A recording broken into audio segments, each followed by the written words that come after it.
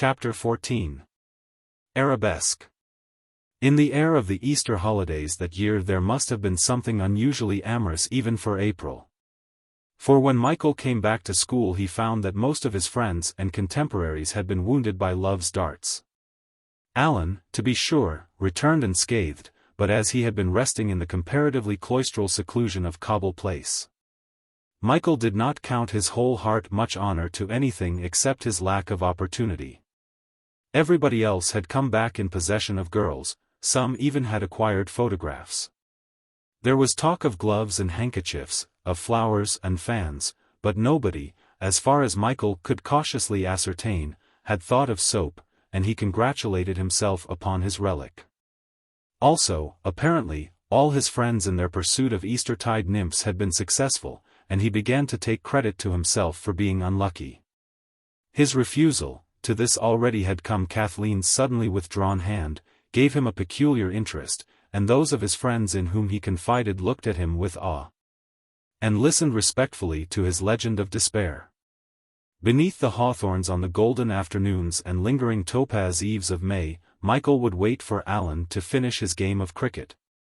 And between lazily applauded strokes and catches he would tell the tale of Kathleen to his fellows.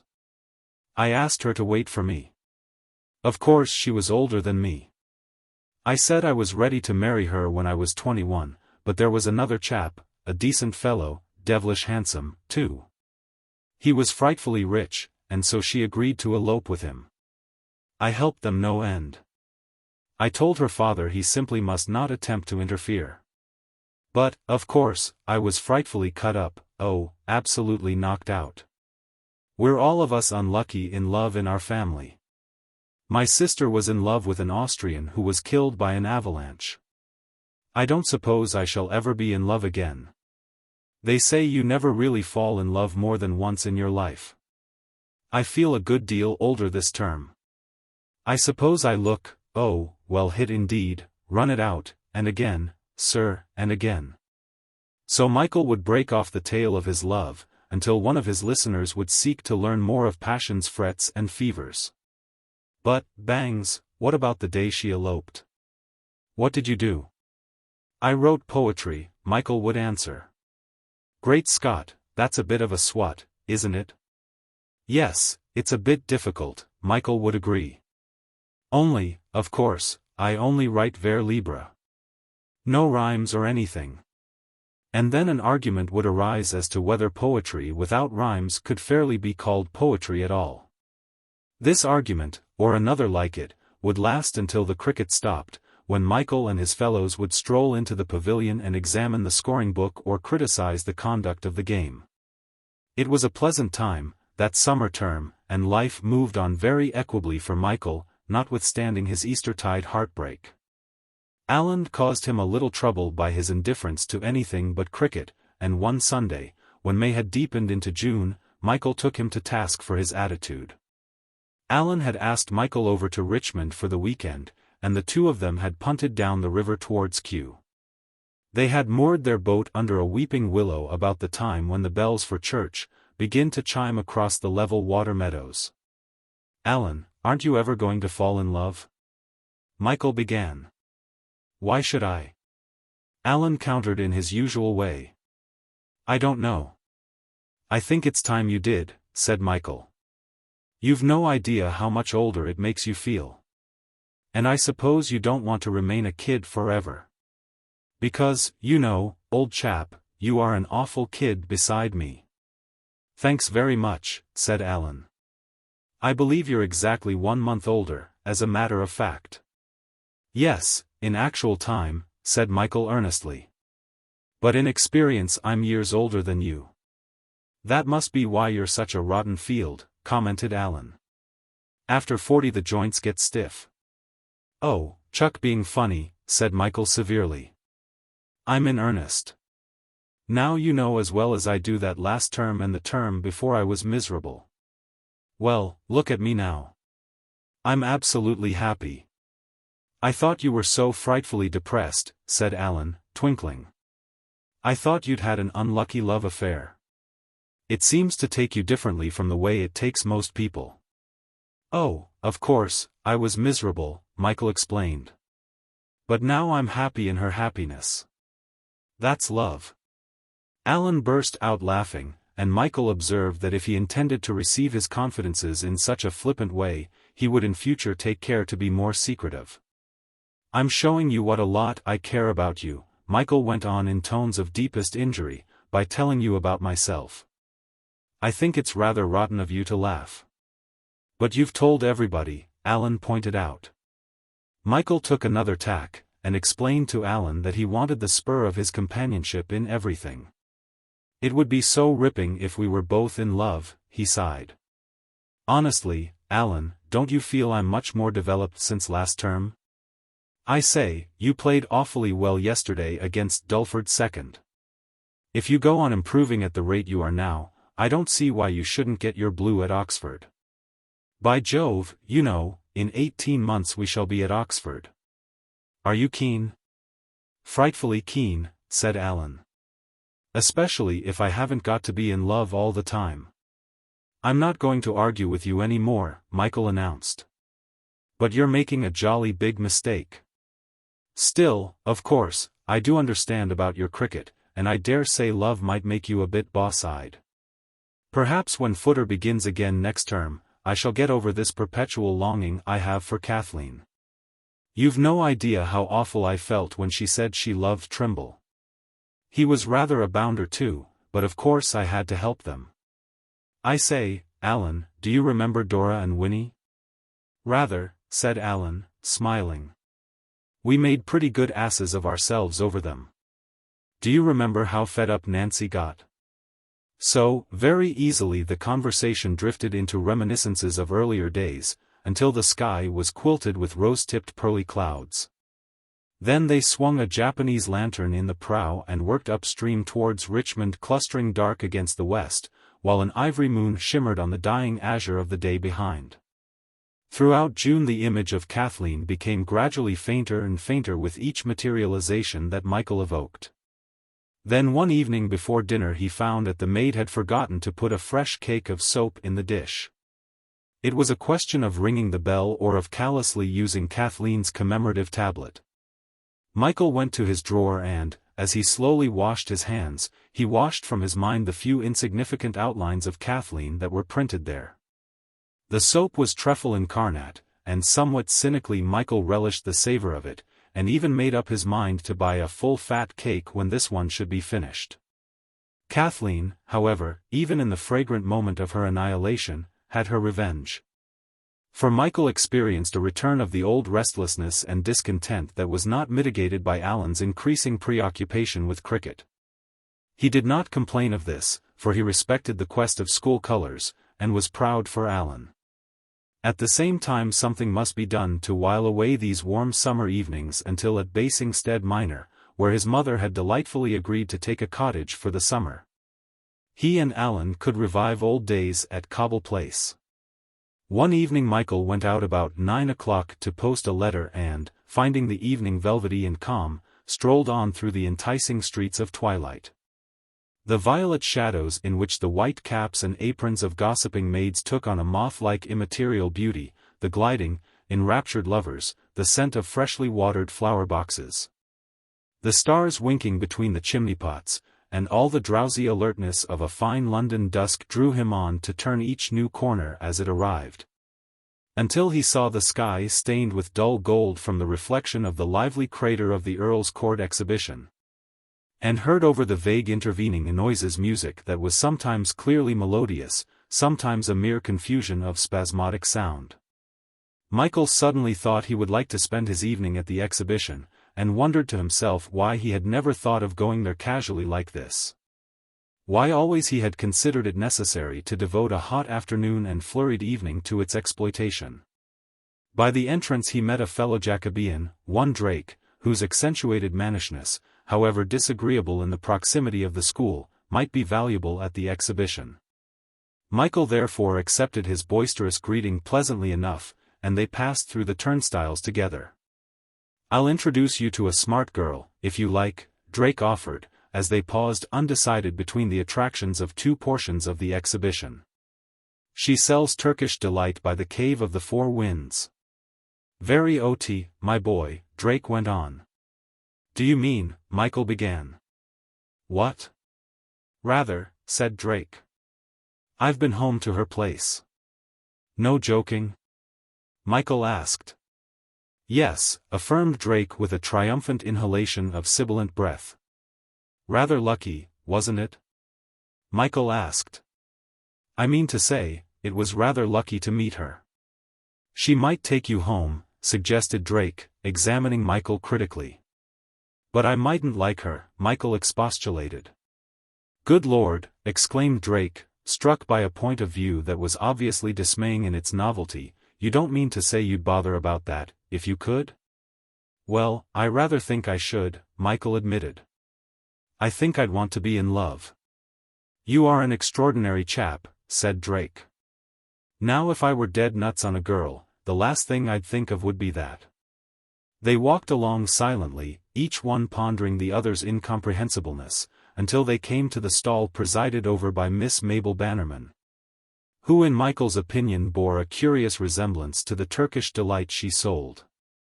With the knowledge of her he had obtained from Drake, Michael regarded Miss Bannerman very much as he would have looked at an animal in the zoological gardens with whose habits he had formed a previous acquaintanceship through a book of natural history. He tried to perceive beyond her sachet-like hands and watery blue eyes and spongy hair and full-blown breast the fascination which had made her man's common property.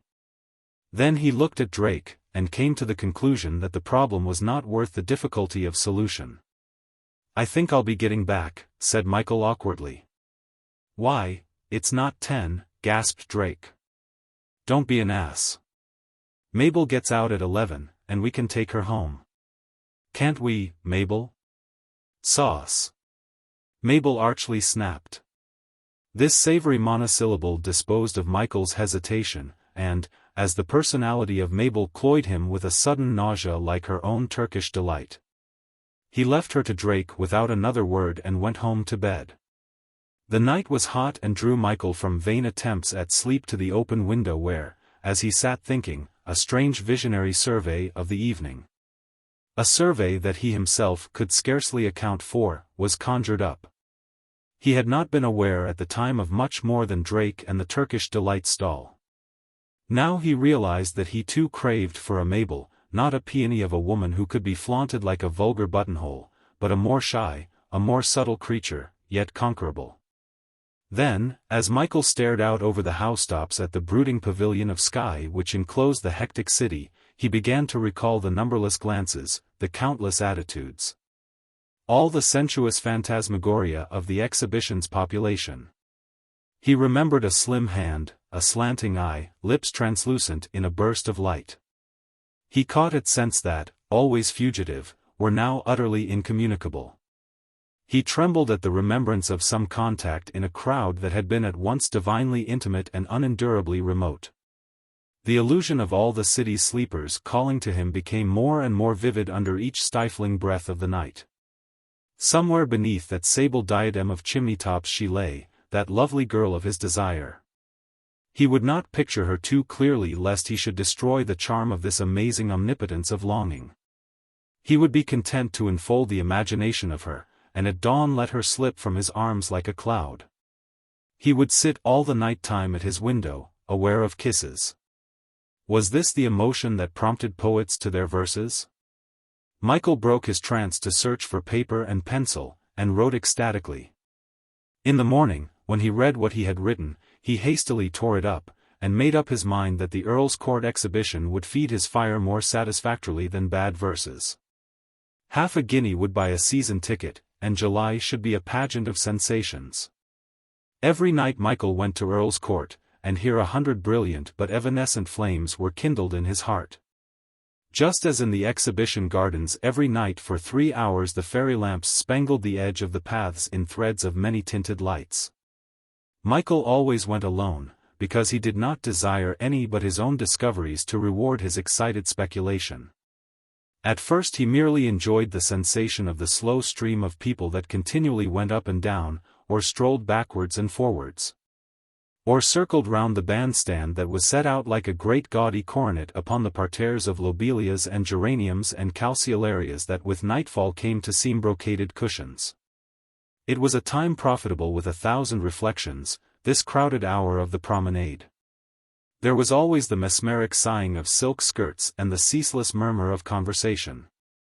There was the noise of the band and the tapping of canes. There was, in fact, a regularity of sound that was as infinitely soothing as breaking waves or a wind-ruffled wood.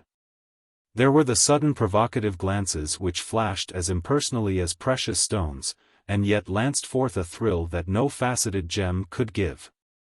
There were hands whose white knuckles, as they rippled over Michael's hands in some momentary pressure of the throng, gave him a sense of being an instrument upon which a chord had been clearly struck. There were strands of hair that floated against his cheeks with a strange, but exquisitely elusive intimacy of communication. It was all very intoxicating and very sensuous.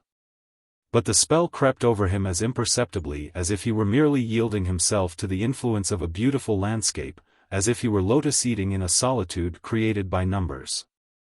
Michael, however, was not content to dream away in a crowd these passionate nights of July.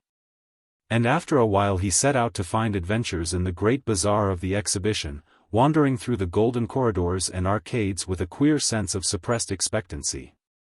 So many fantastic trades were carried on here, that it was natural to endow the girls behind the counters with a more romantic life than that of ordinary and anemic shop assistants. Even Miss Mabel Bannerman amid her Turkish delight came to seem less crude in such surroundings, and Michael once or twice had thoughts of prosecuting his acquaintanceship. For as yet he had not been able to bring himself to converse with any of the numerous girls, so much more attractive than Mabel, who were haunting him with their suggestion of a strange potentiality. Michael wandered on past the palmists who went in and out of their tapestried tents, past the physiognomists and phrenologists and graphologists, past the vendors of scents and silver, past the languid women who spread out their golden rugs from Samarkand, past the oriental shops fuming with odorous pastilles, where lamps encrusted in deep-hued jewels of glass glimmered richly, past that slant-eyed cigarette seller with the crimson fez crowning her dark hair. July was nearing its end, the holidays were in sight, and still Michael had got no farther with his ambitions. Still at the last moment he would pass on and neglect some perfect opportunity for speech. He used to rail at his cowardice, and repeat to himself all his academic knowledge of frail womanhood. He even took the trouble to consult the Ars Amatoria, and was so much impressed by Ovid's prescription for behavior at a circus that he determined to follow his advice. To put his theory into practice, Michael selected a booth where seals performed for humanity at 6d. a head. But all his resolutions ended in sitting mildly amused by the entertainment in a condition of absolute decorum. School broke up with the usual explosion of self-congratulatory rhetoric from which Michael, owing to his exhibition ticket, failed to emerge with any calf-bound souvenir of intellectual achievement. He minded this less than his own pusillanimous behavior on the brink of experience. It made him desperate to think that in 2 days he would be at Basingstead with his mother and Alan and Mrs. Ross, utterly remote even from the pretense of temptation. "Dearest Michael, you really must get your things together," expostulated Mrs. Fane, when he announced his intention of going round to the exhibition as usual on the night before they were to leave town. "Well, mother, I can pack when I come in, and I do want to get all I can out of this season. You see it will be absolutely wasted for August and half September." "Michael," said Mrs. Fane suddenly, "you're not keeping anything from me?" "Good gracious, no." "What makes you ask?" Michael demanded, blushing. "I was afraid that perhaps some horrid girl might have got hold of you," said Mrs. Fane. "Why, would you mind very much?" asked Michael, with a curious hopefulness that his mother would pursue the subject, as if by so doing she would give him an opportunity of regarding himself and his behavior objectively. "I don't know that I should mind very much," said Mrs. Fane, "if I thought you were quite certain not to do anything foolish." Then she seemed to correct the laxity of her point of view, and substituted, "anything that you might regret." "What could I regret?" asked Michael, seeking to drive his mother on to the rocks of frankness. Surely you know what better than I can tell you. Don't you? The note of interrogation caught the wind, and Mrs. Fane sailed off on the starboard tack. But as long as you're not keeping anything from me, she went on, I don't mind. So go out, dear child, and enjoy yourself by all means. But don't be very late. I never am, said Michael quickly, and a little resentfully as he thought of his very decorous homecomings. I know you're not. You're really a very dear fellow, his mother murmured, now safe in port. So at 9 o'clock as usual Michael passed through the turnstiles and began his feverish progress across the exhibition grounds. Trying as he had never tried before to screw himself up to the pitch of the experience he craved. He was standing by one of the entrances to the Court of Marvels, struggling with his self-consciousness and egging himself on to be bold on this his last night, when he heard himself accosted as Mr. Michael Fane. He looked round and saw a man whom he instantly recognized, but for the moment could not name. It is Mr. Michael Fane? The stranger asked. You don't remember me? I met you at Clear Abbey. Brother Aloysius. Michael exclaimed. And as he uttered the high-sounding religious appellation he almost laughed at the incongruity of it in connection with this slightly overdressed and dissolute-looking person he so entitled.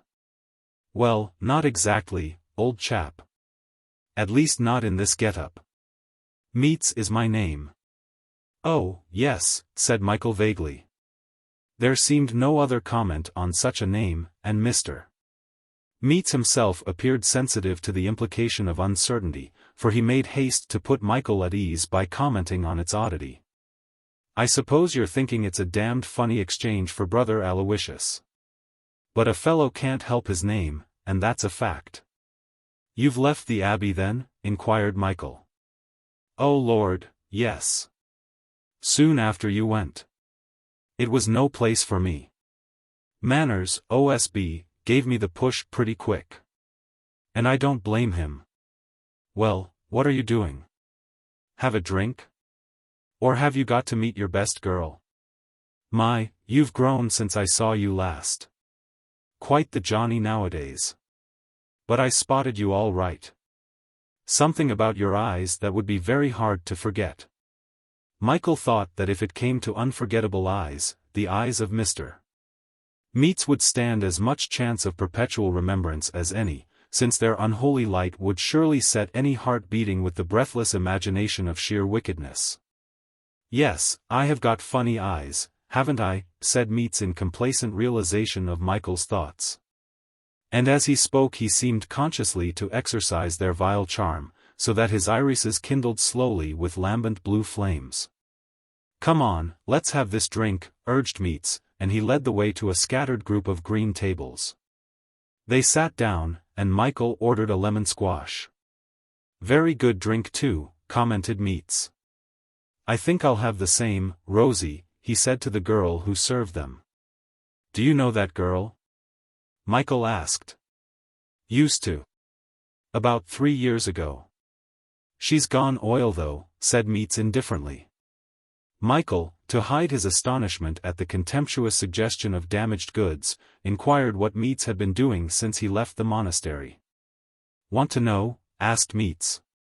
Michael assured him that he did. You're rather interested in me, aren't you? Well, I can tell you a few things and that's a fact. I don't suppose that there's anybody in London who could tell you more. But you might be shocked. Oh, shut up, scoffed Michael, blushing with indignation. Then began the shameless narration of the late brother Aloysius, whom various attainments had enabled to gain an equal profit from religion and vice. Sometimes as Michael listened to the adventures he was reminded of Benvenuto Cellini or Casanova. But almost immediately the comparison would be shattered by a sudden sanctimonious blasphemy which he found nauseating. Moreover, he disliked the sly procurer that continually leered through the man's personality. You seem to have done a lot of dirty work for other people, Michael bluntly observed at last. My dear old chap, replied Meets, of course I have. You see, In this world there are lots of people who can always square their own consciences, if the worst of what they want to do is done for them behind the scenes as it were. You never yet heard a man confess that he ruined a girl. Now, did you? Why, I've heard the most shocking out-and-outers anyone could wish to meet brag that they've done everything, and then turn up their eyes and thank God they've always respected real purity. Well, I never respected anything or anybody. And why should I? I never had a chance. Who was my mother? A servant. Who was my father? A minister, a nonconformist minister in Wales. And what did the old tyke do? Why, he took the case to court and swore my mother was out for blackmail. So she went to prison, and he came smirking home behind the village band. And all the old women in the place hung out Union Jacks to show they believed in him. And then his wife gave a party. Michael looked horrified and felt horrified at this revelation of vileness, and yet, all the time he was listening. Through some grotesquerie of his nerves he was aware of thinking to himself the jingle of Little Bo Peep. "Ah, that's touched you up, hasn't it?" said Meats, eagerly leaning forward. "But wait a bit. What did my mother do when she came out?" "Went on the streets. Do you hear? On the streets, and mark you, she was a servant, a common village servant, none of your flash empire goods. Oh, no, she never knew what it was like to go up the river on a Sunday afternoon. And she drank. Well, of course she drank. Gin was as near as she ever got to paradise. And where was I brought up? Not among the buttercups, my friend, you may lay on that. No, I was down underneath where a chap like you will never go because you're a gentleman. And so, though, of course, you're never likely to ruin a girl, you'll always have your fun. Why shouldn't you? Being a nicely brought-up young gentleman, it's your birthright. But how on earth did you ever become a monk? Asked Michael, anxious to divert the conversation away from himself. Well, it does sound a bit improbable, I must say. I was recommended there by a priest, a nice chap called Arbuthnot who'd believe a chimney sweep was a miller. But manners was very sharp onto me, and I was very sharp onto manners. Picking blackberries and emptying slops. What a game. I came with a character and left without one. Probationer was what they called me. Silly mug was what I called myself. You seem to know a lot of priests, said Michael. Oh, I've been in with parsons since I was at Sunday school. Well, don't look so surprised. You don't suppose my mother wanted me hanging round all the afternoon? Now I very soon found out that one can always get round a high church slum parson, and very often a Catholic priest by turning over a new leaf and confessing. It gets them every time, and being by nature generous, it gets their pockets. That's why I gave up dissenters and fashionable vicars. Dissenters want more than they give, and fashionable vicars are too clever. That's why they become fashionable vicars, I suppose, said Meats pensively. But you couldn't go on taking in even priests forever, Michael objected. Ah, now I'll tell you something. I do feel religious sometimes, Meats declared solemnly. And I do really want to lead a new life. But it doesn't last. It's like love. Never mind, perhaps I'll be lucky enough to die when I'm working off a religious stretch. I give you my word, Fane, that often in these fits I've felt like committing suicide just to cheat the devil. Would you believe that? I don't think you're as bad as you make out, said Michael sententiously. Oh, yes, I am, smiled the other. I'm rotten bad. But I reckon the first man I meet in hell will be my father, and if it's possible to hurt anyone down there more than they're being hurt already, I'll do it. But look here, I shall get the hump with this blooming conversation you've started me off on. Come along, drink up and have another, and tell us something about yourself. Oh, there's nothing to tell, Michael sighed. My existence is pretty dull after yours. I suppose it is, said Meats, as if struck by a new thought. Everything has its compensations, as they say. Frightfully dull, Michael vowed. Why, here am I still at school.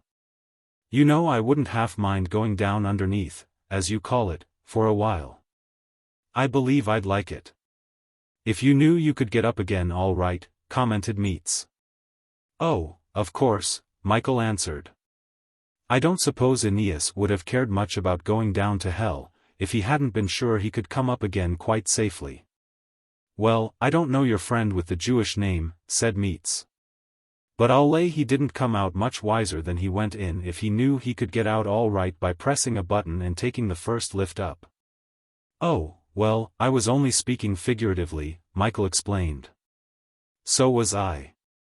The same here, and many of them, old chap, retorted Meets enigmatically. Ah, you don't think I'm in earnest. You think I'm fooling, Michael complained. Oh, yes, I think you'd like to take a peep without letting go of nurse's apron, sneered Meets. Well, perhaps one day you'll see me underneath, Michael almost threatened. No offense, old chap, said Meets cordially. It's no good my giving you an address because it won't last, but London isn't very big, and we'll run up against one another again, that's a cert. Now I've got to toddle off and meet a girl. Have you? Asked Michael, and his inquiry was tinged with a faint longing that the other noticed at once. Jealous? Inquired Meets. Why, look at all the girls round about you. It's up to you not to feel lonely. I know, said Michael fretfully. But how the deuce can I tell whether they want me to talk to them? Meets laughed shrilly. What are you afraid of? Leading some innocent lamb astray? Again to Michael occurred the ridiculous rhyme of Bo Peep. So insistent was it that he could scarcely refrain from humming it aloud. Of course I'm not afraid of that, he protested. But how am I to tell they won't think me a brute? What would it matter if they did? Asked Meets. Well, I should feel a fool. Oh, dear. You're very young, aren't you? It's nothing to do with being young, Michael asserted. I simply don't want to be a cad. Somebody else is to be the cad first and then it's all right, eh? Chuckled Meets. But it's a shame to tease a nice chap like you. I dare say Daisy'll have a friend with her. Is Daisy the girl you're going to see? You've guessed my secret, said Meets. Come on, I'll introduce you. As Michael rose to follow Meets, he felt that he was like Faust with Mephistopheles. But Faust had asked for his youth back again. Michael only demanded the courage not to waste youth while it was his to enjoy. He felt that his situation was essentially different from the other, and he hesitated no longer. The next half hour passed in a whirl. Michael was conscious of a slim brunette in black and scarlet, and of a fairy-like figure by her side in a dress of shimmering blue. He was conscious too of a voice insinuating, softly metallic, and of fingers that touched his wrist as lightly as silk. There were whispers and laughters and sudden sweeping embarrassments. There was a horrible sense of publicity, of curious mocking eyes that watched his progress. There was an overwhelming knowledge of money burning in his pocket, of money hard and round and powerful. There were hot waves of remorse and the thought of his heart hammering him on to be brave. A cabman leaned over from his box like a gargoyle. A key clicked. Then, it seemed a century afterwards, Carlington Road stretched dim, austere, forbidding to Michael's ingress. A policeman's deep salutation sounded portentously reproachful. The bloom of dawn was on the windows. The flames in the street lamps were pale as primroses. At his own house Michael saw the red and amber sparrows in their crude blue vegetation horribly garish against the lighted entrance hall. The salve printed funereally upon the mat was the utterance of blackest irony. He hastily turned down the gas, and the stairs caught a chill unreality from the creeping dawn. The balustrade stuck to his parched hands, the stairs creaked grotesquely to his breathless ascent. His mother stood like a ghost in her doorway. Michael, how dreadfully late you are. Am I? Said Michael. I suppose it is rather late. I met a fellow I know. He spoke petulantly to conceal his agitation, and his one thought was to avoid kissing her before he went up to his own room. "It's all right about my packing," he murmured hastily. "In the morning I shall have time. I'm sorry I woke you. Good night." He had passed. And he looked back compassionately, as she faded in her rosy and indefinite loveliness away to her room. Then, with the patterns of foulard ties crawling like insects before his strained eyes, with collars coiling and uncoiling like mainsprings, with all his clothes in one large intolerable muddle, Michael pressed the cold sheets to his forehead and tried to imagine that tomorrow he would be in the country. Chapter 15. Grey Eyes. As Michael sat opposite to his mother in the railway carriage on the following morning, he found it hard indeed to realize that an ocean did not stretch between them. He did not feel ashamed, he had no tremors for the straightforward regard, he had no uneasy sensation that possibly even now his mother was perplexing herself on account of his action. He simply felt that he had suffered a profound change and that his action of yesterday called for a readjustment of his entire standpoint. Or rather, he felt that having since yesterday traveled so far and lived so violently, he could now only meet his mother as a friend from whom one has been long parted and whose mental progress during many years must be gradually apprehended. "Why do you look at me with such a puzzled expression, Michael?" asked Mrs. Fane. "Is my hat crooked?" Michael assured her that nothing was the matter with her hat. "Do you want to ask me something?" persisted Mrs. Fane. Michael shook his head and smiled, wondering whether he did really wish to ask her a question, whether he would be relieved to know what attitude she would adopt towards his adventure. With so stirring a word did he enhance what otherwise would have seemed base.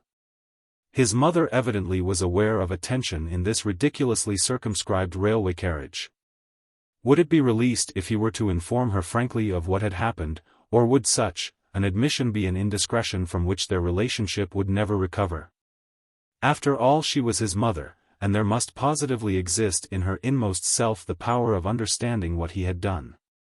Some part of the impulse which had actuated his behavior would surely find a root in the heart of the handsome woman who traveled with such becoming repose on the seat opposite to him. He forgot to bother about himself in this sudden new pleasure of observation that seemed to endow him with undreamed of opportunities of distraction and, what was more important, with a stable sense of his own individuality. How young his mother looked! Until now he had taken her youth for granted, but she must be nearly 40. It was scarcely credible that this tall slim creature with the proud, upcurving mouth and lustrous grey eyes was his own mother. He thought of his friends' homes that were presided over by dumpy women in black silk with greying hair. Even Alan's mother, astonishingly pretty though she was, seemed in the picture he conjured of her to look faded beside his own. And while he was pondering his mother's beauty, the train reached the station at which they must alight for Basingstead. There was Alan in white flannels on the platform, there too was Mrs. Ross. And as she greeted his mother, Michael's thoughts went back to the day he saw these two come together at Carlington Road, and by their gracious encounter drive away the shadow of nurse. "I vote we walk," said Alan. "Mrs. Fane and Aunt Maud can drive in the pony chaise, and then your luggage can all come up at once in the cart." So it was arranged, and as Michael watched his mother and Mrs. Ross drive off, he was strangely reminded of a picture that he had once dearly loved, a picture by Flaxman of Hera and Athene driving down from Olympus to help the Greeks. Lambda epsilon upsilon kappa lambda epsilon nu omicron rho eta, that was his mother, and gamma lambda alpha upsilon kappa pi iota theta nu eta, that was Mrs. Ross.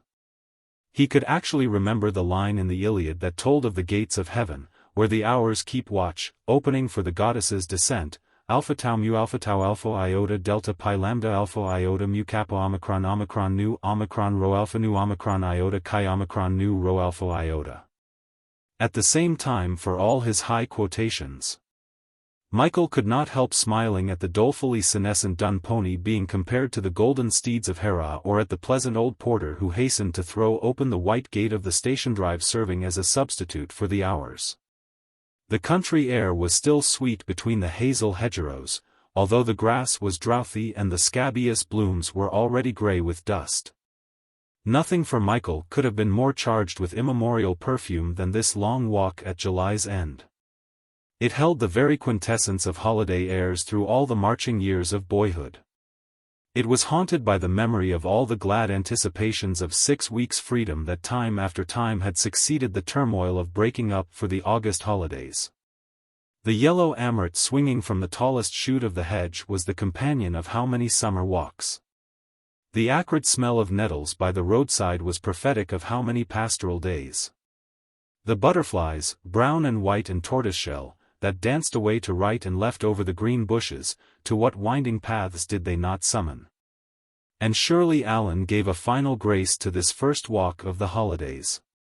Surely he crystallized all hopes, all memories, all delights of the past in a perfection of present joy.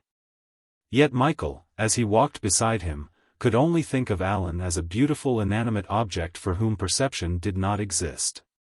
Inanimate, however, was scarcely the word to describe one who was so very definitely alive. Michael racked his invention to discover a suitable label for Alan, but he could not find the word. With a shock of misgiving he asked himself whether he had outgrown their friendship, and partly to test, but chiefly to allay his dread, he took Alan's arm with a gesture of almost fierce possession. He was relieved to find that Alan's touch was still primed with consolation. That companionship with him still soothed the turbulence of his own spirit reaching out to grasp what could never be expressed in words, and therefore could never be grasped. Michael was seized with a longing to urge Alan to grow up more quickly, to make haste lest he should be left behind by his adventurous friend. Michael remembered how he used to dread being moved up, hating to leave Alan in a class below him, how he had deliberately dallied to allow Alan to overtake him. But idleness in schoolwork was not the same as idleness in experience of life, and unless Alan would quickly grow up, he knew that he must soon leave him irremediably behind. It was distressing to reflect that Alan would be shocked by the confidence which he longed to impose upon him, and it was disquieting to realize that these last summer holidays of school, however complete with the quiet contentment of familiar pleasures, would for himself grow slowly irksome with deferred excitement. But as the green miles slowly unfolded themselves, as the dauntless yellow amaret still swung from a lissom stem, as Alan spoke of the river and the grey tower on the hill, Michael saw the fretful colors of the exhibition grow dim. And when dreaming in the haze of the slumberous afternoon they perceived the village and heard the mysterious murmur of human tranquility, Michael's heart overflowed with gratitude for the sight of Alan by his side.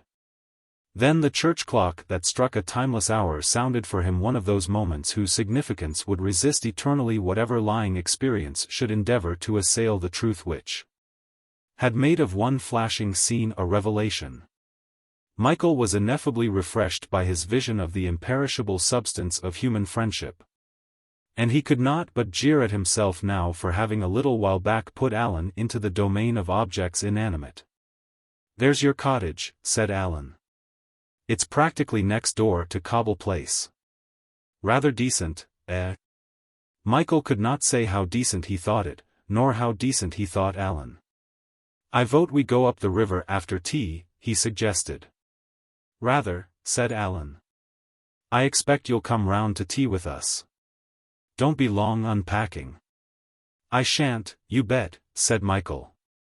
Nor was he, and after a few minutes he and his mother were sitting in the drawing-room at Cobble Place, eating a tea that must have been very nearly the same as an unforgettable tea of 9 years ago. Mrs. Carthew did not seem quite so old, nor indeed did anybody, and as for Joan and May Carthew, they were still girls.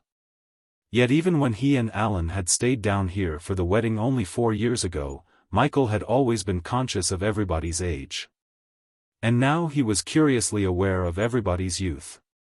He supposed vaguely that all this change of outlook was due to his own remarkable precocity and rapid advance, but nevertheless he still ate with all the heartiness of childhood. After tea Mrs. Ross with much tact took up Michael by himself to see her son and, spared the necessity of comment. Michael solemnly regarded the fair-haired boy of 2 who was squeaking an India-rubber horse for his mother's benefit. "Oh, you attractive son of mine," Mrs. Ross sighed in a whisper. "He's an awfully sporting kid," Michael said. Then he suddenly remembered that he had not seen Mrs. Ross since her husband was killed. Yet from this chintz-hung room whose casements were flooded with the amber of the westering sun, how far off seemed fatal Africa. He remembered also that to this very same gay room he had long ago gone with Miss Carthew after tea. That here in a ribboned bed he had first heard the news of her coming to live at 64 Carlington Road. "We must have a long talk together soon," said Mrs. Ross, seeming to divine his thoughts. "But I expect you're anxious to revive old memories and visit old haunts with Alan." "I'm going to stay here and talk to Kenneth while Nurse has her tea." Michael lingered for a moment in the doorway to watch the two. Then he said abruptly, breathlessly, "Mrs. Ross, I think painters and sculptors are lucky fellows. I'd like to paint you now. I wish one could understand the way people look, when one's young. But I'm just beginning to realize how lucky I was when you came to us. And yet I used to be ashamed of having a governess. Still, I believe I did appreciate you, even when I was 8. Then he fled, and to cover his retreat sang out loudly for Alan all the way downstairs. "I say, Aunt Enid wants to talk to you," said Alan. "Aunt Enid?" Michael echoed. "Mrs. Carthew," Alan explained. "I vote we go for a walk afterwards, don't you?" Michael suggested. "Rather," said Alan. "I'll shout for you, when I think you've jawed long enough." Michael found Mrs. Carthew in her sun-colored garden, cutting down the withering lupins whose silky seed pods were strewn all about the paths. "Can you spare 10 minutes for an old friend?" asked Mrs. Carthew. Michael thought how tremendously wise she looked, and lest he should be held to be staring unduly, he bent down to sweep together the shimmering seed pods, while Mrs. Carthew snipped away, talking in sentences that matched the quick snickesnack of her weapon. "I must say you've grown up into an attractive youth. Let me see, you must be 17 and a half. I suppose you think yourself a man now? Dear me, these lupins should have been cut back a fortnight ago. And now I have destroyed a hollyhock. Tut tut, I'm getting very blind. What did you think of Maud's son? A healthy rosy child, and not at all amenable to discipline, I'm glad to say. Well, are you enjoying school?" The old lady paused with her scissors gaping, and looked shrewdly at Michael. "I'm getting rather fed up with it," Michael admitted. "It goes on for such a long time. It wasn't so bad this term, though." Then he remembered that whatever pleasures had mitigated the exasperation of school last term were decidedly unscholastic, and he blushed. "I simply loathed it for a time," he added.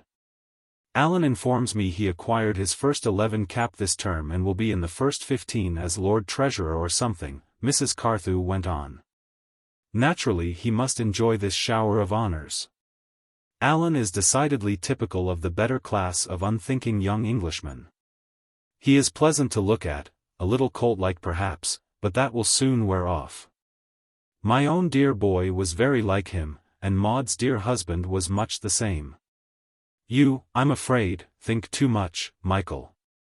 "Oh, no, I don't think very much," said Michael, disclaiming philosophy, and greatly afraid that Mrs. Carthew was supposing him a prig. "You needn't be ashamed of thinking," she said. "After all, the amount you think now won't seriously disorganize the world.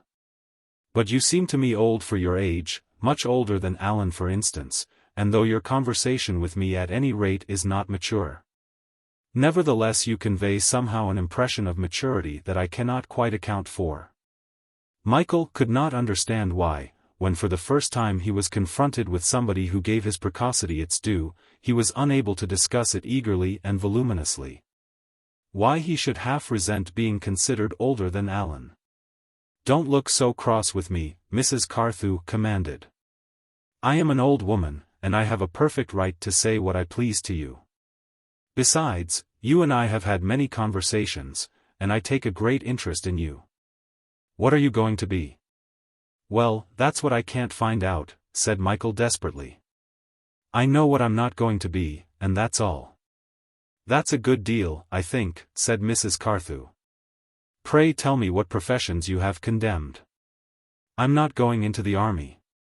I'm not going into the civil service. I'm not going to be a doctor or a lawyer. Or a parson? Asked Mrs. Carthew, crunching through so many lupin stalks at once that they fell with a rattle onto the path. Well, I have thought about being a parson, Michael slowly granted. But I don't think parsons ought to marry. Good gracious, exclaimed Mrs. Carthew, you're surely not engaged? Oh, no, said Michael, but he felt extremely flattered by the imputation. Still, I might want to be. Then you're in love, decided Mrs. Carthew. No wonder you look so careworn. I suppose she's nearly 30 and has promised to wait until you come of age. I can picture her. If I had my stick with me I could draw her on the gravel. A melon stuck on a bell glass, I'll be bound. I'm not in love, and if I were in love, said Michael with dignity, I certainly shouldn't be in love with anyone like that. But I could be in love at any moment, and so I don't think I shall be a parson. You've got plenty of time, said Mrs. Carthew. Alan says you're going to Oxford next year. Michael's heart leapt. Next year had never before seemed so imminent. I suppose you'll say that I'm an ignorant and foolish old woman, if I attempt to give you advice about Oxford. But I gave you advice once about school, and I'll do the same again. To begin with, I think you'll find having been to St. James a handicap. I have an old friend, the wife of a Don, who assures me that many of the boys who go up from your school suffer at Oxford from their selfish incubation by Dr. Brownjohn. They're fit for killing too soon. In fact, they have been forced. Ah, but I saw that for myself, said Michael. I had a row with Brownjohn about my future. How delighted I am to hear that, said Mrs. Carthew. I think that I'll cut back the delphiniums also. Then you're not going in for a scholarship? No, said Michael. I don't want to be hampered, and I think my mother's got plenty of money. But Alan's going to get a scholarship. Yes, that is unfortunately necessary, said Mrs. Carthew. Still, Alan is sufficiently typical of the public school spirit, an odious expression yet always unavoidable, to carry off the burden. If you were poor, I should advise you to buy overcoats. 3 smart overcoats are an equipment for a poor man. But I needn't dwell on social ruses in your case. Remember that going to Oxford is like going to school. Be normal and inconspicuous at first. And when you have established yourself as an utterly undistinguished young creature, you can career into whatever absurdities of thought, action, or attire you will. In your first year establish your sanity, in your second year display your charm, and in your third year do whatever you like. Now there is Alan calling, and we'll leave the paths strewn with these cut stalks as a memento mori to the gardener. What a charming woman your mother is. She has that exquisite vagueness which when allied with good breeding is perfectly irresistible, at any rate to a practical and worldly old woman like me. But then I've had an immense amount of time in which to tidy up. Pleasant hours to you down here. It's delightful to hear about the place, the sound of boys laughing and shouting. Michael left Mrs. Carthew, rather undecided as to what exactly she thought of him or Alan or anybody else. As he walked over the lawn that went sloping down to the stream, he experienced a revulsion from the interest he took in listening to what people thought about him. And he now began to feel an almost morbid sensitiveness to the opinion of others. This destroyed some of the peace which he had sought and cherished down here in the country. He began to wonder if that wise old lady had been laughing at him, whether all she said had been an implied criticism of his attitude towards existence. Her praise must have been grave irony. Her endorsement of his behavior had been disguised reproof. She really admired Alan, and had only been trying as gently as possible to make him come into line with her nephew. He himself must seem to her eccentric, undignified, a flamboyant sort of creature whom she pitied and whose errors she wished to remedy. Michael was mortified by his retrospect of the conversation, and felt inclined when he saw Alan to make an excuse and retire from his society. Until his self-esteem had recovered from the rebuke that had lately been inflicted. Indeed, It called for a great effort on Michael's part to embark in the canoe with his paragon and sit face to face without betraying the wound that was damaging his own sense of personality. "You had a very long jaw with Aunt Enid," said Alan. "I thought you were never coming. She polished me off in about 3 minutes." Michael looked darkly at Alan for a moment before he asked with ungracious accentuation what on earth Alan and Mrs. Carthew had talked about. "She was rather down on me," said Alan. "I think she must have thought I was putting on side about getting my 11. Michael was greatly relieved to hear this, and his brow cleared as he inquired what was wrong. "Well, I can't remember her exact words," Alan went on. "But she said I must be careful not to grow up into a strong silent Englishman, because their day was done. She practically told me I was rather an ass, and pretended to be fearfully surprised when she heard I was going to try for a scholarship at Oxford. She was squashing slugs all the time she was talking, and I could do nothing but look a bigger fool than ever and count the slugs. I ventured to remark once that most people thought it was a good thing to be keen on games. And she said half the world was composed of fools, which accounted for the preponderance, of pink on the map. She said it always looked like an advertisement of successful fox hunting. And when I carefully pointed out that I'd never all my life had a chance to hunt, she said, more's the pity, I couldn't make out what she was driving at. So, feeling rather a worm, I shot off as soon as I could." "What did she say to you?" "Oh, nothing much," said Michael triumphantly. "She's a rum old girl, but rather decent." "She's too clever for me," said Alan, shaking his head. "It's like batting to a pro." Then from the complexities of feminine judgment, the conversation glided easily like the canoe towards a discussion of the umpire's decision last term in giving Alan out LBW. To a ball that pitched at least 2 feet away from the off stump. "It was rotten," said Alan fervidly. "It was putrid," Michael agreed. To avoid the difficulty of a first night in a strange cottage, Mrs. Fane and Michael had supper at Cobble Place. And after a jolly evening spent in looking for pencils to play games that nobody could ever recollect in all their rich perfection of potential incidents, Michael and Mrs. Fane walked with leisurely paces back to Woodbine Cottage through a sweet-savored moonless night. Michael enjoyed the intimate good night beneath so small a roof, and wished that Stella were with them. He lay awake, reading from each in turn of the tower of books he had erected by his bedside to fortify himself against sleeplessness. It was a queer enough mixture: Swinburne, Keats, Matthew Arnold, Robinson Crusoe, Half Hours with the Mystics, Tom Brown's Schooldays, Daudet's Sappho, the second volume of the Savoy, The Green Carnation, Holy Living and Dying. And as each time he changed his mind and took another volume, on the gabled ceiling the monstrous shadow that was himself filled him with a dreadful uncertainty. After an hour or so, he went to sit by the low window, leaning out and seeming to hear the dark world revolve in its course. Stars shook themselves clear from great rustling trees, and were in time enmeshed by others. The waning moon came up behind a rounded hill. A breeze fluttered down the dusty road, and was silent. Michael fell to wondering whether he could ever bring himself in tune with these slow progressions of nature. Whether he could renounce after one haggard spell of experience the mazy stir of transitory emotions that danced always beyond this dream. An half-hour with St. John of the Cross made him ask himself whether this were the dark night of the soul through which he was passing.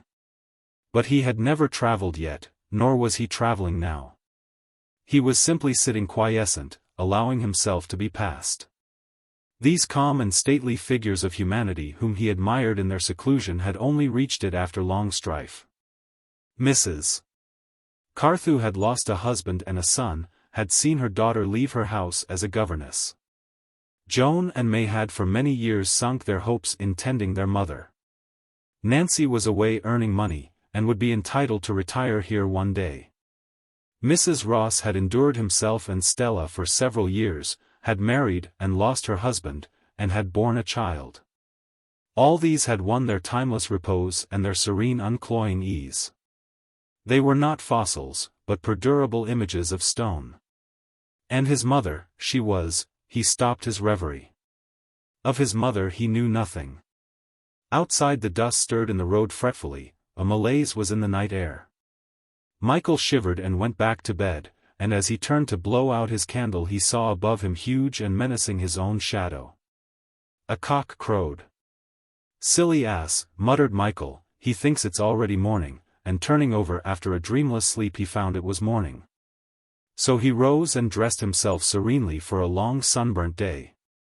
On his way up the road to call for Alan he met the postman, who in answer to his inquiries handed him a letter from South Africa stamped all over with mysterious official abbreviations. He took it up to his mother curiously. At lunch he asked her about the news from the war. "Yes, dear, I had a letter," she murmured. "From Lord Saxby, I suppose?" "Yes, dear." "Anything interesting?" Michael persisted. "Oh, no, it's only about marches and not being able to wash properly." "I thought it might be interesting," Michael speculated. "No, dear. It wouldn't interest you," said Mrs. Fane in her tone of gentle discouragement. "I don't want to be inquisitive," said Michael resentfully. "No, dear, I'm sure you don't," his mother softly agreed. The holidays ran their pastoral course of sun and rain, of clouds and winds, until the last week arrived with September in her most majestic mood of flawless halcyon. These were days that more than any hitherto enhanced for Michael the reverence he felt for the household of Cobble Place. These were days when Mrs. Carthew stepped wisely along her flowery enclosure, pondering the plums and peaches on the warm walls that in a transcendency of mellow sunlight almost took on the texture of living sunburnt flesh. These were days when Joan and May Carthew went down the village street with great bunches of Michaelmas daisies, of phloxes and Japanese anemones, or sat beneath the mulberry tree, sewing in the bedrowsed air. At the foot of the hill beyond the stream was a straggling wind-frayed apple orchard, fresh pasturage for lambs in spring, and now in September a jolly haunt for the young son of Mrs. Ross. Here one afternoon, when Alan was away at Basingstead Major playing the last cricket match of the year, Michael plunged down in the grass beside her. They sat for a while in silence, and Mrs. Ross seemed to Michael to be waiting for him to speak first, as if by her own attitude of mute expectation she could lure him on to express himself more openly than by direct question and shy answer. He felt the air pregnant with confidences, and kept urging himself on to begin the statement and revelation of his character. Sure that whatever he desired to ask must be asked now while he was perhaps for the last time liable to this grave woman's influence, conscious of the security of goodness, envious of the maternity of peace. This grey-eyed woman seemed to sit above him like a proud eagle, careless of homage, never to be caught, never to be tamed, a figure for worship and inspiration. Michael wondered why all the women who awed him had grey eyes. Blue eyes fired his senses, striking sparks and kindling answering flames from his own blue eyes. Brown eyes left him indifferent. But grey eyes absorbed his very being, whether they were lustrous and violet-shaded like his mother's and Stella's, or whether, like Mrs. Ross's, they were soft as grey seawater that in a moment could change to the iron-bound rocks they were so near. Still Michael did not speak, but watched Mrs. Ross solemnly hand back to the rosy child sitting beside her in the grass the fallen apples that he would always fling from him exuberantly, panting the while at laughter's highest pitch. "I wonder if I ever laughed like that," said Michael. "You were a very serious little boy, when I first knew you," Mrs. Ross told him. "I must have been rather depressing," Michael sighed. "No, indeed you were not, dear Michael," she answered. "You had much too much personality." "Have I now?" Michael asked sharply. "Yes, of course you have." "Well, what gives it to me?" "Surely personality is something that is born with one." "Personality can't be made," said Mrs. Ross. "You don't think experience has got anything to do with it?" Michael pressed. "I think experience makes the setting, and according to the experience the personality is perfected or debased, but nothing can destroy personality, not even death," she murmured. "Far away for a moment from this orchard. Which would you say had the stronger personality, Alan or I? Asked Michael. I should say you had, said Mrs. Ross. Or at any rate you have a personality that will affect a larger number of people, either favorably or unfavorably. But Alan influences me more than I influence him, Michael argued. That may be, Mrs. Ross admitted. Though I think your influence over Alan is very strong in this way. I think Alan is always very eager to see you at your best, and probably as your friendship goes on he will be more solicitous for you than for himself. I should say that he would be likely to sink himself in you. I wonder if you realize what a passionately loyal soul he is. Michael flushed with pleasure at this appreciation of his friend, and his ambition went flying over to Basingstead Major to inspire Alan to bat his best. Then he burst forth in praise of him. He spoke of his changelessness, his freedom from moods, his candor and toleration and modesty. But the terrible thing is, said Michael suddenly, that I always feel that without noticing it I shall one day leave Alan behind. But when you turn back, you'll find him just the same, don't forget, and you may be glad that he did not come with you. You may be glad that from his slowness you can find an indication of the road that I'm sure you yourself will one day try to take. Alan will travel by it all his life. You'll travel by it ultimately. Alan will never really appreciate its beauty. You will. That will be your recompense for what you suffer before you find it. Mrs. Ross, as if to conceal emotion, turned quickly to romp with her son. Then she looked at Michael. And haven't you already once or twice left Alan behind? Suddenly to Michael her grey eyes seemed accusing. Yes, I suppose I have, he granted. But isn't that the reason why my personality affects more people than his? You said just now that experience was only the setting, but I'm sure in my case it's more than a mere setting. And even as he spoke all his experience seemed to cloud his brow, knitting and lining it with perplexed wrinkles. Mrs.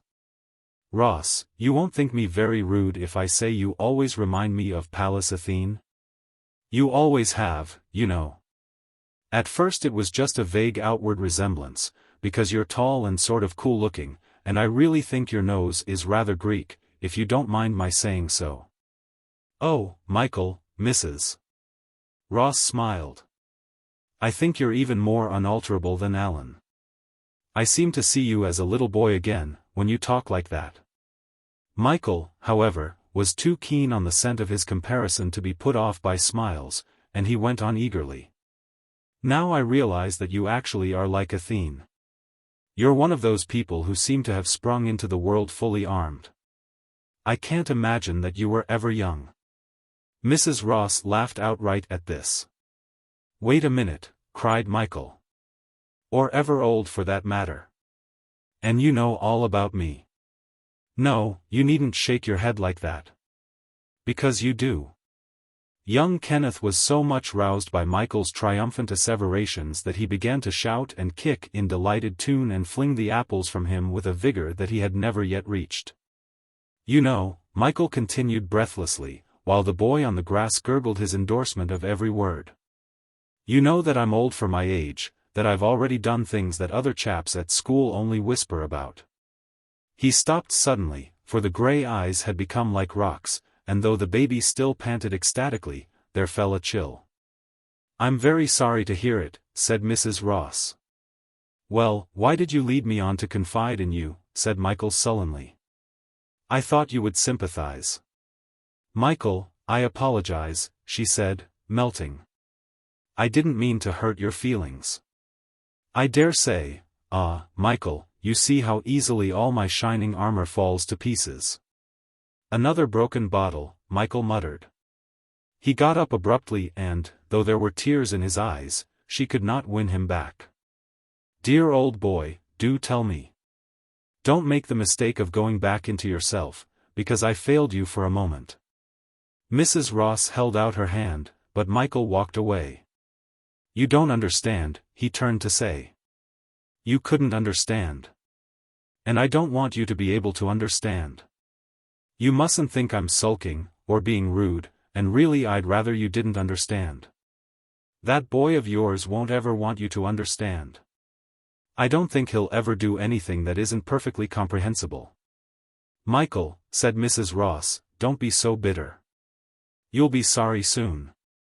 Soon? Asked Michael fiercely. Soon? Why soon? What's going to happen to make me sorry soon? Something is going to happen. I know. I feel it. He fled through the wind-frayed orchard up the hillside. With his back against the tower called Grog's Folly, he looked over 4 counties and vowed he would go heedless of everything that stood between him and experience. He would deny himself nothing. He would prove to the hilt everything. I must know, he wrung out of himself. Everything that has happened must have happened for some reason. I will believe that. I can't believe in God, until I can believe in myself. And how can I believe in myself yet? The 4 counties under September's munificence mocked him with their calm. I know that all these people at Cobble Place are all right, he groaned. I know that, just as I know Virgil is a great poet. But I never knew Virgil was great until I read Swinburne. Oh, I want to be calm and splendid and proud of myself, but I want to understand life while I'm alive. I want to believe in immortality, but in case I never can be convinced of it, I want to be convinced of something. Everything seems to be tumbling down nowadays. What's so absurd is that nobody can understand anybody else, let alone the universe. Mrs. Ross can understand why I like Alan, but she can't understand why I want love. Venner can understand why I get depressed, but he can't understand why I can't be cured immediately. Wilmot could understand why I wanted to read his rotten books, but he can't understand why the South African War upset me. And so on with everybody. I'm determined to understand everybody, Michael vowed, even if I can't have faith, he sighed to the 4 counties. Chapter 16. Blue Eyes. Michael managed to avoid during the rest of the week any reference, direct or indirect, to his interrupted conversation with Mrs. Ross, though he fancied a reproachfulness in her manner towards him, especially at the moment of saying goodbye. He was not therefore much surprised to receive a letter from her soon after he was back in Carlington Road. Cobble Place. September 18th. My dear Michael. I have blamed myself entirely for what happened the other day. I should have been honored by your confidence, and I cannot think why a wretched old-fashioned priggishness should have shown itself just when I least wished it would. I confess I was shocked for a moment, and perhaps I horridly imagined more than you meant to imply. If I had paused to think, I should have known that your desire to confide in me was alone enough to prove that you were fully conscious of the effect of anything you may have done. And after all, in any sin, forgive me if I'm using too strong a word under a misapprehension, it is the effect which counts most deeply.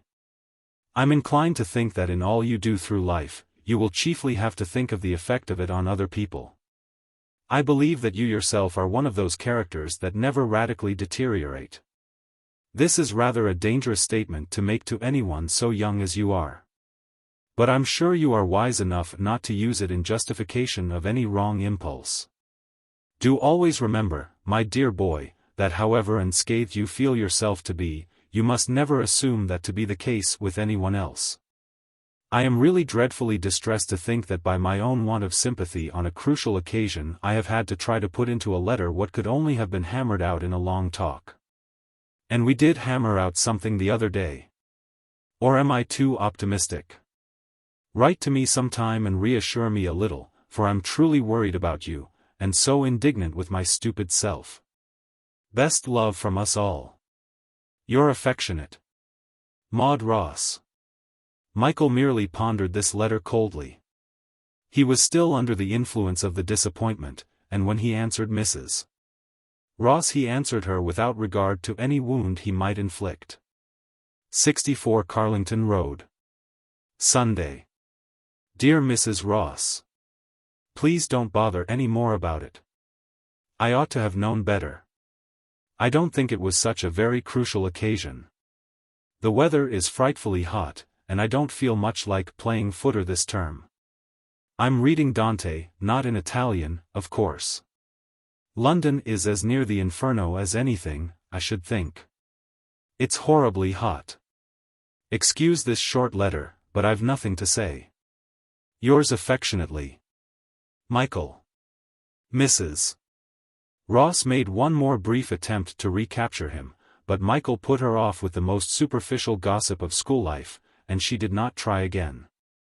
He meant to play football, notwithstanding the hot weather, but finding that his boots were worn out, he continually put off buying another pair and let himself drift into October before he began. Then he hurt his leg, and had to stop for a while. This spoiled his faint chance for the first 15, and in the end he gave up football altogether without much regret. Games were a great impediment after all, when October's thin blue skies and sheen of pearl-soft airs led him on to dream along the autumnal streets. Sometimes he would wander by himself through the groves of Hyde Park and Kensington Gardens, or on some secluded green chair he would sit reading Verlaine. While continuously about him the slow leaves of the Great Plains swooped and fluttered down ambiguously like silent birds. One Saturday afternoon he was sitting thus, when through the silver fog that on every side wrought the ultimate dissolution of the view Michael saw the slim figure of a girl walking among the trees. His mind was gay with Verlaine's delicate and fantastic songs, and this slim girl, as she moved wraith-like over the ground marbled with fallen leaves, seemed to express the cadence of the verse which had been sighing across the printed page. The girl with downcast glance walked on, seeming to follow her path softly as one might follow through embroidery a thread of silk. And as she drew nearer to Michael out of the fog's enchantment she lost none of her indefinite charm. But she seemed still exquisite and silver-dewed. There was no one else in sight, and now already Michael could hear the lisping of her steps. Then a breath of air among the treetops more remote sent floating, swaying, fluttering about her a flight of leaves.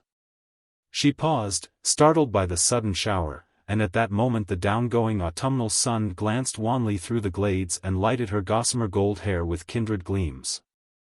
The girl resumed her dreaming progress, and Michael now frankly stared in a rapture.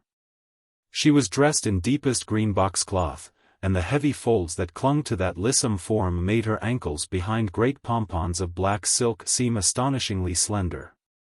One hand was masked by a small muff of astrakhan, the other curled behind to gather close her skirt. Her hair tied back with a black bow sprayed her tall neck with its beaten gold. She came along downcast until she was within a few feet of Michael, then she looked at him. He smiled, and her mouth when she answered him with answering smile was like a flower whose petals have been faintly stirred. Indeed, it was scarcely a smile, scarcely more than a tremor, but her eyes deepened suddenly, and Michael, drawn into their dusky blue, exclaimed simply, "I say, I've been watching you for a long time. I don't think you ought to talk to me like this in Kensington Gardens. Why, there's not a soul in sight. And I oughtn't to let you talk." Her voice was low with a provocative indolence of tone, and while she spoke her lips scarcely moved, so that their shape was never for an instant lost. And the words seemed to escape like unwilling fugitives. "What are you reading?" she idly asked, tapping Michael's book with her muff. "Verlaine." "French?" He nodded, and she pouted in delicious disapproval of his learned choice. "Fancy reading French unless you've got to." "But I enjoy these poems," Michael declared. "As a matter of fact you're just like them. At least you were when I saw you first in the distance. Now you're more real somehow."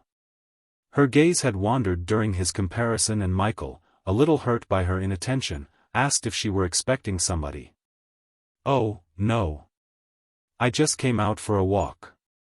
I get a headache if I stay in all the afternoon. Now I must go on. Goodbye." She scattered with a light kick the little heap of leaves that during their conversation she had been amassing, and with a half-mocking wave of her muff prepared to leave him. "I say, don't tear off," Michael begged. "Where do you live?" "Oh, a long way from here," she said. "But where?" "West Kensington." "So do I," cried Michael, thinking to himself that all the gods of luck and love were fighting on his side this afternoon. We'll walk home together. Shall we?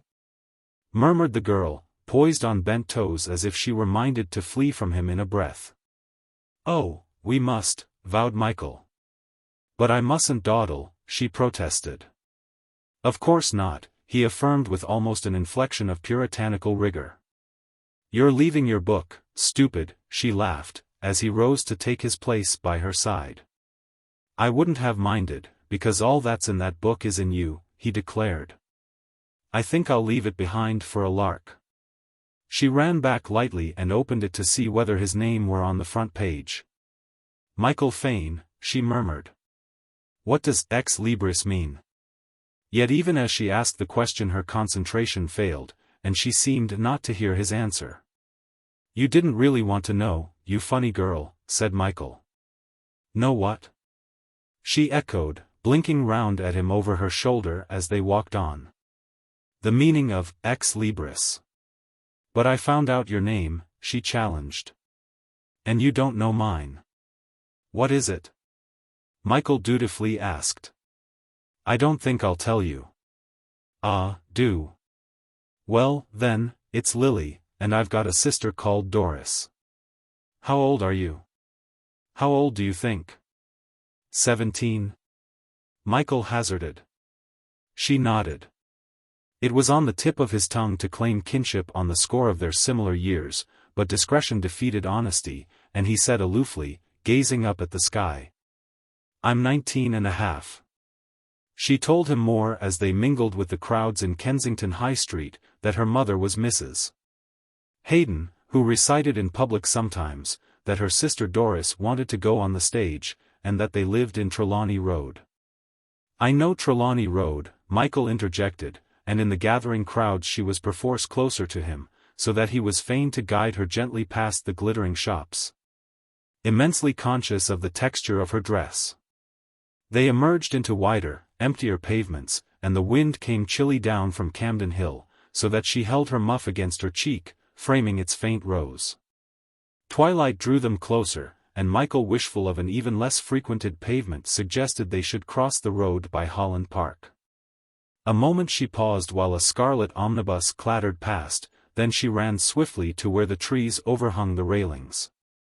It was exhilarating to follow her over the wooden road that answered to his footsteps like castanets, and as he caught up with her to fondle her bent arm.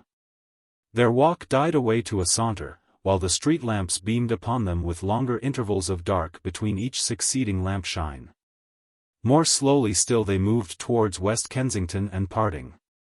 Her arm was twined round his like ivy, and their two hands came together like leaves. At last the turning she must take appeared on the other side of the road, and again she ran and again he caught her arm. But this time it was still warm with long contact and divinely familiar, since but for a moment had it been relinquished. The dim side street enfolded them, and no dismaying passers-by startled their intercourse. But soon it will be Trelawney Road, she whispered. Then kiss me quickly, said Michael. Lily, you must. It was in the midmost gloom between two lamps that they kissed first. Lily, once again. No, no, she whispered. But you're mine, he called exultantly. You are. You know you are. Perhaps, she whispered, but even as his arms drew her towards him, she slipped from his embrace, laughed very low and sweet, bounded forward, waved her muff, ran swiftly to the next lamppost. Paused and blew him kisses, then vanished round the corner of her road. But a long time ago they had said they would meet tomorrow, and as Michael stood in a maze all the clocks in the world ding-donged in his ears the hour of their tryst. There was only one thing to do for the expression of his joy, and that was to run as hard as he could. So he ran, and when he saw two coal holes, he would jump from one to the other, rejoicing in the ring of their metal covers. And all the time out of breath he kept saying, I'm in love, in love, in love. Every passer-by into whose eyes he looked seemed to have the most beautiful expression. Every poor man seemed to demand that he should stay a while from his own joy to comfort him. The lampposts bloomed like tropic flowers, swaying and nodding languorously. Every house took on a look of the most unutterable completeness, the horses galloped like Arabian barbs, policemen expanded like beneficent genii, errand boys whistled like nightingales. All familiarity was enchanted, and seven-leagued boots took him forward as easily as if he traveled a world subdued to the effortless transitions of sleep. Carlington Road stretched before him bright, kindly, beckoning to his ingress. Against the lighted entrance hall of number 64 Michael saw the red and amber sparrows like hummingbirds, ruby-throated, topaz-winged. The parlour-maid's cap and apron were of snow, and the banisters of sandalwood. Michael went to bed early that he might meet her in dreams, but still for a long time he sat by his window peering at the tawny moon. While at intervals trains went quickly past sparkling and swift as lighted fuses. The scent of the leaves lying in the gardens all along Carlington Road was vital with the airs from which she had been evoked that afternoon. And his only regret was that his bedroom looked out on precisely the opposite direction from that where now she was sleeping. Then he himself became envious of sleep, and undressed quickly like one who stands hot-footed by a lake's edge, eager for the water's cool. Michael met Lily next day by the dusky corner of a street whose gradual loss of outline he had watched occur through a patient hour. It was not that Lily was late, but that Michael was so early. Yet in his present mood of elation he could enjoy communion even with bricks and mortar. He used every guileful ruse to cheat time of his determined moment.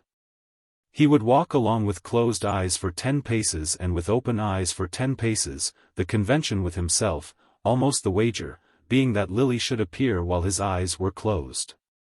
It would have been truly disappointing had she swung round the corner while his eyes were open. But as it still lacked half an hour of her appointment, there was not much fear of that. Then, as really her time drew near, a tenser game was played, by which Lily was to appear when his left foot was advanced. This match between odd and even lasted until in all its straightness of perfect division 6 o'clock was inscribed upon his watch. No other hour could so well have suited her form. Now began the best game of all, since it was played less with himself than with fortune. Michael went to the next turning, and, hiding himself from the view of Trelawney Road, only allowed himself to peep at each decade. At 163 he said, "She's in sight." 164, "She's coming." The century was eliminated, too cumbersome for his fiery enumeration. 65, "I know she is." 66, 67, 68, 69. 170 was said slowly with an exquisite dragging deliberation. Then Michael could look, and there she was with muff signaling through the azure mists of twilight. "I say, I told Mother about you," murmured Lily. "And she said, why didn't you ask him to come in to tea? But of course she doesn't know I'm meeting you this evening. I'm supposed to be going to church." Michael's heart leaped at the thought that soon he would be able to see her in her own home among her own belongings, so that in future no conjured picture of her would be incomplete. "Rather decent of your mother," he said. "Oh, well, she's got to be very easygoing and all that, though of course she doesn't like us to get talked about. What shall we do now?" "Walk about, I suppose," said Michael. "Unless we get on top of a bus and ride somewhere. Why not ride up to Hammersmith Broadway and then walk along the towing path?" They found a seat full in the frore wind's face, but yet the ride was all too short, and almost by the time Michael had finished securing the waterproof rug in which they sat incapable of movement. So tightly were they braced in, it was time to undo it again and dismount. While the church bells were ringing, they crossed Hammersmith Suspension Bridge ethereal in the creeping river mist and faintly motionable like a ship at anchor. Then they wandered by the river that lapped the dead reeds and gurgled along the base of the shelving clay bank. The wind drearily stirred the osier beds, and from time to time the dull tread of indefinite passing forms was heard upon the sodden path. Michael could feel the humid fog lying upon Lily's sleeve, and when he drew her cheek to his own it was bedewed with the falling night. But when their lips met, the moisture and October chill were all consumed, and like a burning rose she flamed upon his vision. Words to express his adoration tumbled around him like nightmare speech, evasive, mocking, grotesquely inadequate. There are no words to say how much I love to hold you, Lily, he complained.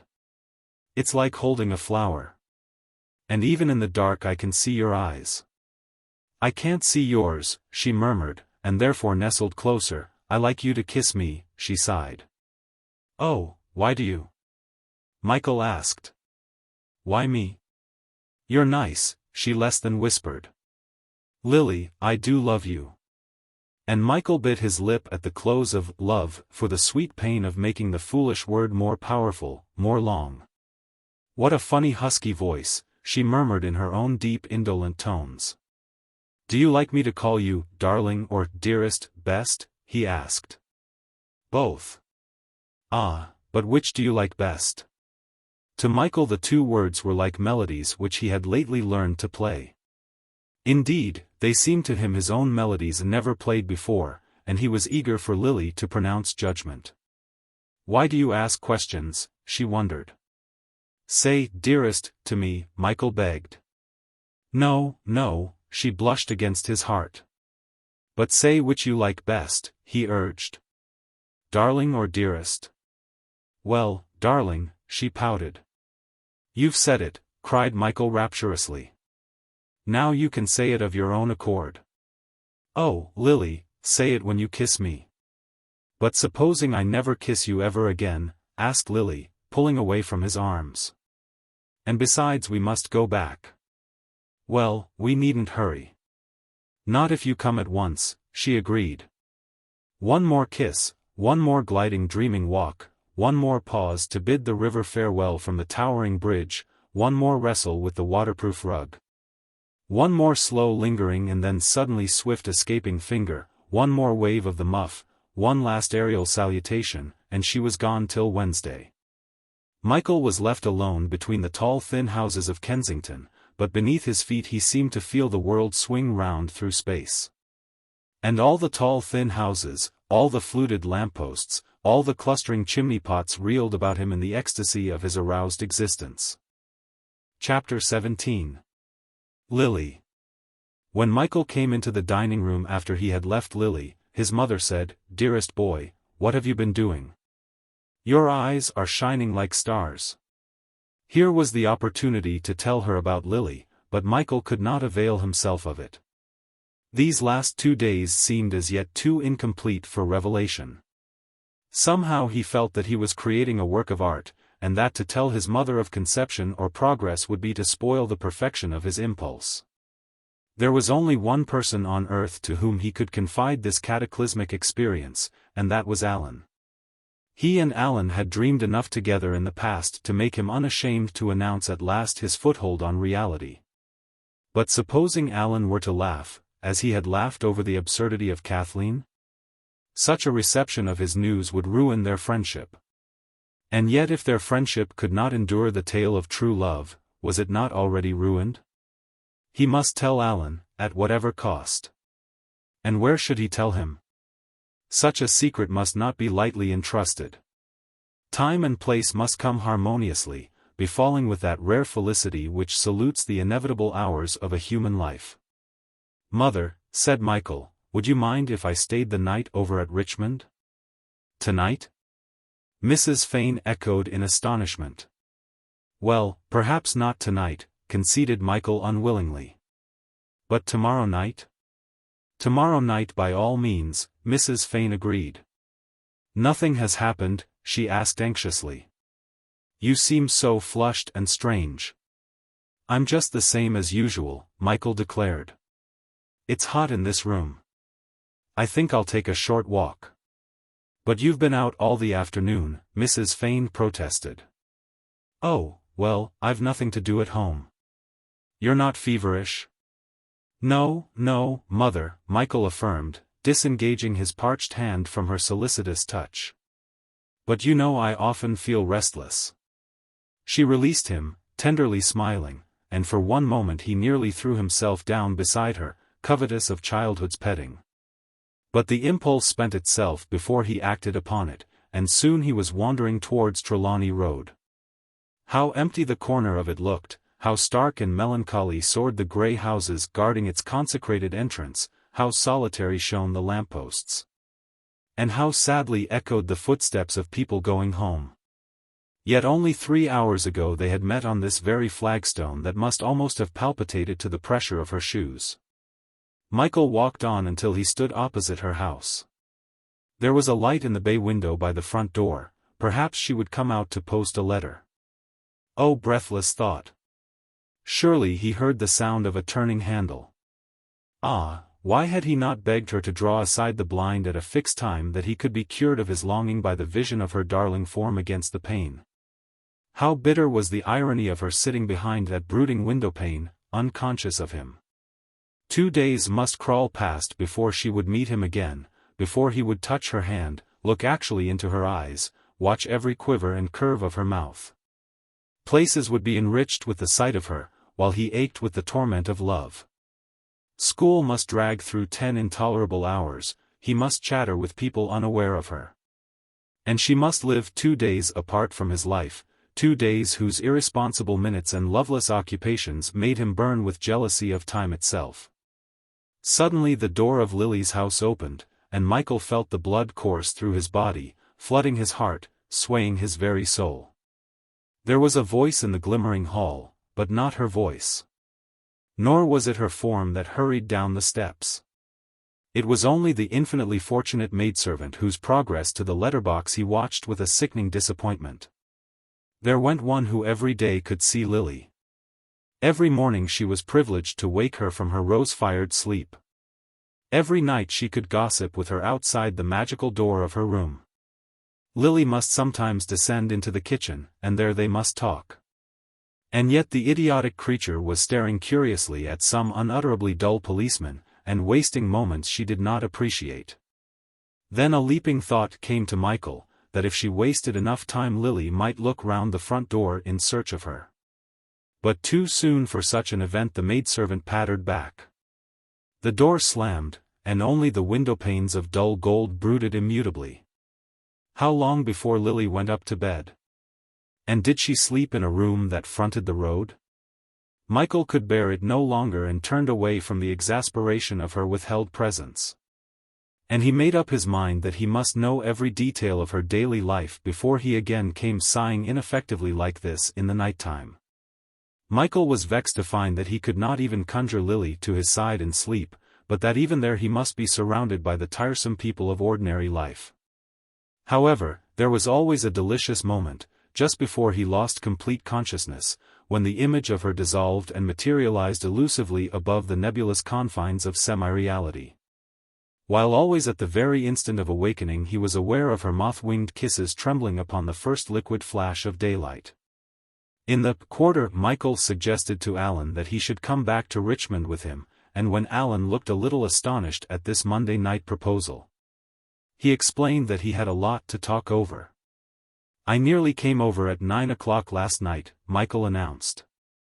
Alan seemed to realize that it must indeed be something of importance and could scarcely wait for the time when they should be fast alone and primed for confidences. After dinner Michael proposed a walk up Richmond Hill, and without any appearance of strategy managed to persuade Alan to rest a while on one of the seats along the terrace. In this late autumnal time there was no view of the Thames gleaming beneath the sorcery of a summer night. There was nothing now but a vast airiness of mist damascening the blades of light with which the street lamps pierced the darkness. "Pretty wet," said Alan distastefully patting the seat. "We needn't stay long, but it's rather ripping, don't you think?" Michael urged. "Alan, do you remember once we sat here on a night before exams at the end of a summer term?" "Yes, but it was a jolly sight warmer than it is now," said Alan. "I know. We were in whites," said Michael pensively. "Alan, I'm in love. I am really. You mustn't laugh. I was a fool over that first girl, but now I am in love. Alan, she's only 17, and she has hair the color of that rather thick honey you get at chemists. Only it isn't thick, but as foamy as a lemon sponge. And her mouth is truly a bow and her voice is gloriously deep and exciting. And her eyes are the most extraordinary blue as ink in a bottle when you hold it up to the light, and her chin is in 2 pieces rather like yours. And her ankles, well, her ankles are absolutely divine. The extraordinary luck is that she loves me, and I want you to meet her. I'm describing her very accurately like this because I don't want you to think I'm raving or quoting poetry. You see, you don't appreciate poetry, or I could describe her much better.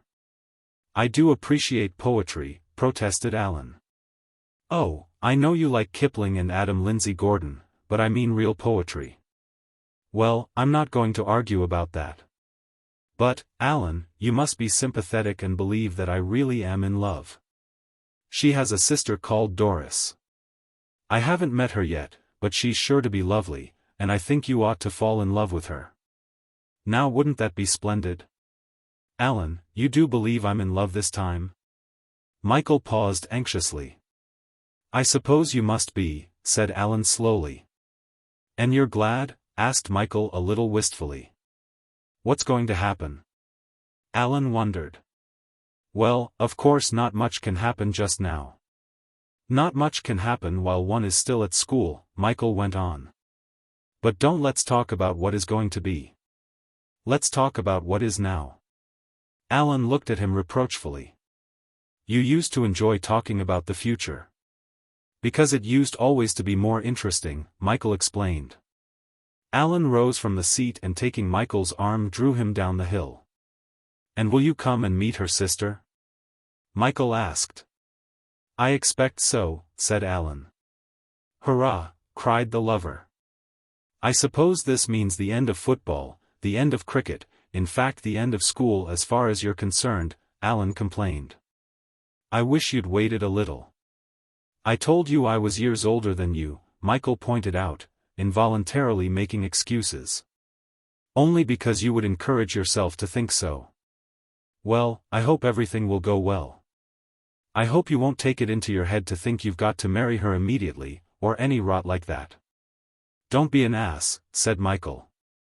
Well, you're such an impulsive devil.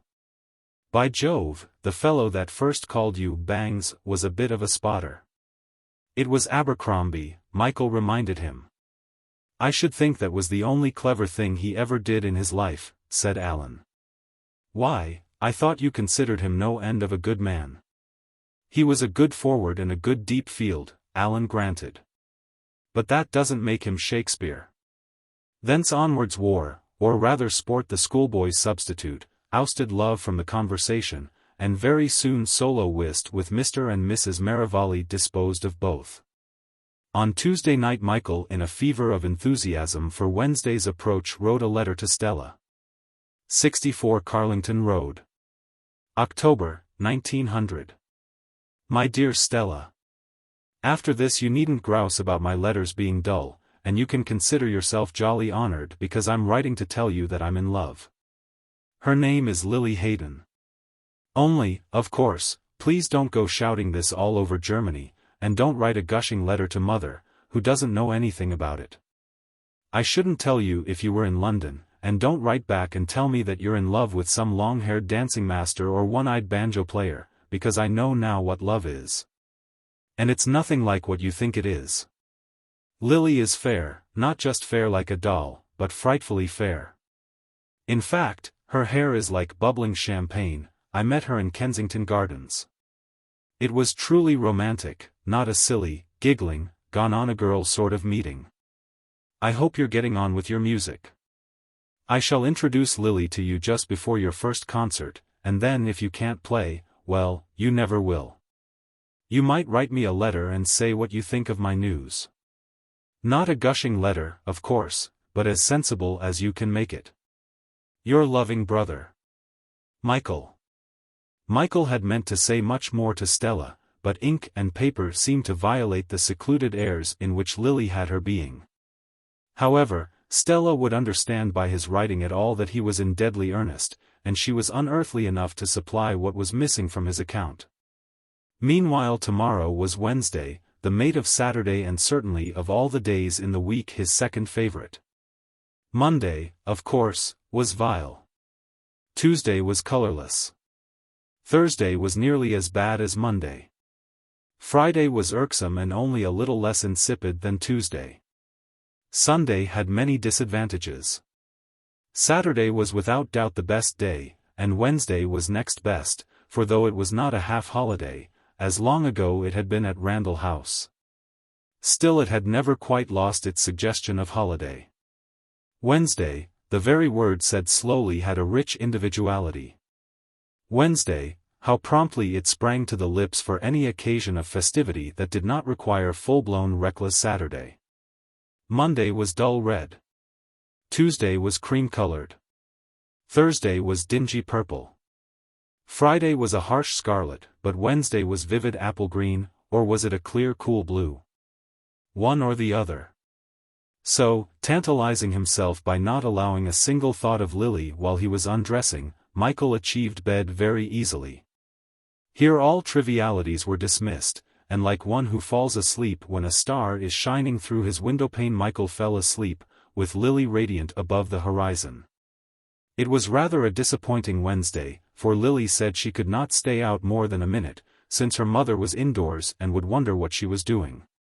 However, on Saturday she would see Michael again, and announced to her mother that she was going to see him, so that on Sunday Michael could be invited to tea. And then, if mother likes you, why, you can often come in, Lily pointed out. That is, if you want to. Saturday, sighed Michael. Well, don't spoil the few minutes we've got by being miserable. But I can't kiss you. Think how much nicer it will be when we can kiss, said Lily philosophically. I don't believe you care a damn whether we kiss or not, said Michael. Don't I, murmured Lily, quickly touching his hand and as quickly withdrawing it to the prison of the muff. Ah, do you, Lily? Michael throbbed out. Of course. Now I must go. Goodbye. Don't forget Saturday in the gardens, where we met last time. Goodbye, goodbye, goodbye. She was running from him backwards, forbidding with a wave his sudden step towards her. No, if you dare to move, I shan't meet you on Saturday. Be good, be good. By her corner she paused, stood on tiptoe for one provocative instant, blew a kiss, laughed her elfin laugh and vanished more swift than any aerial. Damn! Cried Michael sorely, and forthwith set out to walk round West Kensington at 5 miles an hour, until his chagrin, his disappointment and his heartsick emptiness were conquered. Or at any rate sufficiently humbled to make him secure against unmanly tears. When Saturday finally did arrive, Michael did not sit reading Verlaine, but wandered from tree trunk to tree trunk like Orlando in despair. Then Lily came at last sedately, and brought the good news that tomorrow Michael should come to tea at her house. But where does your mother think we met? He asked in perplexity. Oh, I told her it was in Kensington Gardens, said Lily carelessly. But doesn't she think I must be an awful bounder? Why, you silly, I told her you were at St. James' School. But I never told you I was at school, exclaimed Michael, somewhat aghast. I know you didn't, and you never told me that you weren't 18 yet. I am in a month or two, said Michael. But, good Lord, who have you been talking to? Ah, that's the greatest secret in the world, laughed Lily. Oh, no, do tell me. Well, I know a boy called Drake who knows you. That beast! Cried Michael. I think he's quite a nice boy. He lives next door to us, Anne. Michael kicked angrily the dead leaves lying about his feet, and almost choked with astonished fury. Why, my dear girl, he's absolutely barred. He's as unpopular as anybody I know. I hope you won't discuss me with that hulking brute. What the deuce right has he got to tell you anything about me? Because I asked him, and you needn't look so enraged, because if you want to know why you're coming to tea, it's because I asked Arthur. Who's Arthur? Growled Michael. Arthur Drake. Go on, said Michael icily. I shan't go on, if you look like that. I can't help how I look. I don't carry a glass round with me, said Michael. So I suppose this worm Drake had the cheek to tell your mother I was all right. Drake. Wait till I see the brute on Monday morning. Well, if you take my advice, said Lily, you'll be nice to him, because he's supposed to have introduced us. What lies?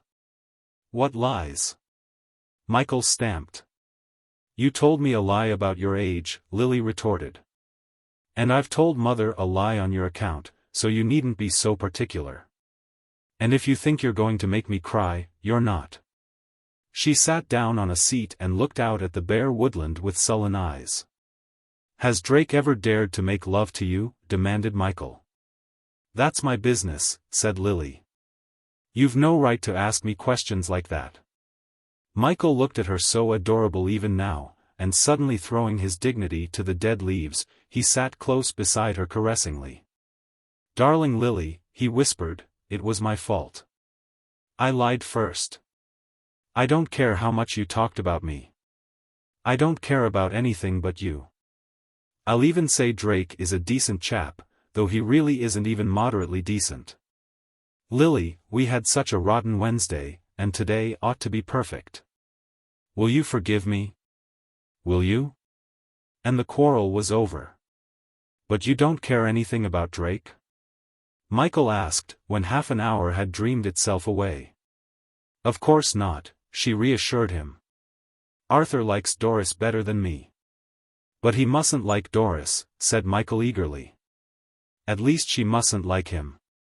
Because I've got a friend, at least 3 million times as decent as Drake, who wants to be in love with Doris, or rather he will want to be when he sees her. Why, you haven't seen Doris yourself yet, laughed Lily. Oh, of course my plan may all come to nothing, Michael admitted. But look here, I vote we don't bother about anybody else in the world but ourselves for the rest of the afternoon. Nor did they. Shall I wear a top hat tomorrow? Michael asked even in the very poignancy of farewell. I mean, will your mother prefer it? Oh, no, the people who come to tea with us on Sunday are mostly artists and actors, decided Lily judicially. Do lots of people come then? Asked Michael, quickly jealous. A good many. I might as well have fallen in love with one of the royal family, sighed Michael in despair. What do you mean? Well, I never can see you alone, he declared. Why, we've had the whole of this afternoon, she told him. Do you call sitting in the middle of Kensington Gardens being alone? Why, it was crammed with people, he ejaculated in disgust. I must go, I must go, I must go, Lily whispered and almost seemed to be preening her wings in the lamplight before she flew away. I say, what number is Drake's house? Michael asked, with a consummate affectation of casual inquiry. She told him laughingly, and in a most malicious hurry would not even linger a moment to ask him why he wanted to know. Coldly and deliberately Michael after dinner rang the bell of Drake's house. Is, Master Arthur at home? He asked the maid. Master Arthur, she cried. Someone to see you. Hello, Bangs, shouted Drake, emerging effusively from a doorway. Oh, hello, said Michael loftily. I thought I'd call to see if you felt like coming out. Right-o, said Drake.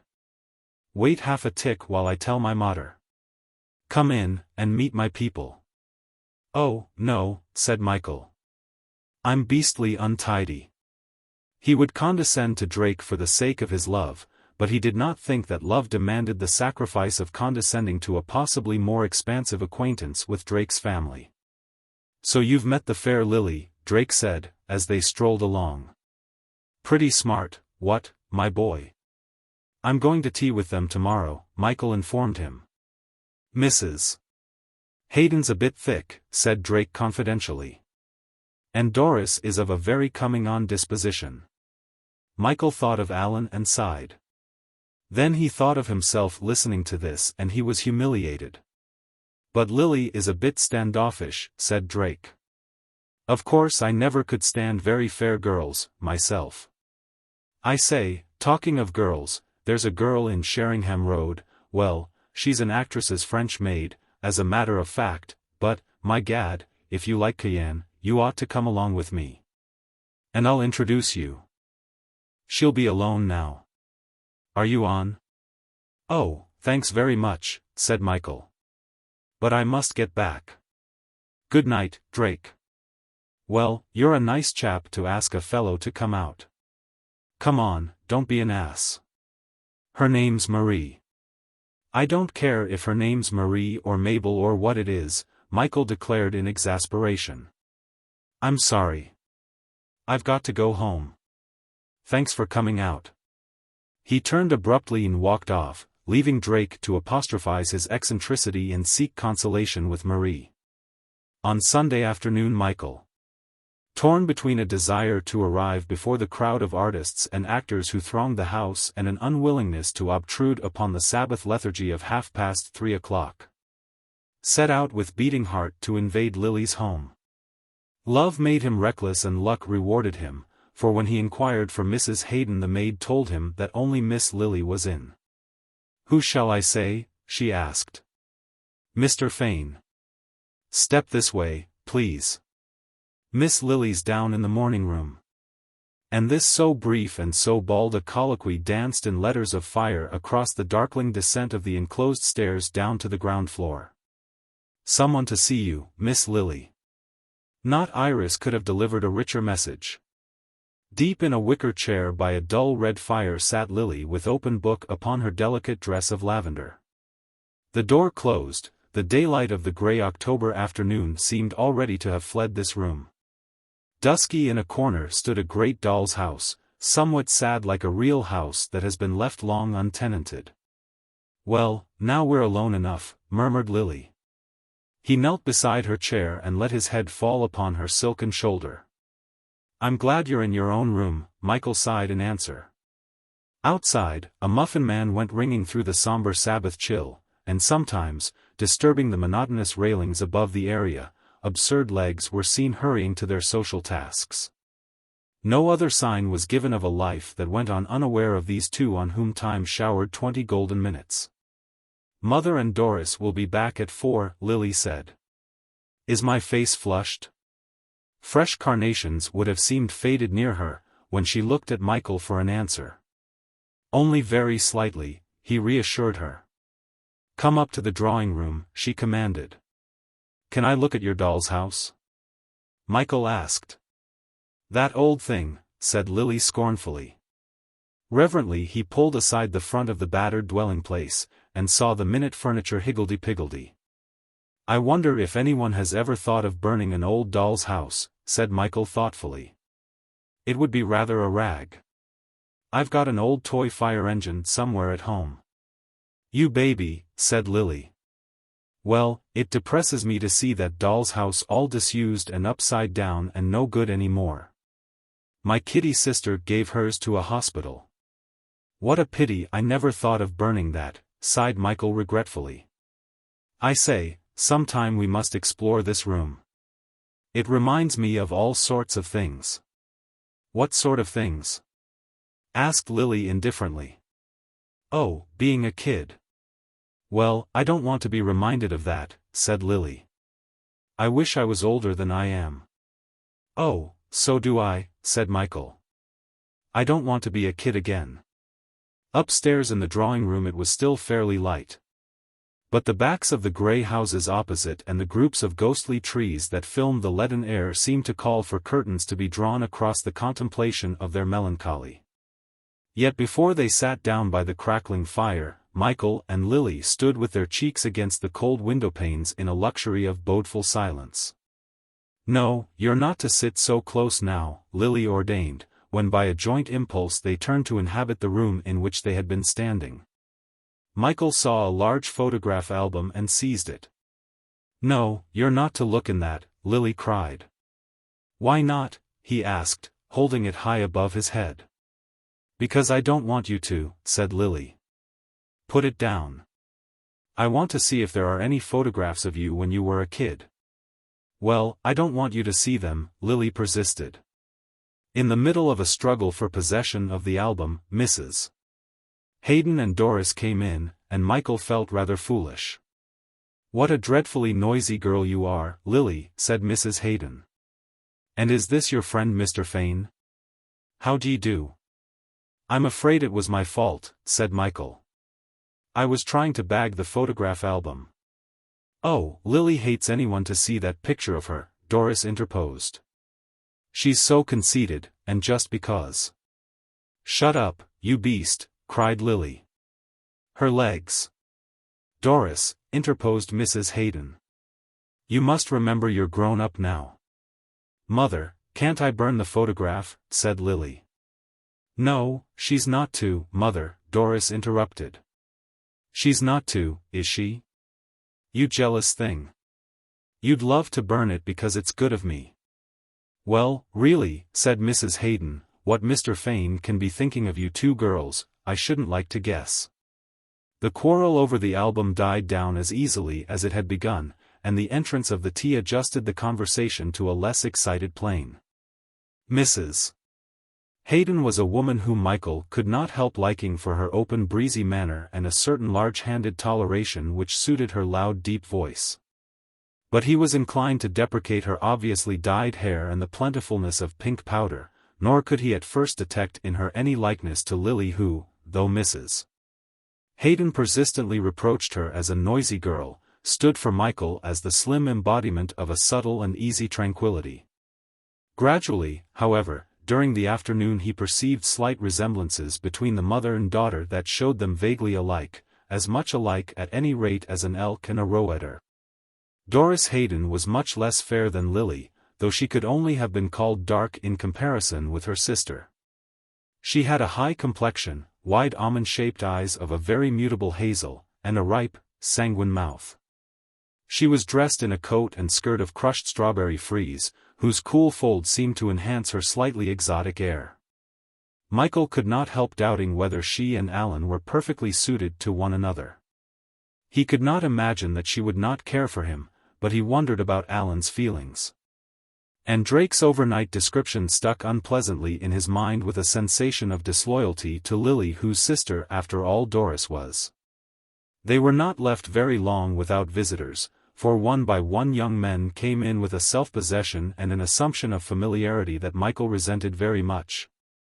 And all the more deeply because he felt himself at a disadvantage.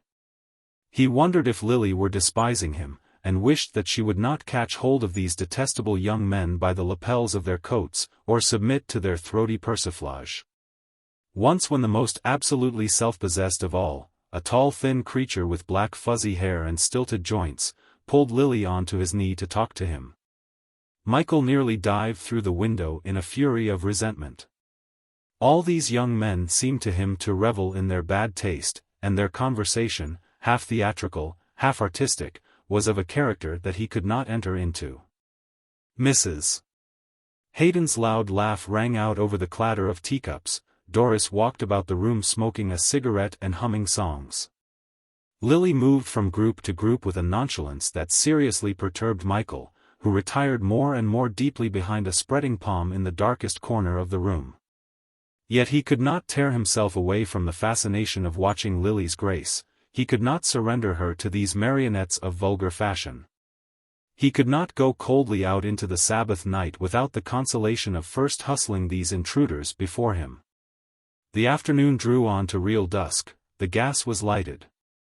Songs were sung and music was played. All these young men seemed accomplished performers of insignificant arts. Mrs. Hayden recited, and in this drawing-room her heightened air and accentuated voice made Michael blush.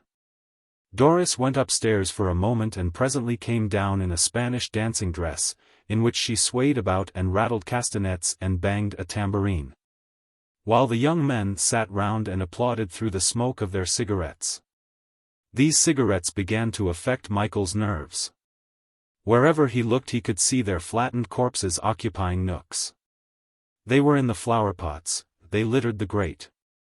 They were strewn on brass ashtrays, and even here and there on uninflammable and level spots they stood up like little rakish mummies slowly and acridly cremating themselves. Michael wondered uneasily what Lily was going to do to entertain these voracious listeners.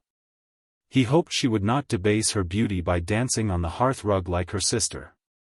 In the end, Lily was persuaded to sing, and her voice very low and sweet singing some bygone coon song, was tremendously applauded. Supper time drew on, and at last the parlour maid came in and inquired with a martyred air how many she should lay for. "You must all stay to supper," cried Mrs. Hayden in deafening hospitality. "Everybody. Mr. Fane, you'll stay, won't you?" "Oh, thanks very much," said Michael shyly, and wished that these confounded young men would not all look at him as if they had perceived him suddenly for the first time. Everybody seemed as a matter of course to help to get supper ready, and Michael found himself being bumped about and handed plates and knives and glasses and salad bowls. Even at supper he found himself as far as it was possible to be from Lily, and he thought that never in his life had food tasted so absolutely of nothing. But the evening came to an end, and Michael was consoled for his purgatory by Mrs. Hayden's invitation to call whenever he liked. In the hall too Lily came out to see him off, and he besought her anxiously to assure him truthfully that to all these young men she was indifferent. "Of course, I don't care for any of them. Why, you silly, they all think I'm still a little girl." Then, since a friendly draught had closed the drawing-room door, she kissed him. And he forgot all that had happened before, and sailed home on thoughts that carried him high above the iron-bound sadness of the Sunday night. Some time early in the week came a letter from Stella in answer to his, and when Michael read it he wished that Stella would come home, since only she seemed to appreciate what love meant. Yet Stella was even younger than Lily. Stuttgart. Sunday. Darling Michael. I'm writing a sonata about Lily. It's not very good unfortunately, so you'll never be able to hear it. But after all, as you don't understand music, perhaps I will let you hear it. I wish you had told me more about Lily. I think she's lucky. You must be simply a perfect person to be in love with. Most boys are so silly.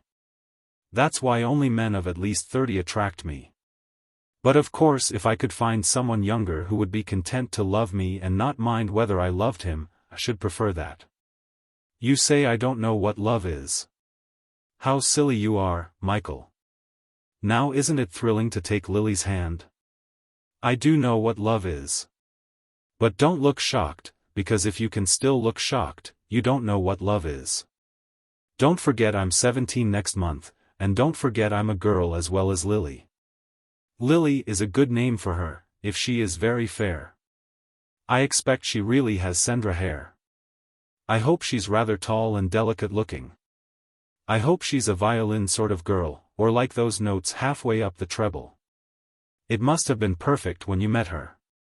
I can just imagine you, especially if you like October as much as I do.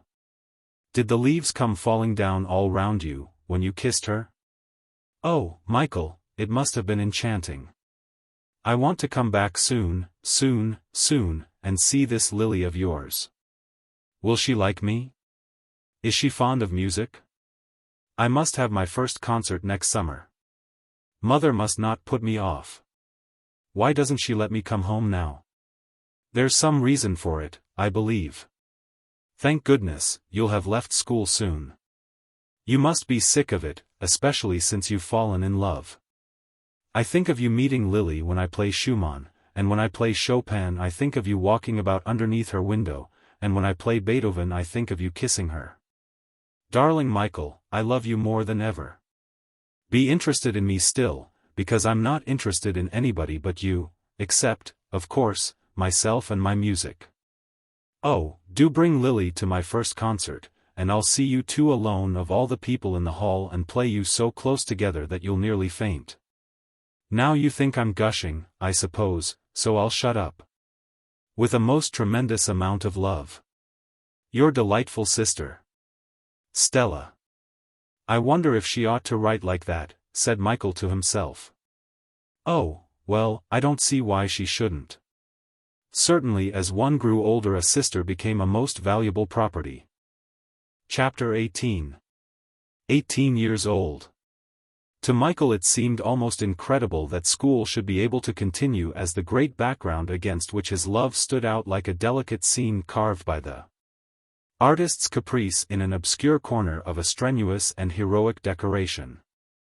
Michael was hardly less conscious of school on Lily's account, and in class he dreamed neither more nor less than formerly.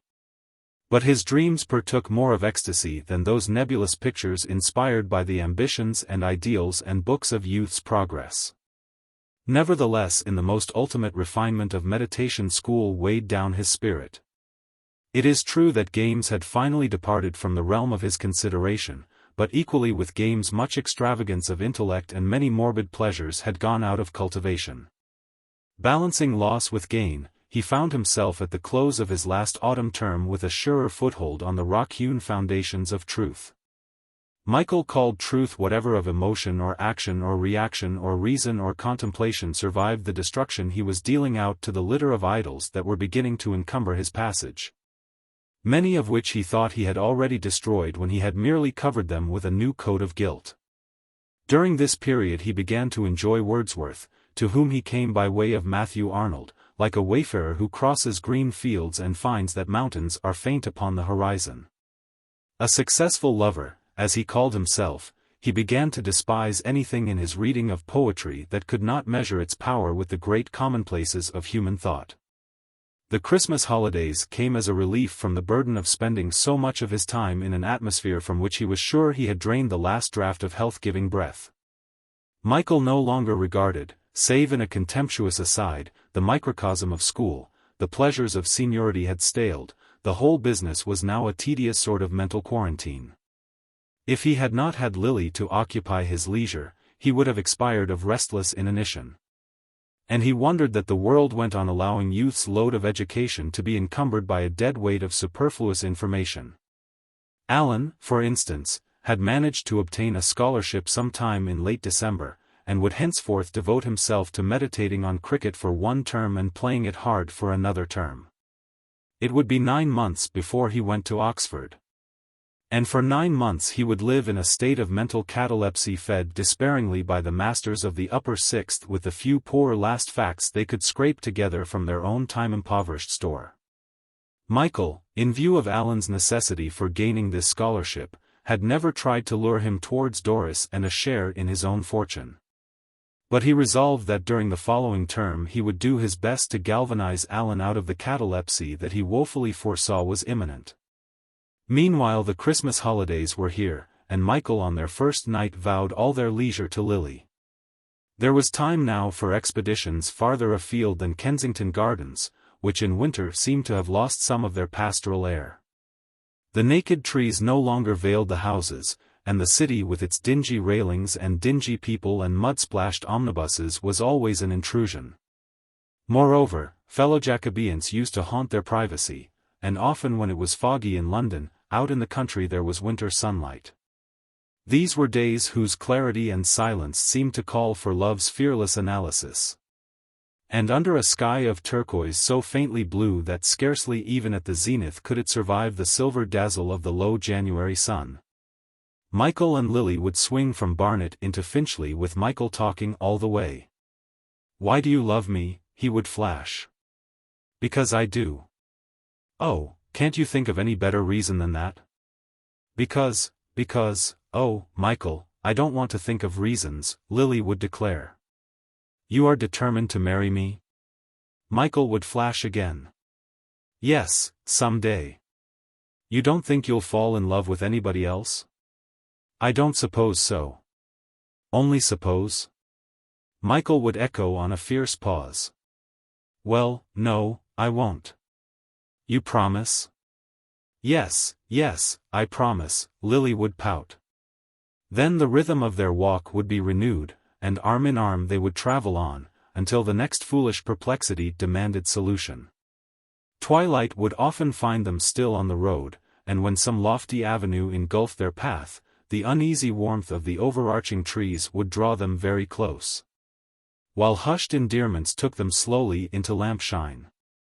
When the dripping January rains came down, Michael spent many afternoons in the morning room of Lily's house.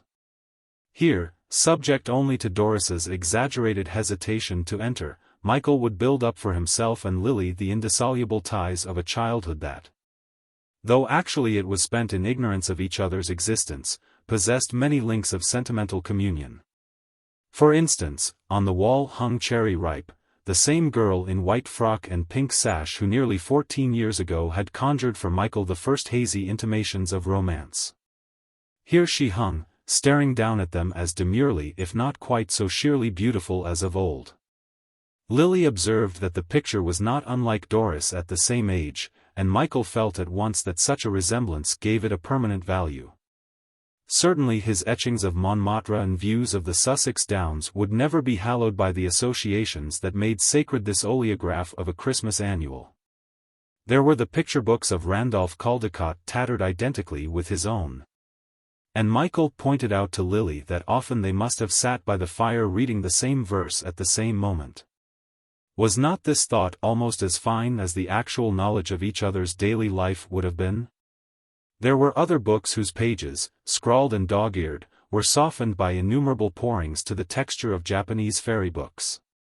In a condition practically indistinguishable, all of these could be found both in Carlington Road and Trelawney Road. There were the mutilated games that commemorated Christmas after Christmas of the past.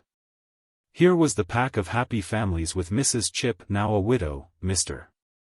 Block the barber a widower, and the two young Grits, grotesque orphans of the grocery.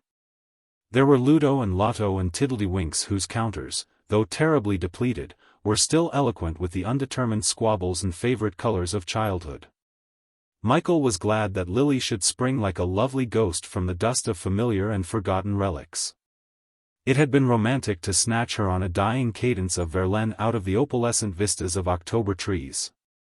But his perdurable love for her rested on these immemorial affections whose history they shared. Lily herself was not so sensitive to this aroma of the past as Michael. She was indeed apt to consider his enthusiasm a little foolish, and would wonder why he dragged from the depths of untidy cupboards so much rubbish that only owed its preservation to the general carelessness of the household. Lily cared very little either for the past or the future, and though she was inclined to envy Doris her dancing lessons and likelihood of appearing sometime next year on the stage, she did not seem really to desire any activity of career for herself. This was a relief to Michael, who frankly feared what the stage might wreak upon their love. "But I wish you'd read a little more," he protested. "You like such rotten books." "I feel lazy when I'm not with you," she explained. "And, anyway, I hate reading." "Do you think of me all the time I'm away from you?" Michael asked. Lily told him she thought of nothing else, and his pride in her admission led him to excuse her laziness, and even made him encourage it. There was, however, about the atmosphere of Lily's home a laxity which would have overcome more forcible exhortations than Michael's. He was too much in love with Lily's kisses to do more than vaguely criticize her surroundings. He did not like Mrs. Haydon's pink powder, but nevertheless the pink powder made him less sensitive than he might have been to Mrs. Haydon's opinion of his daily visits and his long unchaperoned expeditions with Lily. The general laxity tended to obscure his own outlook, and he had no desire to state even to himself his intentions. He felt himself tremendously old when he thought of kisses, but when he tried to visualize Lily and himself even 4 years hence, he felt hopelessly young. Mrs. Haydon evidently regarded him as a boy, and since that fact seemed to relieve her of the slightest anxiety, Michael had no desire to impress upon her his precocity. The only ban that Mrs. Haydon laid on his intercourse with Lily was her refusal to allow him to take her out alone at night, but she had no objection to him escorting Doris and Lily together to the theater. Nor did she oppose Michael's plan to celebrate the last night of the holidays by inviting Alan to make a quartet for the Drury Lane pantomime. Alan had only just come back from skating in Switzerland with his father, and he could not refuse to join Michael's party, although he said he was off girls at the moment. "You always are," Michael protested. "And I'm not going to fall in love, even to please you," Alan added. "All right," Michael protested. "Just because you've been freezing yourself to death all the holidays, you needn't come back and throw cold water over me." They all dined with Mrs. Haydon, and Michael could not help laughing to see how seriously and how shyly Alan took the harum-scarum feast at which, between every course, one of the girls would rush upstairs to fetch down a fan or a handkerchief or a ribbon. "I think your friend is charming," said Mrs. Haydon loudly, when she and Michael were alone for a minute in the final confusion of not being late. Michael wondered why something in her tone made him resent this compliment. But there was no opportunity to puzzle over his momentary distaste, because it was time to start for the occupation of the box which Mrs. Hayden had been given by one of her friends. "I vote we drive home in 2 hansoms," suggested Michael as they stood in the vestibule when the pantomime was over. Alan looked at him quickly and made a grimace. But Michael was determined to enjoy Lily's company during a long uninterrupted drive. And at the same time to give Alan the opportunity of finding out whether he could possibly attach himself to Doris. Michael's own drive enthralled him. The hot theater and the glittering performance had made Lily exquisitely tired and languorous, and Michael thought she had never surrendered herself so breathlessly before. That never before had her flower-like kisses been so intangible and her eyes so drowsily passionate. Lulled by the regularity of the motion, Lily lay along his bended arm as if asleep, and, as he held her, Michael's sense of responsibility became more and more dreamily indistinct. The sensuousness of her abandonment drugged all but the sweet present and the poignant ecstasy of possession. "I adore you," he whispered. "Lily, are you asleep?" "Lily. Lily, you are asleep, asleep in my arms, you lovely girl. Can you hear me talking to you?" She stirred in his embrace like a ruffling bird. She sighed and threw a fevered hand upon his shoulder. "Michael, why do you make me love you so?" she murmured, and fell again into her warm trance. "Are you speaking to me from dreams?" he whispered. "Lily, you almost frighten me. I don't think I knew I loved you so much. The whole world seems to be galloping past. Wake up, wake up. We're nearly home." She stretched herself in a rebellious shudder against consciousness and looked at Michael wide-eyed. "I thought you were going to faint or something," he said. Hardly another word they spoke, but sat upright staring before them at the oncoming lampposts. Soon Trelawney Road was reached, and in that last good night was a sense of nearness that never before had Michael imagined. By her house they waited for a minute in the empty street, silent, hand in hand, until the other cab swung round the corner. Alan and Michael watched the 2 girls disappear through the flickering doorway, and then they strolled back towards Carlington Road, where Alan was spending the night. "Well?" asked Michael. "What do you think of Lily?" "I think she's very pretty." "And Doris?" "I didn't care very much for her really," said Alan apologetically. "She's pretty, not so pretty as Lily, of course. But, I say, Michael, I suppose you'll be offended, but I'd better ask right out, who are they?" "The Haydens?" "Yes. I thought Mrs. Hayden rather awful." "What's Mr. Hayden? Or isn't there a Mr. Hayden?" "I believe he's in Burma," said Michael. "Burma? Why shouldn't he be?" "No reason at all," Alan admitted, "but, well, I thought there was something funny about that family." "You think everything's funny that's just a little bit different from the deadly average," said Michael. "What exactly was funny, may I ask?" "I don't think Mrs. Hayden is a lady, for one thing," Alan blurted out. "I do," said Michael shortly, "and, anyway, if she weren't, I don't see that that makes any difference to me and Lily." "But what are you going to do?" Alan asked. "Do you think you're going to marry her? Some day?" "Life isn't a cricket match, you know," said Michael sententiously. "You can't set your field just as you would like to have it at the moment. You know best what's good for you," Alan sighed. "Yes. I think I do. I think it's better to live than to stagnate as you're doing." "What does your mother say?" Alan asked. "I haven't told her anything about Lily." "No, because you're not in earnest. And if you're in earnest, Lily isn't." "What the devil do you know about her?" Michael angrily demanded. "I know enough to see you're both behaving like a couple of reckless kids," Alan retorted. "Damn you," cried Michael in exasperation. "I wish to God you wouldn't try to interfere with what doesn't after all concern you very much." "You insisted on introducing me," Alan pointed out. "Because I thought it would be a rag if we were both in love with sisters. But you're turning into a machine." Since you've swat up into the upper sixth, you've turned into a very good imitation of the prigs you associate with. Everybody isn't like you. Some people develop. I could have been just like you if I had cared to be. I could have been captain of the school and scholar of Balliol with my nose ground down to epsilon and knew, hammering out 10th-rate Latin lyrics and reading Theocritus with the amusing parts left out. But what's the good of arguing with you? You're perfectly content and you think you can be as priggish as you like, as long as you conceal it by making 50 runs in the Dulford match. I suppose you consider my behavior unwholesome at 18. Well, I dare say it is by your standards. But are your standards worth anything? I doubt it. I think they're fine up to a point. I'm perfectly willing to admit that we behaved like a pair of little blighters with those girls at Eastbourne. But this is something altogether different. We shall see, said Alan simply. I'm not going to quarrel with you. So shut up.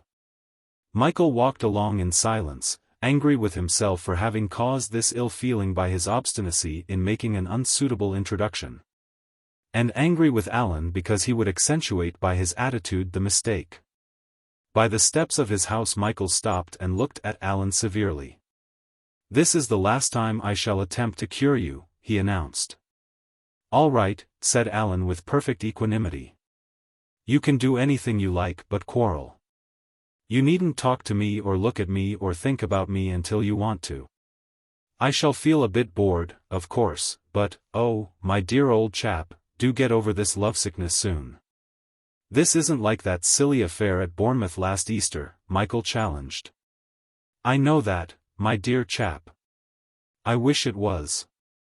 With the subject of love finally sealed between him and Alan, Michael receded farther and farther from the world of school. He condescended indeed to occupy a distinguished position by the hot water pipes of the entrance hall, where his aloofness and ability to judge men and gods made him a popular, if slightly incomprehensible, figure. Towards all the masters he emanated a compassion which he really felt very deeply. Those whom he liked he conversed with as equals, those whom he disliked he talked to as inferiors. But he pitied both sections. In class he was polite, but somewhat remote, though he missed very few opportunities of implicitly deriding the liberal views of Mr. Kirkham. The whole school with its ant-like energy, whose ultimate object and obvious result were alike inscrutable to Michael, just idly amused him, and he reserved for Lily all his zest in life.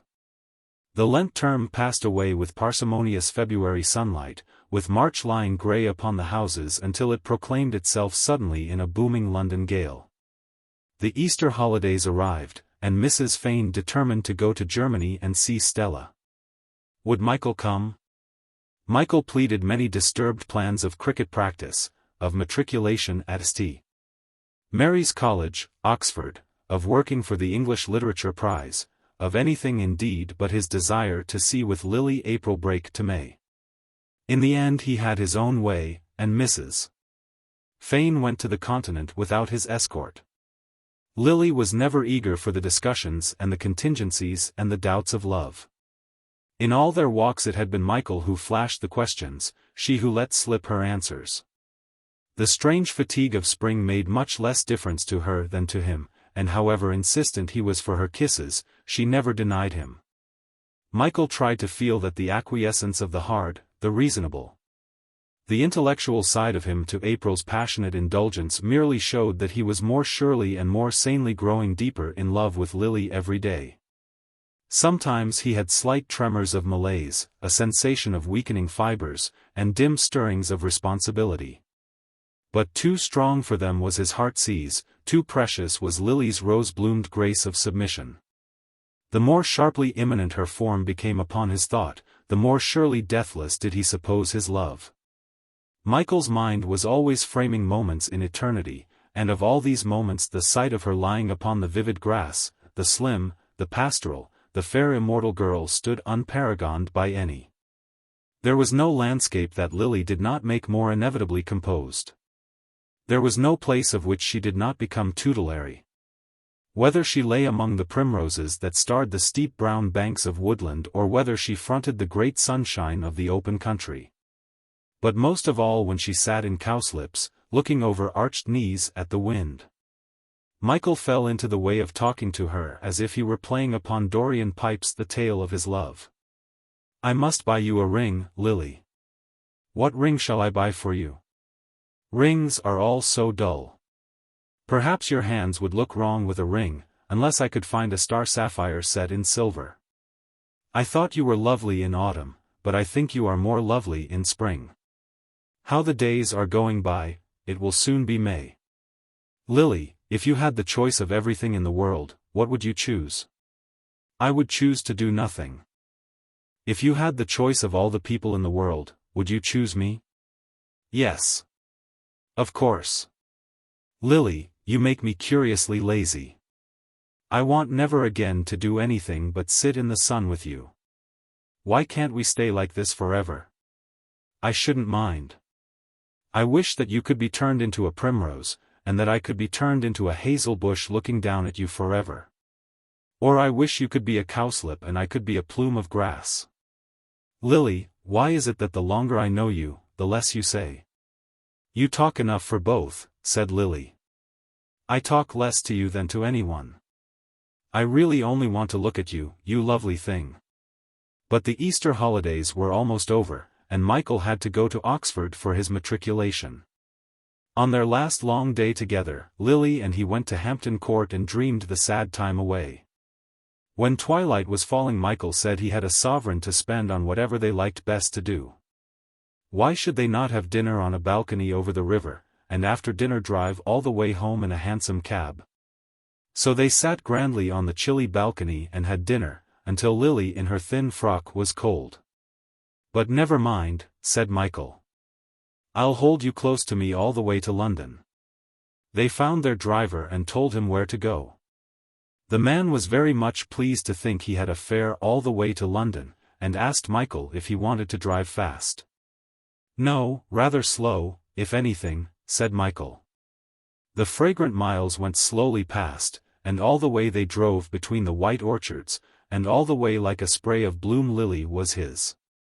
Past the orchards they went, past the twinkling roadside houses, past the gates where the shadows of lovers fell across the road, past the breaking limes and lilac.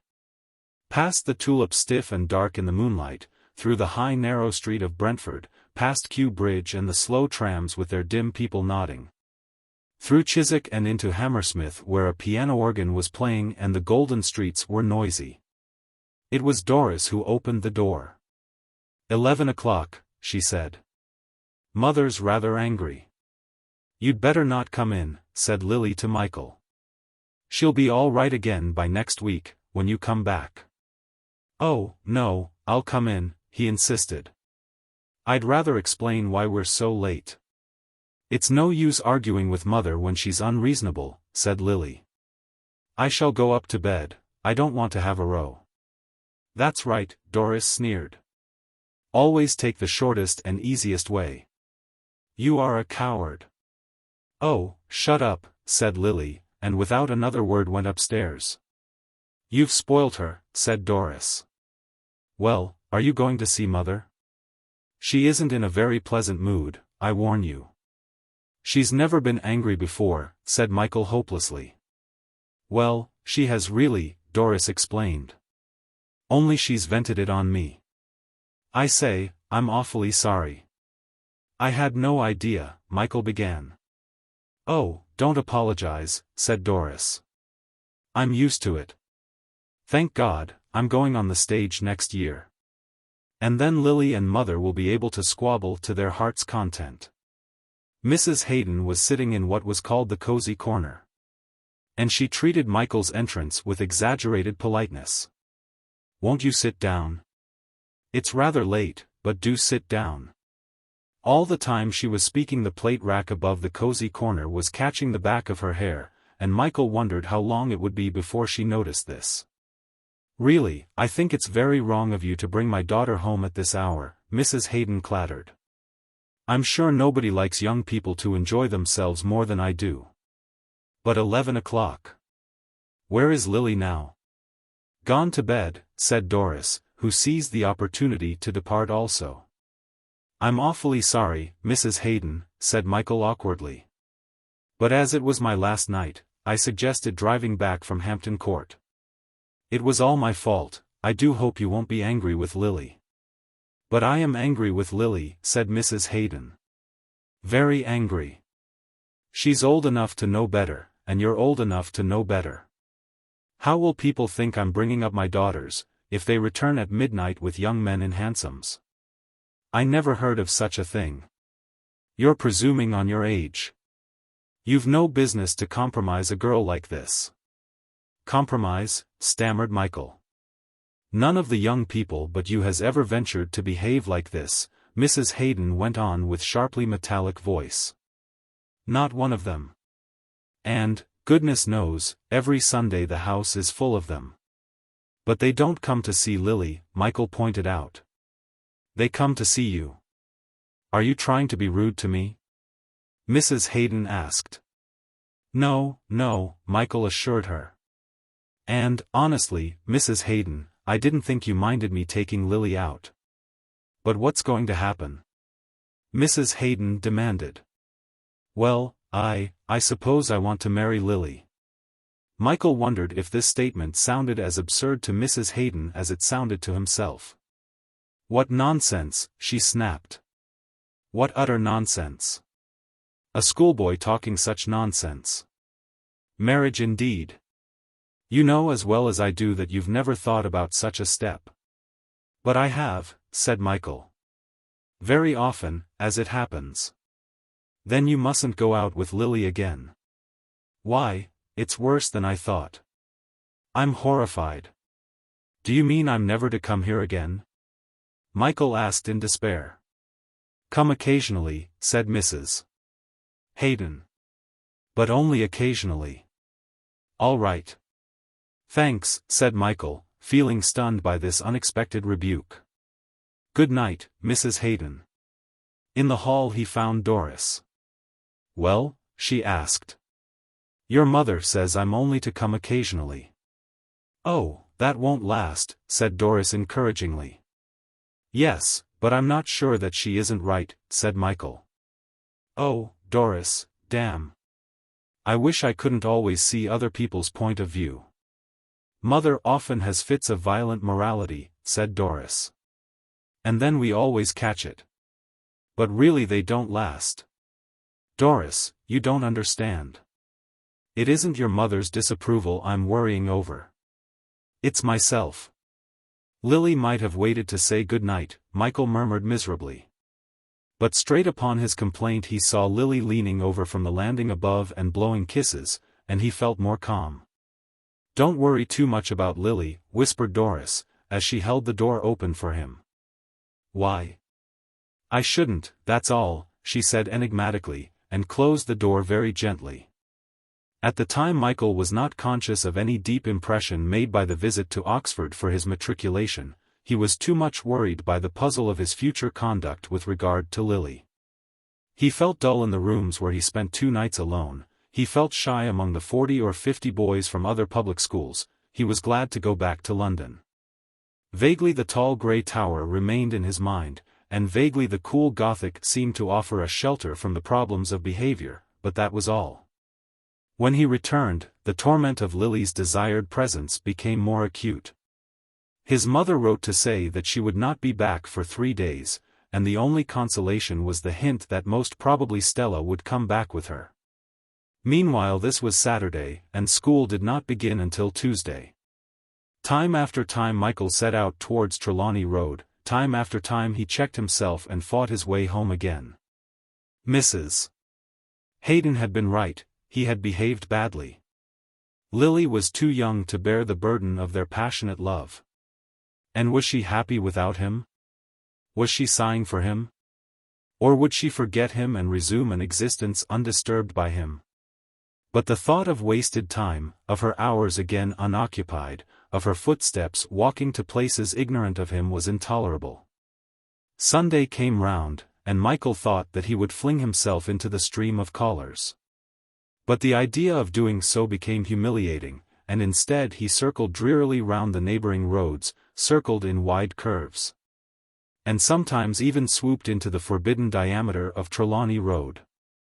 But always before he could bring himself to pass her very door, he would turn back into his circle and the melancholy Sabbath sunlight of May.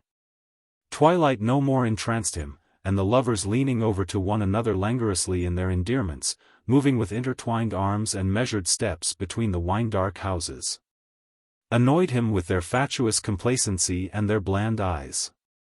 He wanted her, his slim and silent lily, who blossomed in the night-time like a flower. Her wrists were cool as porcelain and the contact of her form swaying to his progress was light as silk. Everyone else had their contentment, and he must endure wretchedly without the visible expression of his beauty. It was not yet too late to see her, and Michael circled nearer to Trelawney Road. This time he came to Lily's house, he paused within sound of laughter upon the easeful step, and then again he turned away and walked furiously on through the empty Sabbath streets. In his room, when it was now too late to think of calling, Michael laughed at himself for being so sensitive to Mrs. Haydon's reproaches. He told himself that all she said was due to the irritation of the moment, that tomorrow he must go again as if nothing had happened, that people had no right to interfere between lovers. But then, in all its florid bulk, St. James' School rose up, and Michael admitted to himself that to the world he was merely a foolish schoolboy. He, the dauntless lover, must be chained to a desk for 5 hours every day. A boy and girl affair. Michael ground his teeth with exasperation. He must simply prove by renouncing for a term his part in Lily's life that he was a schoolboy by an accident of time. A man is as old as he feels. He would see Lily once more, and tell her that for the sake of their ultimate happiness, he would give her up for the term of his bondage. Other great and romantic lovers had done the same. They may not have gone to school, but they had accepted menial tasks for the sake of their love. Yet in the very middle of the night when the thickest darkness seemed to stifle self-deception, Michael knew that he had bowed to authority so easily because his conscience had already told him what Mrs. Haydon so crudely hinted. When he was independent of school it would be different. Michael made up his mind that the utmost magnanimity would be possible, if he could see Lily once to tell her of his resolution. But on the next day Lily was out, and Mrs. Haydon talked to him instead. "I've forbidden Lily to go out with you alone," she said. "And I would prefer that you only came here when I am in the house. I was going to suggest that I shouldn't come at all until July, until after I had left school, in fact," answered Michael. "Perhaps that would be best. Then you and Lily will be more sensible." "Goodbye," said Michael hurriedly, for he felt that he must get out of this stifling room, away from this overwhelming woman with her loud voice and dyed hair and worldly-wise morality. Then he had a sudden conception of himself as part of a scene, perceiving himself in the role of the banished lover nobly renouncing all. "I won't write to her. I won't make any attempt to see her," he offered. "You'll understand," said Mrs. Haydon, "that I'm afraid of, that I think," she corrected, "it is quite likely that Lily is just as bad for you as you are for Lily. But of course the real reason I feel I ought to interfere is on account of what people say. If Mr. Haydon were not in Burma, it would be different." Michael pitied himself profoundly for the rest of that day. But after a long luxury of noble grief the image of Lily came to agitate and disconcert his acquiescence, and the insurgent fevers of love goaded his solitude. Mrs. Fane and Stella returned during the first week of school. The great Steinway grand that came laboriously in through the unsashed window of the third story gave Michael, as it lay like a boulder over Carlington Road, a wonderful sense of Stella's establishment at home. Stella's music room was next to his bedroom, and when in her nightgown she came to practice in the 6 o'clock sunshine Michael thought her music seemed the very voice of day. So joyously did the rills and ripples and fountains of her harmony rouse him from sleep that he refrained from criticizing her apparel, and sat contented in the sunlight to listen. Suddenly Stella wheeled round and said, "Do tell me about Lily." "Well, there's been rather a row," Michael began. "You see, I took her to Hampton Court and we drove." Michael stopped, and for the first time he obtained a cold clear view of his behavior, when he found he was hesitating to tell Stella lest he might set her a bad example. "Go on," she urged. "Don't stop." "Well, we were rather late. But of course it was the first time, and I hope you won't think you can drive back at 11 o'clock with somebody because I did once, only once." "Why, was there any harm in it?" asked Stella quickly, and, as if to allay Michael's fear by so direct a question, one hand went trilling in scale towards the airy unrealities of the treble. "No, of course there was no harm in it," said Michael. "Then why shouldn't I drive back at 11 o'clock if I wanted to?" asked Stella, striking elfin discords as she spoke. "It's a question of what people think," said Michael, falling back upon Mrs. Hayden's line of defense. "Bother people!"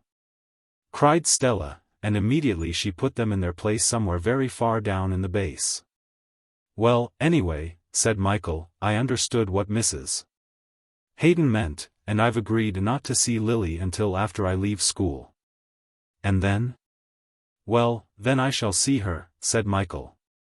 "And drive back at 11 o'clock in hansoms?" "Not unless I can be engaged," Michael surrendered to convention. "And don't you mind?" "Of course I mind," he confessed gloomily. "Why did you agree, then?" Stella asked. "I had to think about Lily, just as I should have to think about you," he challenged. "Darling Michael, I love you dreadfully, but I really should not pay the least little tiny bit of attention to you, or anybody else, if that's any consolation," she added.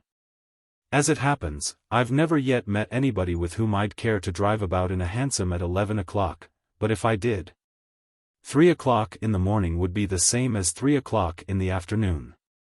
"Stella, you ought not to talk like that," Michael said earnestly. "You don't realize what people would suppose. And really I don't think you ought to practice in your nightgown." "Oh, Michael, if I practiced in my chemise, I shouldn't expect you to mind." "Stella. Really, you know."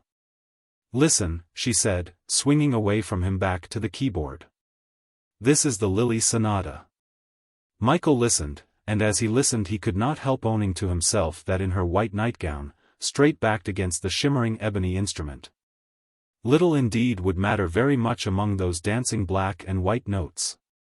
"Or in nothing at all," said Stella, stopping suddenly. Then she ran across to Michael and, after kissing him on the top of his head, waltzed very slowly out of the room. But not even Stella could for long take away from Michael the torment of Lily's withheld presence. As a month went by, the image of her gained in elusive beauty, and the desire to see became a madness. He tried to evade his promise by haunting the places she would be likely to frequent, but he never saw her.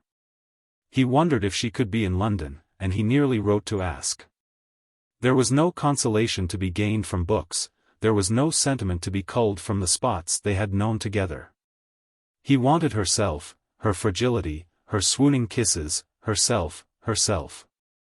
She was the consummation of idyllic life, the life he longed for, the passionate life of beauty expressed in her. Stella had her music, Alan had his cricket, Mrs. Ross had her son. And he must have Lily. How damnable were these silver nights of June, how their fragrance musk-like even here in London fretted him with the imagination of wasted beauty. These summer nights demanded love, they enraged him with their uselessness. "Isn't Chopin wonderful?" cried Stella. "Just when the window boxes are dripping and the earth's warm and damp and the air is all turning into velvet." "Oh, very wonderful," said Michael bitterly. And he would go out on the dreaming balcony and, looking down on the motionless lamps, he would hear the murmur and rustle of people. But he was starving amid this rich plenitude of color and scent, he was idle upon these maddening, these music-haunted, these royal nights that mocked his surrender. And in the silent heart of the night when the sheets were fibrous and the mattress was jagged, when the pillow seared him and his eyes were like sand, what resolutions he made to carry her away from Kensington. But in the morning how coldly impossible it was to do so at 18. One afternoon coming out of school, Michael met Drake. "Hello," said Drake. "How's the fair Lily? I haven't seen you around lately." Haven't you? Said Michael. No, I haven't been round so much lately. He spoke as if he had suddenly noticed he had forgotten something. I asked her about you, over the garden wall, so don't get jealous, Drake said with his look of wise rakishness. And she didn't seem particularly keen on helping out the conversation. So I supposed you'd had a quarrel. Funny girl, Lily, Drake went on. I suppose she's all right when you know her.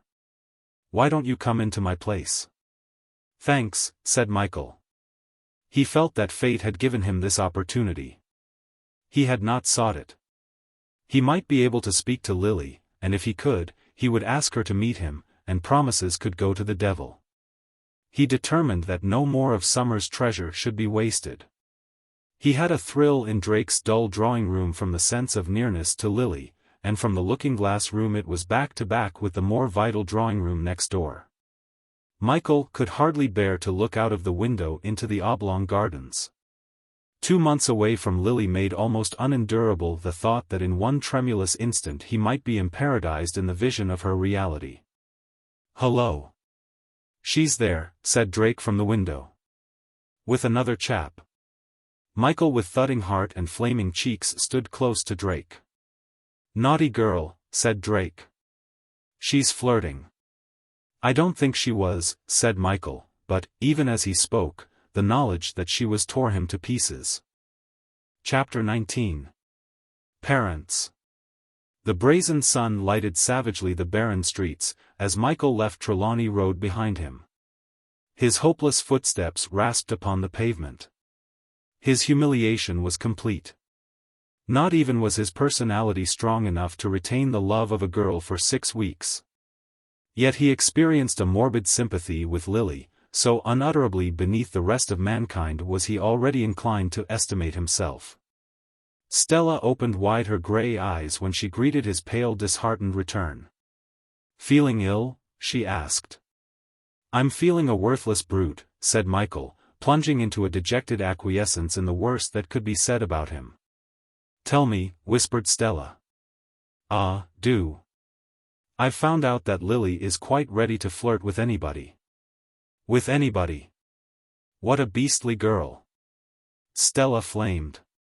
Well, you can't expect her to remain true to a creature like me, said Michael, declaring his self-abasement.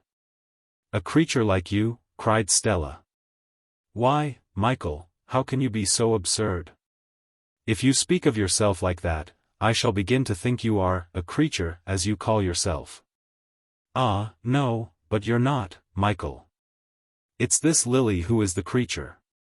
Oh, don't I know her, the insipid puss. A silly little doll that lets everybody pull her about. I hate weak girls. How I despise them. But you despise boys, Stella, Michael reminded her. And this chap she was flirting with was much older than me. Perhaps Lily is like you, and prefers older men. Michael had no heart left even to maintain his stand against Stella's alarming opinions and prejudices so frankly expressed. Like me, Stella cried, stamping her foot. Like me. How dare you compare her with me? I'm not a doll. Do you think anyone has ever dared to kiss me?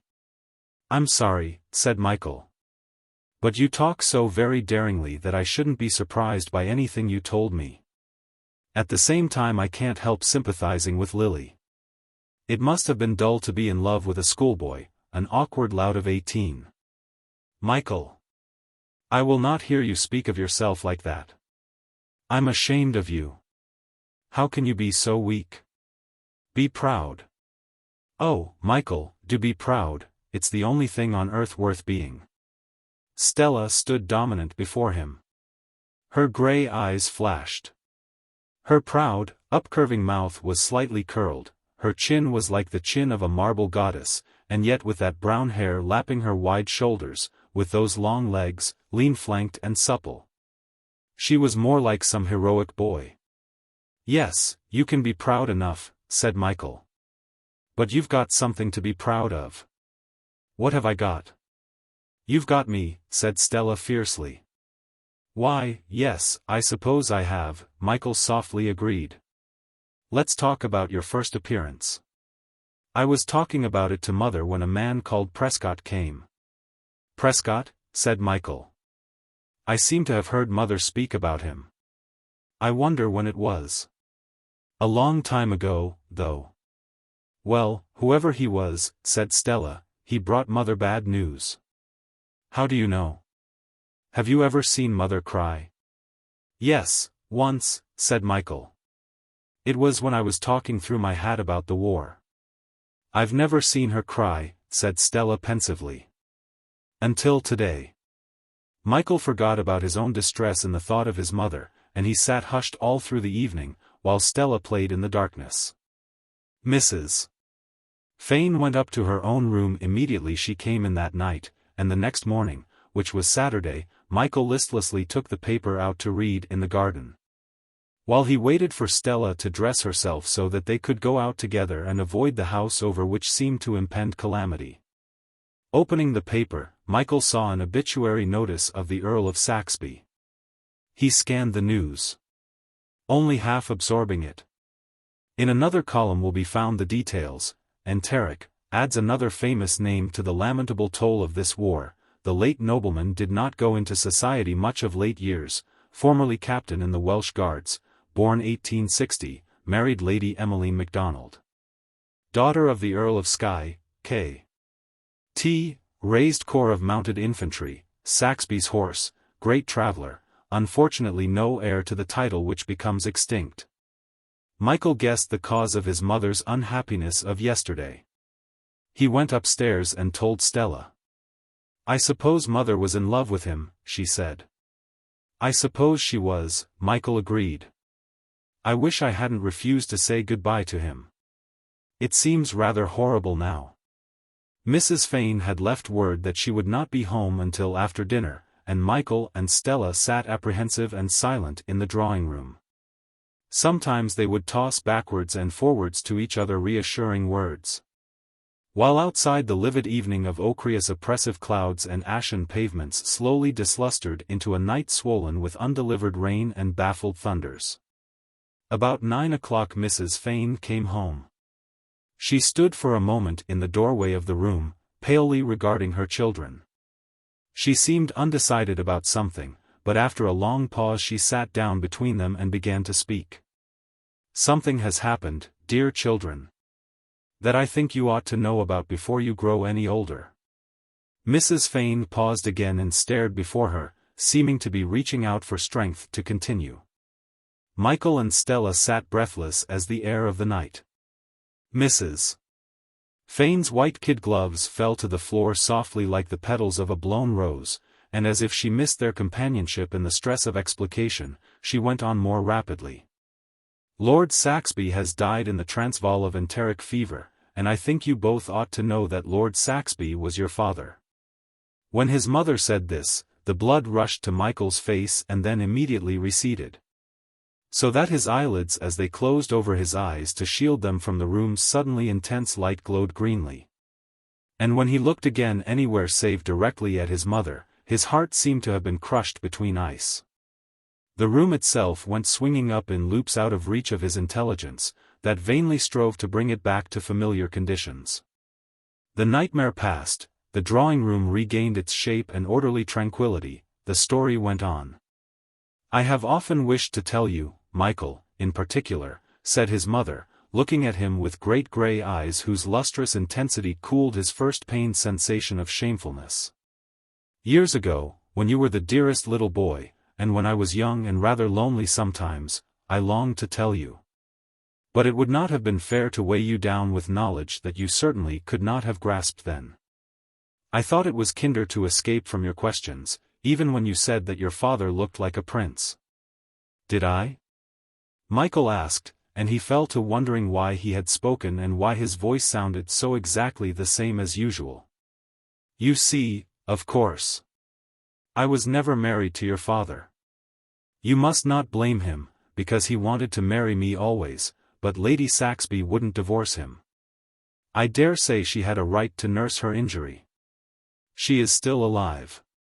She lives in an old Scottish castle. Your father gave up nearly all his time to me. That was why you were both alone so much. You must forgive me for that, if you can.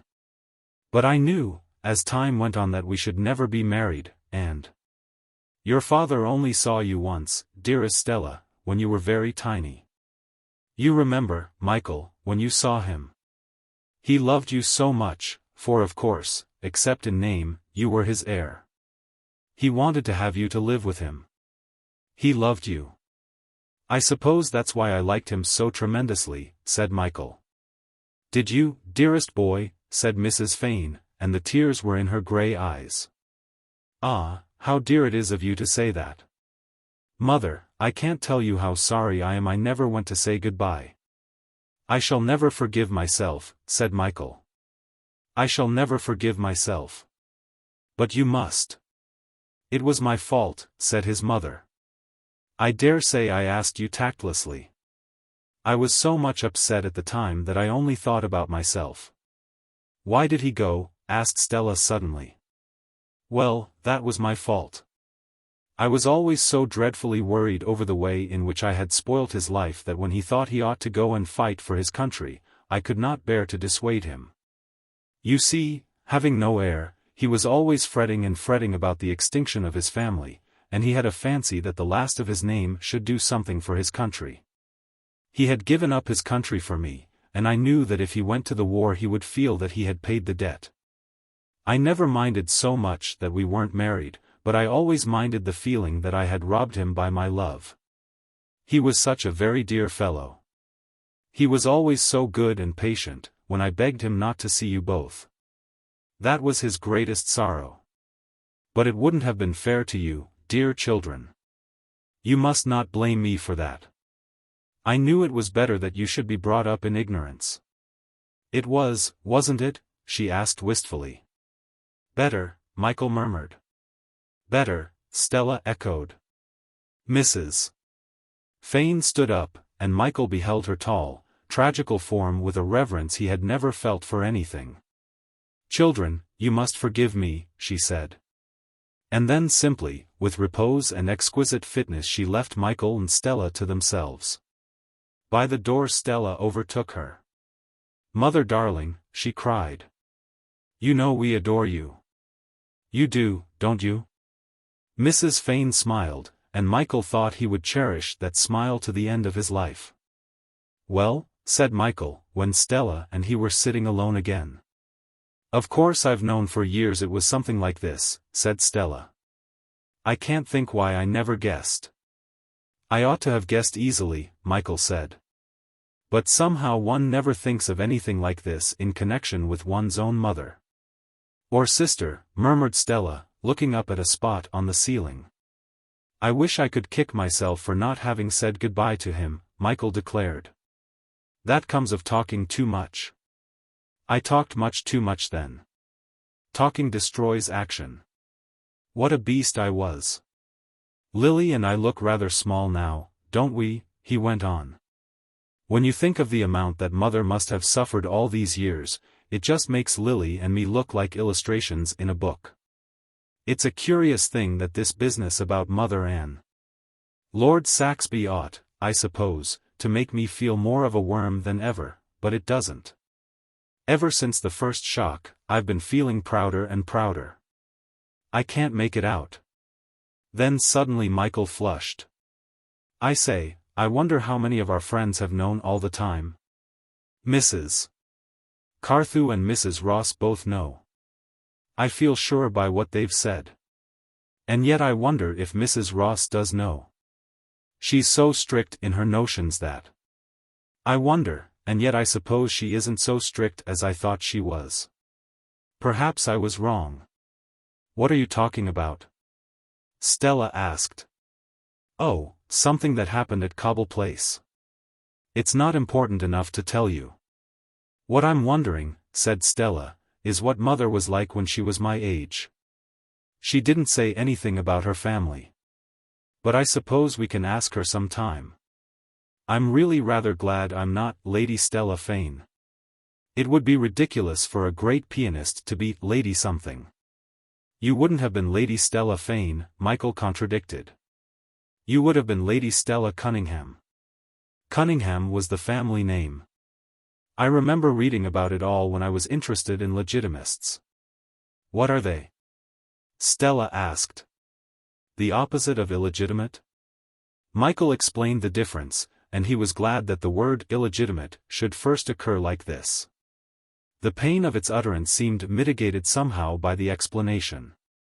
It's an extraordinary thing, Michael began, but, do you know, Stella, that all the agony of seeing Lily flirting seems to have died away, and I feel a sort of contempt, for myself, I mean. Flirting sounds such a loathsome word after what we've just listened to. Alan was right, I believe. I shall have to tell Alan about all this. I wonder if it will make any difference to him. But of course it won't. Nothing makes any difference to Alan. It's about time I met him, said Stella. Why, haven't you? Michael exclaimed. Nor you have. Great Scott. I've been so desperately miserable over Lily that I've never asked Alan here once. Oh, I will, though. I say, oughtn't we to go up to Mother, said Stella. Would she like us to? Michael wondered. Oh, yes, I'm sure she would. But I can't express what I feel, Michael complained. And it will be absurd to go and stand in front of her like two dummies. I'll say something, Stella promised, and, Mother, she said, come and hear me play to you. The music room, with its spare and austere decoration, seemed to Michael a fit place for the quiet contemplation of the tale of love he had lately heard. Whatever of false shame, of self-consciousness, of shock remained was driven away by Stella's triumphant music. It was as if he were sitting beneath a mountain waterfall that, graceful and unsubstantial as wind-blown tresses, was yet most incomparably strong, and wrought an ice-cold, a stern purification. Then Stella played with healing gentleness, and Michael in the darkness kissed his mother and stole away to bed, not to dream of Lily that night, not to toss enfevered, but quietly to lie awake. Devising how to show his mother that he loved her as much now as he had loved her in the dim sunlight of most early childhood. About 10 days later Mrs. Fane came to Michael and Stella with a letter. I want to read you something, she said. Your father's last letter has come. We are in Pretoria now, and I think the war will soon be over. But of course there's a lot to be done yet. I'm feeling seedy tonight, and I'm rather sighing for England. I wonder if I'm going to be ill. I have a presentiment that things are going wrong with me, at least not wrong, because in a way I would be glad. No, I wouldn't, that reads as if I were afraid to keep going. I keep thinking of Michael and Stella. Michael must be told soon. He must forgive me for leaving him no name. I keep thinking of those Siamese stamps he asked for when I last saw him. I wish I'd seen him again before I went. But I dare say you were right. He would have guessed who I was, and he might have gone away resentful. Michael looked at his mother, and thanked her implicitly for excusing him.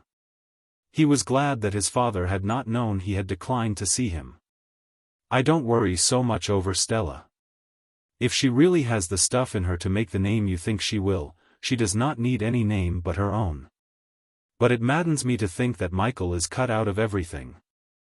I can scarcely bear to realize that I am the last. I'm glad he's going to Oxford, and I'm very glad that he chose St. Mary's. I was only up at Christ Church a year, and St.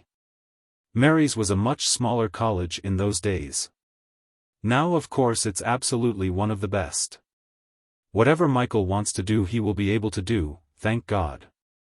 I don't expect, from what you tell me of him, he'll choose the service. However, he'll do what he likes. When I come back, I must see him and I shall be able to explain what will perhaps strike him at first as the injustice of his position. I dare say he'll think less hardly of me when I've told him all the circumstances. Poor old chap. I feel that I've been selfish, and yet. I wonder if I'm going to be ill. I feel rotten. But don't worry. Only, if by any chance I can't write again, will you give my love to the children, and say I hope they'll not hate the thought of me? That piano was the best Prescott could get. I hope Stella is pleased with it. Thanks awfully for reading us that, said Michael. Chapter 20. Music. Mrs. Fane, having momentarily lifted the veil that all these years had hidden her personality from Michael and Stella, dropped it very swiftly again. Only the greatest emotion could have given her the courage to make that avowal of her life. During the days that elapsed between the revelation and the reading of Lord Saxby's last letter, she had lived very much apart from her children.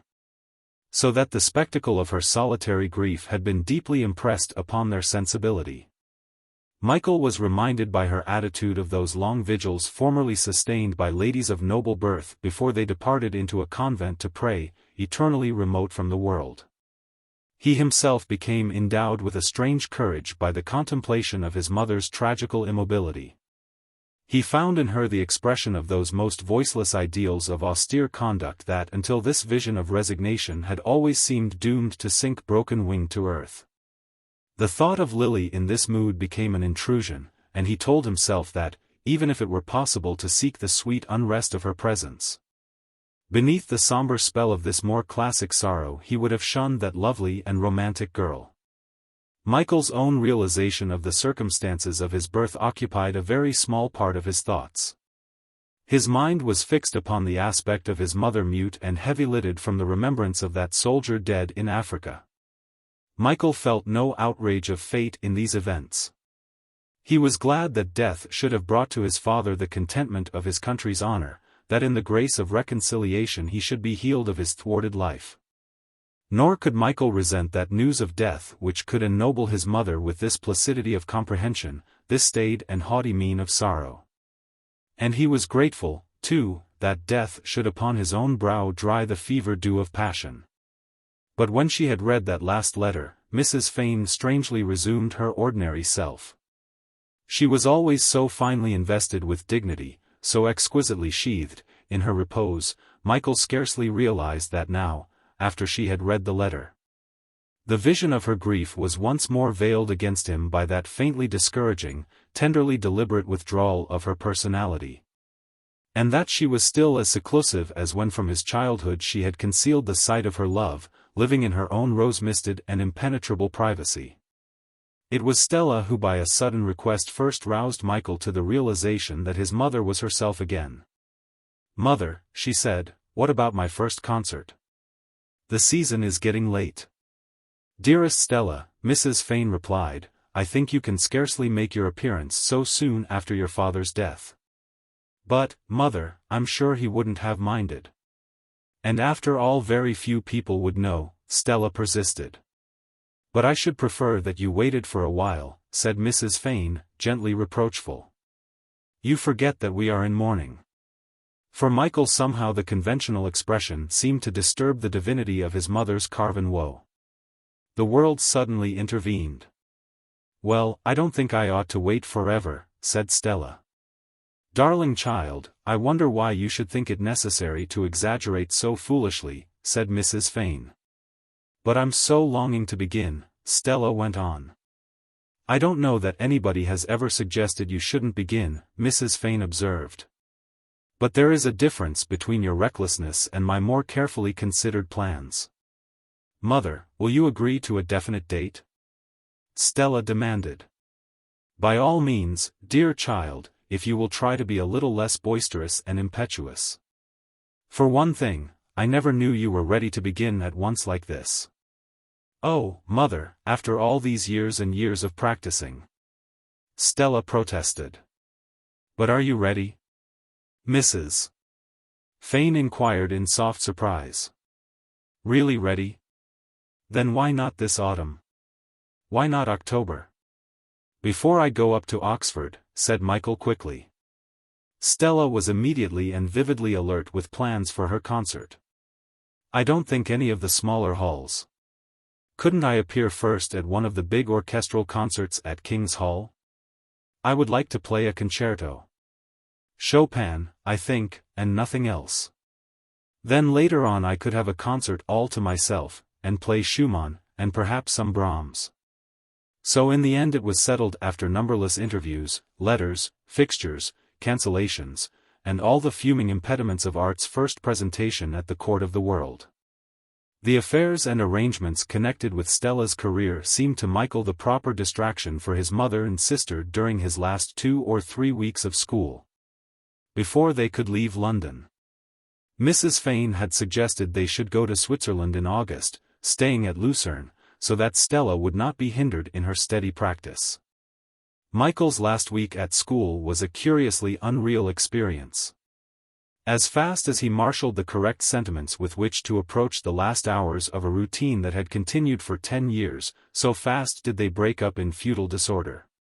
He had really passed beyond the domain of school some time ago when he was always with Lily. It was impossible after that gradual secession, all the more final because it had been so gradual, to gather together now a crowd of associations for the sole purpose of effecting a violent and summary wrench. Indeed, the one action that gave him the expected pang of sentiment was when he went to surrender across the counter of the bookroom the key of his locker. The number was 75. In very early days Michael had been proud of possessing, through a happy accident, a locker on the ground floor very close to the entrance hall. His junior contemporaries were usually banished to remote corridors in the 600s, waiting eagerly to inherit from departed seniors the more convenient lockers downstairs. But Michael, from the day he first heard by the cast of the Laocoon the shuffle of quick feet along the corridor, had owned the most convenient locker in all the school. At the last moment Michael thought he would forfeit the half-crown long ago deposited and keep the key, but in the end he, with the rest of his departing contemporaries, callously accepted the more useful half-crown. School broke up in a sudden heartless confusion, and Michael for the last time stood gossiping outside the school doors at 5 o'clock. For a minute he felt an absurd desire to pick up a stone and fling it through the window of the nearest classroom, not from any spirit of indignation, but merely to assure himself of a physical freedom that he had not yet realized. "Where are you going for the holidays, Bangs?" someone asked. "Switzerland. Hope you'll have a good time." "See you next." "Oh, by Jove, I shan't though." "Goodbye, hope you'll have good luck." "Thanks," said Michael, and he had a fleeting view of himself relegated to the past, one of that scattered host, thick as autumnal leaves that strew the brooks. In Vallombrosa. Old Jacobeans, ghostly, innumerable, whose desks like tombstones would bear for a little while the perishable ink of their own idle epitaphs. Lucerne was airless. The avenue of pollard limes sheltered a depressed bulk of dusty tourists, the atmosphere was impregnated with bourgeois exclamations. The very surface of the lake was swarming with humanity, noisy with the click of rowlocks, and with the gutturals that seemed to praise fitly such a theatrical setting. Mrs. Fane wondered why they had come to Switzerland, but still she asked Michael and Stella whether they would like to venture higher. Michael, perceiving the hordes of Teutonic nomads who were sweeping up into the heart of the mountains, thought that Switzerland in August would be impossible whatever lonely height they gained. They moved to Geneva, whose silver point beauty for a while deceived them, but soon both he and Stella became restless and irritable. "Switzerland is like sitting in a train and traveling through glorious country," said Michael. "It's all right for a journey, but it becomes frightfully tiring. And, mother, I do hate the sensation that all these people round are feeling compelled to enjoy themselves. It's like a hearty choral service." "It's like an oratorio," said Stella. "I can't play a note here. The very existence of these mobs is deafening." "Well, I don't mind where we go," said Mrs. Fane. "I'm not enjoying these peculiar tourists myself. Shall we go to the Italian lakes? I used to like them very much. I've spent many happy days there." "I'd rather go to France," said Michael. "Only don't let's go far. Let's go to Lyons and find out some small place in the country. I was talking to a decent chap, not a tourist, who said there were delightful little red-roofed towns in the Lyonnais."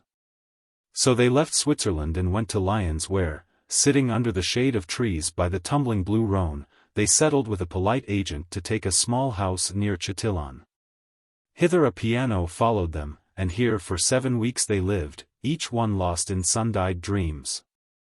"I knew we should like this," Michael said to Stella, as they leaned against tubs of rosy oleanders on a lizard-streaked wall, and watched some great white oxen go smoothly by.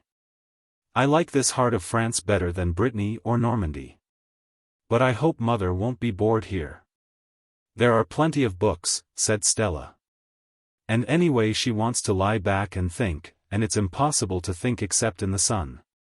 The oxen were still in sight along the road that wound upwards to where Chatillon clustered red upon its rounded hill. "It doesn't look like a real town," said Michael. "It's really not different from the red sun-baked earth all about here. I feel it would be almost a pity ever to walk up that road and find it is a town. I vote we never go quite close, but just sit here and watch it changing color all through the day. I never want to move out of this garden." "I can't walk about much," said Stella. "Because I simply must practice and practice and practice and practice." They always woke up early in the morning, and Michael used to watch Chatillon purple-bloomed with the shadow of the fled night. Then hazy crimson for a few minutes until the sun came high enough to give it back the rich burnt reds of the day. All through the morning Michael used to sit among the peach trees of the garden, while Stella played. All through the morning he used to read novel after novel of ephemeral fame that here on the undisturbed shelves had acquired a certain permanence. In the afternoon Stella and he used to wander through the vineyards down to a shallow brown stream bordered by poplars and acacias. Or in sun-steeped oak woods idly chase the long lizards splendid with their black and yellow lozenges and shimmering green mail. Once in a village at harvest time, when the marketplace was a fathom deep in golden corn, they helped in the threshing, and once when the grain had been stored. They danced here with joyful country folk under the moon. During tea-time they would sit with their mother beneath an almond tree, while beyond in sunlit air vibrant with the glad cicadas butterflies wantoned with the oleanders. Or upon the wall preened their slow fans.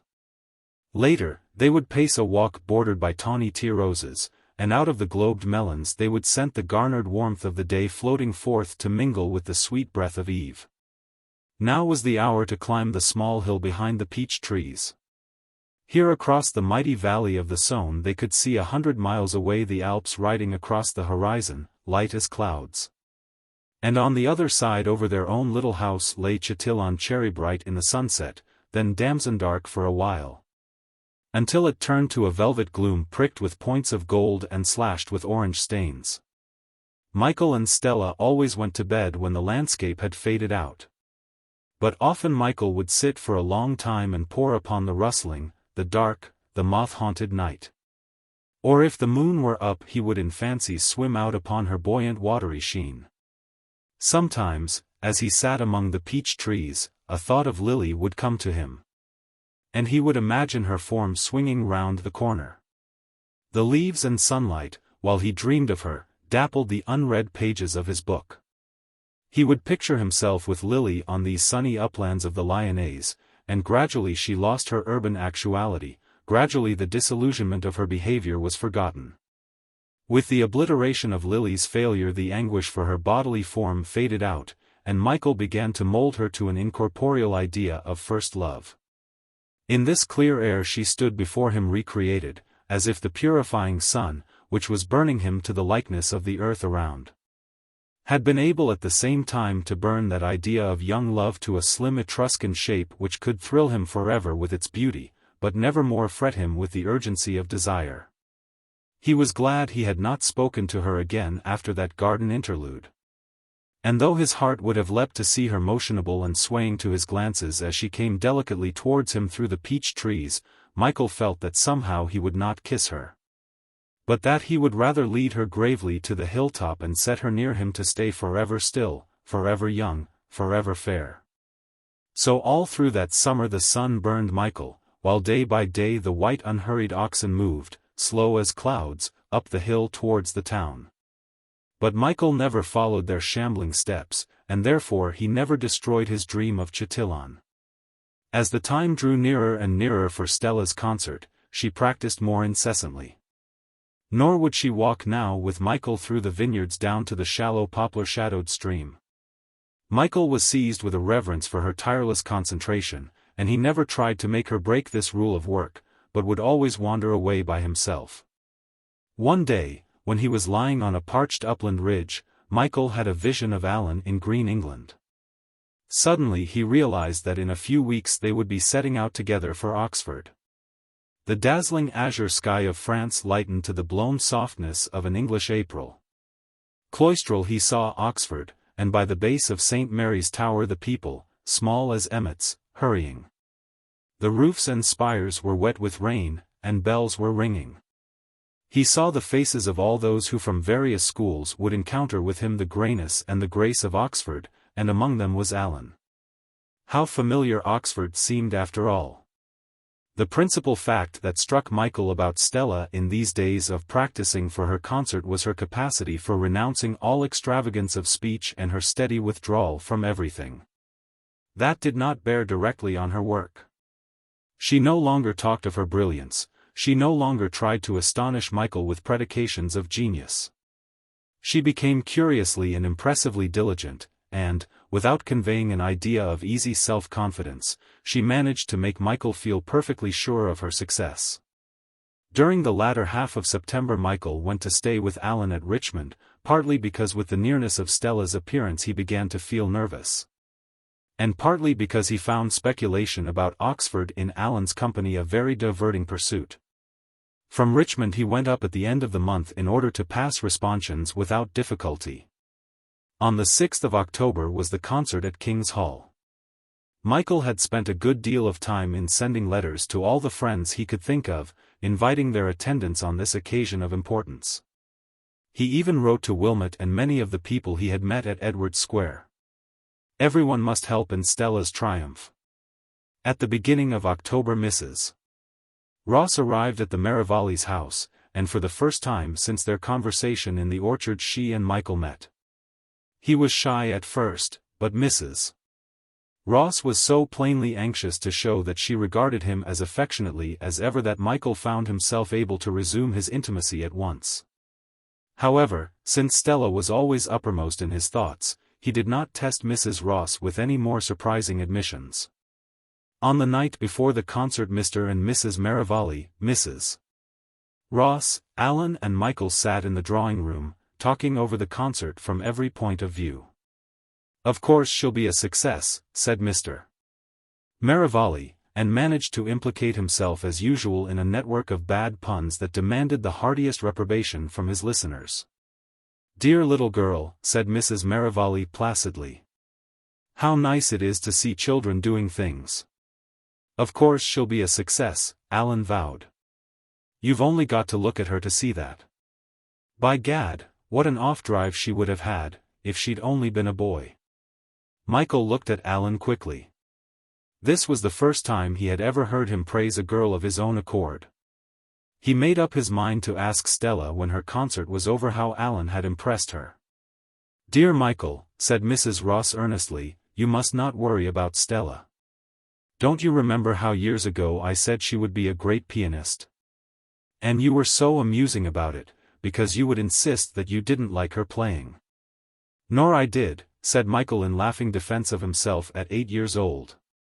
"I used to think it was the most melancholy noise on earth. Sometimes I think so now, when Stella wraps herself up in endless scales. By Jove," he suddenly exclaimed, "what's the time? 8:30 nearly." "Why?" Alan asked. "I forgot to write and tell Venner to come. It's not very late. I think I'll go over to Notting Hill now, and ask him. I haven't been to see him much lately, and he was always awfully decent to me." Mr. Venner was reading in his smoke-hung room. "Hello," he said. "You've not been near me for almost a year." "I know," said Michael apologetically. "I feel rather a brute. Sometime I'll tell you why." Then suddenly Michael wondered if the priest knew about Lord Saxby, and he felt shy of him. He felt that he could not talk intimately to him until he had told him about the circumstances of his birth. "Is that what's been keeping you away?" asked the priest. "Because, let me tell you, I've known all about you for some years. And look here, Michael, don't get into your head that you've got to make this sort of announcement every time you form a new friendship." "Oh, that wasn't the reason I kept away," said Michael. "But I don't want to talk about myself. I want to talk about my sister. She's going to play at the King's Hall concert tomorrow night. You will come, won't you?" "Of course I will," said the priest. "Thanks, and, if you could think about her when you're saying Mass tomorrow morning, why, I'd rather like to serve you, if I may." "I must tear back now," Michael added. "Good night." "Good night," said the priest, and as Michael turned in the doorway his smile was like a benediction. Very early on the next morning through the curdled October mists Michael went over to Notting Hill again.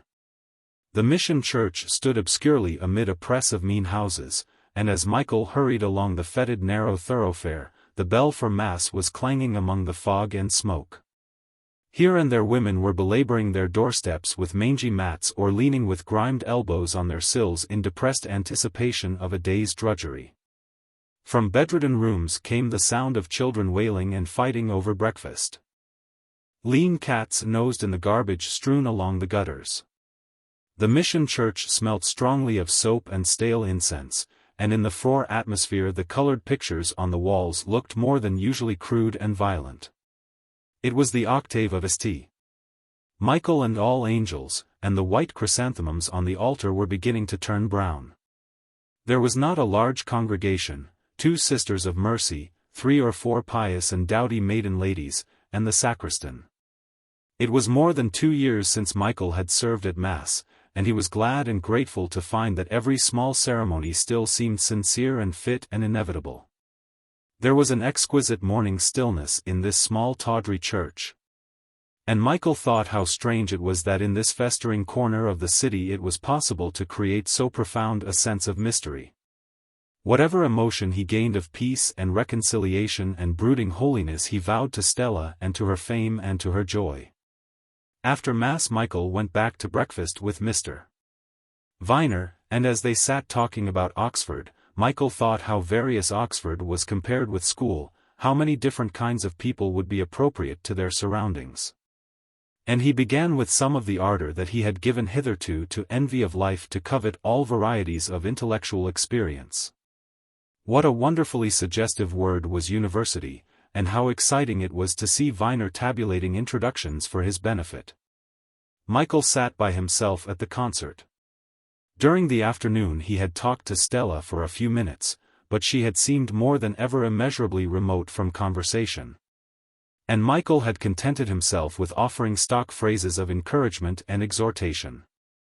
He went early to King's Hall and sat high up in the topmost corner looking down on the orchestra. Gradually through the bluish mist the indefinite audience thickened, and their accumulated voices echoed less and less. The members of the orchestra had not yet entered, but their music stands stood about with a ridiculous likeness to human beings.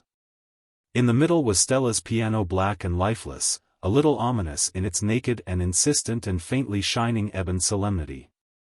One of the orchestra threaded his way through the chairs to where the drums stood in a bizarre group.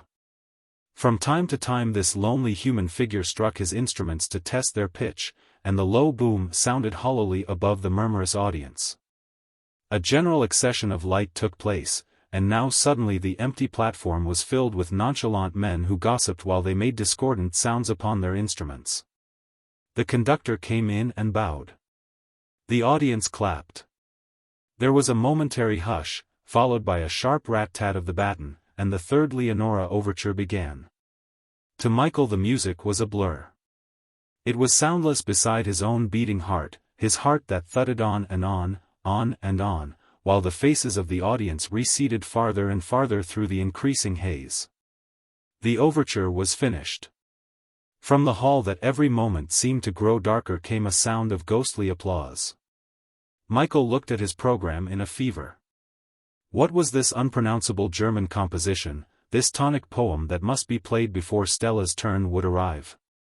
It seemed to go on forever in a most barbaric and amorphous din. With carabantic crashings, with brazen fanfares and stinging cymbals it flung itself against the audience, while the woodwind howled and the violins were harsh as cats. Michael brooded unreceptive. He had a sense of monstrous loneliness, he could think of nothing. The noise overpowered his beating heart, and he began to count absurdly, while he bit his nails or shivered in alternations of fire and snow. Then his program fluttered down onto the head of a bald violoncellist, and the ensuing shock of self-consciousness, that was mingled with a violent desire to laugh very loudly, restored him to his normal calm. The tonic poem shrieked and tore itself to death. The world became very quiet. There was a gradual flap of rising applause, and it was Stella who, tall and white, was being handed across the platform. It was Stella who was sitting white and rigid at the black piano that suddenly seemed to have shrunk into a puny insignificance. It was Stella whose fingers were causing those rills of melody to flow. She paused, while the orchestra took up their part, and then again the rills began to flow, gently, fiercely, madly, sadly, wildly. Now she seemed to contend against the mighty odds of innumerable rival instruments, now her own frail instrument seemed to flag, now she was gaining strength.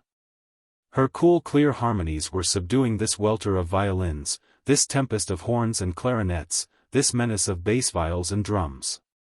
The audience was extinguished like a candle. The orchestra seemed inspired by the angry forces of nature herself. The bows of the violins whitened and flickered like willows in a storm, and yet amid this almost intolerable movement Stella sat still as a figure of eternal stone. A faint smile curved more sharply her lips, the black bows in her hair trembled against her white dress, her wonderful hands went galloping away to right and left of her straight back. Plangent as music itself, serene as sculpture, with smiling lips magically crimson, adorably human, she finished her first concerto. And while she bowed to the audience and to the orchestra and the great shaggy conductor, Michael saw ridiculous teardrops bedewing his sleeve, not because he had been moved by the music, but because he was unable to shake by the hand every single person in King's Hall who was now applauding his sister. It was not until Beethoven's somber knock at the opening of the Fifth Symphony that Michael began to dream upon the deeps of great music. That his thoughts liberated from anxiety went straying into time. Stella, when for a little while he had reveled in her success, was forgotten, and the people in this hall, listening, began to move him with their unimaginable variety. Near him were lovers who in this symphony were fast imparadized, their hands were interlaced, visibly they swayed nearer to each other on the waves of melody. Old men were near him, solitary old men listening, old men who at the summons of these ringing notes were traversing their past that otherwise might have stayed forever unvoyageable. Michael sometimes craved for Lily's company, wished that he could clasp her to him and swoon away upon these blinding chords. But she was banished from this world of music, she who had betrayed the beauty of love. There was something more noble in this music than the memory of a slim and lovely girl and of her flower-soft kisses. The world itself surely seemed to travel the faster for this urgent symphony. Michael was spinning face to face with the spinning stars. And then some thread of simple melody would bring him back to the green world and the little memories of his boyhood. Now more than ever did it seem worth while to live on earth. He recognized, as if suddenly he had come down from incredible heights, familiar faces in the audience. He saw his mother with Mrs. Ross beside her, two figures that amid all this intoxication of speeding life must forever mourn. Now while the flood of music was sounding in his ears, he wished that he could fly down through this dim hall, and tell them, as they sat there in black with memories beside them, how well he loved them, how much he honored them, how eagerly he demanded from them pride in himself. After the first emotions of the mighty music had worn themselves out, Michael's imagination began to wander rapidly. At one point the bassoons became very active, and he was somehow reminded of Mr. Nietzsche. He was puzzled for a while to account for this association of an old form master with the noise of bassoons. For he heard the loud bassoon. Out of the past came the vision of old Nietzsche wagging the tail of his gown as he strode backward and forwards over the floor of the shell classroom. The wedding guest here beat his breast, for he heard the loud bassoon. Out of the past came the shrill sound of boys ruining the Ancient Mariner, and Michael heard again the outraged apostrophes of Mr. Nietzsche. He began to create from his fancy of Mr. Nietzsche a grotesque symbol of public school education. Certainly he was the only master who had taught him anything. Yet he had probably tried less earnestly to teach than any other masters. Why did this image of Mr. Nietzsche materialize whenever his thoughts went back to school? Years had passed since he had enjoyed the shell. He had never talked intimately to Nietzsche. Indeed, he had scarcely held any communication with him since he left his form. The influence of Nietzsche must have depended on a personality that demanded from his pupils a stoic bearing, a sense of humor, a capacity for inquisitiveness, an idea of continuity. He could not remember that any of these qualities had been appreciated by himself until he had entered the shell. Michael regretted very deeply that on the day before he left school he had not thanked Nietzsche for his existence. How nebulous already most of his other masters seemed. Only Nietzsche stood out clear-cut as the intalliation of a sardonyx. Meditation upon Nietzsche took Michael off to Thackeray. He had been reading Pendennis lately, and the book had given him much the same sensation of finality as his old form master, and as Michael thought of Thackeray. He began to speculate upon the difference between Michael Fane and the 14th Earl of Saxby. Yet he was rather glad that, after all, he was not the 14th Earl of Saxby. It would be interesting to see how his theories of good breeding were carried out by himself as a nobody with old blood in his veins. He would like to test the common talk that rank was an accident, that old families, old faiths, old education, old customs, old manners, old thoughts, old books were all so much moonshine. Michael wondered whether it were so, whether indeed all men if born with equal chances would not display equal qualities. He did not believe it, he hated the doctrine. Yet people in all their variety called to him still, and as he surveyed the audience he was aware from time to time of a great longing to involve himself in the web of humanity. He was glad that he had not removed himself from the world like Chatter. Chatter. He must go down to Clear and see how Chatter was getting on as a monk. He had not even thought of Chatter for a year. But after all, Oxford had a monastic intention, and Michael believed that from Oxford he would gain as much austerity of attitude as Chatter would acquire from the rule of Saint Benedict. And when he left Oxford, he would explore humanity. He would travel through the world and through the underworld and apply always his standard of what? What was his standard? A classic permanence, a classic simplicity and inevitableness? The symphony stopped. He must hurry out and congratulate Stella. What a possession she was, what an excitement her career would be. How he would love to control her extravagance, and even as he controlled it, how he would admire it. And his mother had talked of taking a house in Chelsea.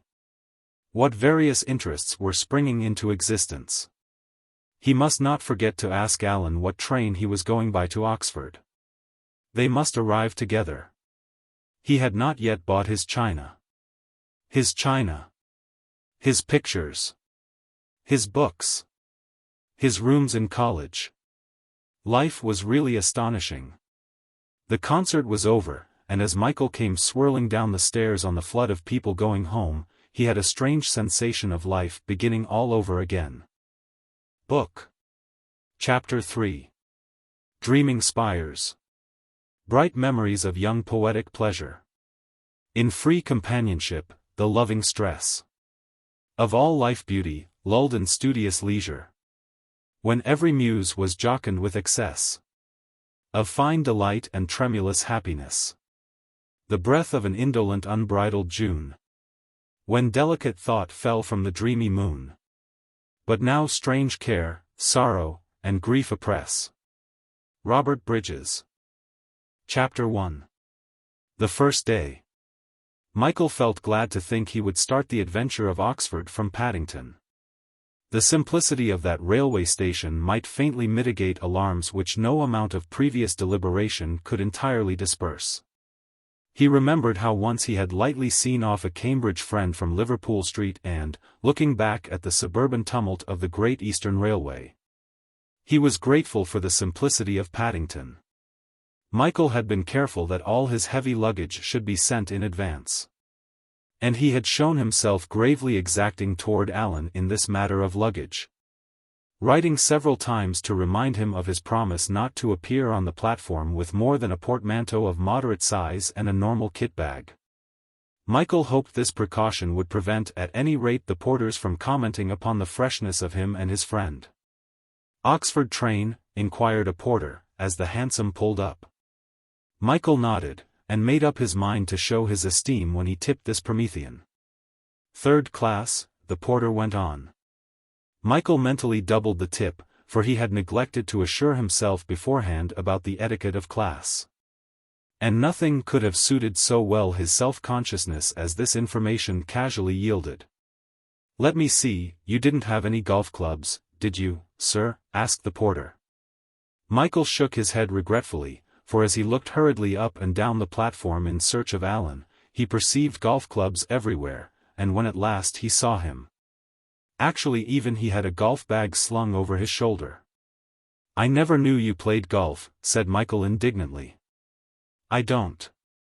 These are the governor's." "He's given up playing," Alan explained. "Are you going to play?" Michael pursued. He was feeling rather envious of the appearance of these veteran implements. "I may have a shot," Alan admitted. "You might have told me you were going to bring them," Michael grumbled. "My dear old ass, I never knew I was, until the governor wonged them into my lap just as I was starting." Michael turned aside and bought a number of papers, far too many for the short journey. Indeed, all the way they lay on the rack unregarded, while the train crossed and recrossed the Silver Thames. At first he was often conscious of the other undergraduates in the compartment, who seemed to be eyeing him with a puzzled contempt. But very soon, when he perceived that this manner of looking at one's neighbor was general, he became reconciled to the attitude and ascribed it to a habit of mind rather than to the expression of any individual distaste. Then suddenly, as Michael was gazing out of the window, the pearly sky broke into spires and pinnacles and domes and towers. He caught his breath for one bewitched moment, before he busied himself with the luggage on the rack. On the platform Michael and Alan decided to part company, as neither of them felt sure enough whether St. Mary's or Christ Church were nearer to the station to risk a joint hansom. "Shall I come and see you this afternoon?" Michael rashly offered. "Oh, rather," Alan agreed, and they turned away from one another to secure their cabs. All the time that Michael was driving to St. Mary's, he was regretting he had not urged Alan to visit him first. A growing sensation of shy dread was making him vow that once safe in his own rooms at St. Mary's nothing should drag him forth again that day. What on earth would he say when he arrived at the college? Would he have to announce himself? How would he find his rooms?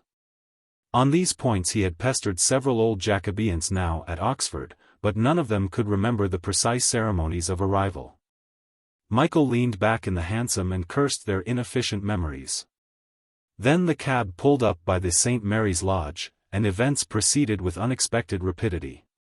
A cheerful man with red hair and a round face welcomed his luggage. The cabman was paid the double of his correct fare, and to Michael's relief drove off instantly. From a sort of glass case that filled half the interior of the lodge somebody very much like a family butler inquired richly who Michael was. "Mr. C.M.S. Fane," rolled out the unctuous man. Michael nodded. "Is there another Fane?" he asked curiously. "No, sir," said the head porter, and the negative came out with the sound of a drawn cork. "No, sir, but I wished to hesitine if I had your initials down correct in my list. Mr. C.M.S. Fane," he went on, looking at a piece of paper. "St. Cuthbert's. 4. 2 pair right. Your servant is Porcher. Your luggage has arrived, and perhaps you'll settle with me presently. Henry will show you to your rooms. Henry. St. Cuthbert's. 4. 2 pair right." The red-headed underporter picked up Michael's bag, and Michael was preparing to follow him at once, when the unctuous man held up a warning hand. Then he turned to look into a large square pigeonhole labeled Porcher. "These letters are for you, sir," he explained pompously. Michael took them, and in a dream followed Henry under a great Gothic gateway, and along a gravel path. In a doorway numbered 4, Henry stopped and shouted, "Porche!" From an echoing vault came a cry in answer, and the scout appeared. "One of your gentlemen arrived," said Henry. "Mr. Fane." Then he touched his cap and retired. "Any more luggage in the lodge, sir?" Porche asked. "Not much," said Michael apologetically. "There's a nice lot of stuff in your rooms," Porche informed him. "Come in yesterday morning, it did." They were mounting the stone stairway, and on each of the floors Michael was made mechanically aware by a printed notice above a water tap that no slops must be emptied there. This prohibition stuck in his mind somehow as the first ascetic demand of the university. "These are your rooms, sir, and when you want me, you'll shout, of course. I'm just unpacking Mr. Lonsdale's wine." Michael was conscious of pale October sunlight upon the heaped-up packing cases. He was conscious of the unnatural brilliancy of the fire in the sunlight. He was conscious that life at Oxford was conducted with much finer amenities than life at school. Simultaneously he was aware of a loneliness. Yet as he once more turned to survey his room, it was a fleeting loneliness which quickly perished in the satisfaction of a privacy that hitherto he had never possessed. He turned into the bedroom, and looked out across the quad, across the rectangle of vivid green grass, across the warden's garden with its faint gaiety of autumnal flowers and tufted grey walls. And beyond to where the elms of the deer park were massed against the thin sky and the deer moved in leisurely files about the spare sunlight. It did not take Michael long to arrange his clothes, and then the problem of undoing the packing cases presented itself. A hammer would be necessary, and a chisel. He must shout for Porche. Shouting in the tremulous peace of this October morning would inevitably attract more attention to himself than would be pleasant. And he postponed the summons in favor of an examination of his letters. One after another he opened them, and every one was the advertisement of a tailor or hairdresser or tobacconist. The tailors were the most insistent. They even went so far as to announce that representatives would call upon him at his pleasure. Michael made up his mind to order his cap and gown after lunch. Lunch. How should he obtain lunch? Where should he obtain lunch? When should he obtain lunch? Obviously there must be some precise manner of obtaining lunch, some ritual consecrated by generations of St. Mary's men. The loneliness came back triumphant, and plunged him dejectedly down into a surprisingly deep wicker chair. The fire crackled in the silence, and the problem of lunch remained insoluble. The need for Porche's advice became more desperate. Other freshmen before him must have depended upon their scout's experience. He began to practice calling Porche in accents so low that they acquired a tender and reproachful significance. Michael braced himself for the performance after these choked and muffled rehearsals, and went boldly out onto the stone landing.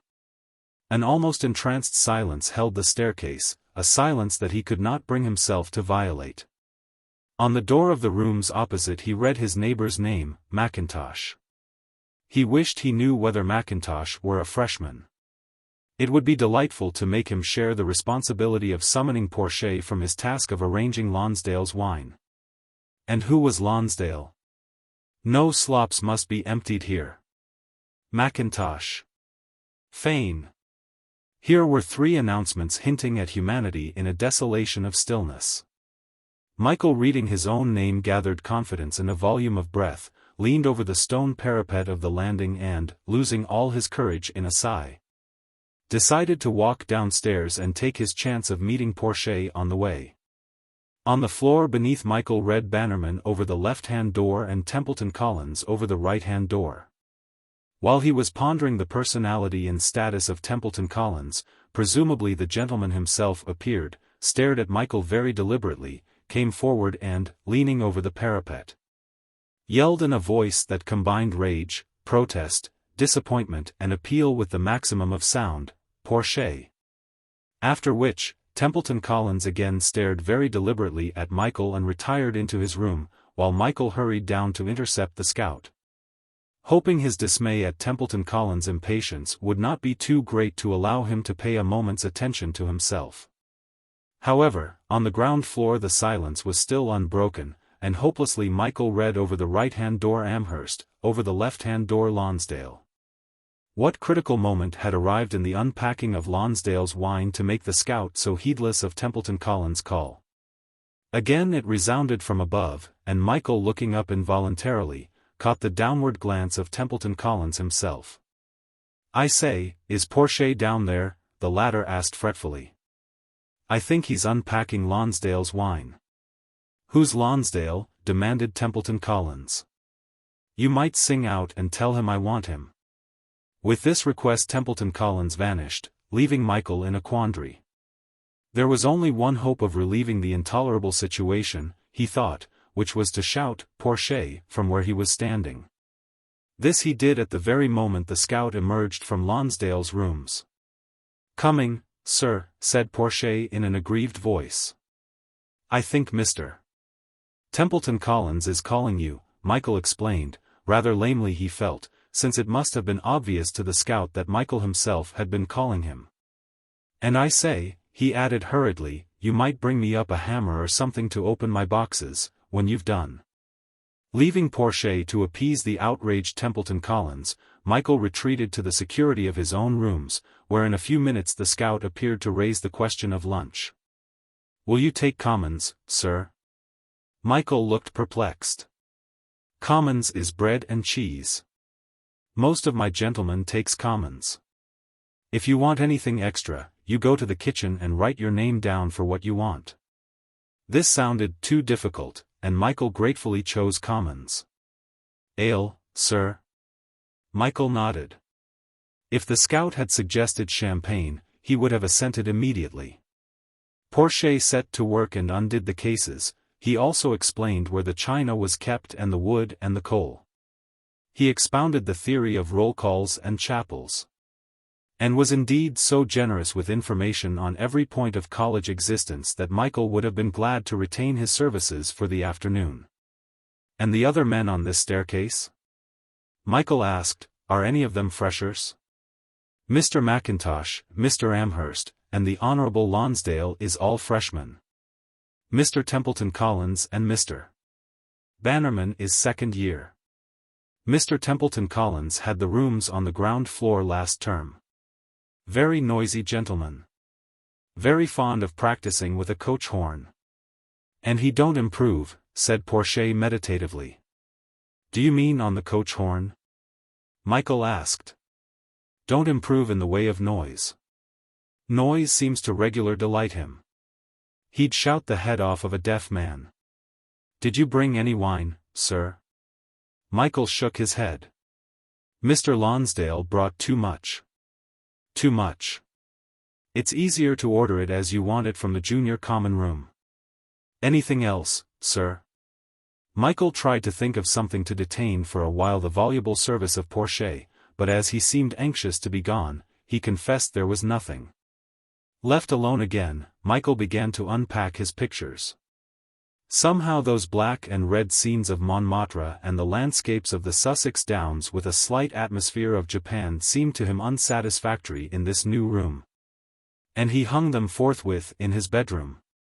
For his sitting room he resolved to buy certain pictures that for a long time he had coveted, Mona Lisa and Primavera and Rembrandt's Knight in Armor and Mantegna's St. George. Those other relics of faded and jejune aspirations would label him too definitely. People would see them hanging on his walls and consider him a decadent. Michael did not wish to be labeled in his first term. Oxford promised too much of intellectual romance and adventure for him to set out upon his odyssey with the stepping stones of dead tastes hung round his neck. Oxford should be approached with a stainless curiosity. Already he felt that she would only yield her secret in return for absolute surrender. This the grave city demanded. After his pictures Michael unpacked his books. The deep shelves set in the wall beside the fireplace looked alluring in their emptiness, but when he had set out in line all the books he possessed, they seemed a scanty and undistinguished crowd. The pirated American edition of Swinburne alone carried itself with an air. The Shelley and the Keats were really editions better suited to the glass and gloom of a seaside lodging. The schoolbooks looked like trippers usurping the Gothic grandeur of these shelves. Moreover, the space was eked out with tattered paper editions that with too much room at their disposal collapsed with an appearance of ill-favored intoxication. Michael examined his possessions in critical discontent. They seemed to symbolize the unpleasant crudity of youth. In the familiar surroundings of childhood they had seemed on the contrary to testify to his maturity. Now at Oxford he felt most abominably young again, yet he was able to console himself with the thought that youth would be no handicap among his peers. He took down the scenes of Montmartre even from the walls of his bedroom and pushed them ignominiously out of sight under the bed. Michael abandoned the contemplation of his possessions, and looked out of his sitting-room window at the High. There was something salutary in the jangle of the trams, in the vision of ordinary people moving unconsciously about the academic magnificence of Oxford. An undergraduate with gown wrapped carelessly round his neck flashed past on a bicycle, and Michael was discouraged by the sense of his diabolic ease. The luxury of his own rooms, the conviction of his new independence, the excitement of an undiscovered life all departed from him. And he was left with nothing but a loneliness more bitter even than when at Randall House he had first encountered school. Portia came in presently with lunch, and the commons of bread and cheese with the ale foaming in a silver tankard added the final touch to Michael's depression. He thought that nothing in the world could express the spirit of loneliness so perfectly as a sparse lunch laid for one on a large table. He wandered away from its melancholy invitation into the bedroom and looked sadly down into the quad. In every doorway stood knots of senior men talking, continually came new arrivals to hail familiarly their friends after the vacation, scouts hurried to and fro with trays of food, from window to window gossip. Greetings, appointments were merrily shouted. Michael watched this scene of intimate movement played against the background of elms and grey walls. The golden fume of the October weather transcended somehow all impermanence, and he felt with a sudden springing of imagination that so had this scene been played before. That so forever would it be played for generations to come. Yet for him as yet outside the picture remained, fortunately less eternal, that solitary lunch. He ate it hurriedly and as soon as he had finished set out to find Alan at Christ Church. Freedom came back with the elation of walking up the High, and in the Christ Church lodge Michael was able to ask without a blush for Alan's rooms. The great space of Tom Quad by absorbing his self-consciousness allowed him to feel himself an unit of the small and decorative population that enhanced the architecture there. The scattered groups of friends whose voices became part of the very air itself like the wings of the pigeons and the perpetual tapping of footsteps. The two dons treading in slow confabulation that wide flagged terrace, even himself were here forever.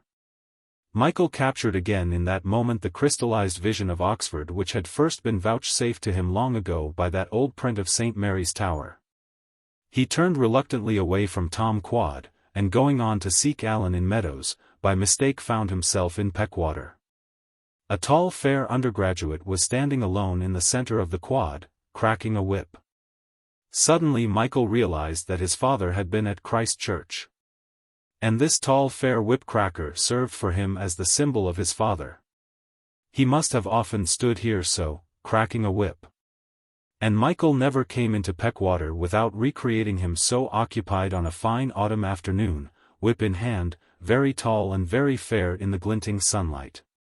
Dreams faded out, when Michael ran up the staircase to Alan's rooms. But he was full-charged again with all that suppressed intellectual excitement which he had counted upon finding in Oxford. But which he had failed to find until the wide tranquillity of Tom Quad had given him, as it were, the benediction of the university. "Hello, Alan," he cried. "How are you getting on? I say, why do they stick Mr. in front of your name over the door? At St. Mary's we drop the Mr. or any other sort of title. Aren't you unpacked yet? You are a slacker. Look here, I want you to come out with me at once. I've got to get some more picture wire and a gown and a picture of Mona Lisa. Mona, how much? Said Alan. La Gioconda, you ass. Sorry, my mistake, said Alan. And I saw some rattling bookshops as I came up the high, Michael went on. What did you have for lunch? I had bread and cheese, commons we call it at St. Mary's. I say, I think I'm glad I don't have to wear a scholar's gown. I'm an exhibitioner, said Alan. Well, it's the same thing. I like a commoner's gown best. Where did you get that tea caddy? I don't believe I've got one. Pretty good view from your window. Mine looks out on the high. Look here, asked Alan very solemnly, where shall I hang this picture my mater gave me? He displayed in a green frame The Soul's Awakening. Do you like it? Michael asked gloomily. I prefer these Grouse by Thorburn that the governor gave me, but I like them both in a way, Alan admitted.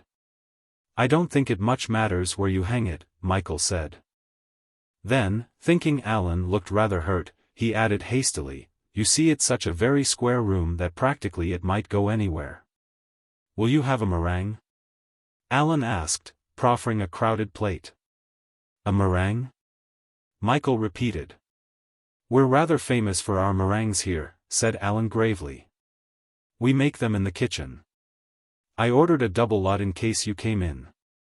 You seem to have found out a good deal about Christ Church already, Michael observed. The house, Alan corrected. We call it, in fact everybody calls it the house. Michael was inclined to resent this arrogation by a college not his own of a distinct and slightly affected piece of nomenclature. And he wished he possessed enough knowledge of his own peculiar college customs to counter Alan's display. Well, hurry up and come out of the house, he urged. You can't stay here unpacking all the afternoon. Why do you want to start buying things straight away?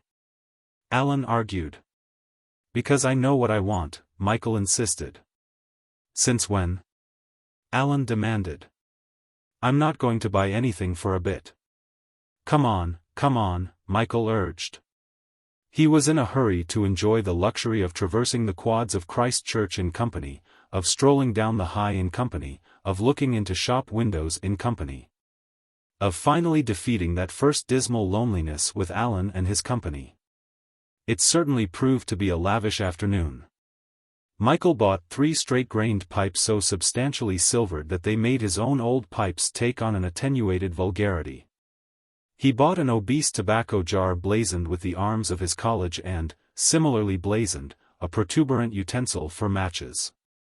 He bought numerous ounces of those prodigally displayed mixtures of tobacco, every one of which was vouched for by the vendor as in its own way the perfect blend. He bought his cap and his gown and was measured by the tailor for a coat of Harris tweed such as everybody seemed to wear.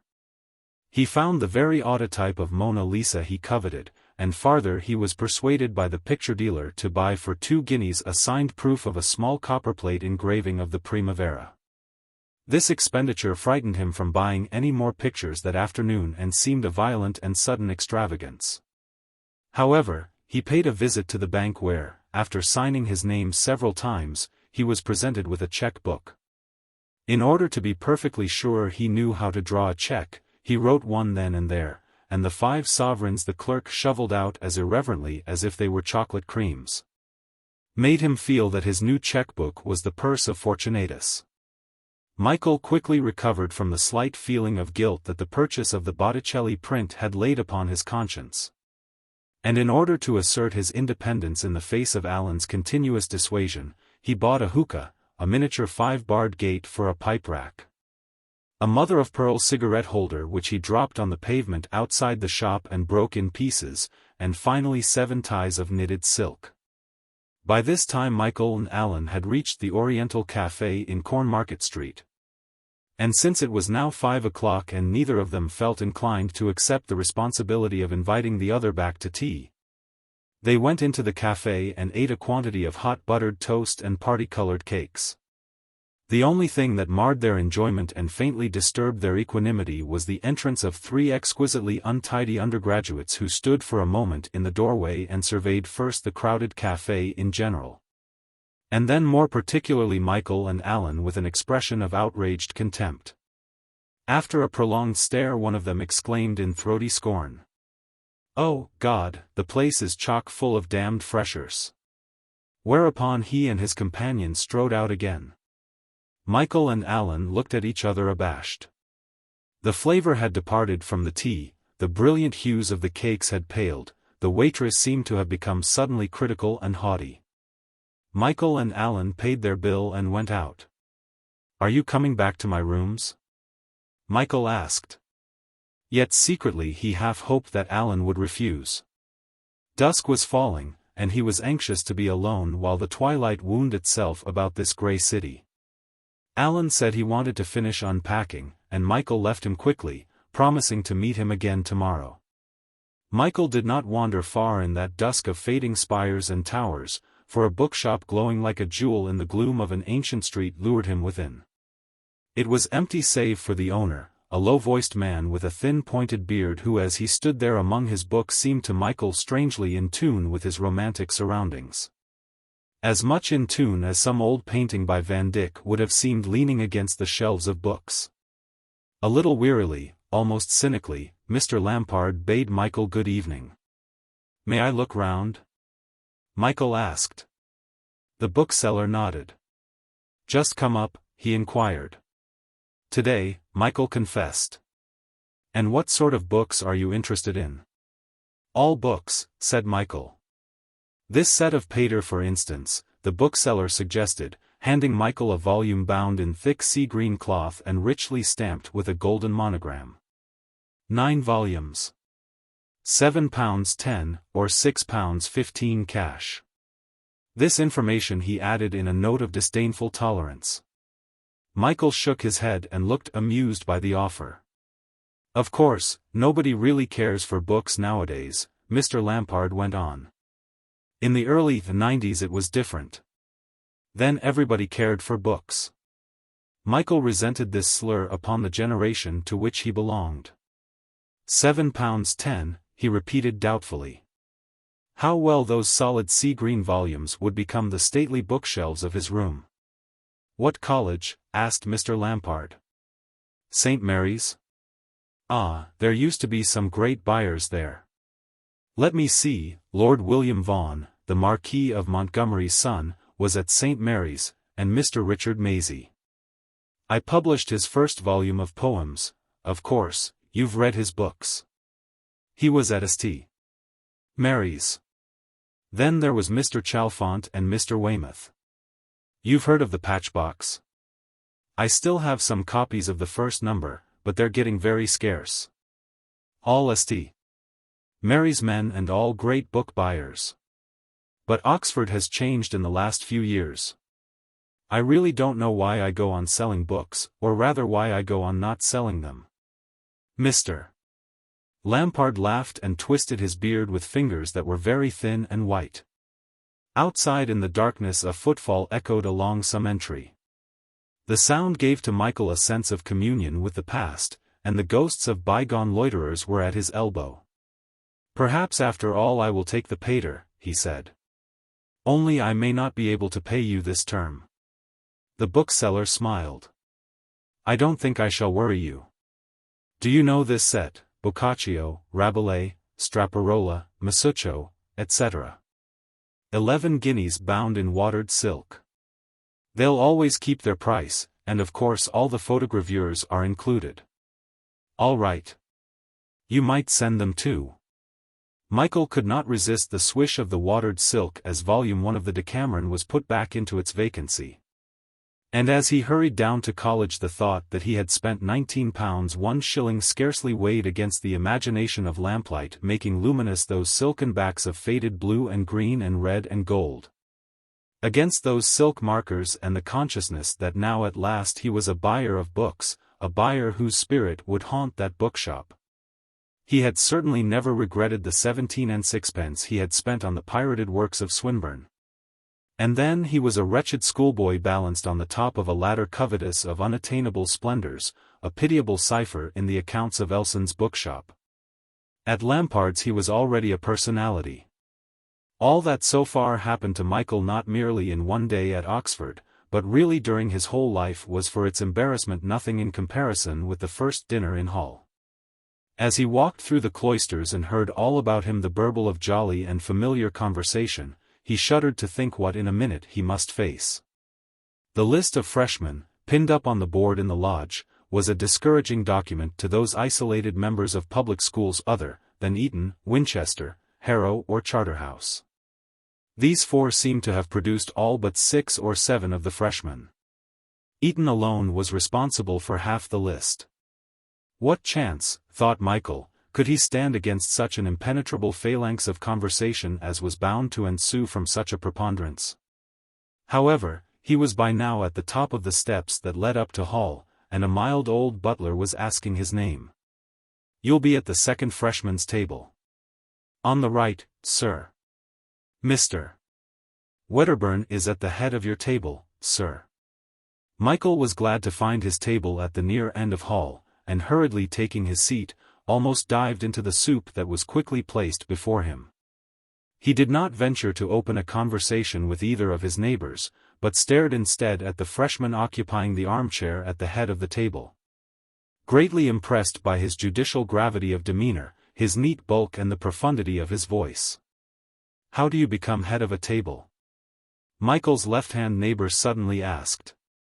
Michael said he really did not know. "Because what I'm wondering," the left-hand neighbor continued, "is why they've made that ass Wedderburn head of our table." "Why, is he an ass?" Michael inquired. "Frightful ass," continued the left-hand neighbor, whom Michael perceived to be a small round-faced youth, very fair and very pink. "Perfectly harmless, of course." "Are you an Harrovian?" Michael shook his head. "I thought you were a cousin of my mother," said the left-hand neighbor. Michael looked astonished. "His name's Mackintosh." "What's your name?" Michael told him. "My name's Lonsdale." "I think we're on the same staircase, so's Mackintosh. It's a pity he's an Harrovian, but I promised my mother I'd look him up." Then, after surveying the table, Lonsdale went on in a confidential undertone. "I don't mind telling you that the Etonians up here are a pretty poor lot. There are 2 chaps from my house who are not so bad, in fact rather good eggs, but the rest. Well, look at that ass Wedderburn. He's typical." "I think he looks rather a good sort," said Michael. "My dear chap, he was absolutely barred. Tudor used to like him, but really, well, I don't mind telling you, he's really an aesthete." With this shocked condemnation, Lonsdale turned to his other neighbor and said in his jerky and somewhat mincing voice that was perfectly audible to Michael. "I say, Tommy. This man on my right isn't half bad. I don't know where he comes from, his name's Fane. He's from St. James. Where on earth's that?" "London." "Why, I thought it was a kind of charity school," said Lonsdale. Then he turned to Michael again. "I say, are you really from St. James?" Michael replied coldly that he was. "I say, come and have coffee with me after Hull. 1 or 2 OE.S are coming in, but you won't mind?"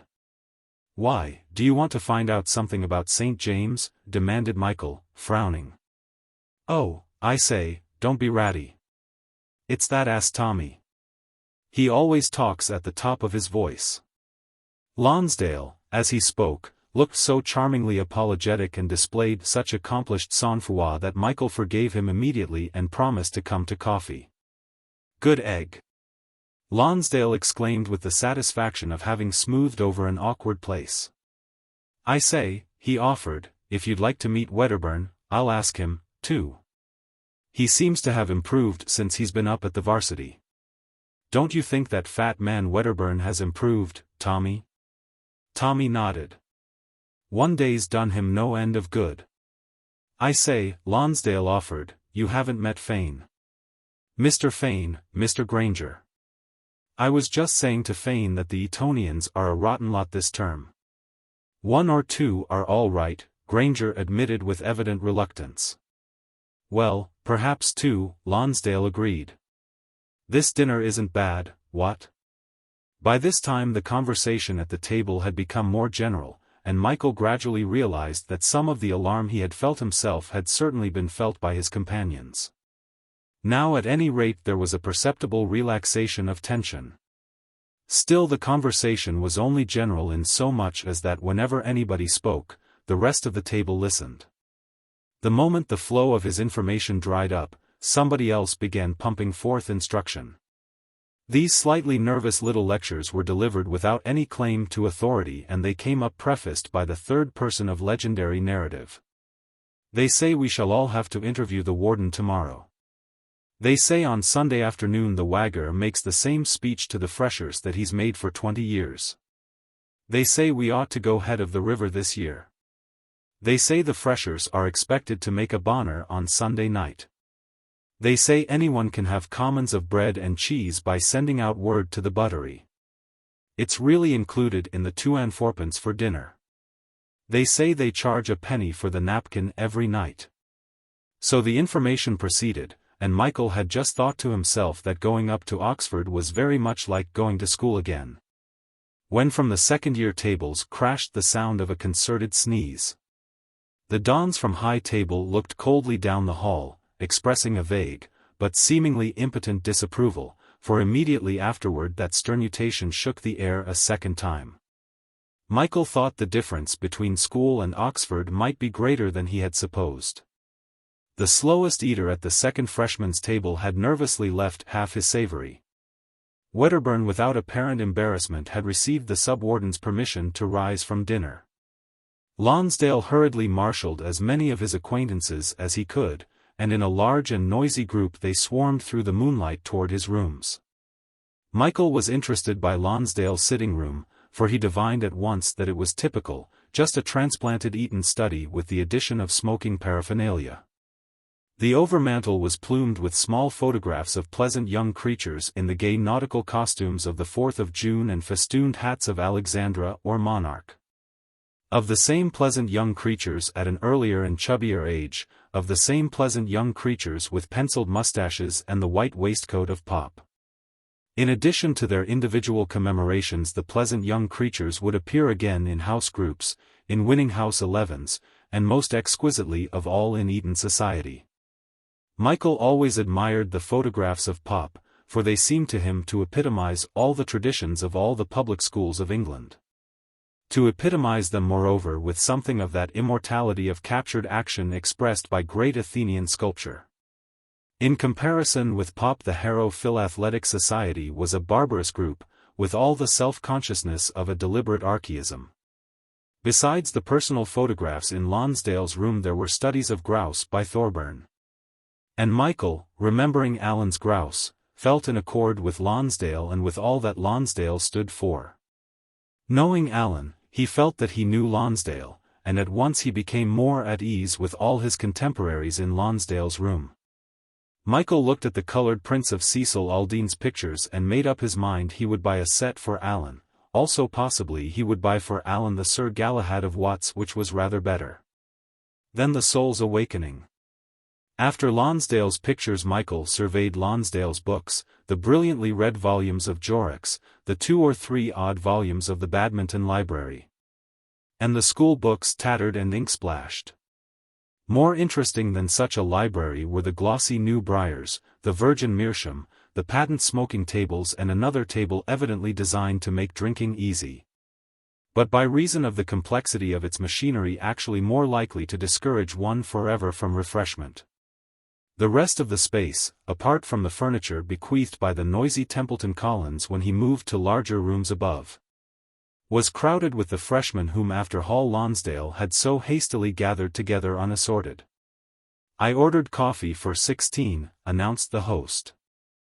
"I thought it would be quicker than making it in a new machine that my sister gave me. It just makes enough for 3, and the only time I tried, it took about an hour to do that. Who'll drink port?" Michael thought the scout's prophecies about the superfluity of Lonsdale's wine were rather premature, for it seemed that everybody intended to drink port. "I believe this is supposed to be rather good port," said Lonsdale. "It is jolly good," several connoisseurs echoed. I don't know much about it myself. But my governor's supposed to be rather a judge. He said, this is wasted on you and your friends, but I haven't got any bad wine to give you. Here everybody held up their glasses against the light, took another sip and murmured their approval.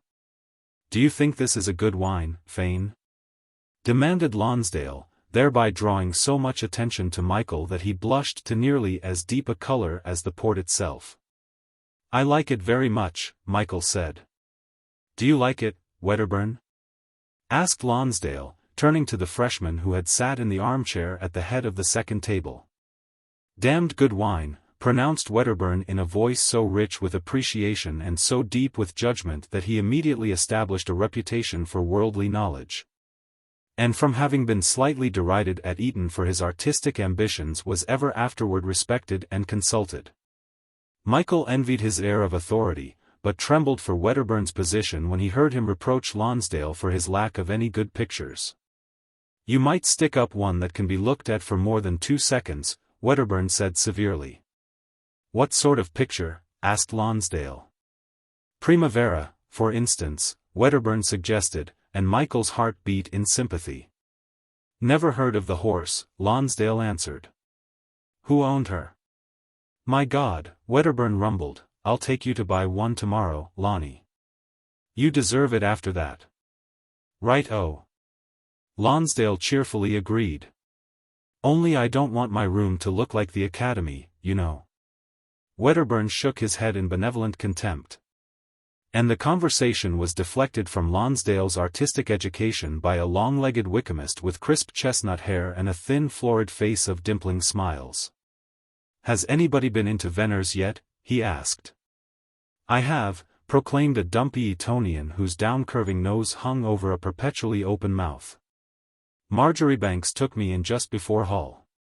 But he advised me not to go in by myself yet a while. The second-year men don't like it, agreed the long-legged Wykamist with a wise air. They say one can begin to go in occasionally in one's third term. What is Venner's? Michael asked. Don't you know? Sniffed the dumpy Etonian who had already managed to proclaim his friendship with Marjoribanks, the president of the junior common room. And therefore presumably had the right to open his mouth a little wider than usual at Michael. I'm not quite sure myself, said Lonsdale quickly. I vote that Cuff explains. I'm not going to explain, Cuff protested, and for some minutes his mouth was tightly closed. Isn't it just a sort of special part of the JCR, suggested the smiling Wykamist, who seemed to wish to make it pleasant for everybody, so long as he himself would not have to admit ignorance. Old Venables himself is a ripper. They say he's been steward of the JCR for 50 years. 32 years, corrected Wedderburn in his voice of most reverberant certitude. Venner's is practically a club. You aren't elected, but somehow you know just when you can go in without being stared at. There's nothing in Oxford like that little office of Venner's. It's practically made St. Mary's what it is. All the freshmen, sipping their port and lolling back in their new gowns, looked very reverent and very conscious of the honor and glory of St. Mary's which they themselves hoped soon to affirm more publicly than they could at present. Upon their meditations sounded very loud the blast of a coach horn from above. That's Templeton Collins, said Michael. Who's he? Several demanded. He's the man who used to live in these rooms last year, said Lonsdale lightly, as if that were the most satisfactory description for these freshmen. As indeed for all its youthful heartlessness it was. Let's all yell and tell him to shut up that infernal row, suggested Wedderburn sternly. Already from sitting in an armchair at the head of a table of freshmen he was acquiring an austere seniority of his own. To a second-year blood, whispered somebody in dread surprise. Why not take away the coach horn? Lonsdale added. However, this the freshmen were not prepared to do, although with unanimity they invited Templeton Collins to refrain from blowing it. Keep quiet, little boys, shouted Templeton Collins down the stairs. The 16 freshmen retreated well pleased with their audacity, and the long-legged Wykamist proclaimed delightedly that this was going to be a hot year. I vote we have a bonner. "Will you light it, Sinclair?" asked another Wykamist in a cynical drawl. "Why not?" Sinclair retorted. "Oh, I don't know. But you always used to be better at theory than practice." "How these Wykamists love one another," laughed an Etonian. This implied criticism welded the 4 Winchester men present in defiance of all England, and Michael was impressed by their haughty and bigoted confidence. "Sunday night is the proper time for a bonner," said Wedderburn. "After the first, after." "After?" queried another. "Oh, don't you know? Haven't you heard?" Several well-informed freshmen began, but Wedderburn with his accustomed gravity assumed the burden of instruction, and the others gave way. "Every Sunday after hall," he explained, "people go up to the JCR and take wine and dessert. Healths are drunk, and of course the second-year men try to make the freshers blind. Then everybody goes round to one of the large rooms in cloisters for the after common room. People sing and do various parlor tricks. The president of the JCR gives the first after of the term. The others are usually given by 3 or 4 men together. Whiskey and cigars and lemon squash. They usually last till nearly 12. Great sport. They're much better than private wines, better for everybody. That's why we have them on Sunday night," he concluded rather vaguely. The unwieldy bulk of 16 freshmen was beginning to break up into bridge fours. Friendships were already in visible elaboration. The first evening had wonderfully brought them together. Something deeper than the superficial amity of chance juxtaposition at the same table was now begetting tentative confidences that would ultimately ripen to intimacies. Etonians were discovering that all Harrovians were not the dark blue bedecked ruffians of lords nor the aggressive boors of Etonian tradition.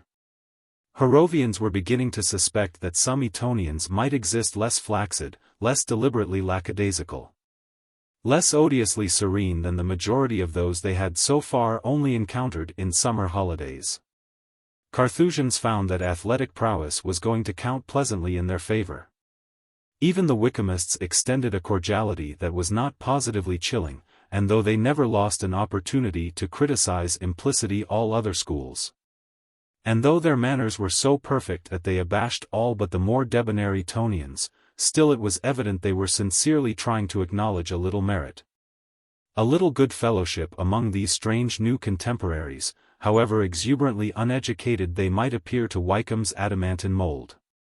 Michael did not thrust himself upon any of these miniature societies in the making, because the rather conscious efforts of diverse groups to put themselves into accord with one another made him shy and restless.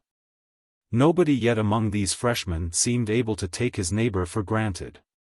And Michael fancied that himself as the product of a day school appeared to these cloistered catechumens as surprising and disconcerting and vaguely improper as a ballet girl or a French count. At the same time he sympathized with their bewilderment and gave them credit for their attempt not to let him think he confused their social outlook. But the obviously sustained attempt depressed him with a sense of fatigue. After all, his trousers were turned up at the bottom and the last button of his waistcoat was undone.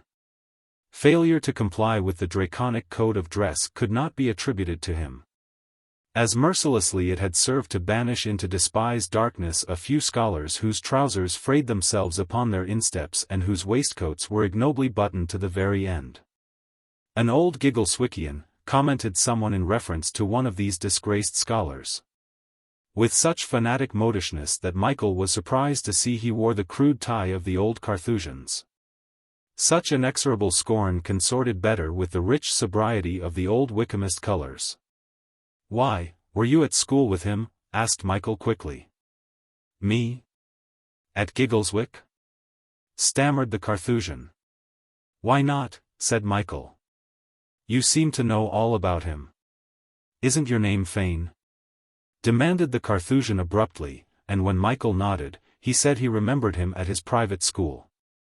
"That'll help me along a bit, I expect," Michael prophesied. "We were in the same form at Randall's." "My name's Avery." "I remember you," said Michael coldly. And he thought to himself how little Avery's once stinging wit seemed to matter now. Really, he thought Avery was almost attractive with his fresh complexion and deep blue eyes and girlish sensitive mouth, and when he rose to go out of Lonsdale's room, he was not sorry that Avery rose too and walked out with him into the quad. "I say," Avery began impulsively. "Did I make an ass of myself just now? I mean, do you think people were sick with me? What for? I mean, did I sound snobbish?" Avery pursued. "Not more than anybody else," Michael assured him. And as he watched Avery's expression of petulant self-reproach, he wondered how it was possible that once it mattered whether Avery knew he had a governess and wore combinations instead of pants and vest. "I say, aren't you rather keen on pictures? I heard you talking to Wedderburn. Do come up to my room sometime. I'm in Cloisters. Are you going out? You'll have to buck up. It's after 9. They had reached the lodge, and Michael, nodding good night, was ushered out by the porter. As he reached the corner of Long Wall, Tom boomed his final warning, and over the last echoing reverberation sounded here and there the lisp of footsteps in the moonlight. Michael wandered on in meditation. From lighted windows in the high came a noise of laughter and voices that seemed to make more grave and more perdurable the spires and towers of Oxford, deepening somehow the solemnity of the black entries and the empty silver spaces before them. Michael pondered the freshman's chatter and apprehended dimly how this magical sublunary city would convert all that effusion of naive intolerance to her own renown. He stood still for a moment, wrapped in an ecstasy of submission to this austere beneficence of stone that sheltered even him, the worshipper of one day, with the power of an immortal pride. He wandered on and on through the liquid moonshine, gratefully conscious of his shadow that showed him in his cap and gown, not so conspicuous an intruder as he had seemed to himself that morning. So for an hour he wandered in a tranced revelry of aspirations, until at last breathlessly he turned into the tall glooms of New College Street and Queen's Lane. Whereas he walked he touched the cold stones, forgetting the world. In the high he saw his own college washed with silver, and the tower tremulous in the moonlight, fine-spun and frail as a lily. It was pleasant to nod to one or two people standing in the lodge. It was pleasant to turn confidently under the gateway of St. Cuthbert's Quad. It was pleasant to be greeted by his own name at the entrance of his staircase. It was the greatest contentment he had ever known to see the glowing of his fire, and slowly to untie under the red-shaded light the fat parcels of his newly bought books. Outside in the high a tram rumbled slowly past. The clock struck 10 from St. Mary's Tower. The wicker chair creaked comfortably. The watered silk of the rich bindings swished luxuriously. This was how Boccaccio should be read. Michael's mind was filled with the imagination of that gay company, secluded from the fever, telling their gay stories in the sunlight of their garden.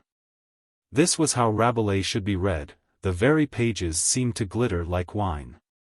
Midnight chimed from St. Mary's Tower. One by one the new books went gloriously to their Gothic shelves. The red lamp was extinguished. Michael's bedroom was scented with the breath of the October night. It was too cold to read more than a few sentences of pater about some splendid bygone Florentine. Out snapped the electric light, the room was full of moonshine, so full that the water in the bathtub was gleaming. Chapter 2. The first week. The first 2 or 3 days were busy with interviews, initiations, addresses, and all the academic panoply which Oxford brings into action against her neophytes. First of all, the senior tutor, Mr. Ardle, had to be visited. He was a deaf and hostile little man whose side whiskers and twitching eyelid and manner of exaggerated respect toward undergraduates combined to give the impression that he regarded them as objectionable discords in an otherwise justly modulated existence. Michael in his turn went up the stairs to Mr. Ardle's room, knocked at the door and passed in at the Don's bidding to where he sat sighing amid heaps of papers and statistical sheets. The glacial air of the room was somehow increased by the photographs of Swiss mountains that crowded the walls. "Mr.?" queried the senior tutor. "Oh, yes, Mr. Fane. St. James. Your tutor will be the dean, please sit down," the dean, Mr. Ambrose. What school are you proposing to read? History, I imagine, said Michael. History, he repeated, as Mr. Ardle blinked at him. Yes, said the senior tutor in accents of patient boredom. But we have to consider the immediate future. I suggest honor moderations and literary humaniores. I explained to you that I wanted to read history, said Michael, echoing himself involuntarily the Don's tone of patient boredom. I have you down as coming from St. James, snapped the senior tutor. A school reputed to send out good classical scholars, I believe. I'm not a scholar, Michael interrupted. And I don't intend to take honor mods. That will be for the college to decide. Supposing the college decided I was to read Chinese? Michael inquired. There is no need for impertinence. Well, for the present I have put you down for the lectures on pass moderations. You will attend my lectures on Cicero, Mr. Chetton on the Apologia, Mr. Carter on Logic, and Mr. Vereker for Latin prose. The weekly essay set by the warden for freshmen you will read to your tutor Mr. Ambrose.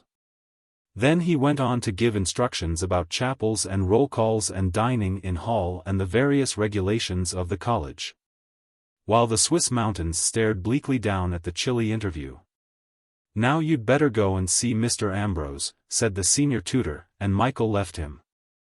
On the staircase he passed Lonsdale going up. What's he like? Asked Lonsdale. Pretty dull, said Michael. Does he keep you long? Michael shook his head. Good work, said Lonsdale cheerfully. Because I've just bought a dog.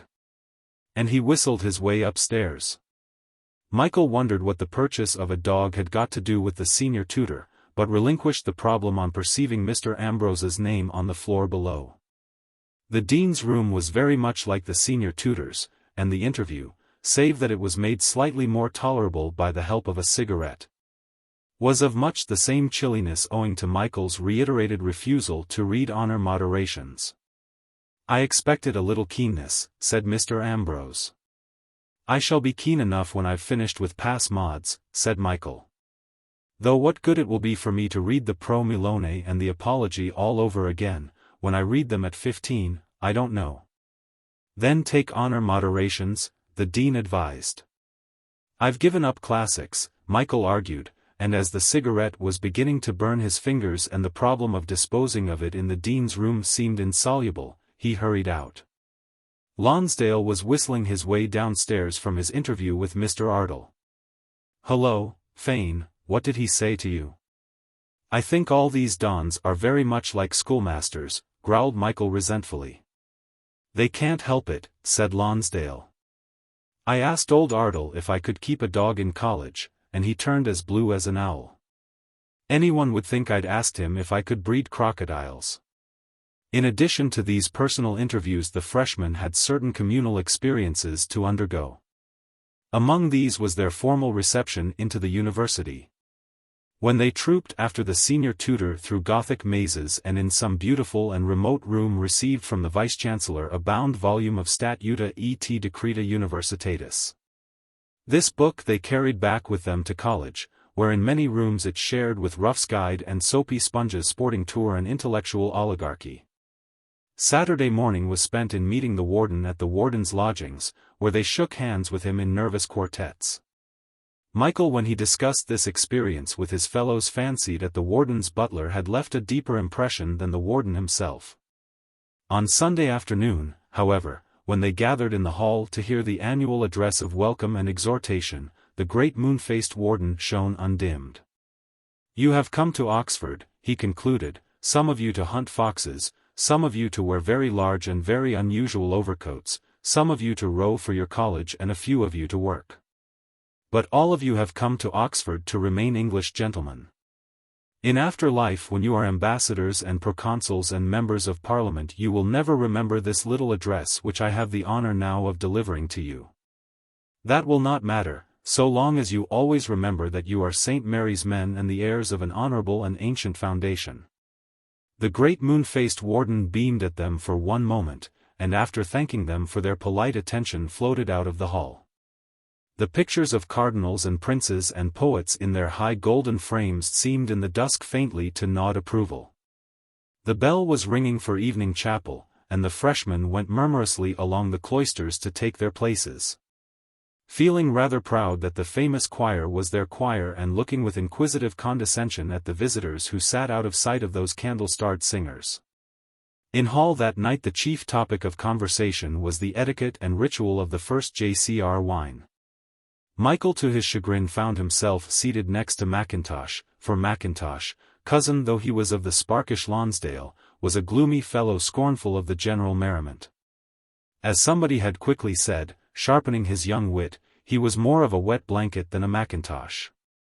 "I suppose you're coming to the JCR?" Michael asked. "Why should I? Why should I waste my time trying to keep sober for the amusement of all these fools?" "I expect it will be rather a rag," said Michael hopefully. But he found it tantalizing to hear farther down the table snatches of conversation that heard more completely would have enlightened him on several points he had not yet mastered in the ceremony of wine in the J.C.R. However, it was useless to speculate on such subjects in the company of the lugubrious Mackintosh. So they talked instead of Sando exercises and mountain climbing in Cumberland, neither of which topics interested Michael very greatly. Hall was rowdy that evening, and the dons looked petulantly down from high table. Annoyed to think that their distinguished visitors of Sunday evening should see so many pieces of bread flung by the second-year men. The moon-faced warden was deflected from his intellectual revolutions round a Swedish man of science, and sent the butler down to whisper a remonstrance to the head of one of the second-year tables.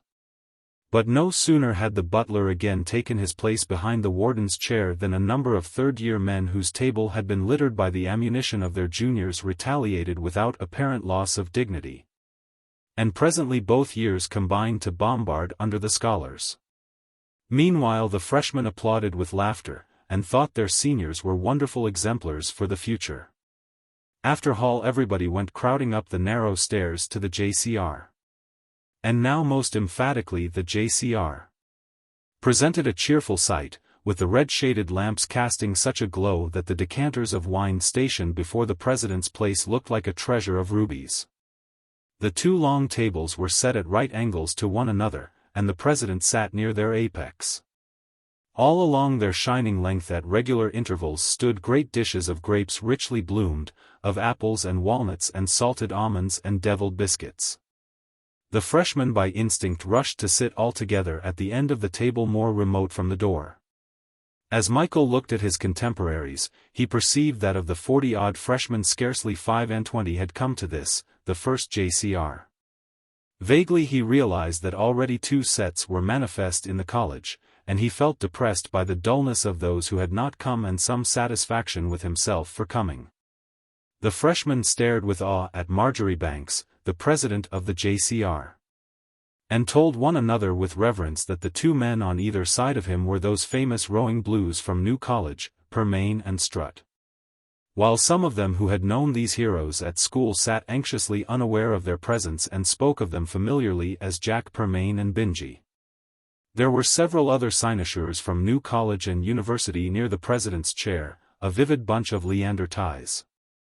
There were also one or two old St. Mary's men who had descended to haunt for a swift weekend the place of their renown, and these were pointed out by knowing freshmen as unconcernedly as possible.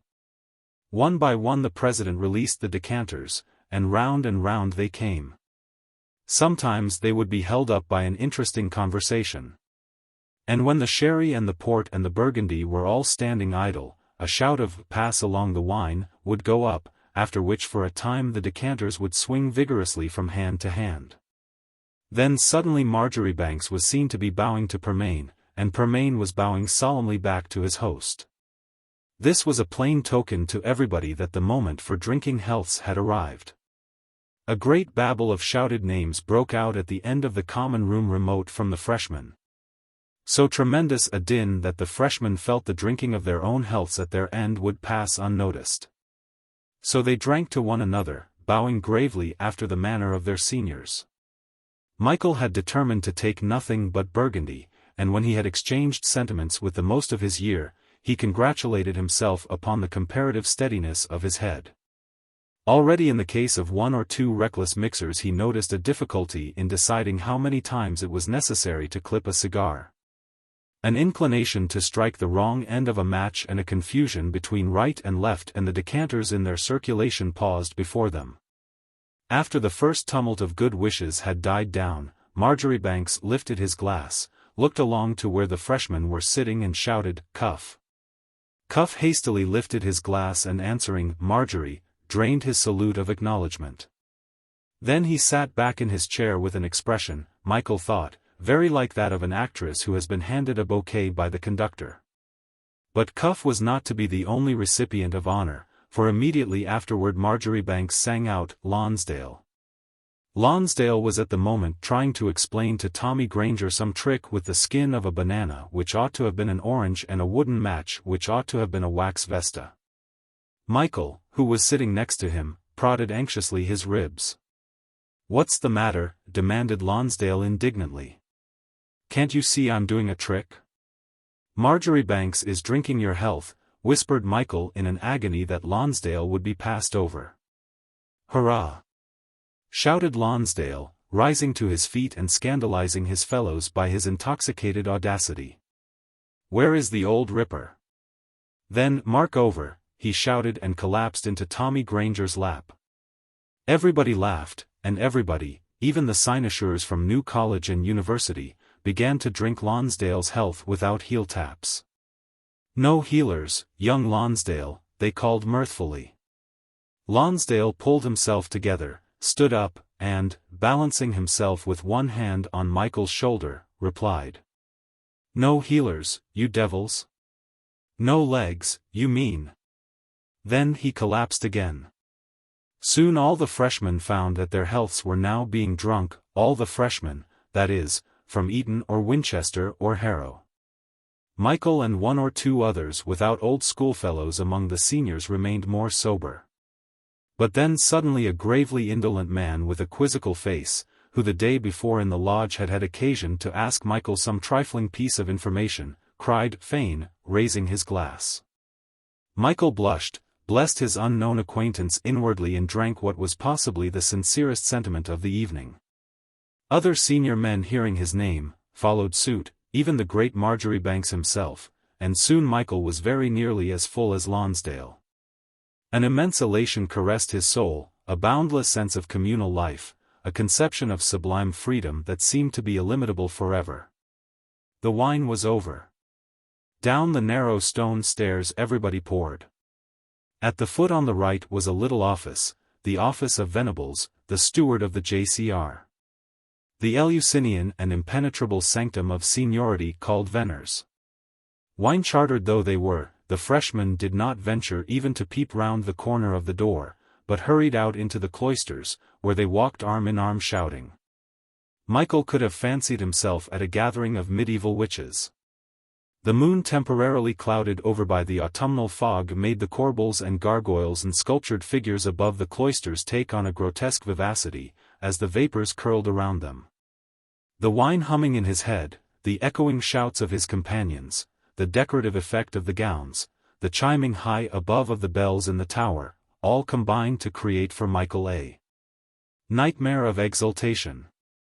He was aware of a tremendous zest in doing nothing. And there flowed over him a consciousness that this existence of shout and dance along these cloisters was really existence lived in a perpetual expression of the finest energy. The world seemed to be going round so much faster than usual that in order to keep up with this new pace, it was necessary for the individual like himself to walk faster, to talk faster, to think faster, and finally to raise to incoherent speed every coherent faculty. Another curious effect of the wine, for after all Michael admitted to himself that his mental exhilaration must be due to Burgundy, was the way in which he found himself at every moment walking beside a different person. He would scarcely have finished an excited acceptance of Wedderburn's offer to go tomorrow and look at some Dürer woodcuts. When he would suddenly find himself discussing sympathetically with Lonsdale the iniquity of the Dons in refusing to let him keep his new dog in one of the scouts' pigeonholes in the lodge. After all, Lonsdale pointed out earnestly, they're never really full, and the dog isn't large. Of course I don't expect to keep him in a pigeonhole when he's full grown, but he's a puppy. It's absurd, Michael agreed. That's the word I've been looking for, Lonsdale exclaimed. What was it again? Absurd. You see what I say is, when one scout's box is full, move the poor little beast into another.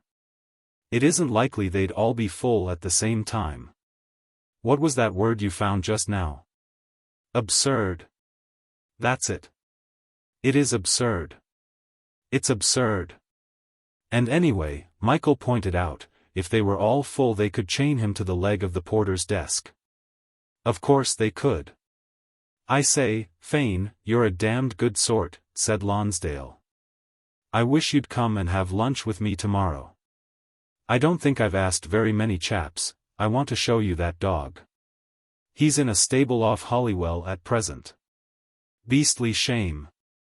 I'm not complaining, of course, but what I want to ask our Dons is how would they like to be bought by me and shut up in Holywell?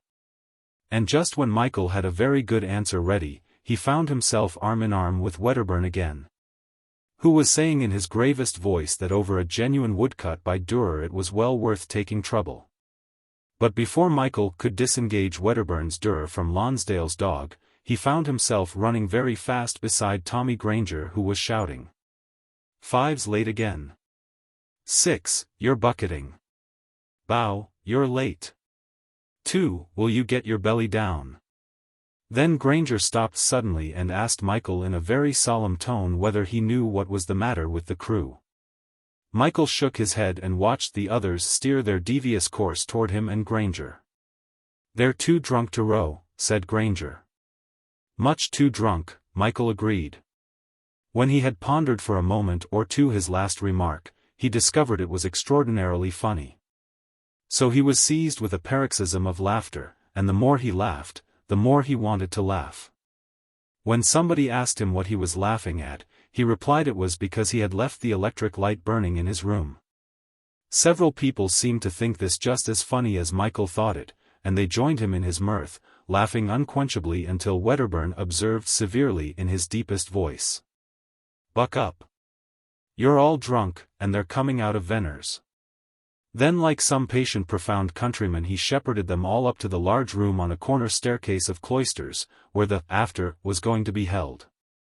The freshmen squeezed themselves together in a corner and were immensely entertained by the various performers, applauding with equal rapture a light comedian from Pembroke, a tenor from Corpus, a comic singer from Oriel and a mimic from professional London.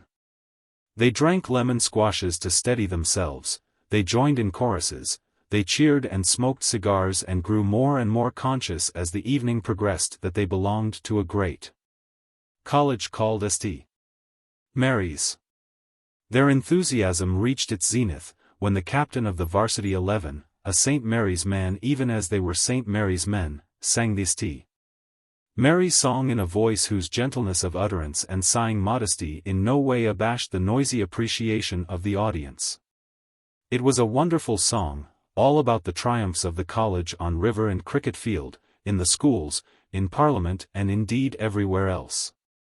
It had a fine rollicking chorus which was repeated twice after each verse. And as there were about 17 verses, by the time the song was half over the freshmen had learned the words and were able to sing the final chorus with a vigor which positively detonated against the windows and contrasted divertingly with the almost inaudible soloist. Last of all came Auld Lang Syne, when everybody stood up on chairs and joined hands, seniors, second-year men and freshmen. Auld Lang Syne ended with perhaps the noisiest moment of all because although Lonsdale had taken several lemon squashes to steady himself, he had not taken enough to keep his balance through the ultimate energetic repetition, when he collapsed headlong into a tray of siphons and glasses, dragging with him 2 other freshmen. But nobody seemed to have hurt himself, and downstairs they all rushed, shouting and hulloing, into the cool moonlight. The guests from New College and University and the out-of-college men hurried home, for it was close upon midnight. In the lodge the freshmen foregathered for a few minutes with the second-year men. And as they talked they knew that the moment was come when they must proclaim themselves free from the restrictions of school. And by the kindling of a bonfire prove that they were now truly grown up. Bundles of faggots were seized from the scouts' holes, in the angle of St. Cuthbert's quad where the complexion of the gravel was tanned by the numberless bonfires of past generations. The pile of wood grew taller and taller, 2 or 3 douches of paraffin made the mass readily inflammable, a match was set. And with a roar the bonfire began. From their windows second-year men, their faces lighted by the ascending blaze, looked down with pleasant patronage upon the traditional pastime of their juniors. The freshmen danced gleefully round the pyre of their boyhood, feeding it with faggots and sometimes daringly and ostentatiously with chairs. The heat became intense, the smoke surged upward, obscuring the bland aspectful moon. Slowly upon the group of lawbreakers fell a silence, as they stood bewitched by the beauty of their own handiwork. The riotous preparations and annunciatory yells had died away to an intimate murmur of conversation. From the lodge came Shadbolt the unctuous head porter to survey for a moment this mighty bonfire. Conscious of their undergraduate dignity the freshmen chaffed him, until he retired with muttered protests to summon the dean. "What will the dean do?" asked 1 or 2 less audacious ones as they faded into various doorways, ready to obliterate their presence as soon as authority should arrive upon the scene. "What does the dean matter?" cried others, flinging more faggots on to the fire until it crackled and spat and bellowed more fiercely than ever, lighting up with its wavy radiance the great elms beyond the warden's garden and the Palladian fragment of New Quad whence the dons like Georgian squires pondered their prosperity. Presently against the silvery space framed by the gateway of St.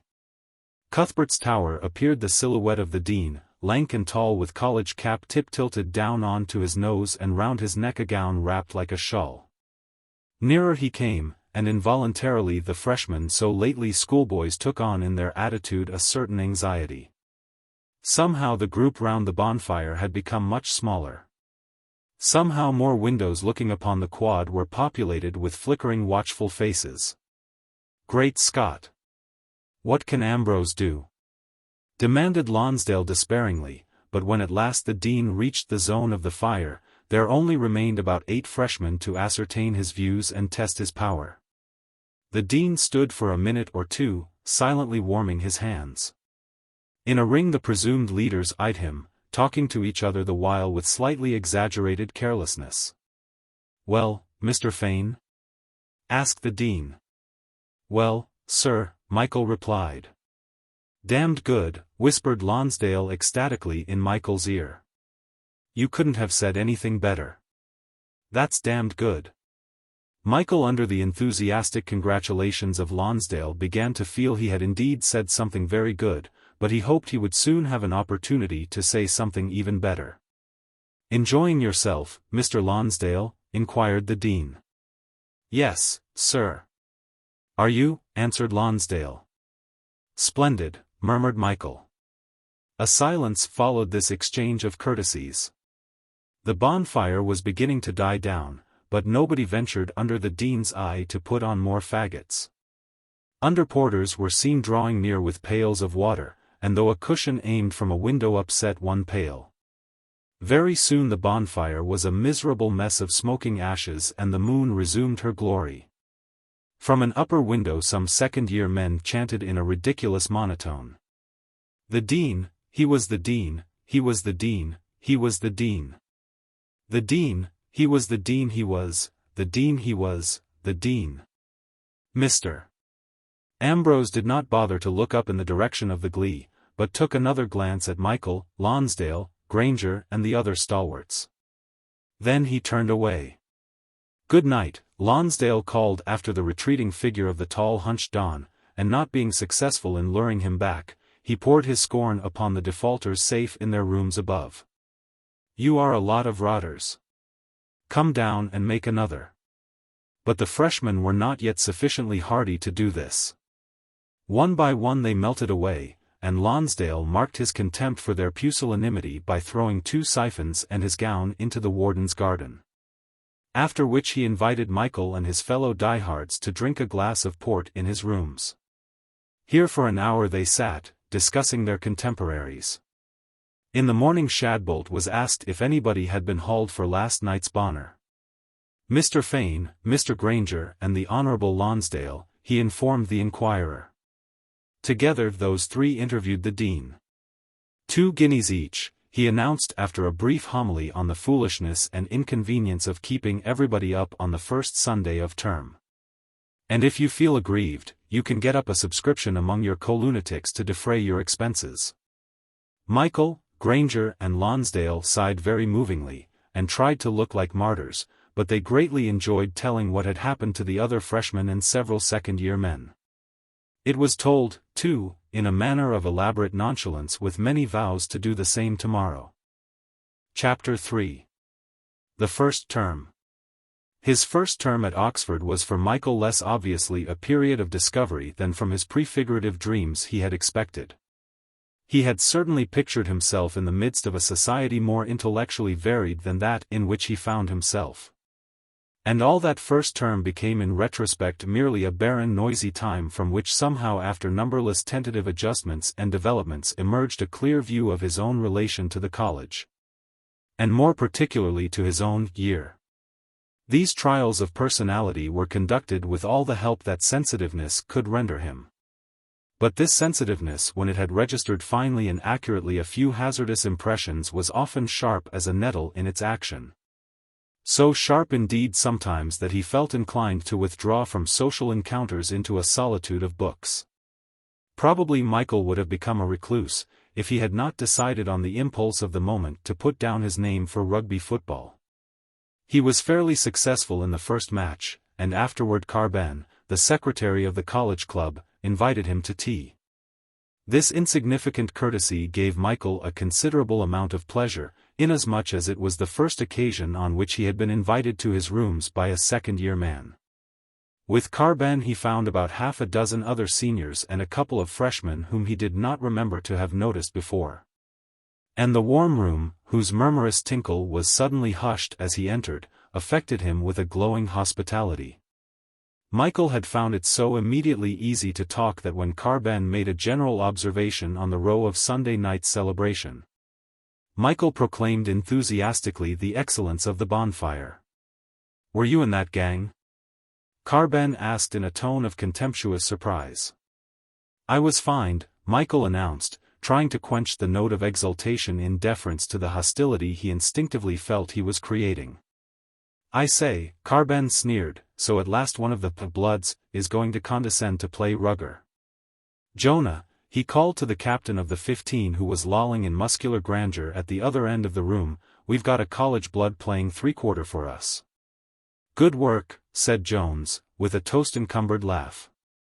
"Where is he?" Carbon pointed to Michael who blushed rather angrily. "No end of a blood," Carbon went on. "Lights bonfires and gets fined all in his first week." The 2 freshmen sniggered, and Michael made up his mind to consult Lonsdale about their doom. He was pensively damned if these 2 asses should laugh at him. There had already been talk of ragging 1 or 2 freshmen whose raw and mediocre bearing had offended the modish perceptions of the majority.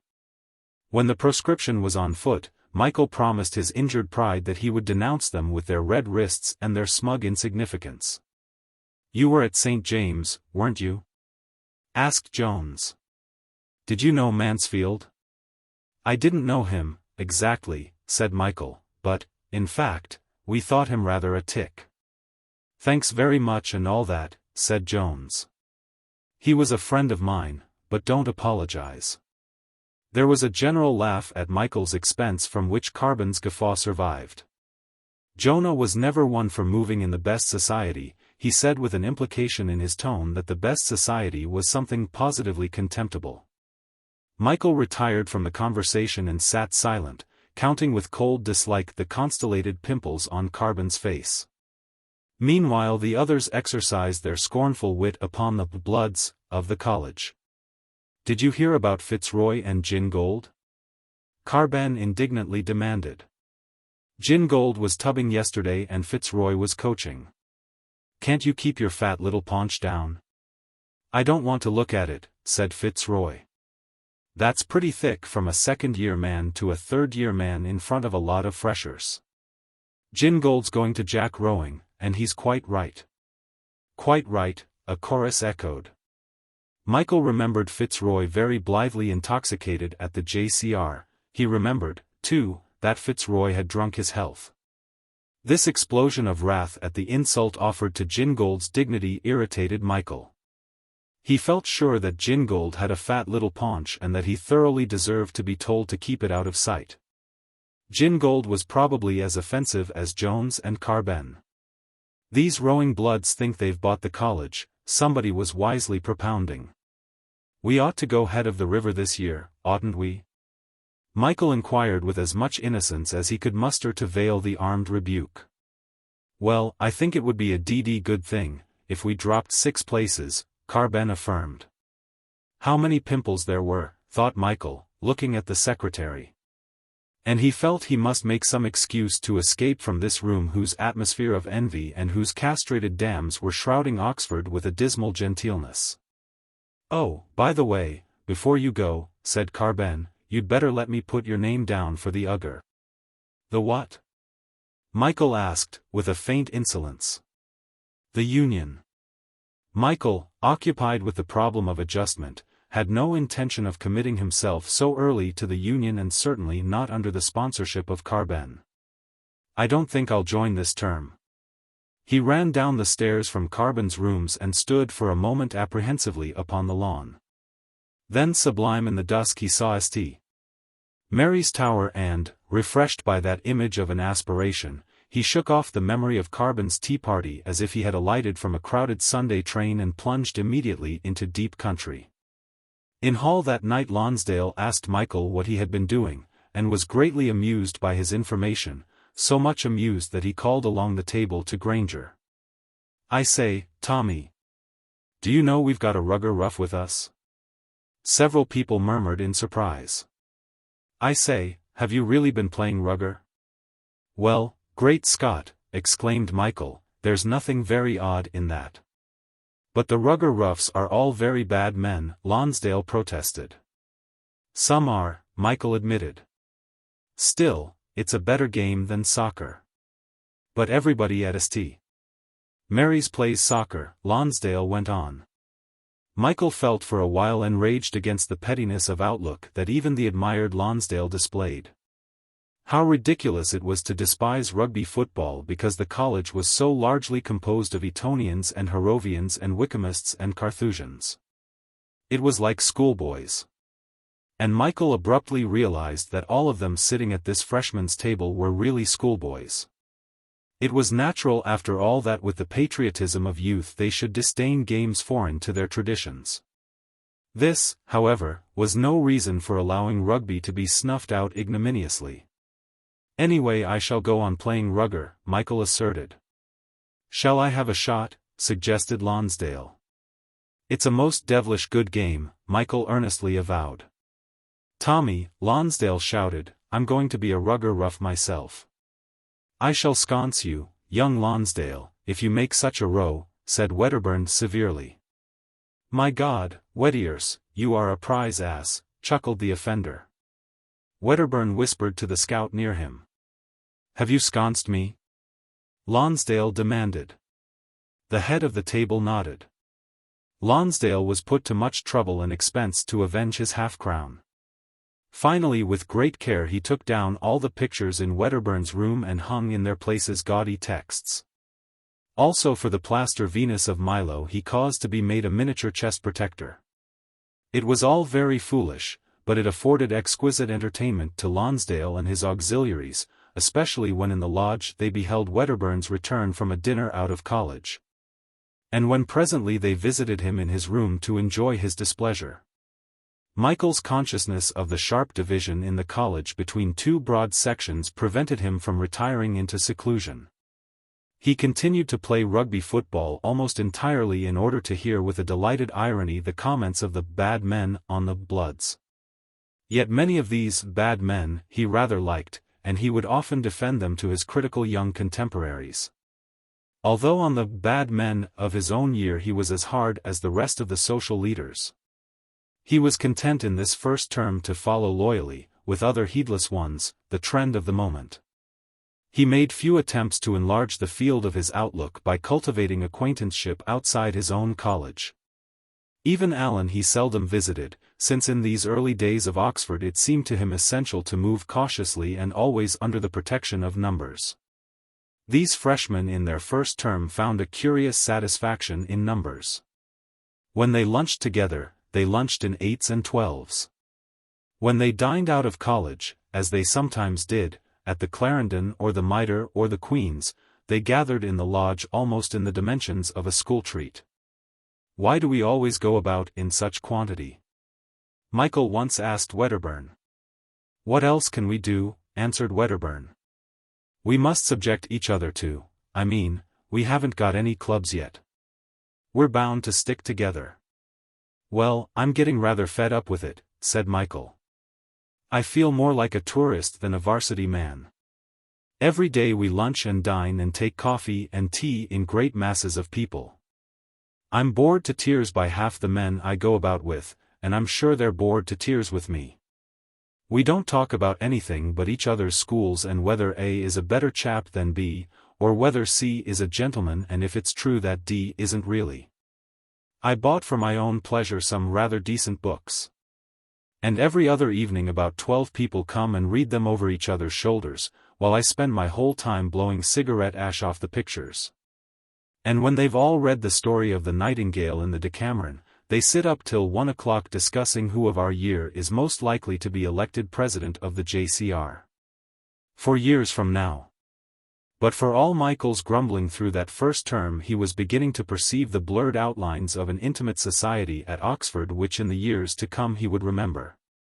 There was Wedderburn himself whose square-headed solidity of demeanor and episcopal voice masked a butterfly of a temperament that flitted from flower to flower of artistic experiment or danced attendance upon freshmen. The honey of whose future fame he seemed always able to probe. "I wonder if you really are the old snob you try to make yourself," said Michael.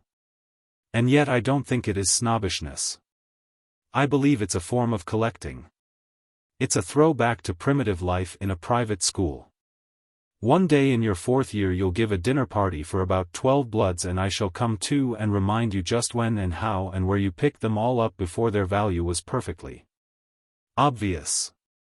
Partly of course it's due to being at Eton where you had nothing to do but observe social distinction in the making and talk about Burne-Jones to your tutor."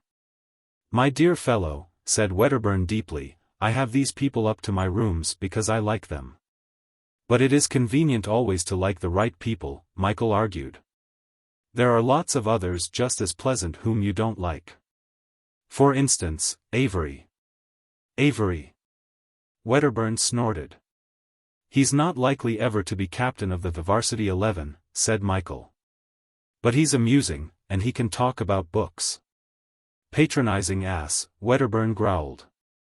"That's exactly what he isn't," Michael contradicted. "Damnable poseur," Wedderburn rumbled. "Oh, well, so are you," said Michael. He thought how willfully Wedderburn would persist in misjudging Avery. Yet himself had spent most delightful hours with him. To be sure, his sensitiveness made him sharp-tongued, and he dressed rather too well. But all the Carthusians at St. Mary's dressed rather too well and carried about with them the atmosphere of a weekend in a sporting country house owned by very rich people. This burbling prosperity would gradually trickle away, Michael thought, and he began to follow the course of Avery for years hence directed by Oxford to what? To some distinguished goal of art, but whether as writer or painter or sculptor he did not know, Avery was so very versatile. Michael mentally put him on one side to decorate a conspicuous portion of the ideal edifice he dreamed of creating from his Oxford society. There was Lonsdale. Lonsdale really possessed the serene perfection of a great work of art. Michael thought to himself that almost he could bear to attend forever Ardle's dusty lectures on Cicero in order that forever he might hear Lonsdale admit with earnest politeness that he had not found time to glance at the text the day before. That he was indeed sorry to cause Mr.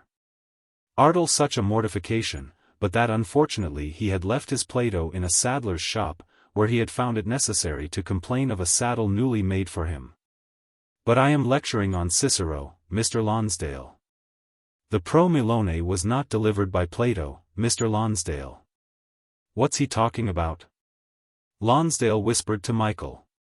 Nor was it delivered by Mr. Fane, added the senior tutor dryly. Lonsdale looked at first very much alarmed by this suggestion, then seeing by the lecturer's face that something was still wrong, he assumed a puzzled expression. And finally, in an attempt to relieve the situation, he laughed very heartily and said, "Oh, well, after all, it's very much the same." Then, as everybody else laughed very loudly, Lonsdale sat down and leaned back, pulling up his trousers in gentle self-congratulation. "Rum old buffer," he whispered presently to Michael. "His eye gets very glassy when he looks at me. Do you think I ought to ask him to lunch?" Michael thought that Avery, Wedderburn and Lonsdale might be considered to form the nucleus of the intimate ideal society which his imagination was leading him on to shape. And if that trio seemed not completely to represent the 40 freshmen of St. Mary's, there might be added to the list certain others for qualities of athletic renown that combined with charm of personality gave them the right to be set up in Michael's collection as types. There was Granger, last year's captain of the boats at Eton, who would certainly row for the varsity in the spring. Michael liked to sit in his rooms and watch his sprawling bulk and listen for an hour at a time to his naive theories of life. Granger seemed to shed rays of positive goodness, and Michael found that he exercised over this splendid piece of youth a fascination which to himself was surprising. "Great Scott, you are an odd chap," Granger once ejaculated. Why, you're a clever devil, aren't you, and you don't seem to do anything." "Have I talked a lot of rot?" "A good deal," Michael admitted. "At least, it would be rot if I talked it, but it would be ridiculous if you talked in any other way. You are a curious chap. I can't make you out." "Why should you?" asked Michael. "You were never sent into this world to puzzle out things. You were sent here to sprawl across it just as you're sprawling across that sofa. When you go down, you'll go into the Egyptian civil service and you'll sprawl across the Sahara in exactly the same way. I rather wish I were like you. It must be quite comfortable to sit down heavily and unconcernedly on a lot of people. I can't imagine a more delightful mattress, only I should feel them wriggling under me." "I suppose you're a radical." "They say you are," Granger lazily announced through puffed-out fumes of tobacco. "I suppose I might be," said Michael, "if I wanted to proclaim myself anything at all, but I'd much rather watch you sprawling effectively and proclaiming yourself a supporter of conservatism.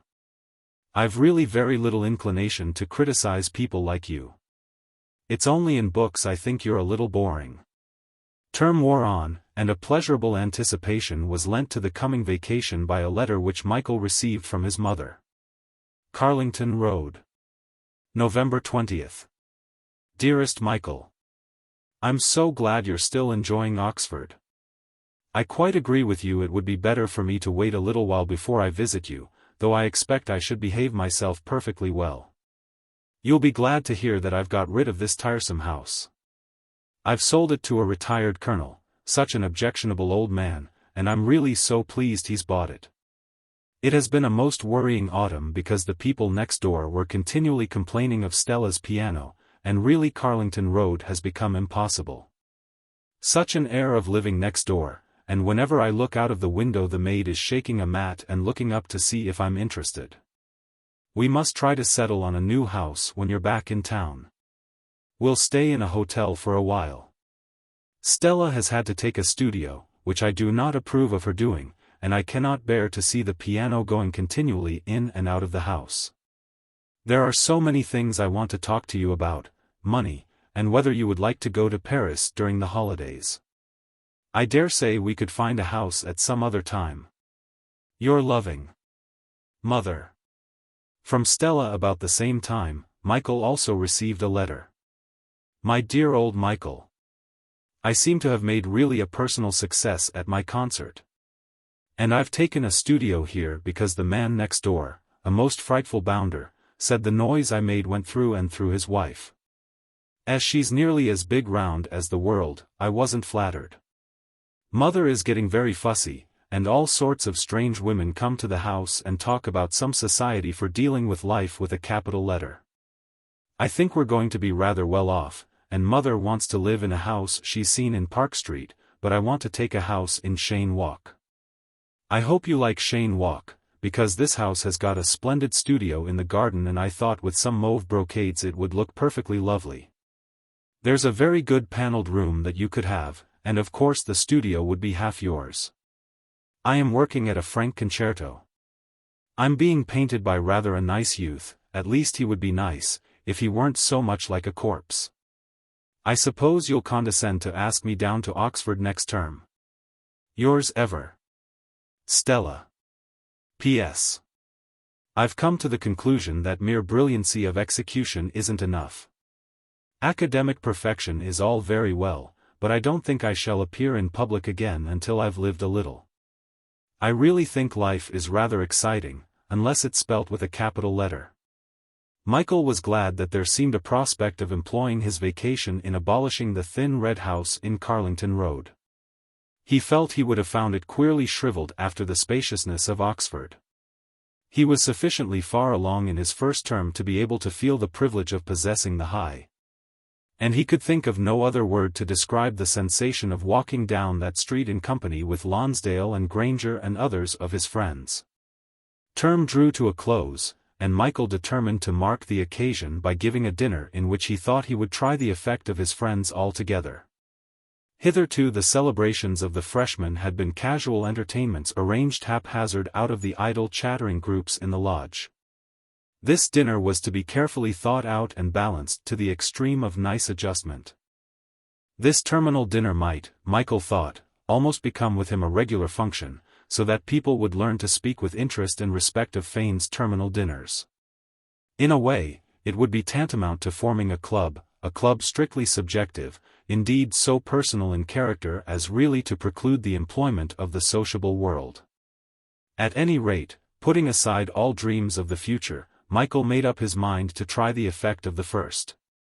It should be held in the Mitre, he decided, since that would give the company an opportunity of sailing homeward arm in arm along the whole length of the High.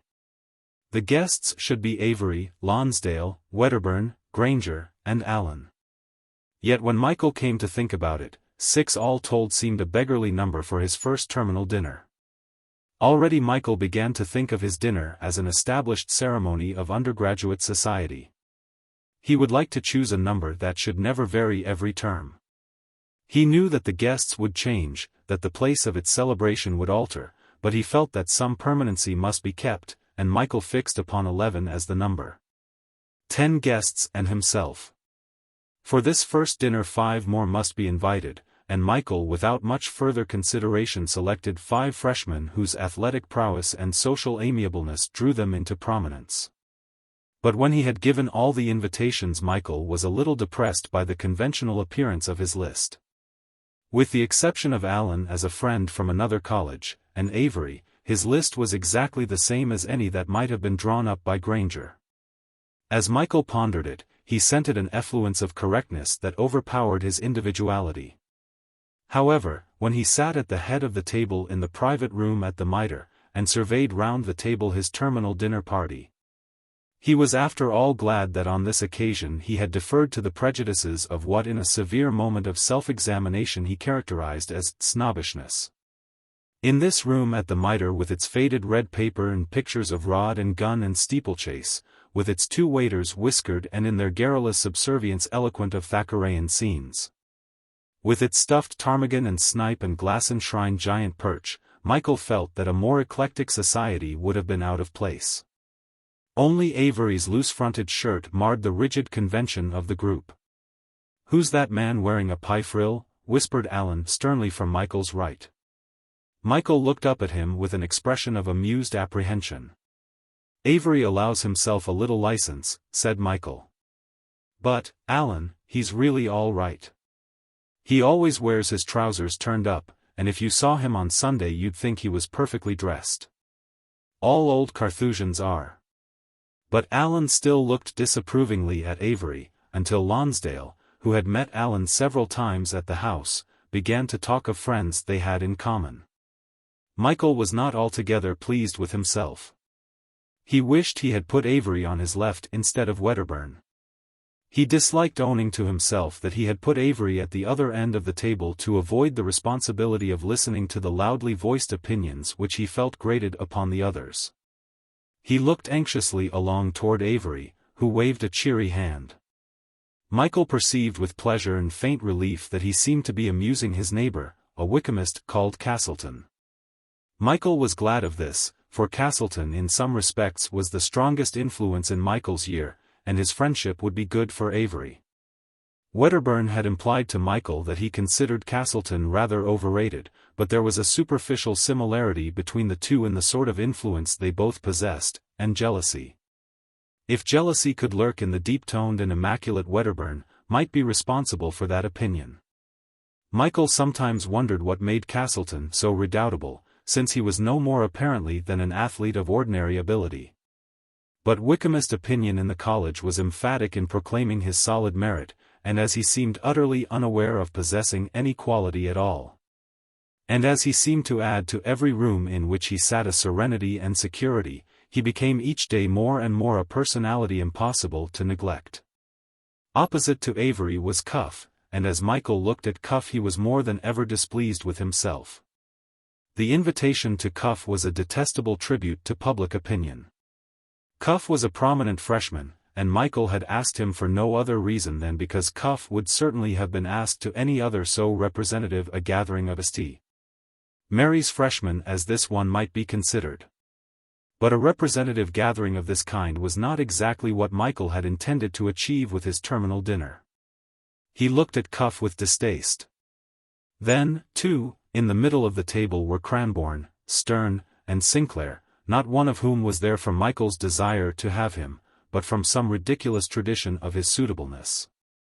However, it was useless to resent their presence now and, as the champagne went round. Gradually Michael forgot his predilections and was content to see his first terminal dinner a success of wine and good fellowship.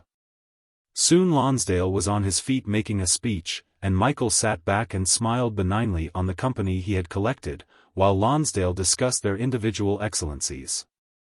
"First of all," said Lonsdale, "I want to propose the health of our distinguished friend, Mr. Merivale of Christ Church. For he's a jolly good fellow and all that. My friend Mr. Wedderburn's a jolly good fellow, too, and my friend Mr. Stern on my centre is a jolly good fellow and a jolly good bowler, and so say all of us. As for my friend Tommy Granger, whom I will not call Mr.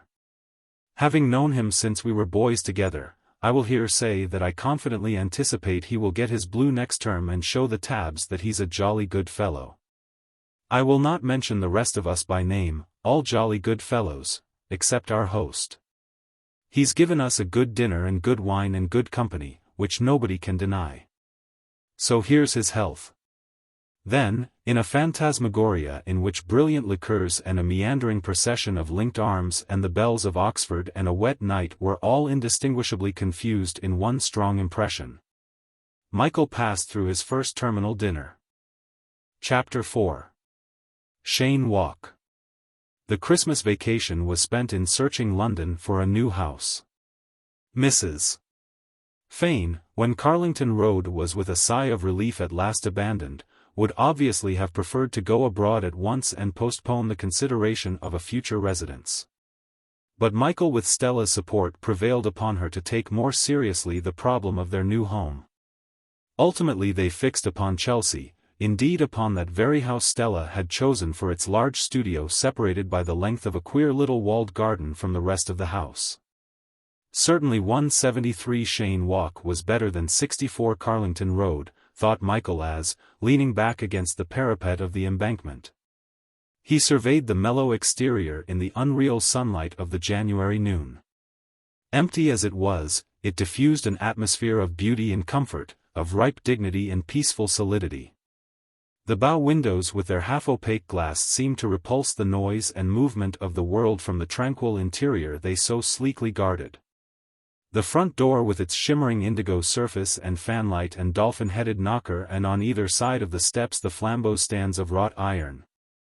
The 3 plaster medallions and the 5 tall windows of the first story all gave him much contemplative pleasure. He and his mother and Stella had in 3 weeks visited every feasible quarter of London, and as Michael thought of Hampstead's leaf-haunted bystreets, of the still squares of Kensington, even of Camden Hill's sky-crowned freedom, he was sure he regretted none of them in the presence of this sedate house looking over the sun-flamed river and the crenate line of the long Battersea shore. Michael was waiting for Mrs. Fane, who as usual was late. Mr. Prescott was to be there to give his approval and advice, and Michael was anxious to meet this man who had evidently been a very intimate friend of his father. He saw Prescott in his mind as he had seen him years ago, an intruder upon the time-shrouded woes of childhood, and as he was trying to reconstruct the image of a florid jovial man, whose only definite impression had been made by the gold piece he had pressed into Michael's palm. A hansom pulled up at the house and someone, fair and angular with a military awkwardness, alighting from it, knocked at the door. Michael crossed the road quickly and asked if he were Mr. Prescott. Himself explained who he was and, opening the front door, led the way into the empty house. He was conscious, as he showed room after room to Prescott, that the visitor was somehow occupied less with the observation of the house than with a desire to achieve in regard to Michael himself a tentative advance toward intimacy. The January sun that sloped thin golden ladders across the echoing spaces of the bare rooms expressed for Michael something of the sensation which Prescott's attitude conveyed to him. The sensation of a benign and delicate warmth that could most easily melt away, stretching out toward certain unused depths of his heart. "I suppose you knew my father very well," said Michael at last, blushing as he spoke at the uninspired obviousness of the remark. "About as well as anybody," said Prescott nervously. "Like to talk to you about him some time. Better come to dinner. Live in Albany. Have a soldier servant and all that, you know. Must talk sometimes. Important you should know just how your affairs stand. Suppose I'm almost what you might call your guardian. Of course your mother's a dear woman. Known her for years. Always splendid to me.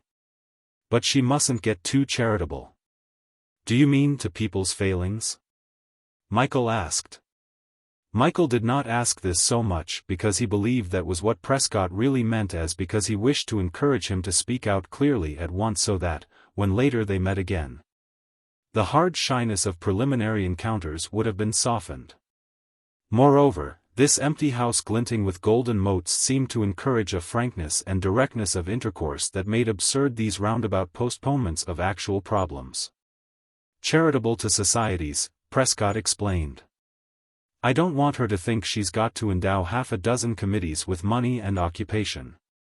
"Stella's a little worried about mother's charities," Michael admitted. "Awful good sort, Stella," Prescott jerked out. "Frightens me devilishly. Never could stand very clever people. Oh, I like them very much, but I always feel like a piece of furniture they want to move out of their way. Used to be in the Welsh Guards with your father," he added vaguely. "Did you know my father when he first met my mother?" Michael asked directly, and by his directness tripped up Prescott into a headlong account. "Oh, yes, rather. I sent in my papers when he did. Chartered a yacht and sailed all over the Mediterranean. Good gracious, 20 years ago. How old we're all getting. Poor old Saxby was always anxious that no kind of," Prescott gibed at the word for a moment or two, "no kind of slur should be attached. I mean, for instance, Mrs. Fane might have had to meet the sort of women, you know. Well, what I mean is, there was nothing of the sort. Saxby was a Puritan, and yet he was always a rattling good sort. Only of course your mother was always cut off from women's society. Couldn't be helped, but I don't want her now to overdo it. Glad she's taken this house, though. What are you going to be? Michael was saved from any declaration of his intentions by a ring at the front door, which shrilled like an alarm through the empty house. Soon all embarrassments were lost in his mother's graceful and elusive presence that seemed to furnish every room in turn with rich associations of leisure and tranquility, and with its fine assurance to muffle all the echoes and the emptiness. Stella, who had arrived with Mrs. Fane, was rushing from window to window, trying patterns of chintz and damask and Roman satin. And all her notions of decoration that she flung up like released birds seemed to flutter for a while in a confusion of winged argument between her and Michael, while Mr. Prescott listened with an expression on his wrinkling forehead of admiring perplexity. But every idea would quickly be gathered in by Mrs. Fane, and when she had smoothed its ruffled doubts and fears, it would fly with greater certainty. Until room by room and window by window and corner by corner the house was beautifully and sedately and appropriately arranged. "I give full marks to Prescott," said Stella later in the afternoon to Michael. "He's like a nice horse." "I think we ought to have had green curtains in the spare room," said Michael. "Why?" demanded Stella. And when Michael tried to discover a reason, it was difficult to find one. "Well, why not?" he at last very lamely replied. There followed upon that curiously staccato conversation between Michael and Prescott in the empty house a crowded time of furnishing, while Mrs. Fane with Michael and Stella stayed at the Sloane Street Hotel, chosen by them as a convenient center from which to direct the multitudinous activities set up by the adventure of moving. Michael, however, after the first thrills of selection had died down, must be thinking about going up again and be content to look forward on the strength of Stella's energetic promises to coming down for the Easter vacation and entering 173 Cheyne Walk as his home. Michael excused himself to himself for not having visited any old friends during this vacation by the business of house hunting. Alan had been away in Switzerland with his father. But Michael felt rather guilty because he had never been near his old school nor even walked over to Notting Hill to give Venner an account of his first term. It seemed to him more important that he had corresponded with Lonsdale and Wedderburn and Avery than that he should have sought out old friends. All that Christmas vacation he was acutely conscious of the flowing past of old associations and of a sense of transition into a new life that though as yet barren of experience contained the promise of larger and worthier experiences than it now seemed possible to him could have happened in Carlington Road. On the night before he went up Michael dined with Prescott at his rooms in the Albany. He enjoyed the evening very much. He enjoyed the darkness of the room whose life seemed to radiate from the gleaming table in its center. He enjoyed the ghostly motions of the soldier servant and the half-obscured vision of stern old prints on the walls of the great square room. And he enjoyed the intense silence that brooded outside the heavily curtained windows. Here in the Albany Michael was immeasurably aware of the life of London that was surging such a little distance away. But in this modish cloister he felt that the life he was aware of could never be dated. As if indeed were he to emerge into Piccadilly and behold suddenly crinolines or even powdered wigs they would not greatly surprise him. The Albany seemed to have wrung the spirit from the noisy years that swept on their course outside. To have snatched from each its heart and in the museum of this decorous glass arcade to have preserved it immortally, exhibiting the frozen palpitations to a sensitive observer. "You're not talking much," said Prescott. "I was thinking of old plays," said Michael.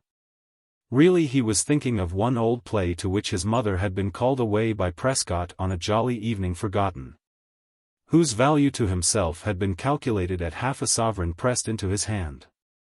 Michael wished that the play could be going to be acted tonight and that for half a sovereign he could restore to his mother that jolly evening and that old play and his father.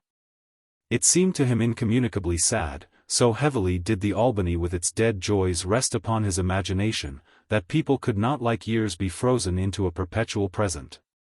"Don't often go to the theater nowadays," said Prescott.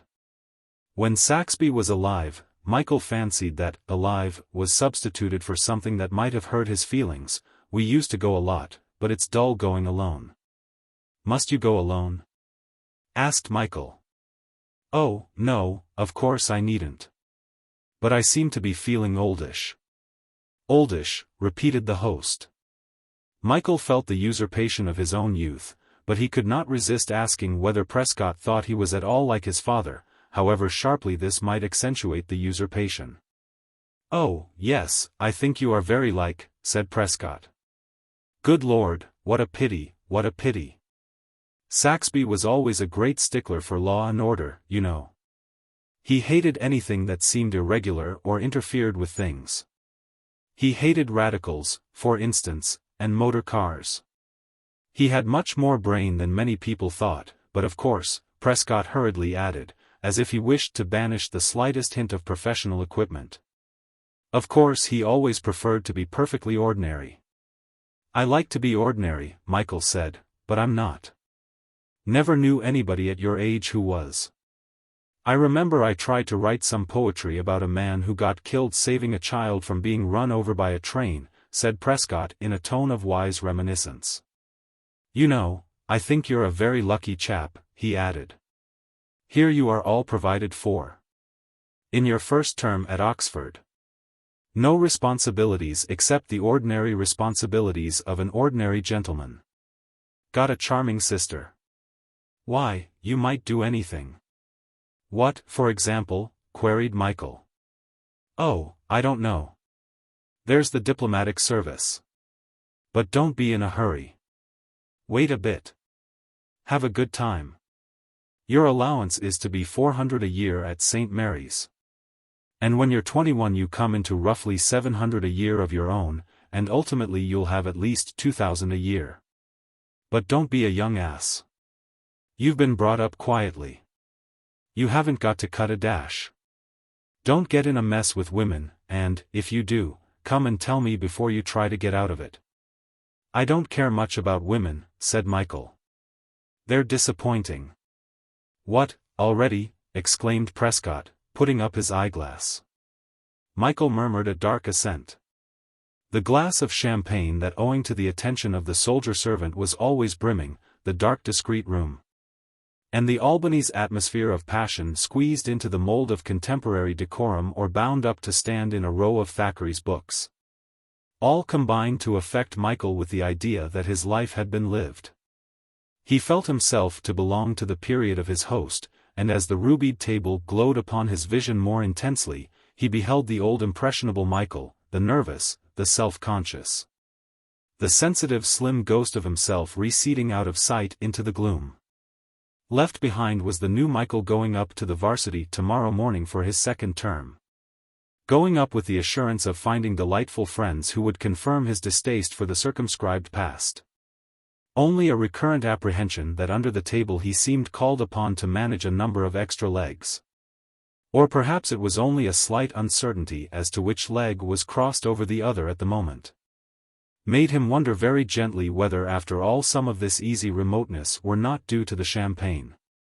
The figure of his host was receding farther and farther every moment, and his conversation reached Michael across a shimmering inestimable space of light. While finally he was aware of his own voice talking very rapidly and with a half-defiant independence of precisely what he wished to say. The evening swam past comfortably, and gradually from the fumes of the cigar smoke the figure of Prescott leaning back in his shadowy armchair took on once again a definite corporeal existence. A clock on the mantelpiece chimed the 12 strokes of midnight in a sort of silvery apology for obtruding the hour. Michael came back into himself with a start of confusion. I say, I must go. Prescott and he walked along the arcade toward Albany Courtyard. I say, said Michael, with his foot on the step of the hansom, I think I must have talked an awful lot of rot tonight.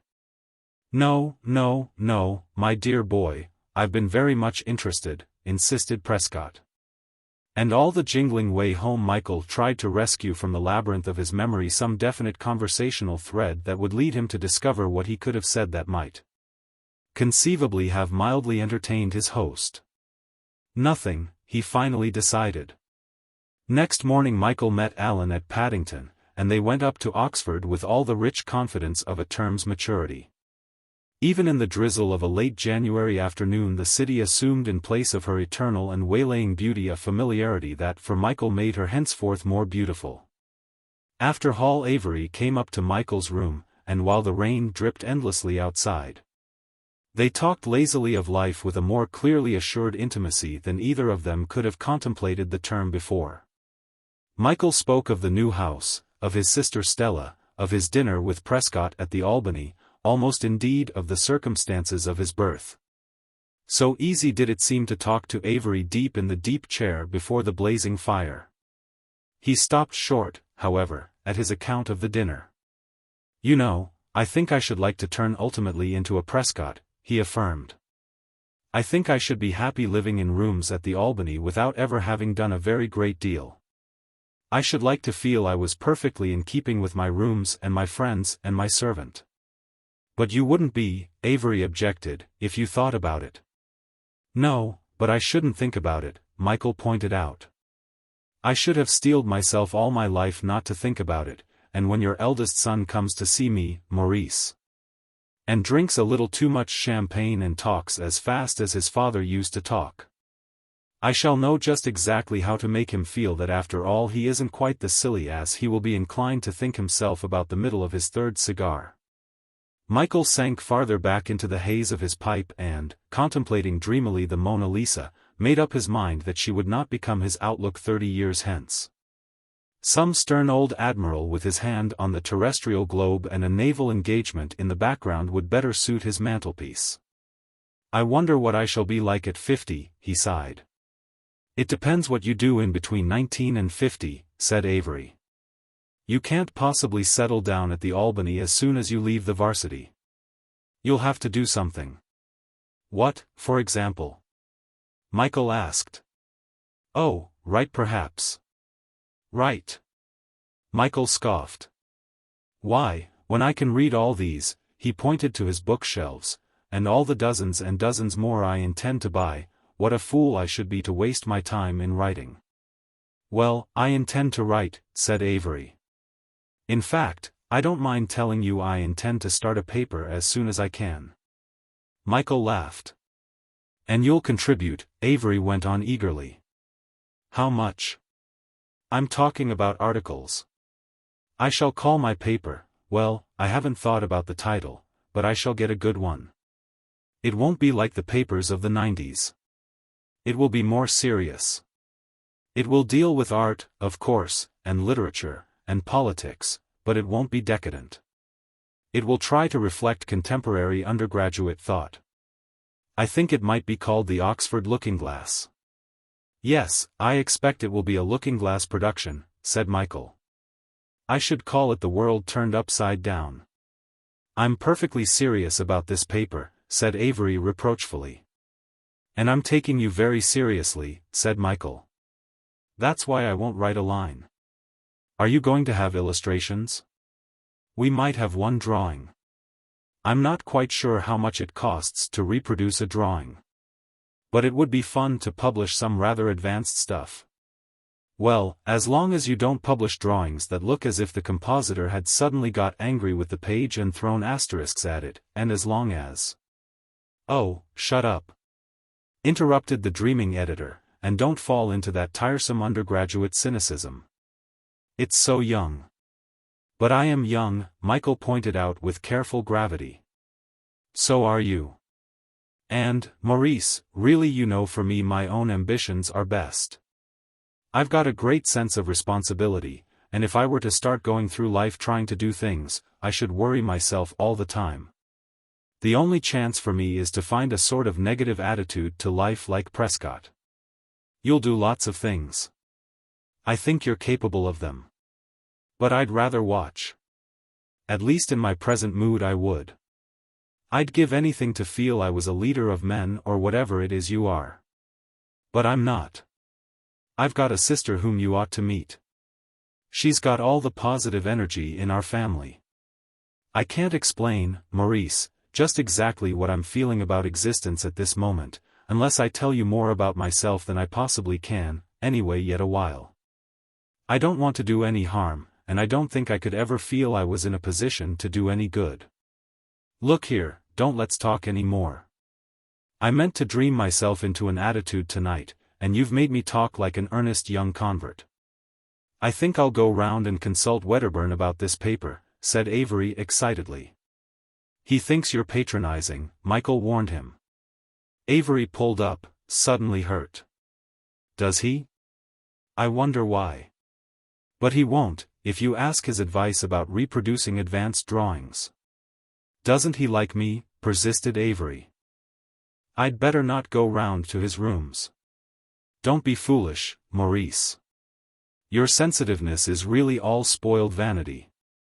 When Avery had hesitatingly embarked upon his expedition to Wedderburn, Michael thought rather regretfully of his presence and wished he had been more sympathetic in his reception of the great scheme. Yet perhaps that was the best way to have begun his own scheme for not being disturbed by life. Michael thought how easily he might have had to reproach himself over Lily Hayden.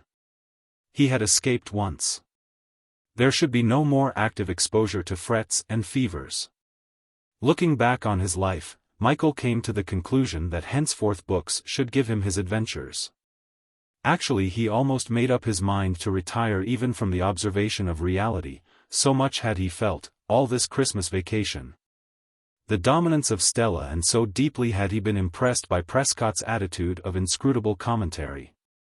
Michael was greatly amused when 2 or 3 evenings later he strolled round to Wedderburn's rooms to find him and Maurice Avery sitting in contemplation of about 20 specimen covers of the Oxford looking-glass that were pinned against the wall on a piece of old lemon-colored silk. He was greatly amused to find that the reconciling touch of the muses had united Avery and Wedderburn in a firm friendship, so much amused indeed that he allowed himself to be nominated to serve on the obstetrical committee that was to effect the birth of this undergraduate bantling. Though what exactly you want me to do, protested Michael, I don't quite know. We want money, anyway, Avery frankly admitted. Oh, and by the way, Michael, I've asked Goldney, the treasurer of the OUDS, to put you up. What on earth for? Gasped Michael. Oh, they'll want supers. They're doing The Merchant of Venice. Great sport. Weddiers is going to join. I want him to play the Prince of Morocco. But are you running the OUDS as well as the Oxford looking-glass? Michael inquired gently. In the end, however, he was persuaded by Avery to become a member, and not only to join himself but to persuade other St. Mary's freshmen, including Lonsdale, to join. The preliminary readings and the rehearsals certainly passed away the Lent term very well, for though Michael was not cast for a speaking part, he had the satisfaction of seeing Wedderburn and Avery play respectively the Princes of Morocco and Aragon, and of helping Lonsdale to entertain the professional actresses who came up from London to take part in the production.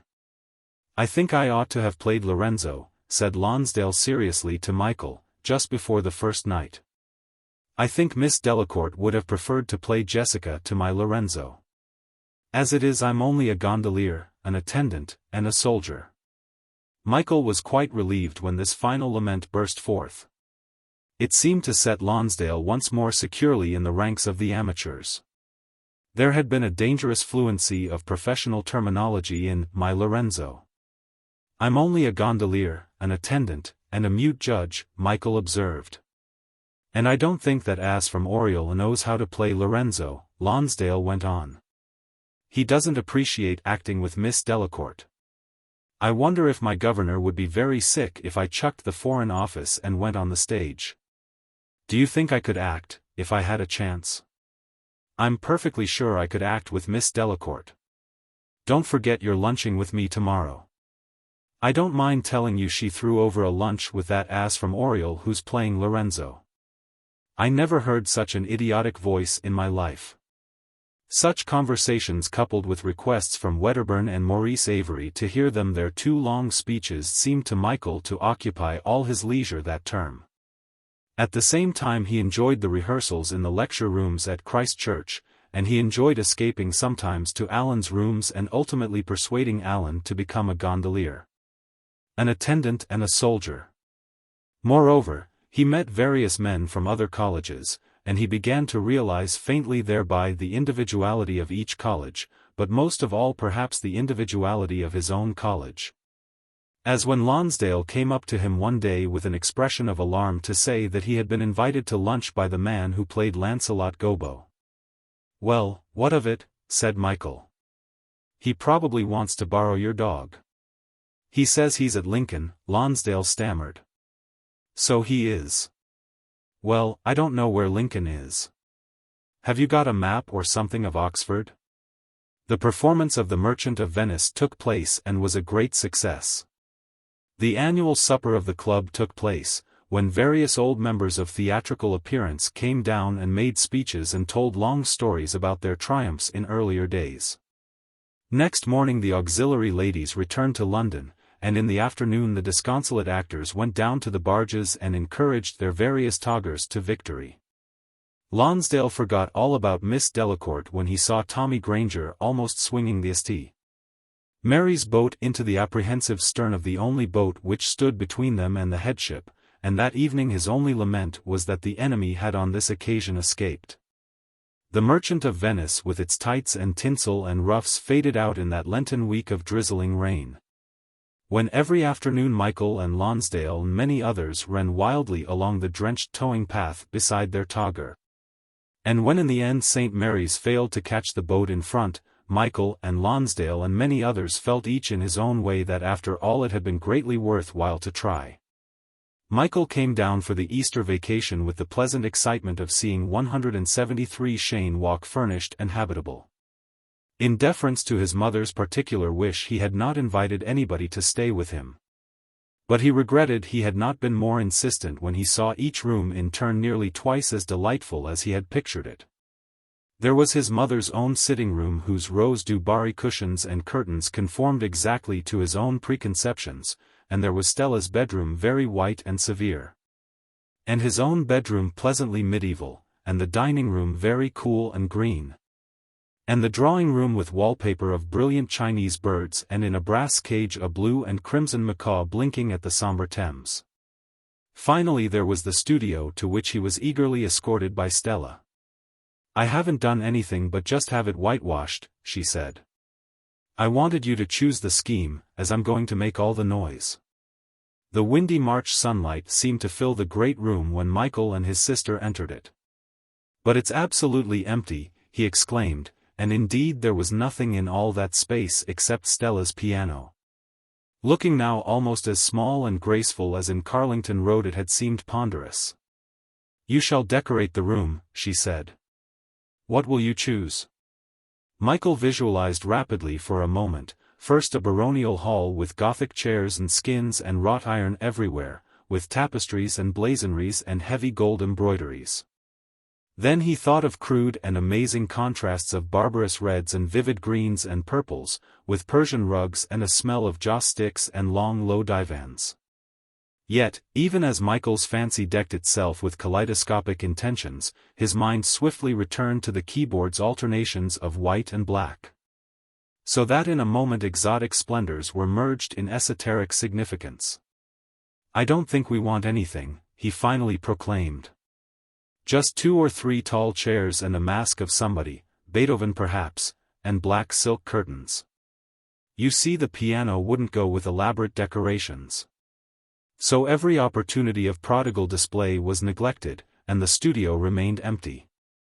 To Michael, all that windy Eastertide, it was an infallible thrill to leave behind him the sedate Georgian house and, crossing the little walled rectangle of pallid grass, to pause and listen to the muffled sound of Stella's notes. Never had any entrance seemed to him so perfect a revelation of joy within as now when he was able to fling wide open the door of the studio and feel, while the power and glory of the sonata assailed him, that this great white room was larger even than the earth itself. Sitting upon a high-backed chair, Michael would watch the white walls melting like clouds in the sun, would see their surface turn to liquid light, and fancy in these clear melodies of Stella that he and she and the piano and the high-backed chair were in this room and not more trammeled than by space itself. Alan sometimes came shyly to listen, and while Stella played and played, Michael would wonder if ever these two would make for him the union that already he was aware of coveting. Alan was rosy with the joy of life on the slopes of the world, and Stella must surely have always someone fresh and clean and straight like Alan to marvel at her. By Jove, she must have frightfully strong wrists and fingers, said Alan. Just so, thought Michael, might a shepherd marvel at a lark's powerful wings. April went her course that year with less of sweet uncertainty than usual, and Michael walked very often along the embankment dreaming in the sunshine as day by day, almost hour by hour. The trees were greening. Chelsea appealed to his sense of past greatness. It pleased him to feel that Carlyle and Rossetti might have walked as he was walking now during some dead April of time. Moreover, such heroes were not too far away. Their landscape was conceivable. People who had known them well were still alive. Swinburne and Meredith, too, had walked here, and themselves were still alive. In Carlington Road there had been none of this communion with the past. Nobody outside the contemporary residents could ever have walked along its moderately cheerful uniformity. Michael, as he pondered the satisfaction which had come from the change of residence, began to feel a sentimental curiosity about Carlington Road and its surrounding streets. It was not yet a year since he had existed there familiarly, almost indigenously. But the combination of Oxford and Cheyne Walk made him feel a lifetime had passed since he had been so willingly transplanted. One morning late in April and just before he was going up for the summer term, he determined to pay a visit to the scenes of his childhood. It was an experience more depressing than he had imagined it would be. He was shocked by the sensation of constraint and of slightly contemptible limitation that was imposed upon his fancy by the pilgrimage. He thought to himself, as he wandered between the rows of thin red houses, that after the freedom of the river Carlington Road was purely intolerable. It did not possess the narrowness that lent a mysterious intimacy. The two rows of houses did not lean over and meet one another as houses lean over, almost seeming to gossip with one another, in ancient towns. They gave rather the impression of two mutually unattractive entities propelled into contiguity by the inexorable economy of the life around. The two rows came together solely for the purpose of crowding together a number of insignificant little families whose almost humiliating submission to the tyranny of city life was expressed pathetically by the humble flaunting of their window boxes and in their front garden symbolically by the dingy parterres of London pride. Michael wondered whether a spirit haunting the earth feels in the perception of its former territory so much shame as he felt now in approaching 64 Carlington Road. When he reached the house itself, he was able to expel his sentiment for the past by the trivial fact that the curtains of the new owner had dispossessed the house of its personality. Only above the door, the number in all its squat assurance was able to convince him that this was indeed the house where he had wrestled so long and so hardly with the problems of childhood. There, too, was the plane tree that, once an object of reproach, now certainly gave some distinction to the threshold of this house when every area down the road owned a lime tree identical in age and growth.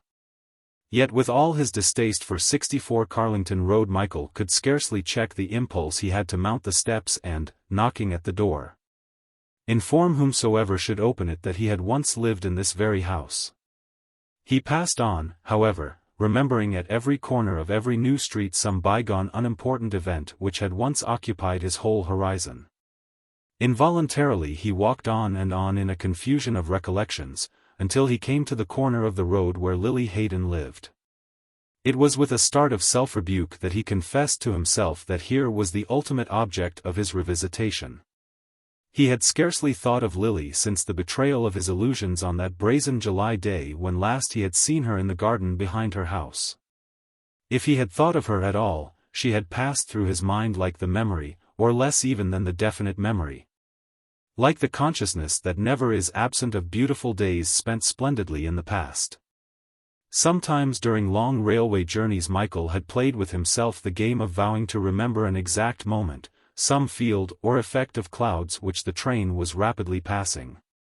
Yet though he knew that he had done this 100 times, it was always as impossible to conjure again the vision he had vowed to remember as it had been impossible ever to remember the exact moment of falling asleep. After all, however, Lily could not have taken her place with these moments so impossible to recapture. Or he would not have come to himself with so acute a consciousness of her former actuality here at the corner of Trelawney Road. It was almost as uncanny as the poem of Ulalume, and Michael found himself murmuring, "Of my most immemorial year," half expectant of Lily's slim form swaying toward him. Half blushful already in breathless anticipation of the meeting. Down the road a door opened. Michael's heart jumped annoyingly out of control. It was indeed her door, and whoever was coming out hesitated in the hall. Michael went forward impulsively, but the door slammed, and a man with a pencil behind his ear ran hurriedly down the steps. Michael saw that the windows of the house were covered with the names of house agents, that several "To Let" boards leaned confidentially over the railings to accost passers-by. Michael caught up the man, who was whistling off in the opposite direction, and asked him if he knew where Mrs. Hayden had gone. "I wish I did," said the man, sucking his teeth importantly. "No, sir, I'm afraid I don't. Nor anybody else." "You mean they went away in a hurry," said Michael shamefaced. "Yes, sir." "And left no address?" "Left nothing but a heap of tradesmen's bills in the hall."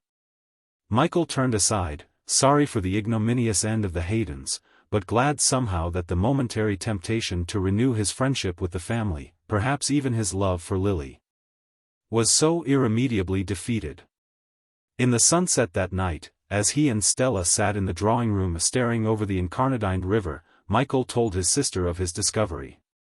"I'm glad you're not going to start that business again," she said. "And, Michael, do try not to fall in love for a bit, because I shall soon have such a terrible heap of difficulties that you must solve for me disinterestedly and without prejudice." "What sort of difficulties?" Michael demanded, with eyes fixed upon her cheeks warm with the evening light. "Oh, I don't know," she half whispered. "But let's go away together in the summer and not even take a piano."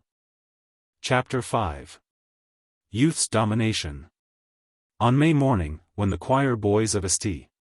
Mary's hymned the rising sun, Michael was able for the first time to behold the visible expression of his own mental image of Oxford's completeness. To pierce in one dazzling moment of realization the cloudy and elusive concepts which had restlessly gathered and resolved themselves in beautiful obscurity about his mind. He was granted on that occasion to hold the city, as it were, imprisoned in a crystal globe.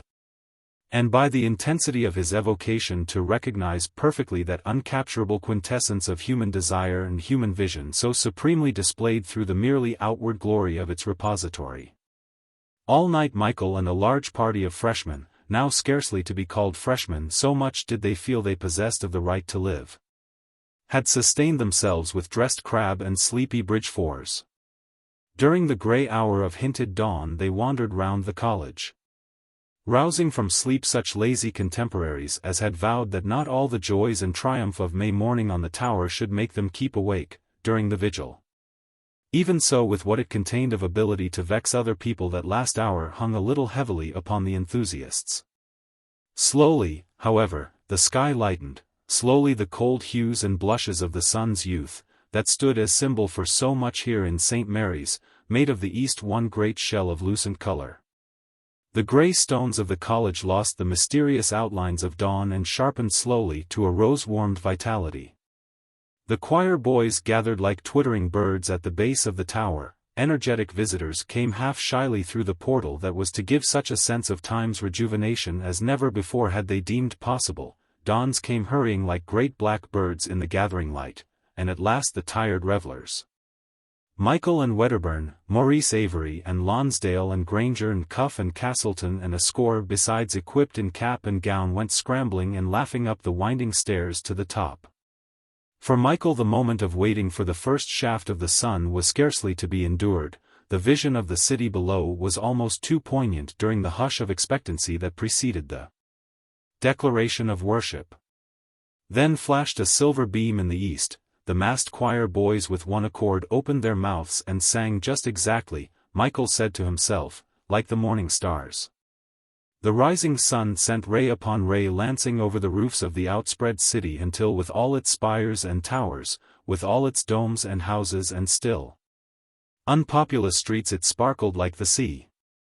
The hymn was sung, the choir boys twittered again like sparrows, and, bowing their greetings to one another, the dons cawed gravely like rooks. The bells incredibly loud here on the tower's top crashed out so ardently that every stone seemed to nod in time as the tower trembled and swayed backward and forward while the sun mounted into the day. Michael leaned over the parapet and saw the little people busy as emmets at the base of the tower on whose summit he had the right to stand. Intoxicated with repressed adoration, the undergraduates sent hurtling outward into the air their caps, and down below the boys of the town scrambled and fought for these trophies of May morning. Michael through all the length of that May day dreamed himself into the heart of England. He had refused Morris's invitation to a somewhat mannered breakfast party at Sandford Lasher, though when he saw the almost defiantly jolly party ride off on bicycles from the lodge, he was inclined to regret his refusal. He wished he had persuaded Alan, now sleeping in the stillness of the house unmoved by May morning celebrations, to rise early and come with him on some day-long jaunt far afield. It was a little dull to sit down to breakfast in the college shorn of revellers, and for another 2 hours unlikely to show any sign of life on the part of those who had declined for sleep the excitement of eating dressed crab and playing bridge through the vigil. After breakfast it would still be only about 7 o'clock with a hot-eyed languor to anticipate during the rest of the morning. Michael almost decided to go to bed. He turned disconsolately out of the lodge and walked round Cloisters, out through one of the dark entries onto the lawns of New Quad gold-washed in the morning stillness. It seemed incredible that no sign should remain here of that festal life which had so lately thronged the scene. Michael went up to the JCR and ate a much larger breakfast than usual, after which, feeling refreshed, he extracted his bicycle from the shed and at the bidding of a momentary impulse rode out of Oxford toward Lechlade. It had been an early spring that year, and the country was far more typical than usual of old May morning. Michael nowadays disliked the sensation of riding a bicycle, and though gradually the double irritation of no sleep and a long ride unaccompanied wore off, he was glad to see Lechlade Spire and most glad of all to find himself deep in the grass by the edge of the river. Lying on his back and staring up at the slow clouds, he was glad he had refused to attend Morris's mannered breakfast. Soon he fell asleep, and when he woke the morning had gone and it was time for lunch. Michael felt magnificently at ease with the country after his rest, and when he had eaten at the inn, he went back to the river's bank and slept away 2 hours more. Then for a while in the afternoon, so richly endowed with warmth and shadows that it seemed to have stolen a summer disguise, he walked about level water meadows very lush and vivid, painted with gay and simple flowers and holding in their green embroidered lap all England. Riding back to Oxford, Michael thought he would have tea at an inn that stood beside a dreaming ferry. He was not sure of the inn's name, and deliberately he did not ask what sweet confluence of streams here happened. Whether it were Windrush or even Lode or some other nameless tributary that was flowing into the ancestral Thames. Michael thought he would like to stay on to dinner and ride back to Oxford by moonlight. So with dusk falling he sat in the inn garden that was faintly melodious with the plash of the river and perfumed with white stocks. A distant clock chimed the hour, and Michael, turning for one moment to salute the sunset, went into the sombre inn parlor. At the table another undergraduate was sitting, and Michael hoped a conversation might ensue since he was attracted to this solitary inmate.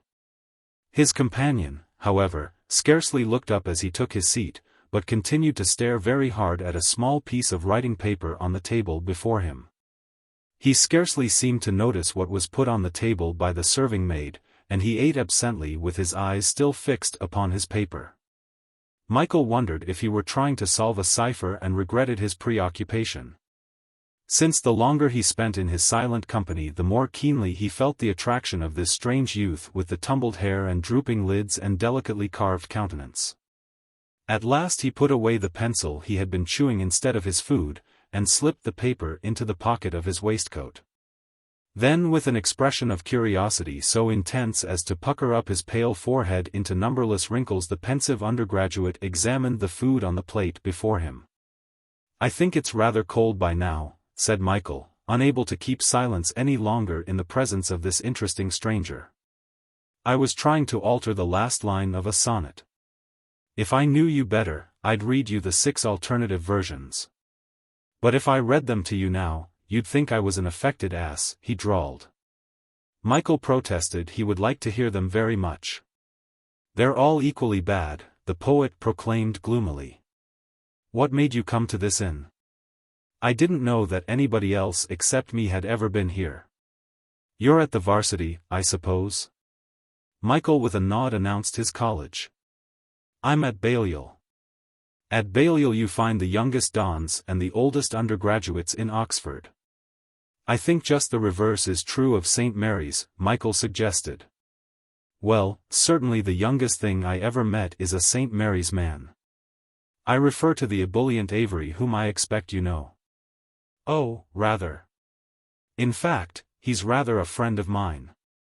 He's keen on starting a paper just at present. I know, said the poet. He's asked me to be one of the 49 sub-editors. Are you another? I was invited to be, Michael admitted. But instead I'm going to subscribe some of the capital required. My name's Fane. Mine's Hazelwood. It's rather jolly to meet a person in this inn. Usually I only meet fishermen more flagrantly mendacious than anywhere else. But they've got bored with me because I always unhesitatingly go 2 pounds better than the biggest juggler of avoirdupois present. Have you ever thought of the romance in Troy measure? I can imagine Paris weighing the charms of Helen. No, on second thoughts I'm being forced. Don't encourage me to talk for effect. How did you come to this inn? I don't know, said Michael, wrestling as he spoke with the largest roast chicken he had ever seen. I think I missed a turning.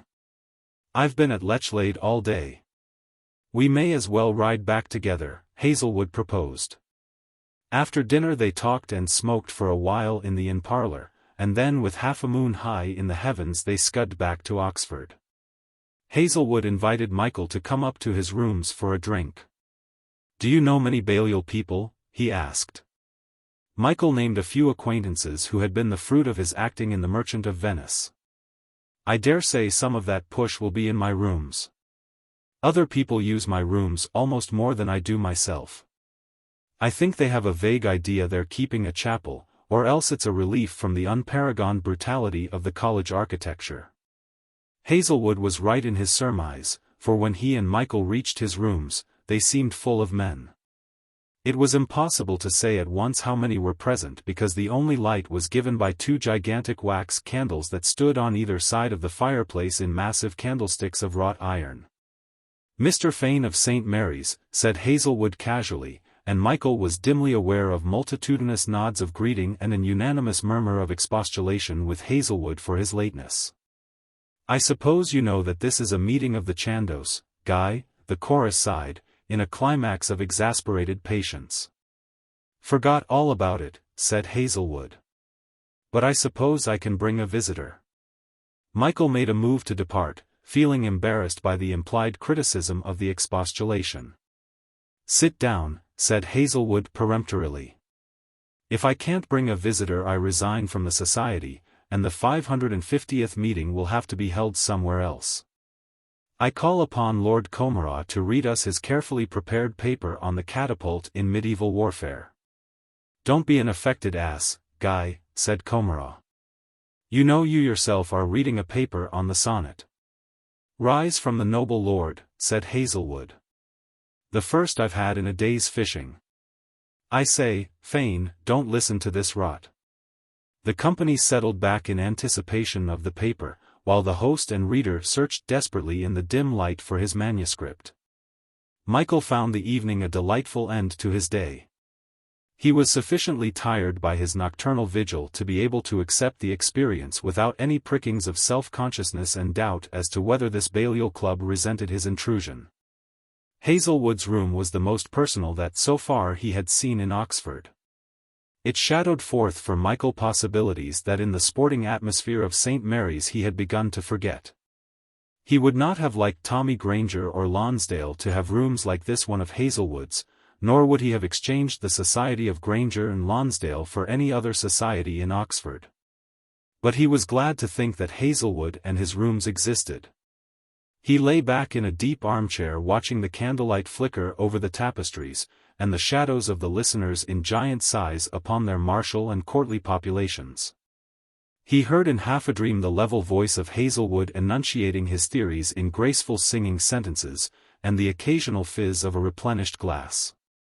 The tobacco smoke grew thicker and thicker, curling in spirals about the emaciated loveliness of an ivory saint. The paper was over, and before the discussion was started somebody rose and drew back the dull green curtains sewn with golden fleur-de-lis. Moonbeams came slanting in, and with them the freshness of the May night. More richly blue gathered the tobacco smoke, more magical became the room. And more perfectly the decorative expression of all Oxford stood for. One by one the members of the Chandos Society rose up to comment on the paper, mocking and earnest, affected and sincere, always clever, sometimes humorous. Sometimes truly wise with an apologetic wisdom that was the more delightful. Michael came to the conclusion that he liked Balliol, that most unjustly had he heard its atmosphere stigmatized as priggish. He made up his mind to examine more closely at leisure this atmosphere, so that from it he might extract the quintessential spirit. Walking with Hazelwood to the lodge, he asked him if the men he had met in his room would stand as representatives of the college. "Yes, I should think so," said Hazelwood. "Why, are you making exhaustive researches into the social aspects of Oxford life? It takes an American to do that really well, you know." "But what is the essential Balliol?" Michael demanded.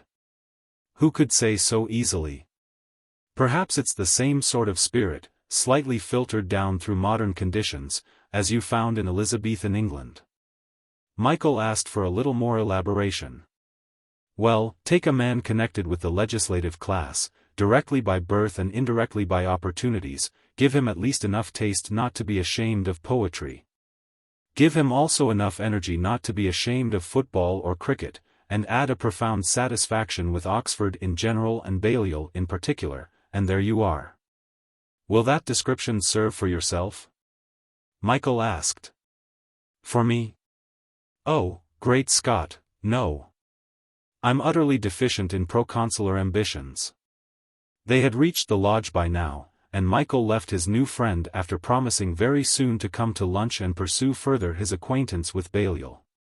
When Michael got back to college, Avery was hard at work with Wedderburn drawing up the preliminary circular of the Oxford Looking-Glass. Both the promoters insisted that Michael should listen to their announcement before he told them anything about himself or his day. "The Oxford Looking-Glass," Avery began, "is intended to reflect contemporary undergraduate thought."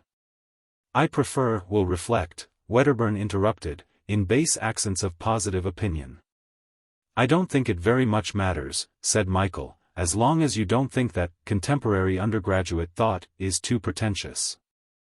The question is whether you can see a ghost in a mirror, for a spectral appearance is just about as near as undergraduate thought ever reaches toward reality." Neither Avery nor Wedderburn condescended to reply to his criticism, and the chief promoter went on. "Some of the subjects which the Oxford Looking-Glass will reflect will be literature, politics, painting, music, and the drama." "I think that's a rotten sentence," Michael interrupted. "Well, of course, it will be polished," Avery irritably explained. "What Weddiers and I have been trying to do all the evening is to say as simply and directly as possible what we are aiming at." "Ah," Michael agreed, smiling. "Now I'm beginning to understand." "It may be assumed," Avery went on, "that the opinion of those who are knocking at the door, in inverted commas.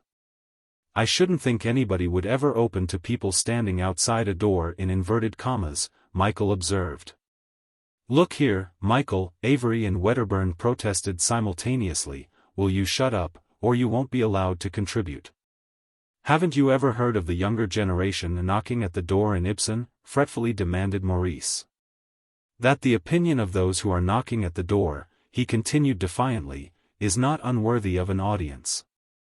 But if they're knocking at a door," Michael objected, "they can't be reflected in a mirror, unless it's a glass door, and if it's a glass door, they oughtn't to be knocking on it very hard." And if they don't knock hard, there isn't much point.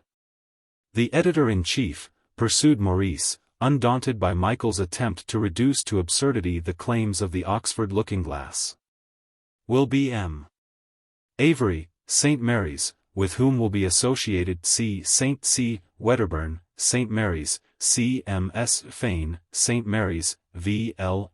Townsend, B.N.C. I haven't asked him yet, as a matter of fact. But he's sure to join because he's very keen on Ibsen. W. Mowbray, University. Bill Mowbray's very bucked at the scheme. He's just resigned from the Russell and joined the Canning. They say at the Union that a lot of the principal speakers are going to follow Chamberlain's lead for protection. N. R. Stewart, Trinity. Nigel Stewart is most tremendously keen. And rather a good man to have, as he's had 2 poems taken by the Saturday Review already. G. Hazelwood, Balliol. That's the man I've come to talk about, said Michael. I met him today. Avery asked if Michael liked Old Guy and was obviously pleased to hear he had been considered interesting. For in his own way, said Avery solemnly, he's about the most brilliant man in the varsity. I'd sooner have him under me than all the rest put together, except of course you and Wettiers, he added quickly. I'm going to take this prospectus round to show him tomorrow. He may have some suggestions to make. Michael joined with the editor in supposing that Hazelwood might have a large number of suggestions. And he's got a sense of humor, he added consolingly.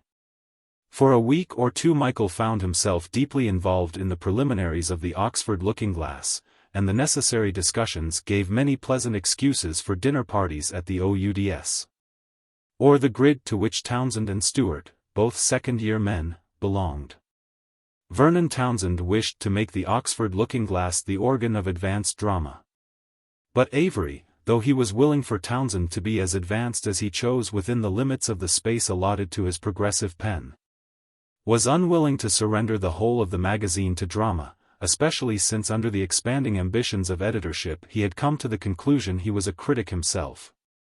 And so was the more firmly disinclined to let slip the trenchant opportunity of pulverizing the 4 or 5 musical comedies that would pass through the Oxford Theatre every term.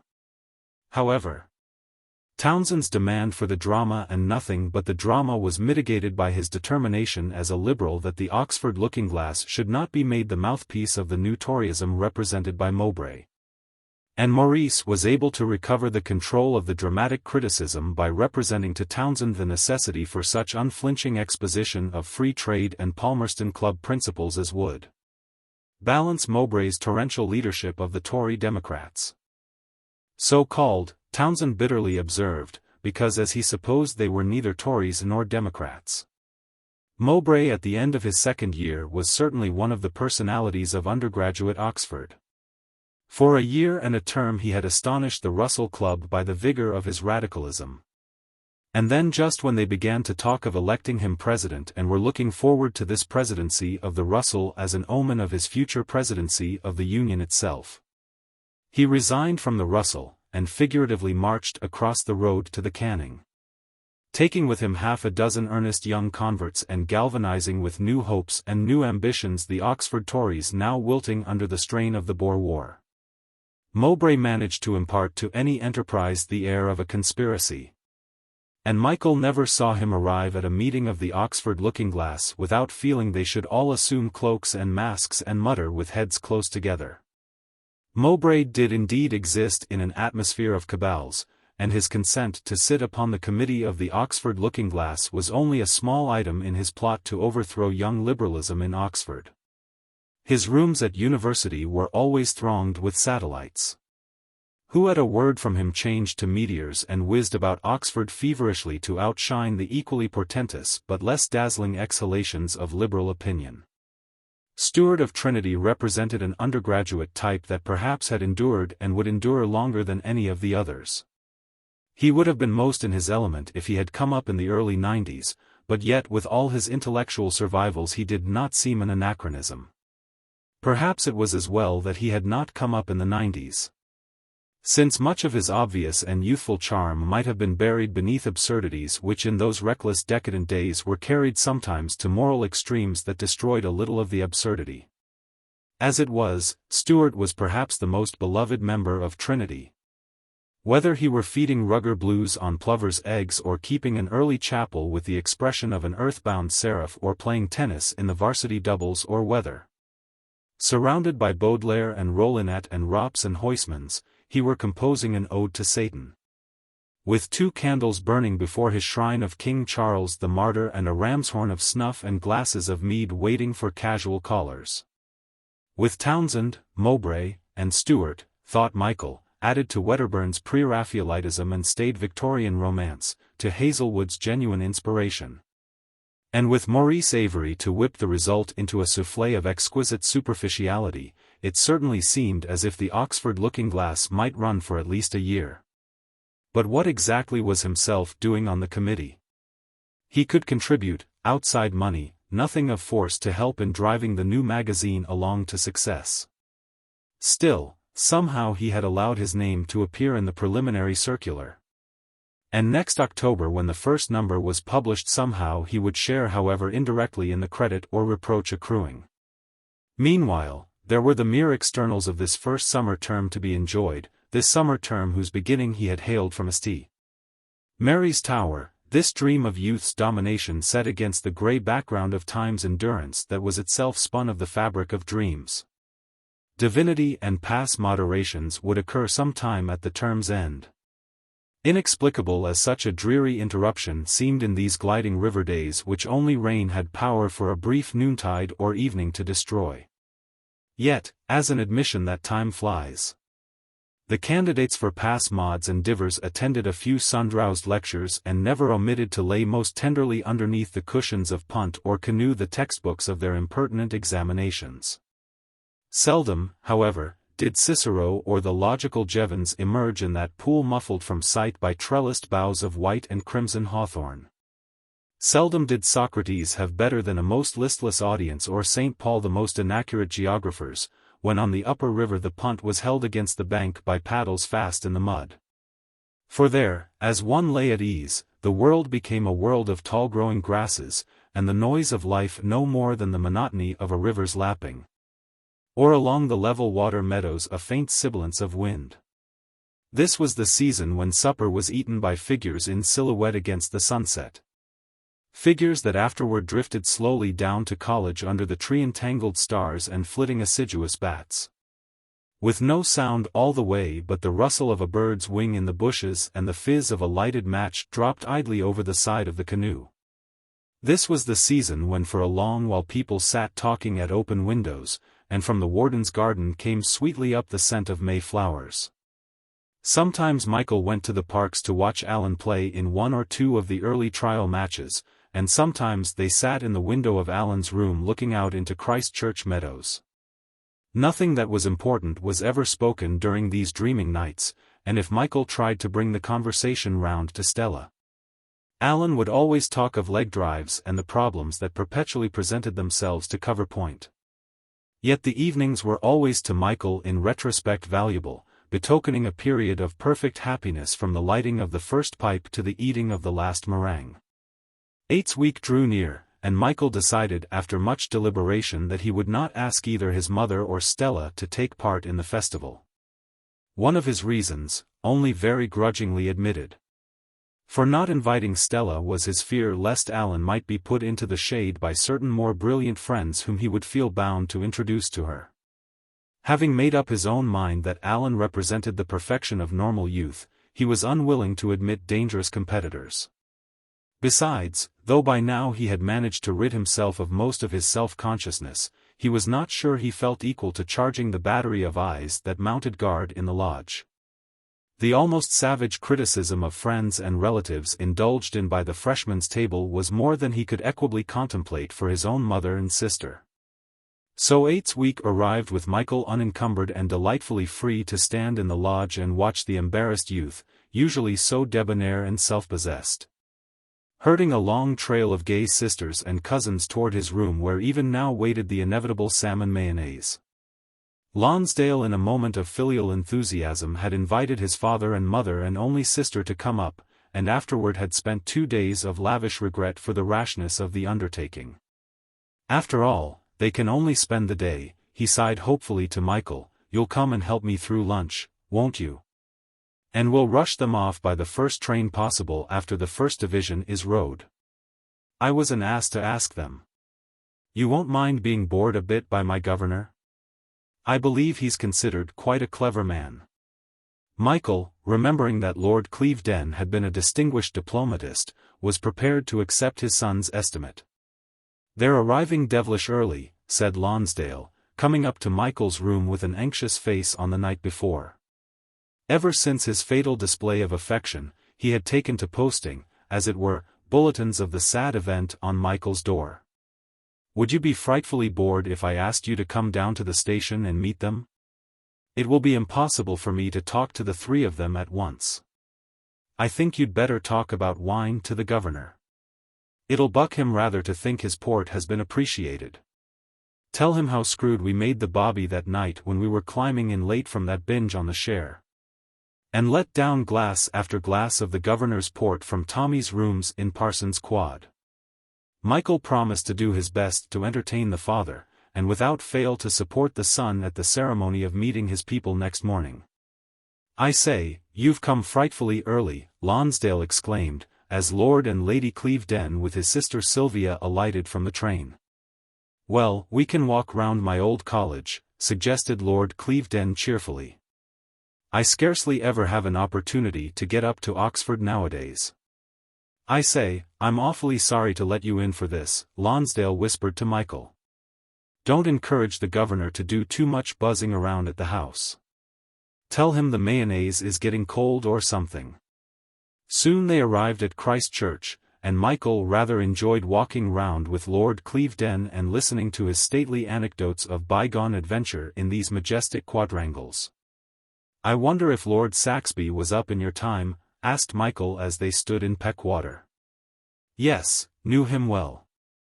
In fact, he was a connection of mine. Poor chap, he died in South Africa. Where did you meet him? He never went about much. Oh, I met him with a chap called Prescott, said Michael hurriedly. Dick Prescott? Good gracious! Lord Clevedon exclaimed, I haven't seen him for years. What an extraordinary mess poor Saxby made of his life, to be sure. Did he? Asked Michael, well aware of the question's folly, but incapable of not asking it. Terrible. Terrible. But it was never a public scandal. Oh, gulped Michael humbly, wishful he had never asked Lord Clevedon about his father. I can't remember whether my old rooms were on that staircase or this one. Saxby's I think were on this, but mine surely were on that one. Let's go up and ask the present owner to let us look in, Lord Clevedon proposed, peering the while in amiable doubt at the 2 staircases. Oh, no, I say, father, really, no, protested his son. No, he may have people with him. Really? Ah, to be sure, Lord Clevedon agreed. What a pity. And I think we ought to buzz round St. Mary's before lunch, Lonsdale announced. Do they make meringues here nowadays? Inquired Lord Clevedon meditatively. No, Lonsdale assured him. They've given up since the famous cook died. Look here, we absolutely must buzz round St. Mary's. And our cream caramel is a much showier sweet than anything they've got at the house. The tour of St. Mary's was conducted with almost incredible rapidity, because Lonsdale knew so little about his own college that he omitted everything except the JCR. The hall, the chapel, the buttery, and the kitchen. Why didn't you ask Duncan Mackintosh to lunch, Arthur dear? Lady Clevedon inquired. My dear mother, said Arthur, he's quite impossible. But Sir Hugh Mackintosh is such a charming man, said Lady Clevedon, and always asks us to stay with him when we're in Scotland. Yes, but we never are, Lonsdale pointed out. And I'm sorry to hurt your feelings, mother, about a relation of yours, but Mackintosh is really absolutely impossible. He's the very worst type of Harrovian. Michael felt bound to support his friend by pointing out that Mackintosh was so eccentric as to dislike entertainment of any kind, and urged a theory that even if he had been asked, he would certainly have declined rather offensively. "He's not a very bonhomous lad," said Lonsdale, and with that sentence banished Mackintosh forever from human society.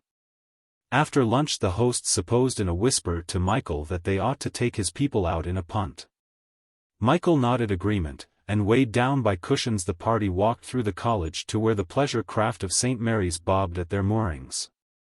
Lonsdale on the river possessed essentially the grand manner, and his sister who had been ready to laugh at him gently was awed into respectful admiration. Even Lord Clevedon seemed inclined to excuse himself, if ever in one of the comprehensive and majestic indications of his opinion he disturbed however slightly the equilibrium of the punt. Lonsdale stood up in the stern and handled the ungainly pole with the air of a Surbiton expert. His tendency toward an early rotundity was no longer noticeable. His pink and cheerful face assumed a grave superciliousness of expression that struck with apologetic dismay the navigators who impeded his progress. Round his waist the rich hues of the Eton Ramblers glowed superbly. "Thank you, sir. Do you mind letting me through, sir? Some of these toshers ought not to be trusted with a punt of their own." This comment was for Michael and uttered in a voice of most laryngeal scorn so audible that the party of new college men involved reddened with dull fury. "Try and get along, please, sir. You're holding up the whole river, sir. I say, Michael, this is an absolute novices' competition." After an hour of this slow progress Lonsdale decided they must go back to college for tea, an operation which required every resource of sang-froid to execute successfully. When he had landed his father and mother and sister, he announced that they must all be quick over tea and then buzz off at once to see the First Division row. "I think we shall go head tonight," Lonsdale predicted very confidentially. "I told Tommy Granger he rode like a caterpillar yesterday." But after all it was not to be the joyful privilege of Lonsdale's people to see St. Mary's bump New College in front of their own barge, and afterward to behold the victorious boat row past in triumph with the westering sun making glow more richly scarlet the cox's blazer and shine more strangely beautiful the 3 white lilies in his buttonhole. "Now you've just got time to catch your train," said Lonsdale, when the sound of the last pistol shots and plaudits had died away. "And, phew," he sighed, as he and Michael walked slowly down the station hall, "how frightfully tiring one's people are when imported in bulk." VIII's week came to an end with the Scarlett and Lilies still second. And without the heartening effect of a bump supper the candidates for pass mods applied themselves violently to the matter in hand. At the end of the examination, which was characterized by Lonsdale as one of the most low-down exhibitions of infighting he had ever witnessed, the candidates had still a week of idleness to recover from the dastardly blows they had received below their intellectual belts. It was the time of the midsummer moon, and the freshmen in this the last week of their state celebrated the beauty of the season with a good deal of midsummer madness. Bonfires were lit for the slightest justification, and rowdy suppers were eaten in college after they had stayed on the river until midnight. Rowdy suppers that demanded a great expense of energy before going to bed, in order perhaps to stave off indigestion. On one of these merry nights toward 1 o'clock somebody suggested that the hour was a suitable one for the ragging of a certain Smithers who had made himself obnoxious to the modish majority not from any overt act of contumely, but for his general bearing and plebeian origin. This derided Smithers lived on the ground floor of the Palladian fragment known as New Quad.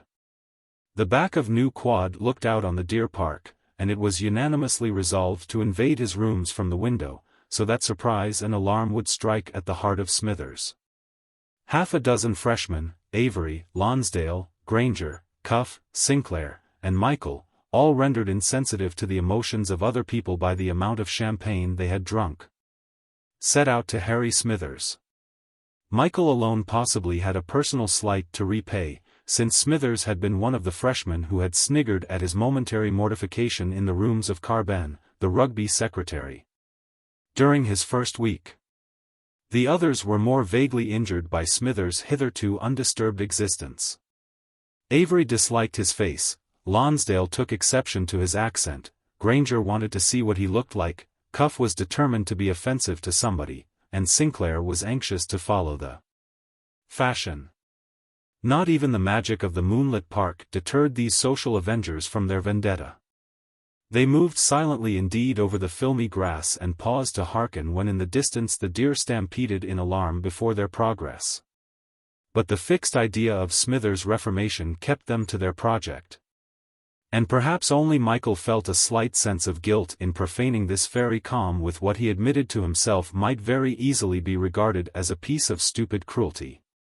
Outside Smithers' open window they all stopped, then after hoisting the first man onto the dewy sill, one by one they climbed noiselessly into the sitting room of the offensive Smithers. Somebody turned on the electric light, and they all stood half abashed, surveying one another in the crude glare that in contrast with the velvet depths and silver shadows of the woodland they had traversed seemed to illuminate for one moment an unworthy impulse in every heart. The invaders looked round in surprise at the photographs of what were evidently Smithers' people. Photographs like the groups in the parlors of country inns or the tender decorations of a housemaid's mantelpiece. "I say, look at that fringe," gurgled Avery, and forthwith he and Lonsdale collapsed on the sofa in a paroxysm of strangled mirth. Michael, as he gradually took in the features of Smithers' room, began to feel very much ashamed of himself.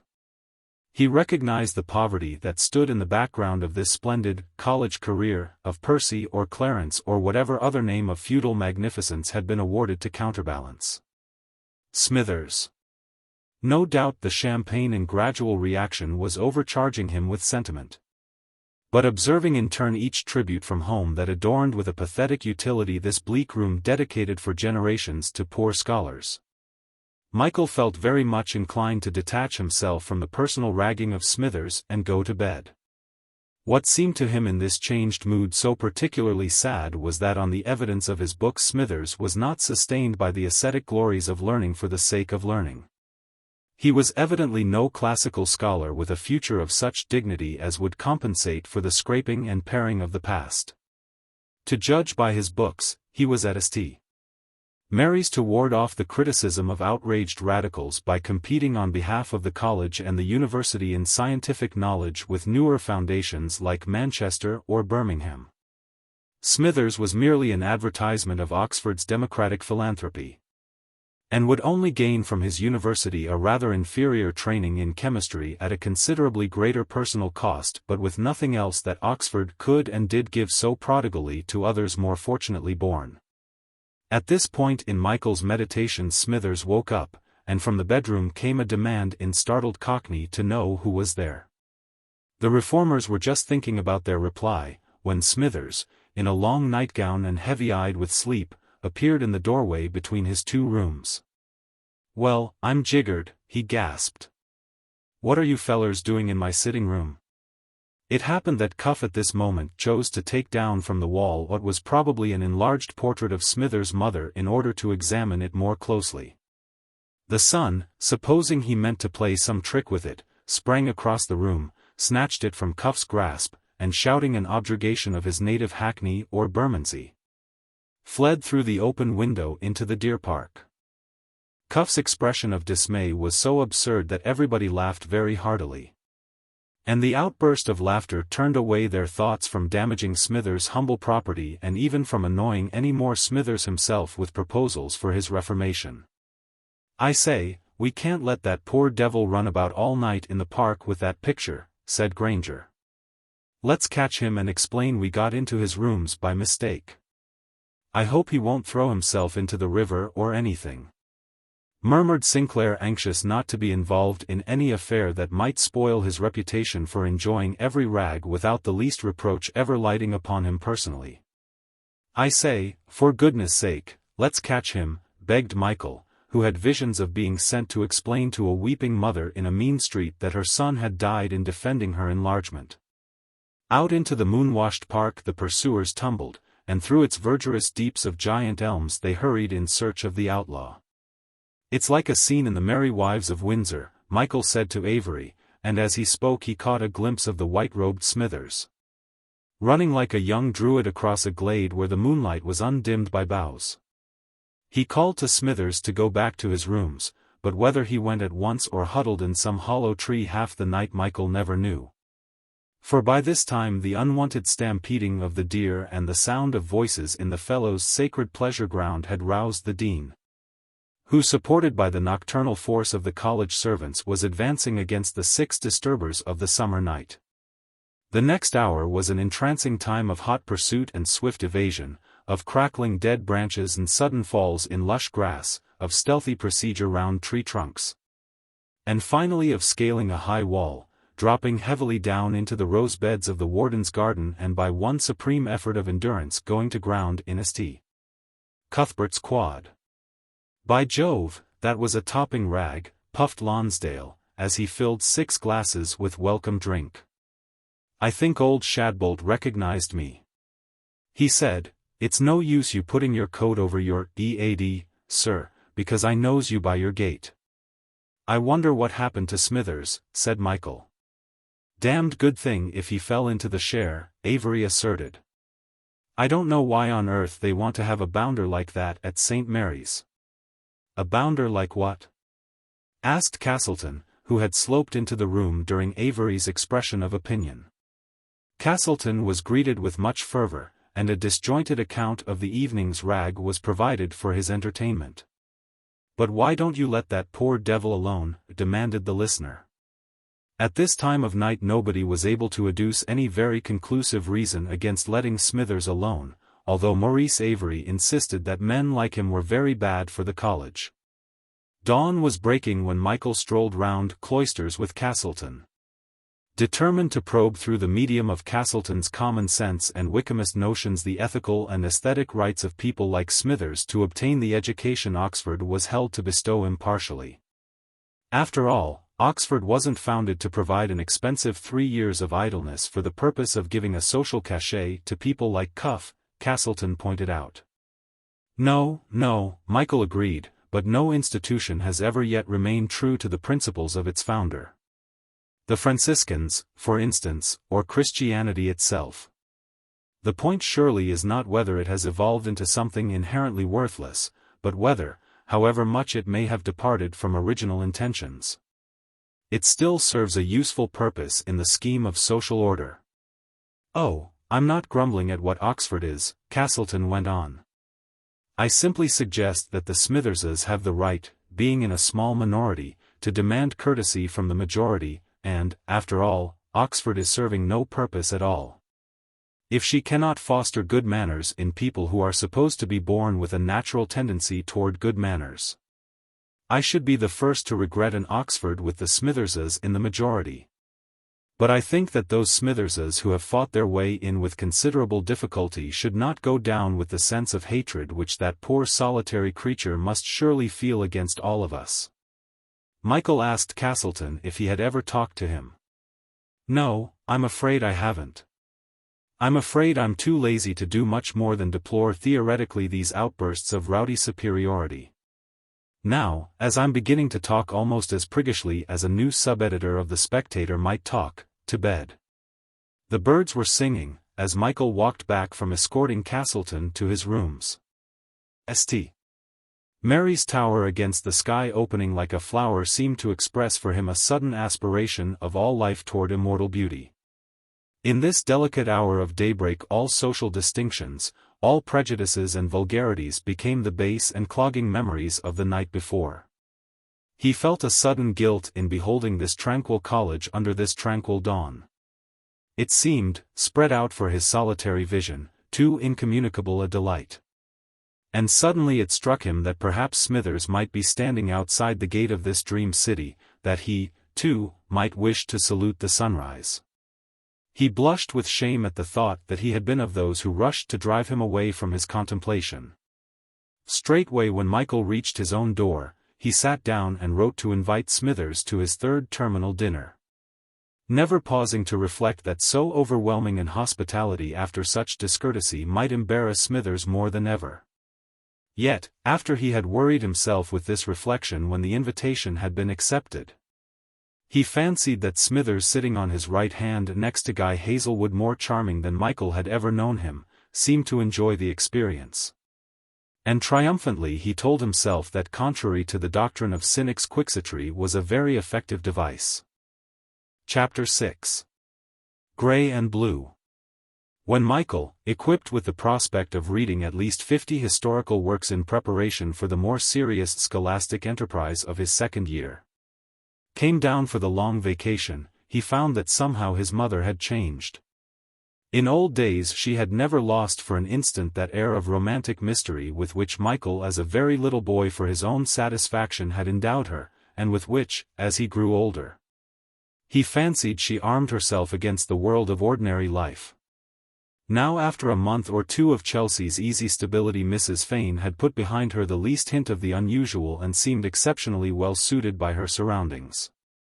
Michael at first thought that perhaps in Carlington Road, to which she always came from the great world, however much apart from the great world her existence had been when she was in it, his mother had only evoked a thought of romance because the average inhabitant was lower down the ladder of the more subtly differentiated social grades than herself, and that now in Cheyne Walk against an appropriate background her personality was less conspicuous.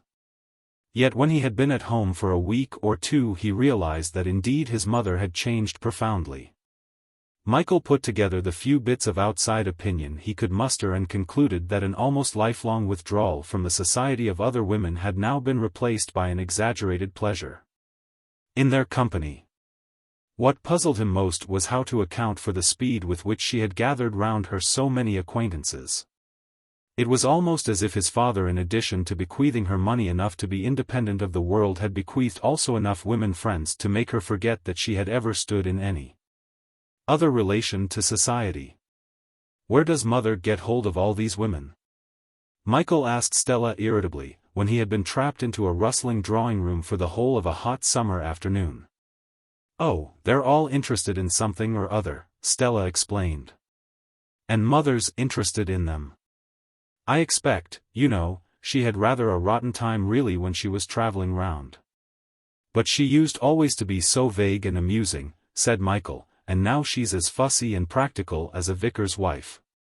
I think I know why that is, Stella theorized meditatively. I think if I ever gave up everything for one man I should get to rely on him so utterly that when he wasn't with me any sort of contact with other people would make me vague. Yes, but then she would be more vague than ever now, Michael argued. No. The reaction against dependence on one person would be bound to make her change tremendously, if, as I think, a good deal of the vagueness came after she ran away with father. Michael looked rather offended by Stella's blunt reference. I rather wish you wouldn't talk quite so easily about all of that, he said. I think the best thing for you to do is to forget it. Like mother, in fact, Stella pointed out. Do you know, Michael, I believe by this time she is entirely oblivious of the fact that in her past there has been anything which was not perfectly ordinary, almost dull. Really, by the way she worries me about the simplest little things. You'd think, however, as I know you have rather a dread of perfect frankness in your only sister, I'll shut up and say no more. What things? Asked Michael sharply. Stella's theories about the freedom of the artist had already worried him a good deal, and though he had laughed them aside as the extravagant affectations of a gifted child, now that, however grudgingly he must admit the fact, she was really grown up, it would never do for her without a protest from him to turn theories into practice. Oh, Michael. Stella laughed reprovingly. Don't put on that professorial or priestly air or whatever you call it, because if you ever want confidences from me you'll have just to be humbly sympathetic. Michael sternly demanded if she had been keeping up her music, which made Stella dance about the studio in tempestuous mirth. I don't see anything to giggle at in such a question, Michael grumbled, and simultaneously reproached himself for a method of obloquy so cheap. Anyway, you never talk about your music now, and whatever you may say, you don't practice as much as you used. Why? For answer Stella sat down at the piano, and played over and over again the latest popular song until Michael walked out of the studio in a rage. A few days later at breakfast he broached the subject of going away into the country. "My dear boy, I'm much too busy with the bazaar," said Mrs. Fane. Michael sighed. "I don't think I can possibly get away until August, and then I've half promised to go to dinner with Mrs. Carruthers. She has just taken up mental science, so interesting and quite different from Christian Science." "I hate these mock turtle religions," said Michael savagely. Mrs. Fane replied that Michael must learn a little toleration in very much the same tone as she might have suggested a little Italian. "But why don't you and Stella go away somewhere together? Stella has been quite long enough in London for the present." "I've got to practice hard for my next concert," said Stella, looking coldly at her brother. "You and Michael are so funny, Mother. You grumble at me when I don't practice all day, and yet when it's really necessary for me to work, you always suggest going away." "I never suggested your coming away," Michael contradicted. "As a matter of fact, I've been asked to join a reading party in Cornwall, and I think I'll go." The reading party in question consisted besides Michael of Maurice Avery, Guy Hazelwood, Castleton, and Stewart. Bill Mowbray also joined them for the first 2 days, but after receiving 4 wires in reference to the political candidature of a friend in the north of England, he decided that his presence was necessary to the triumph of Tory democracy and left abruptly in the middle of the night with a request to forward his luggage when it arrived. When it did arrive, the reading party sent it to await at University Mowbray's arrival in October, arguing that such an arrangement would save Bill and his friends much money, as he would indubitably spend during the rest of the vacation not more than 48 hours on the same spot. The reading party had rooms in a large farmhouse near the Lizard, and they spent a very delightful month bathing, golfing, cliff climbing, cream eating, fishing, sailing, and talking. Avery and Stewart also did a certain amount of work on the first number of the Oxford Looking Glass, work which Hazelwood amused himself by pulling to pieces. "I'm doing an article for the OLG on Cornwall," Avery announced one evening. "What, a sort of potted guide?" Hazelwood asked. Maurice made haste to repudiate the suggestion. No. It's an article on the uncanny place influence of Cornwall. I think half of that uncanniness is due to the odd names hereabouts," Castleton observed.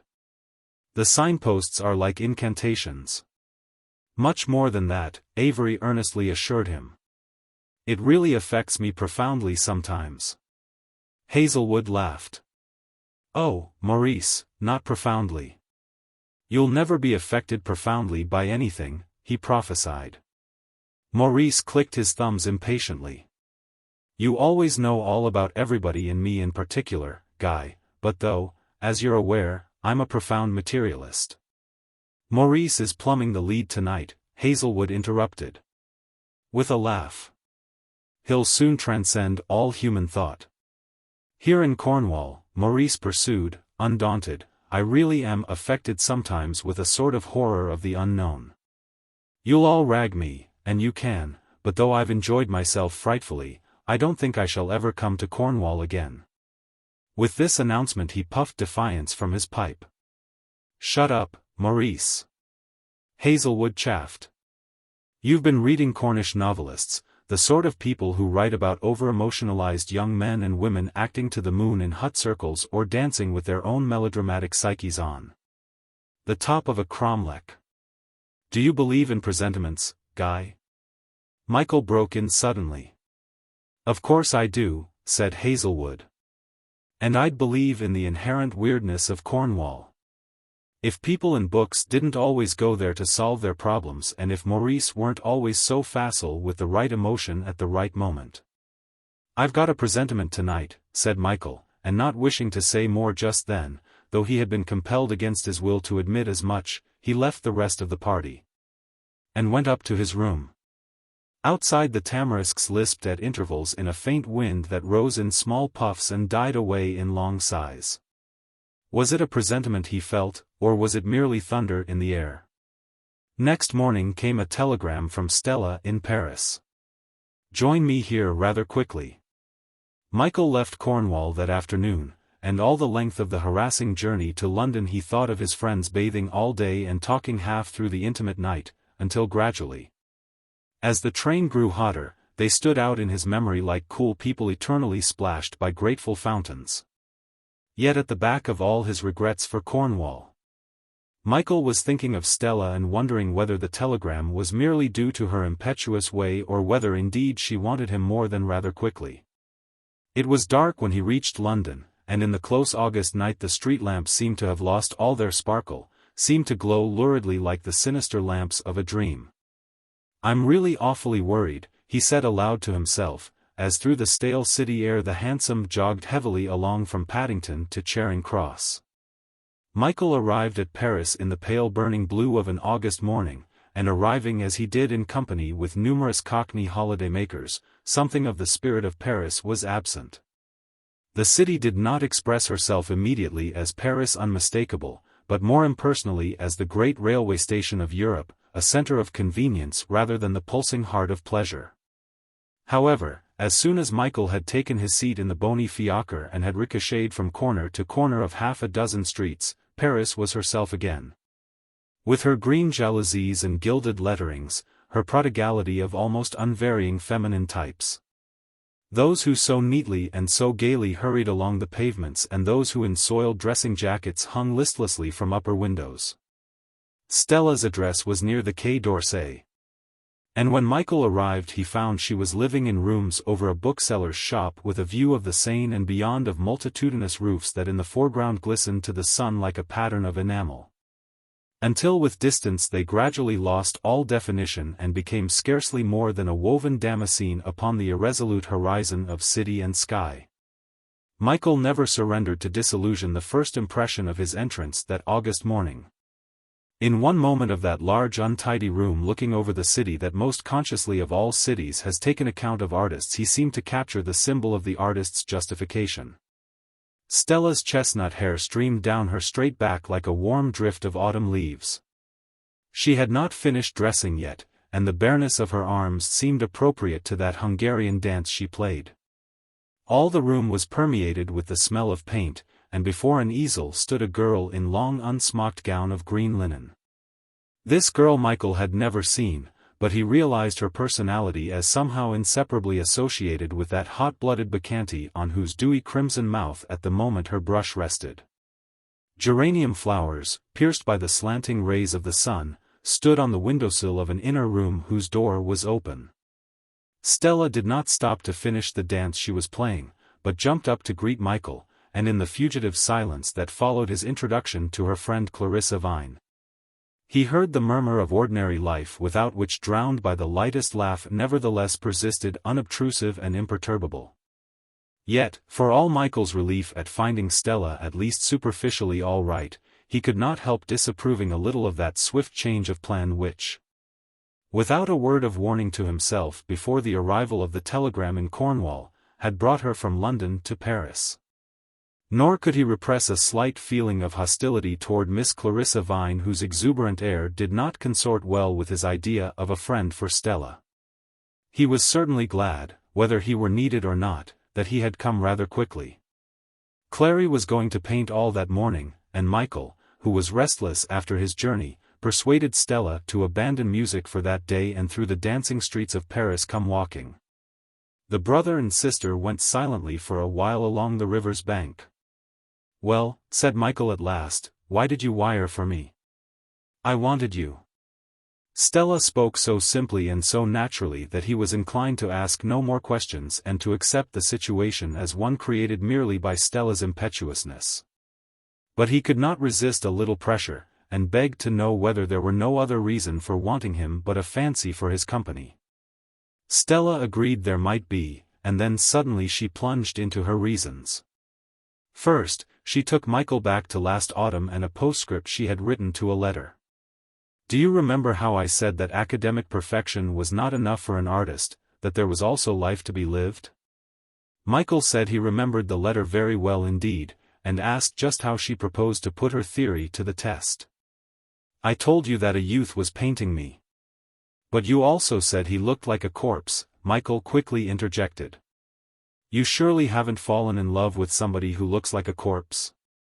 "I'm not in love with his outside, but I am fascinated by his inside," Stella admitted.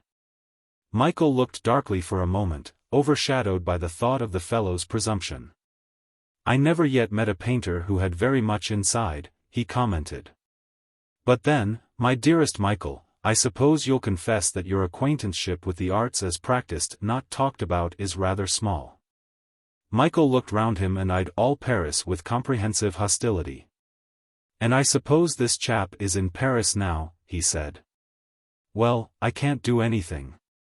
I suppose for a long time now you've been making a fool of yourself over him. What have you fetched me to Paris for?"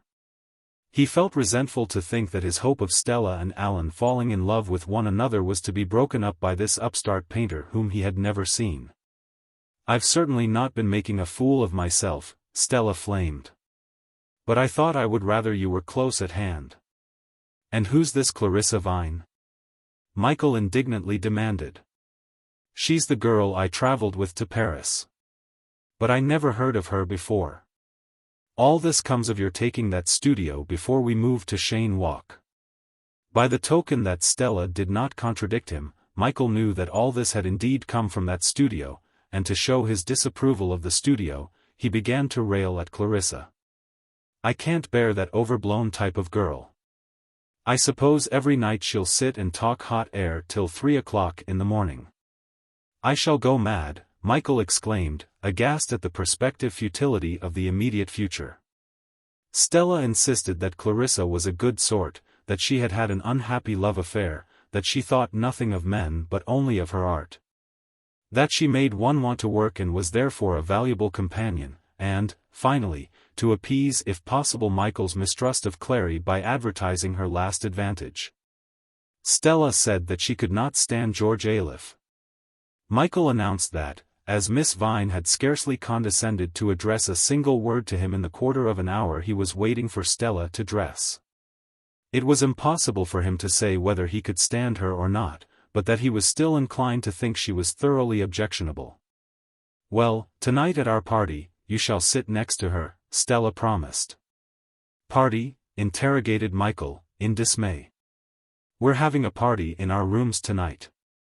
And this fellow Ayliffe is coming, I suppose?" She nodded.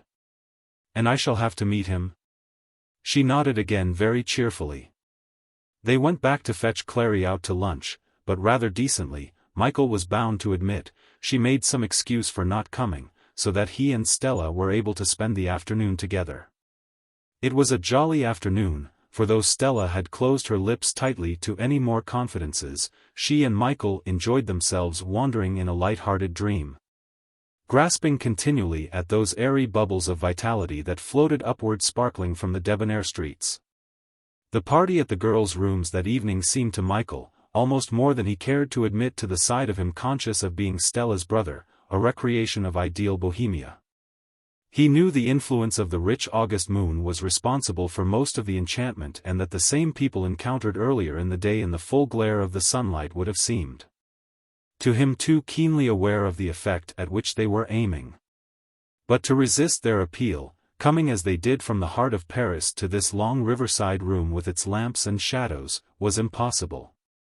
Each couple that entered seemed to relinquish slowly on the threshold a mysterious intimacy which set Michael's heart beating in the imagination of what altitudes it might not have reached along the path of romantic passions. Every young woman or young man who entered solitary and paused in the doorway, blinking in search of familiar faces, moved him with the respect owed by lay worldlings to great artists.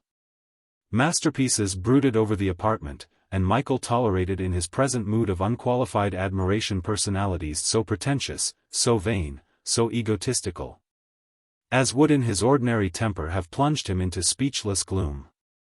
Oxford after this assembly of frank opinions and incarnate enthusiasms seemed a colorless shelter for unfledged reactionaries, a nursery of callow men in the street. Through the open windows the ponderous and wise moon commented upon the scintillations of the outspread city whose life reached this room in sound as emotionally melodious, as romantically real as the sea sound conjured by a shell. Here were gathered people who worked always in that circumfluent inspiration, that murmur of liberty, that whisper of humanity. What could Oxford give but the bells of outworn beliefs, and the patter of aimless footsteps? How right Stella had been to say that academic perfection was vain without the breath of life. How right she was to find in George Ayliffe someone whose artistic sympathy would urge her on to achievements impossible to attain under Alan's admiration for mere fingers and wrists. Michael watched this favorite of his sister all through the evening. He tried to think that Ayliffe's cigarette-stained fingers were not so very unpleasant, that Ayliffe's cadaverous exterior was just a noble melancholy. That Ayliffe's high-pointed head did not betray an almost insufferable self-esteem, and, what was the hardest task of all, he tried to persuade himself that Ayliffe's last portrait of Stella had not transformed his splendidly unconcerned sister into a self-conscious degenerate. "How do you like George's picture of Stella?" The direct inquiry close to his ear startled Michael.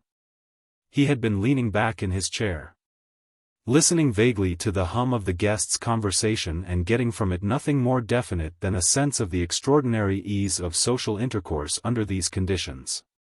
Looking round, he saw that Clarissa Vine had come to sit next to him, and he felt half nervous of this concentrated gaze that so evidently betokened a determination to probe life and art and incidentally himself to the very roots.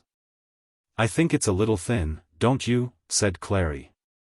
Michael hated to have his opinion of a painting invited, and he resented the painter's jargon that always seemed to apply equally to the subject and the medium. It was impossible to tell from Miss Vine's question whether she referred to Stella's figure or to Ayliffe's expenditure upon paint. "I don't think it's very like Stella," Michael replied, and consoled himself for the absence of subtlety or cleverness in such an answer by the fact that at least it was a direct statement of what he thought. "I know what you mean," said Clarissa, nodding seriously. Michael hoped that she did. He could not conceive an affirmation of personal opinion delivered more plainly. "You mean he's missed the other Stella," said Clarissa. Michael bowed remotely. He told himself that contradiction or even qualified agreement would be too dangerous a proceeding with a person of Clarissa's unhumorous earnestness. "I said so when I first saw it," cried Clarissa triumphantly.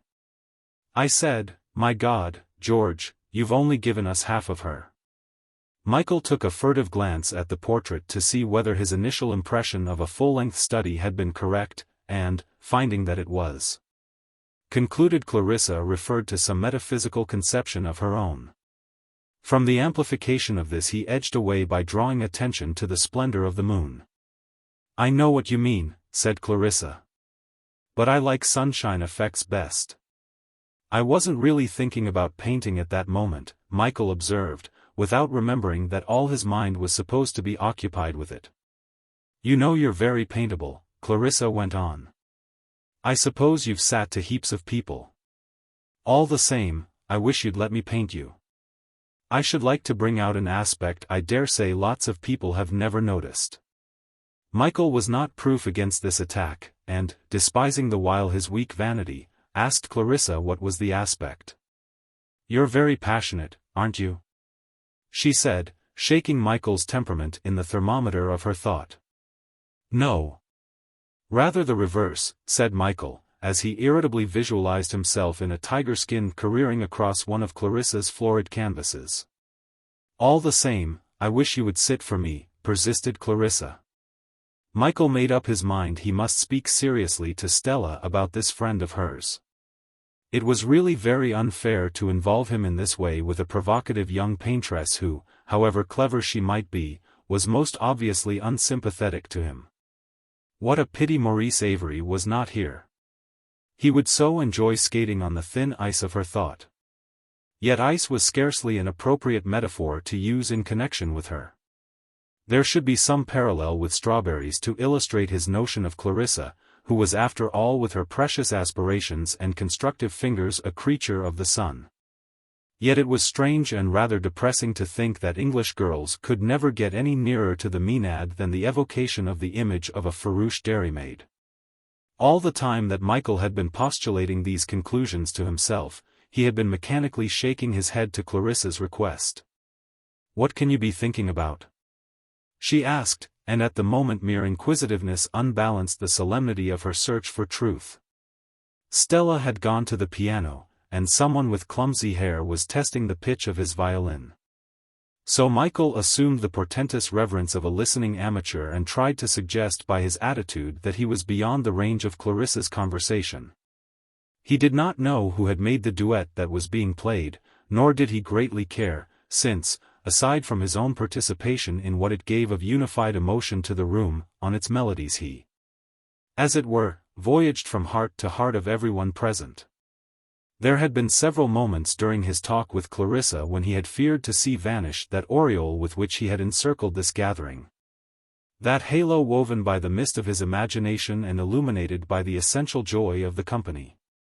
But now, when all were fused by the power of the music in a brilliance that actually pierced his apprehension with the sense of its positive being, Michael's aureole gleamed with the same comparative reality. Traveling from heart to heart, he drew from each the deep-down sweetness which justified all that was extravagant in demeanor and dress, all that was flaunting in voice and gesture, all that was weak in achievement and ambition. Even Clarissa's prematurity seemed transferred from the cause to the effect of her art. So that here and there some strain of music was strong enough to sustain her personality up to the very point of abandon at which her pictures aimed. As for George Ayliffe, Michael watching him was bound to acknowledge that, seen thus in repose with all the wandering weaknesses of his countenance temporarily held in check by the music, Stella's affection for him was just intelligible. He might be said to possess now at least some of the graceful melancholy of a Pierrot. And suddenly Michael divined that Ayliffe was much more in love with Stella than she was or ever could be in love with him. He realized that Ayliffe, with fixed eyes sitting back and absorbing her music, was aware of the hopelessness of his desire, aware it must be forever impossible for Stella to love him. As impossible as it was for him to paint a great portrait of her. Michael was sorry for Ayliffe because he knew that those anxious and hungry eyes of his were losing her continually even now in complexities that could never by him be unraveled. In depths that could never be plumbed. More suggestive, however, than the individual listeners were the players themselves, so essentially typical were they of their respective instruments. And they were even something more than typical, for they did ultimately resemble them. The violinist must himself have answered in these harmonious wails to the lightest question addressed to him. His whole figure had surely that very look of obstinate surprise which belongs to a violin. The bones in that lean body of his might have been of catgut, so much did he play with his whole frame, so little observably with his hands merely. As for Stella, apart from the simplicity of her coloring, it was less easy to find physically a resemblance to the piano, and yet how well her personality consorted with one.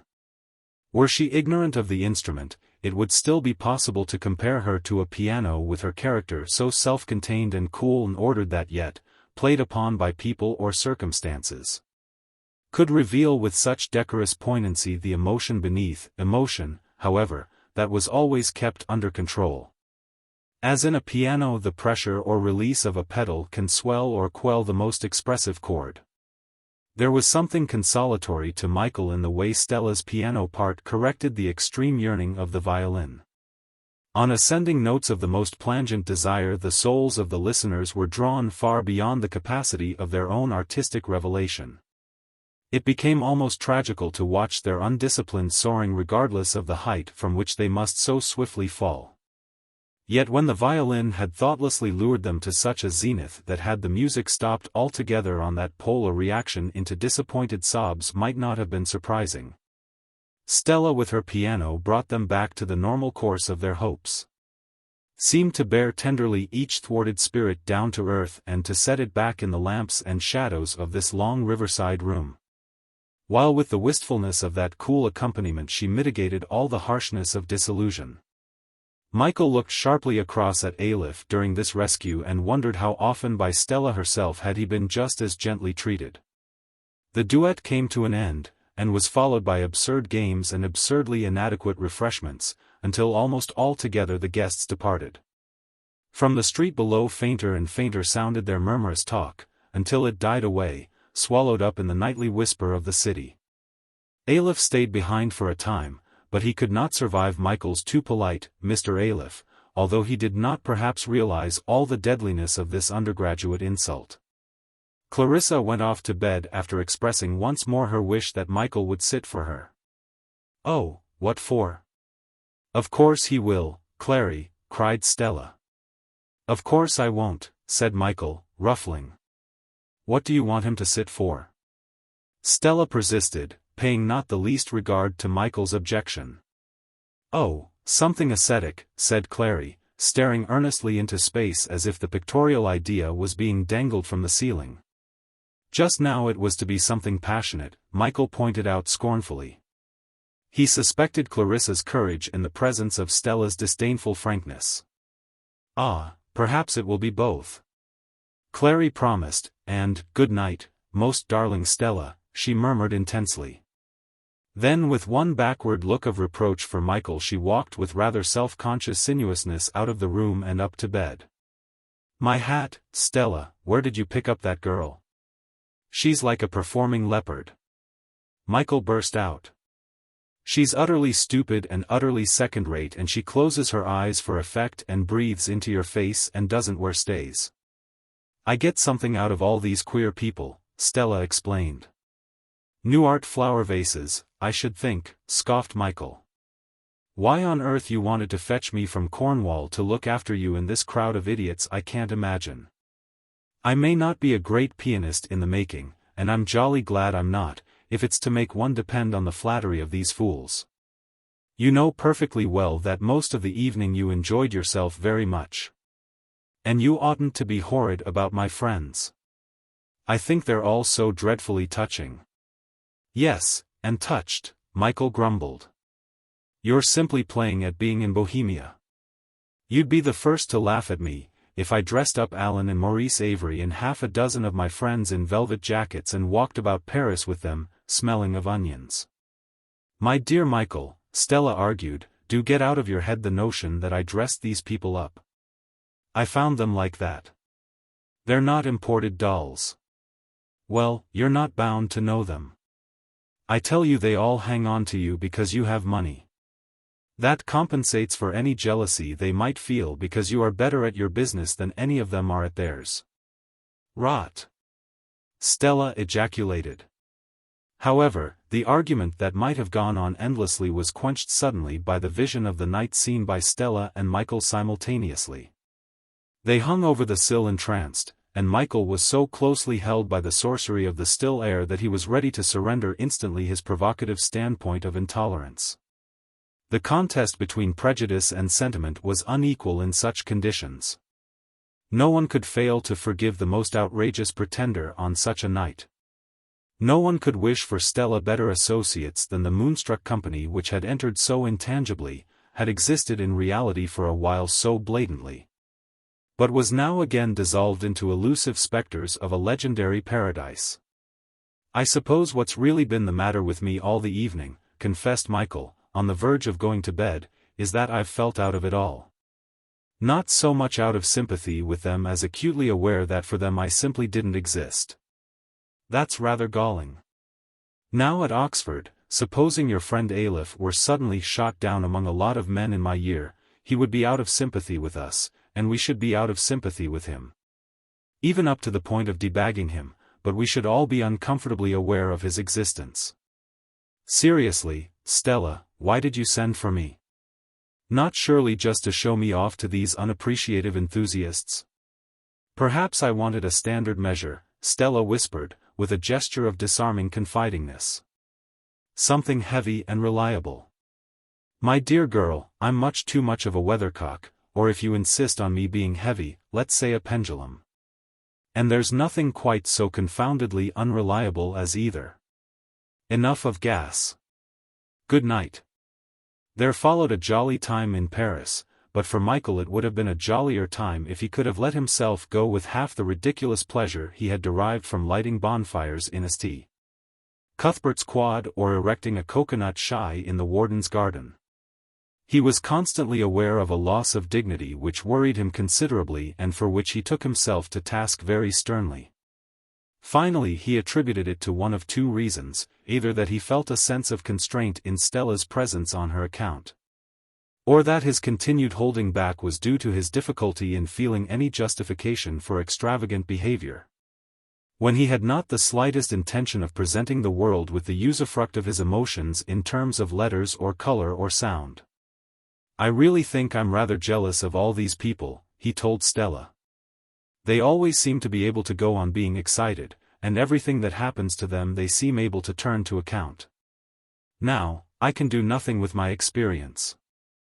I seize it, I enjoy it for a very short time. I begin to observe it with a warm interest, then to criticize, then to be bored by it. And finally I forget it altogether and remain just as I was before it occurred, except that I never can seize the same sort of experience again. Perhaps it's being with you. Perhaps you absorb all the vitality."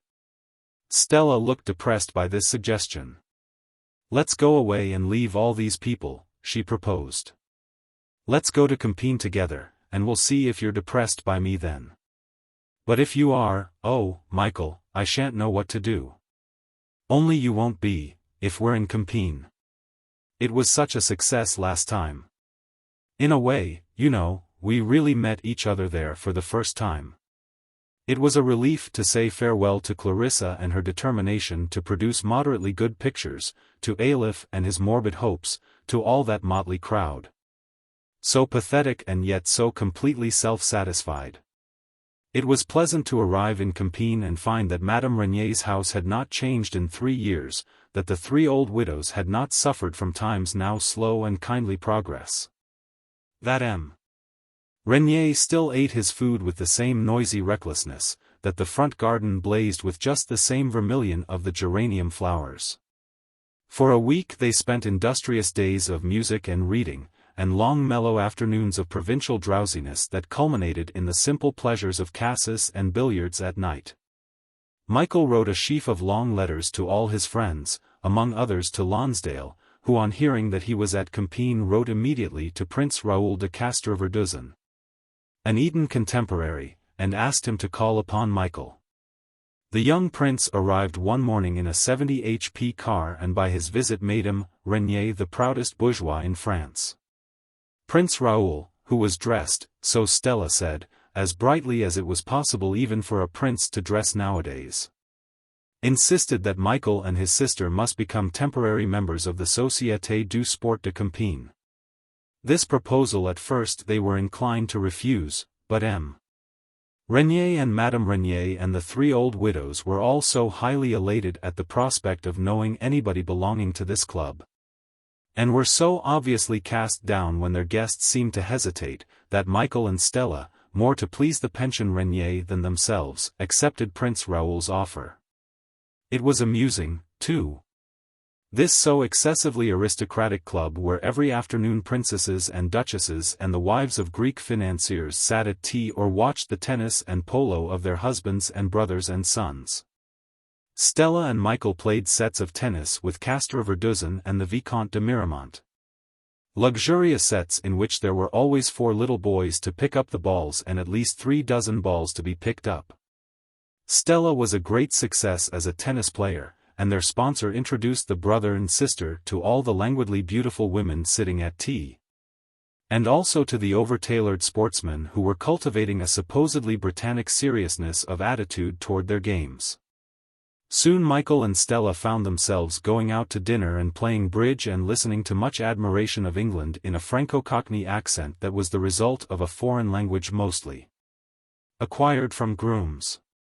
With all its veneer of English freedom, it was still a very ceremonious society, and though money had tempered the rigidity of its forms and opinions, there was always visible in the background of the noisiest party black Papalism, a dominant army and the hope of the Orleanist succession.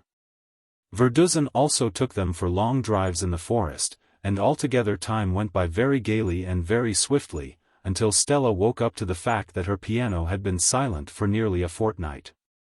Verdusen was waiting with his impatient car in the prim road outside the Pension Regnier when she made this discovery, and he looked very much mortified when she told him that today she really ought to practice. "But you must come because I have to go away tomorrow," he declared. "Ah, but I've been making such wonderful resolutions ever since the sun rose," Stella said, shaking her head. "I must work, mustn't I, Michael?" "Oh, rot," she must come for this last time, mustn't she, Fane? Michael thought that once more might not spoil her execution irreparably. Hurrah, you can't get out of it, Miss Fane. The car's horn tooted in grotesque exultation. Stella put on her dust cloak of silver grey. And in a few minutes they were racing through the forest so fast that the trees on either side winked in a continuous blur, or where the forest was thinner seemed like knitting needles to gather up folds of landscape. After they had traversed all the wider roads at this speed, somewhere in the very heart of the forest Raoul turned sharply off along a wagoner's track over whose green ruts the car jolted abominably, but just when it would have been impossible to go on. He stopped and they all got out. "You don't know why I've brought you here," he laughed.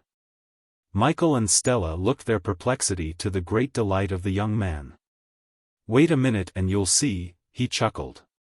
He was leading the way along a narrow grass-grown lane whose hedges on either side were gleaming with big blackberries.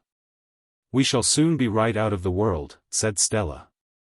"Won't that worry you, monsieur?" "Well, yes, it would for a very long time," replied the prince, in a tone of such wistfulness as for the moment made him seem middle-aged. "But, look," he cried, and triumphant youth returned to him once more. The lane had ended in a forest clearing whose vivid turf was looped with a chain of small ponds blue as steel. On the farther side stood a cottage with diamond lattices and a gabled roof and a garden full of deep crimson phlox glowing against a background of gnarled and somber hawthorns. Cottage and clearing were set in a sweeping amphitheatre of beech woods. "It reminds me of Gawain and the Green Knight," said Michael. "I'll take you inside," Raoul offered. They walked across the small common silently, so deeply did they feel they were trespassing on some enchantment. From the cottage chimney curled a film of smoke that gave a voiceless voice to the silence, and when as they paused in the lich gate, Castroverdozen clanged the bell. It seemed indeed the summons to waken from a spell sleepers long ago bewitched. "Surely nobody is going to answer that bell," said Stella.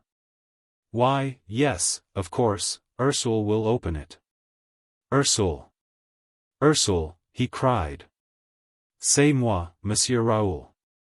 The cottage door opened and, evidently much delighted, Ursule came stumping down the path. She was an old woman whose rosy face was pectinated with fine wrinkles as delicate as the pluming of a moth's wing, while everything about her dress gave the same impression of extreme fineness. Though the stuff was only a black bombazine and the tippet round her shoulders was of coarse lace. When she and Raoul had talked together in repeatest French, Ursule like an old queen waved them graciously within. They sat in the white parlor on tall chairs of black oak among the sounds of ticking clocks and distant bees and a smell of sweet herbs and dryness. "And there's a piano!" cried Stella, running to it. She played the cat's fugue of Domenico Scarlatti. "You could practice on that piano?" Raoul anxiously inquired. "It belonged to my sister who often came here. More than any of us do. She's married now." The sadness in Raoul's voice had made Michael suppose he was going to say his sister was dead. "Then this divine place belongs to you?" Stella asked. "To my sister and me. Ursule was once my nurse. Would you be my guests here, although I shall be away?" "For as long as you like. Ursule will look after you. Do say, yes."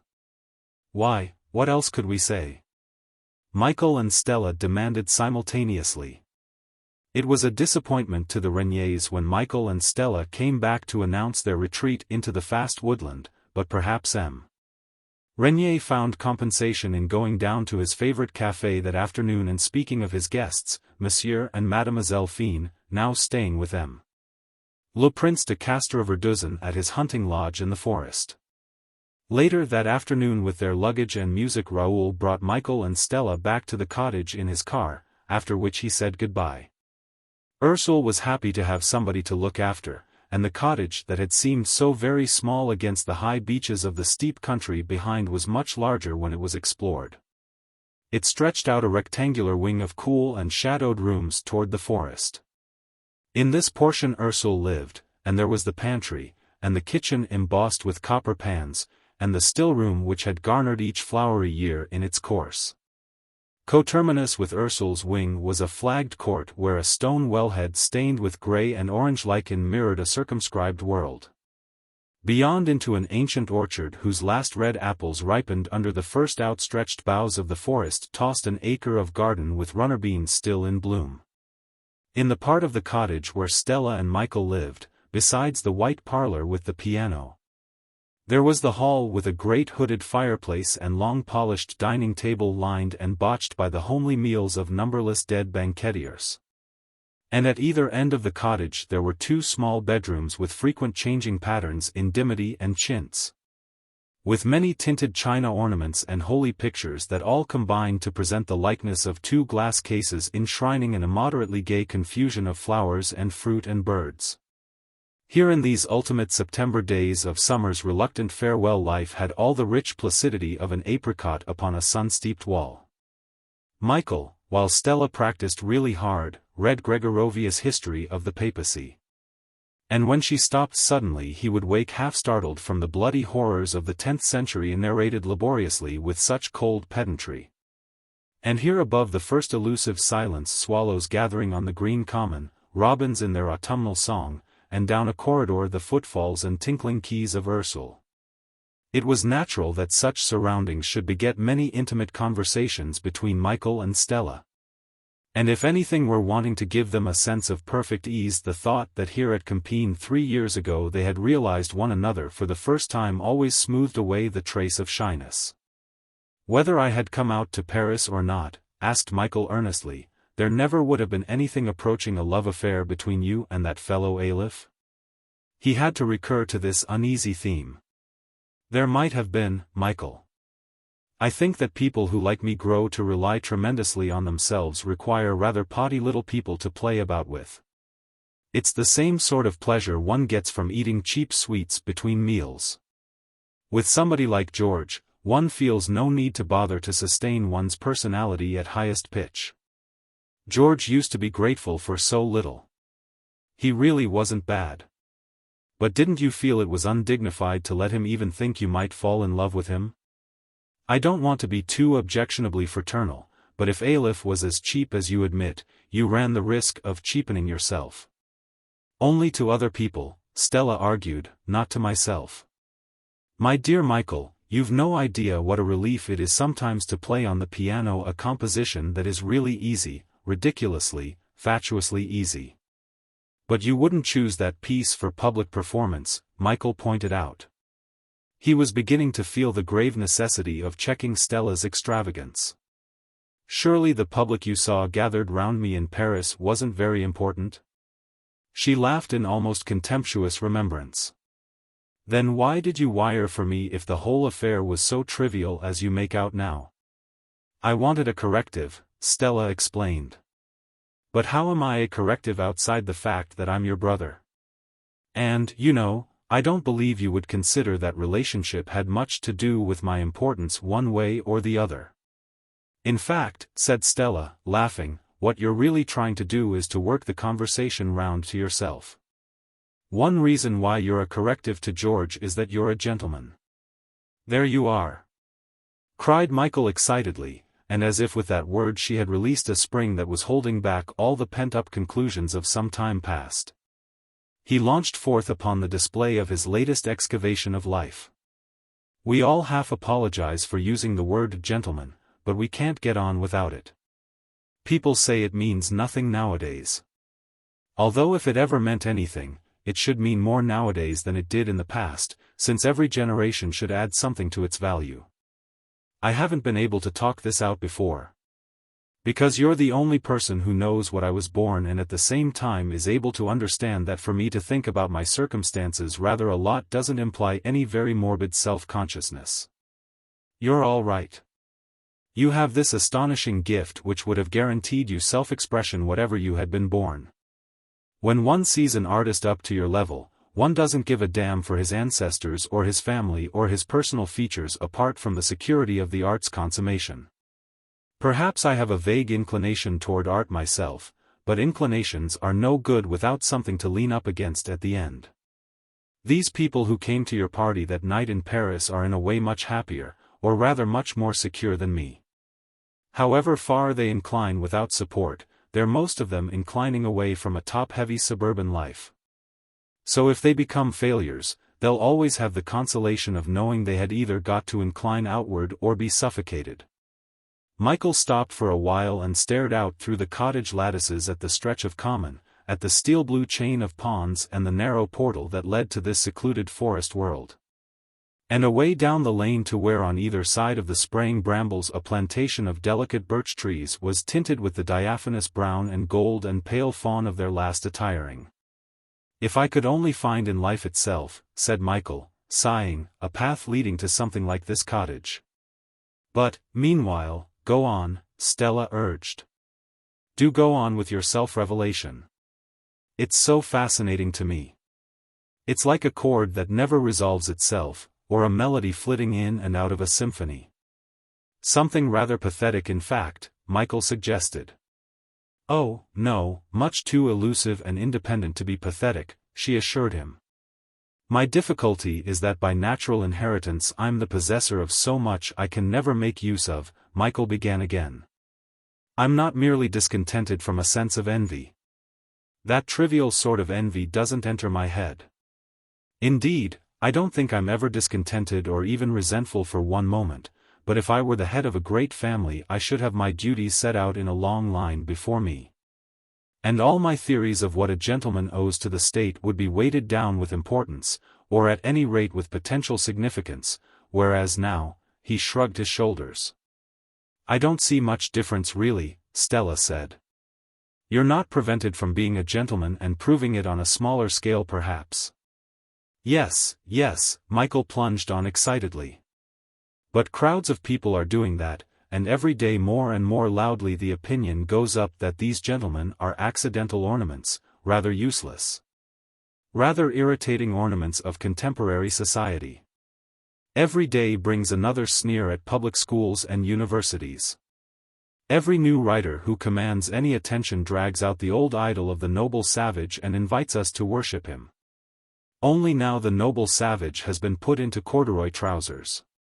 My theory is that a gentleman leavens the great popular mass of humanity, and however superficially useless he may seem, his existence is a pledge of the immanence of the idea. Popular education has fired thousands to prove themselves not gentlemen in the present meaning of the term, but something much finer than any gentleman we know anything about. And they are not, they simply and solidly are not. The first instinct of the gentleman is respect for the past with all it connotes of art and religion and thought. The first instinct of the educated unfit is to hate and destroy the past. Now I maintain that the average gentleman, whatever situation he is called upon to face, will deal with it more effectively than these noble savages who have been armed with weapons they don't know how to use and are therefore so much the more dangerous. Since every weapon to the primitive mind is a weapon of offense. Had I been Lord Saxby instead of Michael Fane, I could have proved my theory on the grand scale, and obviously the grand scale even for a gentleman is the only scale that is any good nowadays. I wonder if you could, murmured Stella. Anyway, I don't see why you shouldn't ultimately attain to the grand scale, if you begin with the small scale. But the small scale means just a passive existence that hurts nobody and fades out of memory at the moment of death, Michael grumbled. Well, if your theory of necessary ornaments is valid, Stella pointed out, you'll find your niche. I shall be a sort of Prescott. That's the most I can hope for, Michael gloomily announced. Yet after all that's pretty good. Stella looked at him in surprise, and said that though she had known Michael liked Prescott, she had no idea he had created such an atmosphere of admiration. She was eager to find out what Michael most esteemed in him, and she plied him indeed with so many questions that he finally asked her if she did not approve of Prescott. Of course I approve of him. No one could accept a refusal so wonderfully without being approved. But naturally I wanted to find out your opinion of him. What could be more interesting to a girl than to know the judgment of others on a person she might have married? Michael gazed at her in astonishment and demanded her reason for keeping such an extraordinary event so secret. Because I didn't want to introduce an atmosphere of curiosity into your relationship with him. You know, Michael, that if I had told you, you would always have been examining him when you thought he wasn't looking. And of course I never told Mother, who would have examined him through her lorgnettes whether he were looking or not. It seemed strange to Michael, as he and Stella sat here with the woodland enclosing them, that she could so fearlessly accept or refuse what life offered. And yet he supposed the ability to do so made of her the artist she was.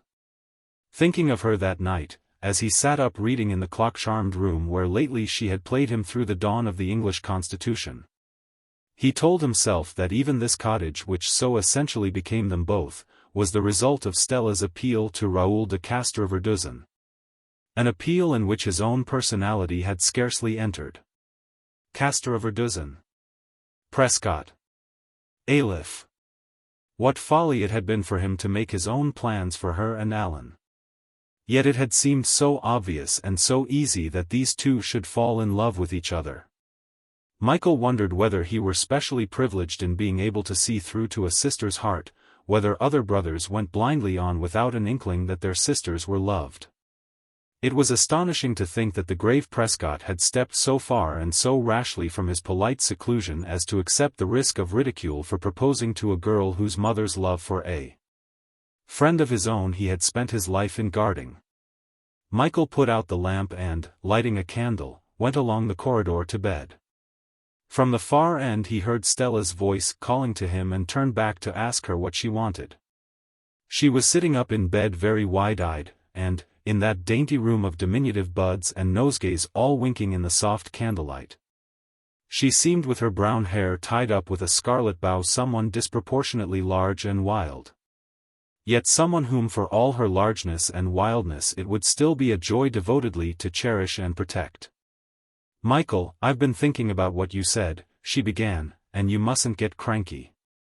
I wish you wouldn't bother so much about what you're going to be. It will end in your simply being unhappy." "I don't really bother a great deal," Michael assured her. "But I do feel a sort of responsibility for being a nobody, so very definitely a nobody." "The people who ought to have felt that responsibility were Mother and Father," said Stella. "Yes, logically," Michael agreed. "But I think Father did feel the responsibility rather heavily, and it's a sort of loyalty I have for him which makes me so determined to justify myself." That night the equinoctial gales began. Stella and Michael had only 2 or 3 walks more down the wide glades where the fallen leaves trundled and swirled, and then it would be time to leave this forest house. Raoul did not manage to come back to Compton in time to say goodbye, and so at the moment of departure they took leave of old Ursule and the cottage very sadly, for it seemed so desolate and gusty was the October morning, that never again would they possess for their own that magical corner of the world. The equinoctial gales died away in a flood of rain, and the fine weather came back. London welcomed their return with a gracious calm. The Thames was a sheet of trembling silver, and the distant roofs and spires and trees of the Surrey shore no more than breath upon a glass. In this luminous and immaterial city the house in Cheyne Walk stood out with the pleasant aspect of its demure reality, and Mrs. Fane like one of those clouded rose pastels on the walls of her room was to both of them after their absence from London herself for a while as they had known her in childhood. "Dear children, how charming to see you looking so well. I'm not quite sure I like that very Scotch-looking skirt, darling Stella. I'm so glad you've enjoyed yourselves together. Is it a heather mixture? And I was in France, too. But the trains are so oddly inconvenient. Mrs. Carruthers most interesting. I wish, darling Stella, you would take up mental science. Ah, but I forgot, you have your practicing." It was time to go up to Oxford after the few days that Stella and Michael spent in making arrangements for a series of Brahms recitals in one of the smaller concert halls. Alan met Michael on the platform at Paddington. This custom they had loyally kept up each term, although otherwise their paths seemed to be diverging. "Good vac?" Michael asked. "Oh, rather. I've been working at rather a tricky slow leg break. 55 wickets for 8-4 during the vac. Not bad for a dry summer. I was playing for the Ticks most of the time. What did you do? Michael during the journey up talked mostly about Stella. Chapter 7. Venners. The most of Michael's friends had availed themselves of the right of seniority to move into more dignified rooms for their second year. These extensions of premises, as Castleton called them, reached the limit of expansion in the case of Lonsdale who, after a year's residence in 2 small ground-floor rooms of St. Cuthbert's populous quad, had acquired the largest suite of 3 in Cloisters. Exalted by palatial ambitions, he spent the first week of term in buttonholing people in the lodge. So that after whatever irrelevant piece of chatter he had seized upon as excuse he might wind up the conversation by observing nonchalantly. "Oh, I say. Have you chaps toddled round to my new rooms yet? Rather decent. I'm quite keen on them. I've got a dining room now. Devilish convenient. Thought of asking old Wettiers to lay in a stock of pictures. It would buck him up rather. But why do you want these barracks?" Michael asked. "Oh, binges," said Lonsdale. "We ought to be able to run some pretty useful binges here. Besides, I'm thinking of learning the bagpipes." Wedderburn had moved into the Tudor richness of the large gateway room in St. Cuthbert's Tower.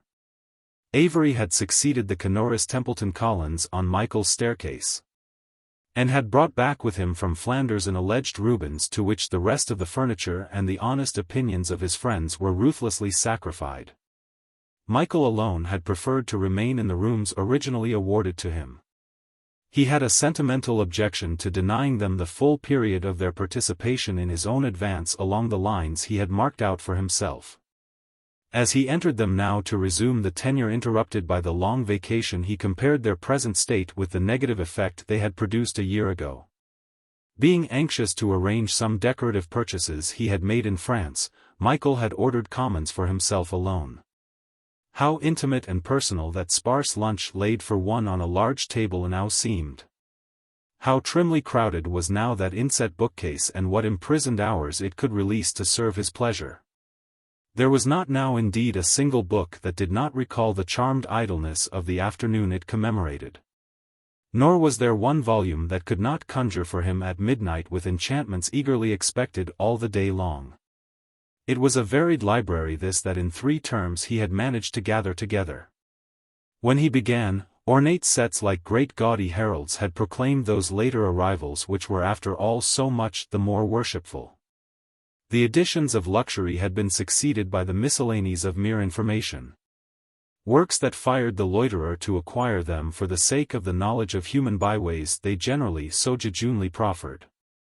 And yet perhaps it was less for their material contents that they were purchased than for the fact that in some dead publishing season more extravagant buyers had spent 4 or 5 times as much to partake of their accumulated facts and fortuitous illustrations.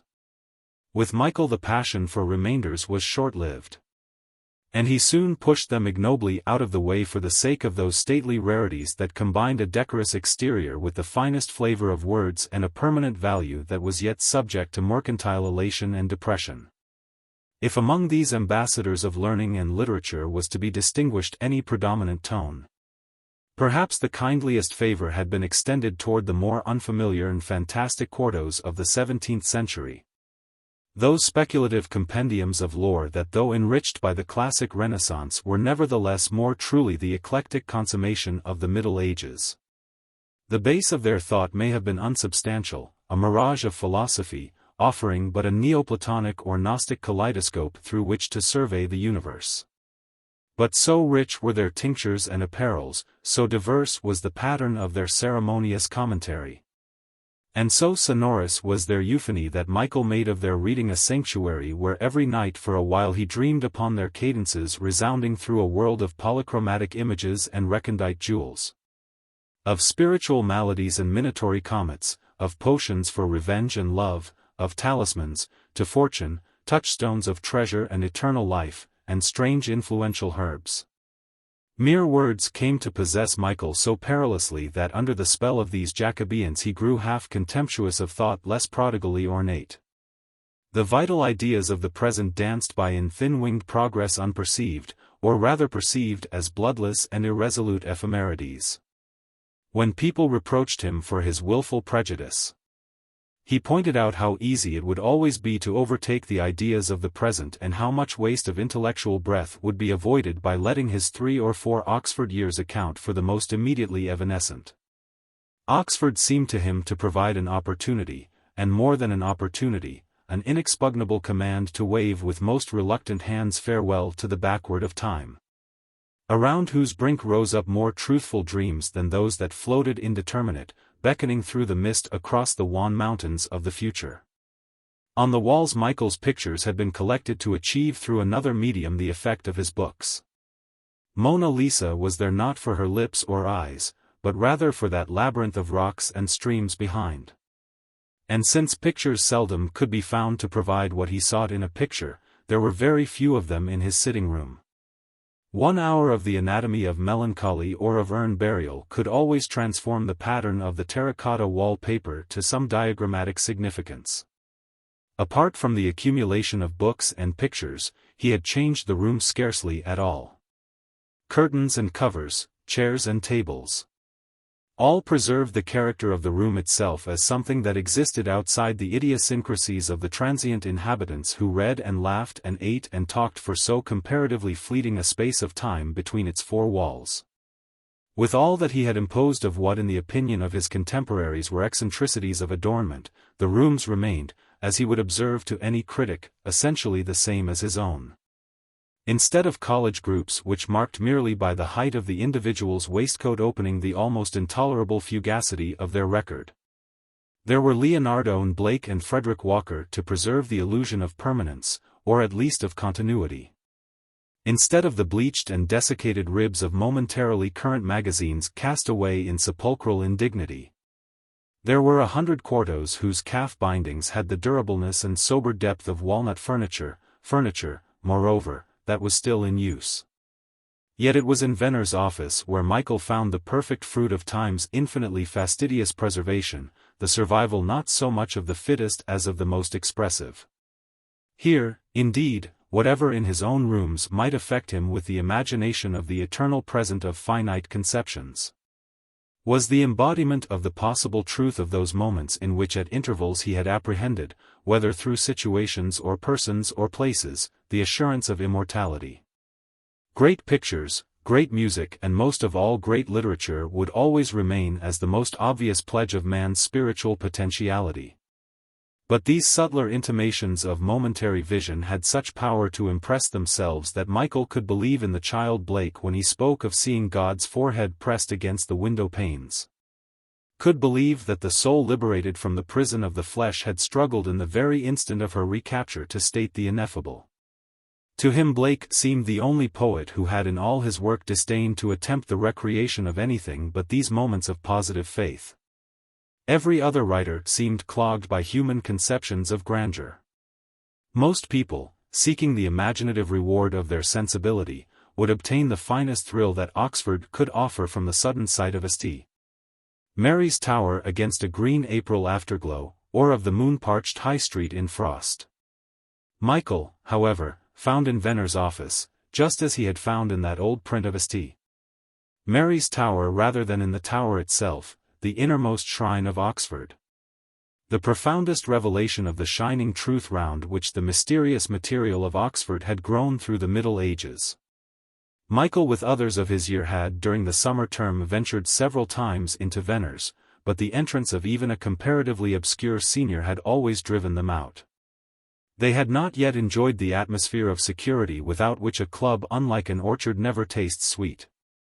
Now, with the presence of a New Year's freshman and with the lordship of the college in their own hands, since to the out-of-college men age with merciless finger seemed already to be beckoning, Michael and his contemporaries in their pride of prime marched into Venner's after hall and drank their coffee. Venner's office was one of the small ground-floor rooms in Cloisters, but it had long ago been converted to the present use. An inner storeroom, to which Venner always retired to make a cup of squash or to open a bottle of whiskey, had once been the bedroom. The office itself was not luxuriously furnished, and the accommodation was small. A window seat with a view of the college kitchens, a square table, and a couple of Windsor chairs were considered enough for the men who frequented Venner's every night after hall. And who on Sunday nights after wine in J.C.R. clustered there like a swarm of bees.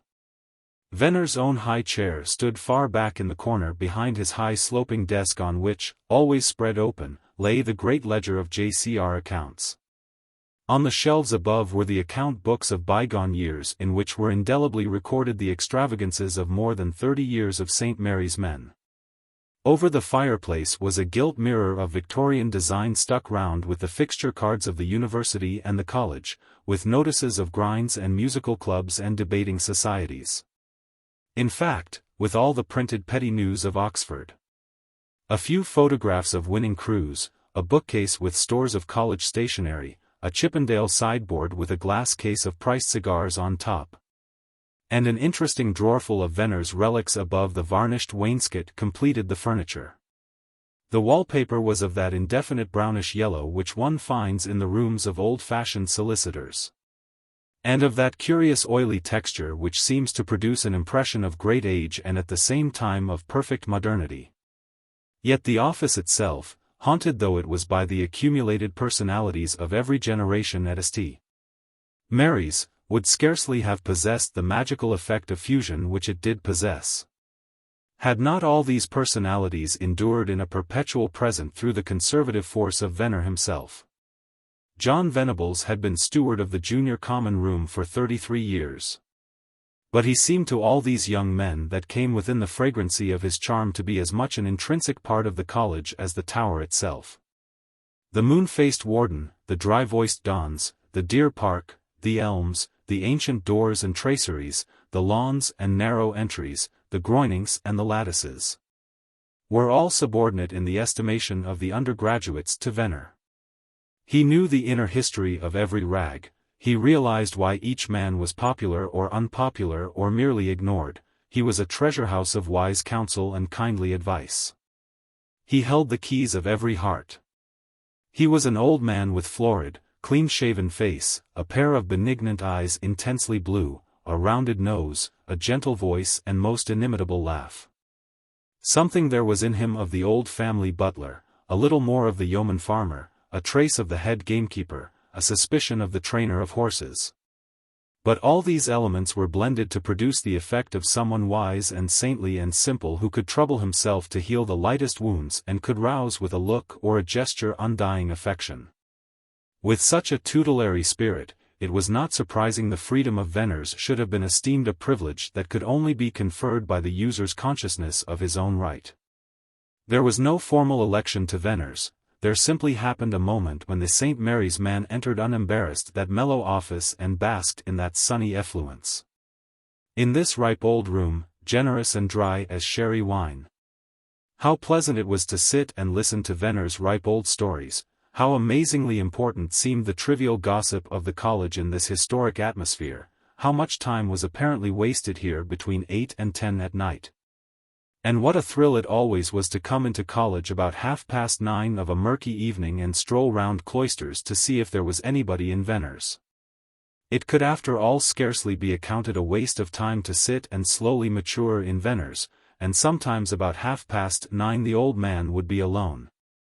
The fire would be dying down and during the half hour that remained of his duty, it would be possible to peel a large apple very slowly and extract from him more of the essence of social history than could be gained from a term's reading of great historians, even with all the extra lucidity imparted by a course of Mr. So-and-so's lectures. Michael found that Venner summed up clearly for him all his own tentative essays to grasp the meaning of life. He perceived in him the finest reaction to the prejudice and nobility, the efficiency and folly of aristocratic thought.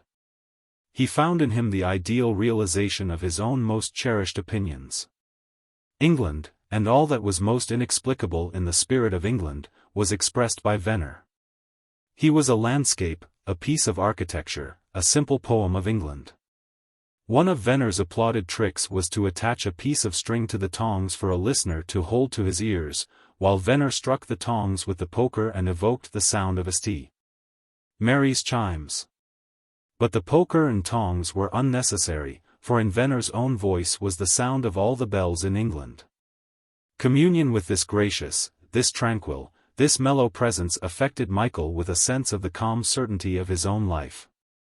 It lulled all the discontent and all the unrest.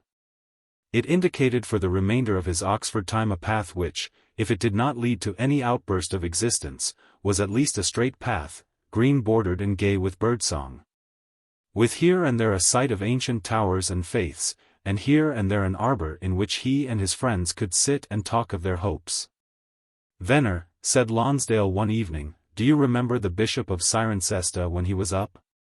Stebbing his name was. My mother roped him in for a teetotal riot she was inciting this vac."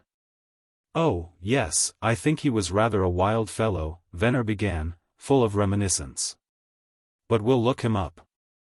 Down came some account book of the later 70s, and all the festive evenings of the bishop, spent in the period when undergraduates were photographed with mutton-chop whiskers and bowler hats, lay revealed for the criticism of his irreverent successors.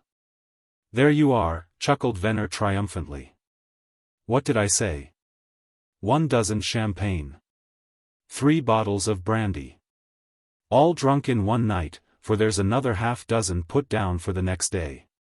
Ah, but the men are much quieter nowadays. Not nearly so much drinking done in college as there used to be. Oh, I remember the bishop, stebbing he was then. He put a codfish in the dean's bed. Oh, there was a dreadful row about it. The old warden kicked up such a fuss. And, as easily as one Arabian night glides into another, Venner glided from anecdote to anecdote of episcopal youth. "I thought the old boy liked the governor's port," laughed Lonsdale. "What a pity everybody can't drink in moderation," said Gators. "Next time he cocks his wicked old eye at me, I shall ask him about that codfish. What's this they tell me about your bringing out a magazine?" Venner inquired, turning to Maurice Avery. "Out next week, Venner," Maurice announced importantly. "Why, whatever do you find to write about?" asked Venner.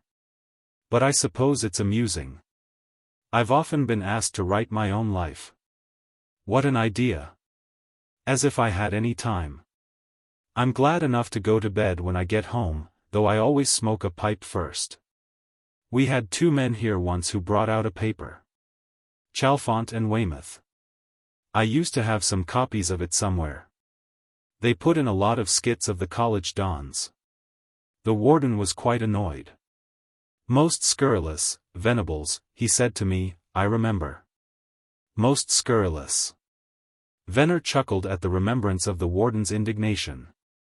"This is going to be a very serious affair, Venner," explained somebody. "It's going to put the world quite straight again." "Ho ho, I suppose you're one of these radicals," said Venner to the editor. "Dear me, how anyone can be a radical I can't understand. I've always been a conservative. We had a socialist come up here to lecture once in a man's rooms, a great radical this man was, Sir Hugh Gaston, a baronet. There's a funny thing, fancy a radical baronet. Well, the men got to hear of this socialist coming up and what do you think they did?" Venner chuckled in anticipatory relish. "Why, they cropped his hair down to nothing. Sir Hugh Gaston was quite upset about it, and when he made a fuss, they cut his hair too, though it was quite short already. There was a terrible rowdy set up then. The men are very much quieter nowadays." The door opened as Venables finished his story, and Smithers came in to order rather nervously a tin of biscuits. The familiar frequenters of Venner's eyed in cold silence his entrance, his blushful wait and his hurried exit. "That's a scholar called Smithers," Venner explained. "He's a very quiet man. I don't suppose any of you know him even by sight." "We ragged him last term," said Michael, smiling at his friends. "He's a bounder," declared Avery obstinately. "He hasn't much money," said Venner. "But he's a very nice fellow. You oughtn't to rag him. He's very harmless. Never speaks to anybody. He'll get a first, I expect, but there, you don't think anything of that, I know. But the dons do. The warden often has him to dinner. I shouldn't rag him any more. He's a very sensitive fellow. His father's a carpenter. What a wonderful thing he should have a son come up to St. Mary's. The rebuke was so gently administered that only the momentary silence betrayed its efficacy. One day Michael brought Alan to be introduced to Venables, and it was a pleasure to see how immediately the old man appreciated Alan. "Why ever didn't you come to St. Mary's?" asked Venner. "Just the place for you. Don't you find Christ Church a bit large? But they've got some very good land. I've often done a bit of shooting over the Christ Church farms. The bursar knows me well. Pleased to see you, Mr. Venables, and I hope you'll have good sport." That's what he said to me last time I saw him. "Oh, he's a very nice man. Do they still make meringues at your place? I don't suppose you ever heard the story of the St. Mary's men who broke into Christ Church. It caused quite a stir at the time. Well, some of our men were very tipsy one night at the Bullingdon wine, and one of them left his handkerchief in the rooms of a Christ Church man, and what do you think they did? Why, when they got back to college, this man said he wasn't going to bed without his handkerchief. Did you ever hear of such a thing? So they all climbed out of St. Mary's at about 2 in the morning and actually climbed into Christ Church. At least they thought it was Christ Church, but it was really Pembroke. Do you know Pembroke? I don't suppose you've even been there. Our men always cheer Pembroke in the eights, Pemmy, as they call it, because their barge is next to us. But fancy breaking in there at night to look for a handkerchief. They woke up every man in the college, and there was a regular set-to in the quad, and the night porter at Pembroke got a most terrible black eye. The president of the JCR had to send an apology, and it was all put right, but this man who lost his handkerchief, Wilberforce his name was, became a regular nuisance, because forever afterward, whenever he got drunk, he used to go looking for this old handkerchief. There you see, that's what comes of going to the Bullingdon wine. Are you a member of the Bullingdon? He's a cricketer, Venner, Michael explained. So was this fellow Wilberforce who lost his handkerchief, and what do you think? One day when we were playing Winchester, you're not a Wykehamist, are you? He came out to bat so drunk that the first ball he hit, he went and ran after it himself. It caused quite a scandal. But you don't look one of that sort. Will you have a squash and a biscuit? The men like these biscuits very much. There's been quite a run on them.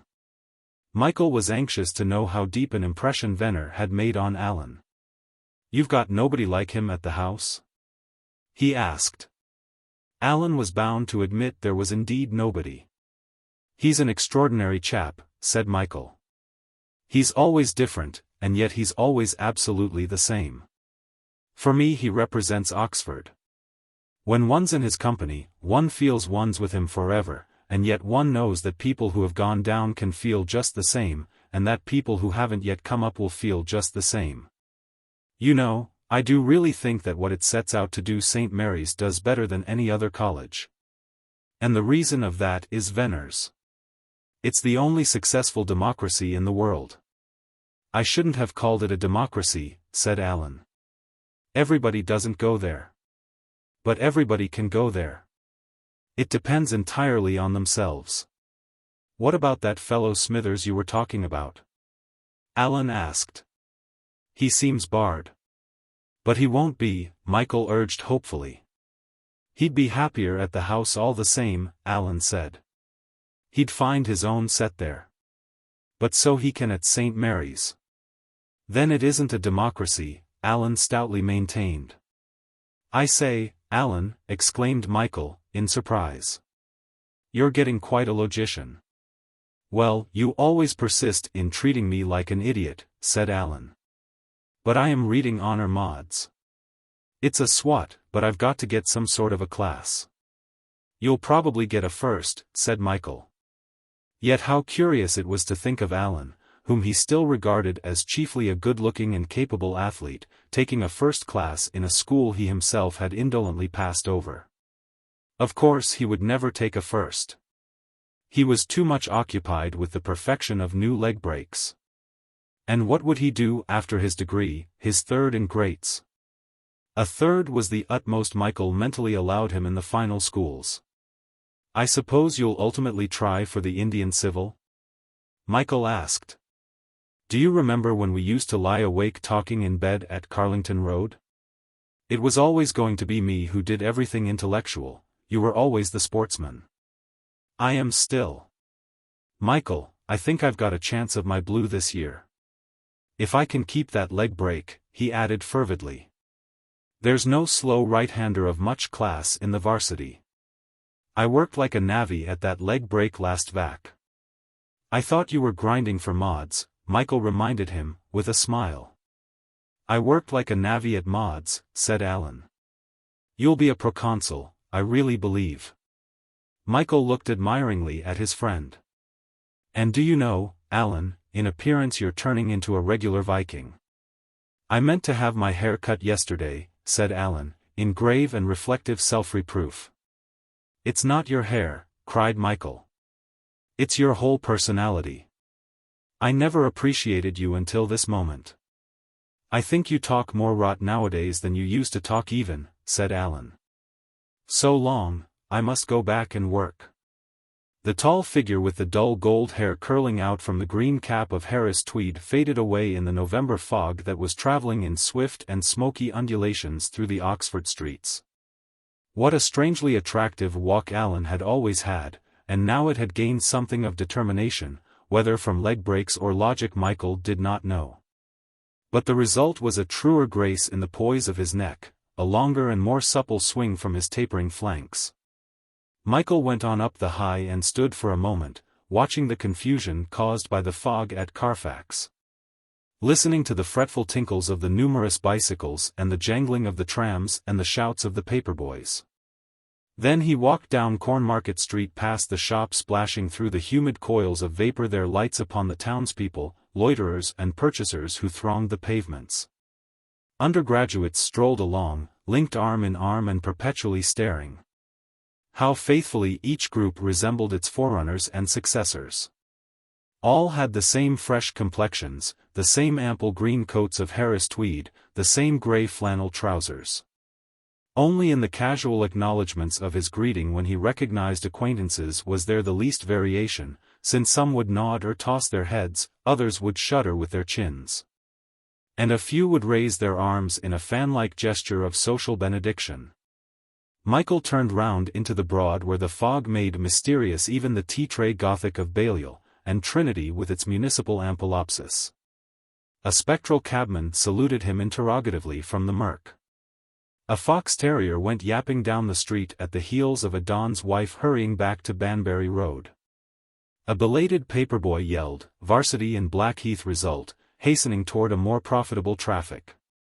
The fog grew denser every minute, and Michael turned round into Turl Street past many-windowed Exeter and the monastic silence of Lincoln. There was time to turn aside and visit Lampard's bookshop. There was time to buy that glossary of Ducange which he must have, and perhaps that red and golden dictionary of Welby Pugin which he ought to have, and ultimately, as it turned out, there was time to buy half a dozen more great volumes whose connection with medieval history was not too remote to give an excuse to Michael, if excuse were needed, for their purchase. 7 o'clock chimed suddenly, and Michael hurried to college, snatched a black coat and a gown out of Venner's and just avoided the sconce for being more than a quarter of an hour late for Hall. Michael was glad he had not missed Hall that night. In Lampard's alluring case of treasures he had been tempted to linger on until too late. And then to take with him 2 or 3 new books and in their entertainment to eat a solitary and meditative dinner at Bowles. But it would have been a pity to have missed Hall when the electric light failed abruptly and when everybody had just helped themselves to baked potatoes.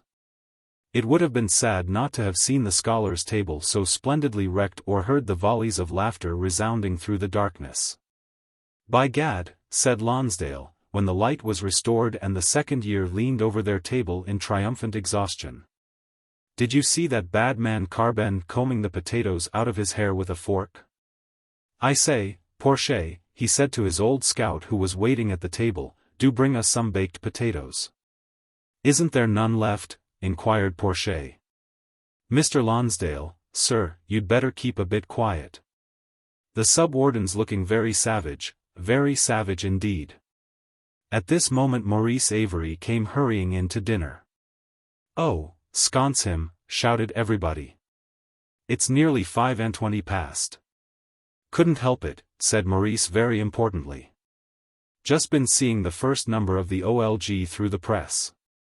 By gad, said Lonsdale. It's a way we have in the Buffs and the 42th. Look here, have we all got to buy this rotten paper of yours?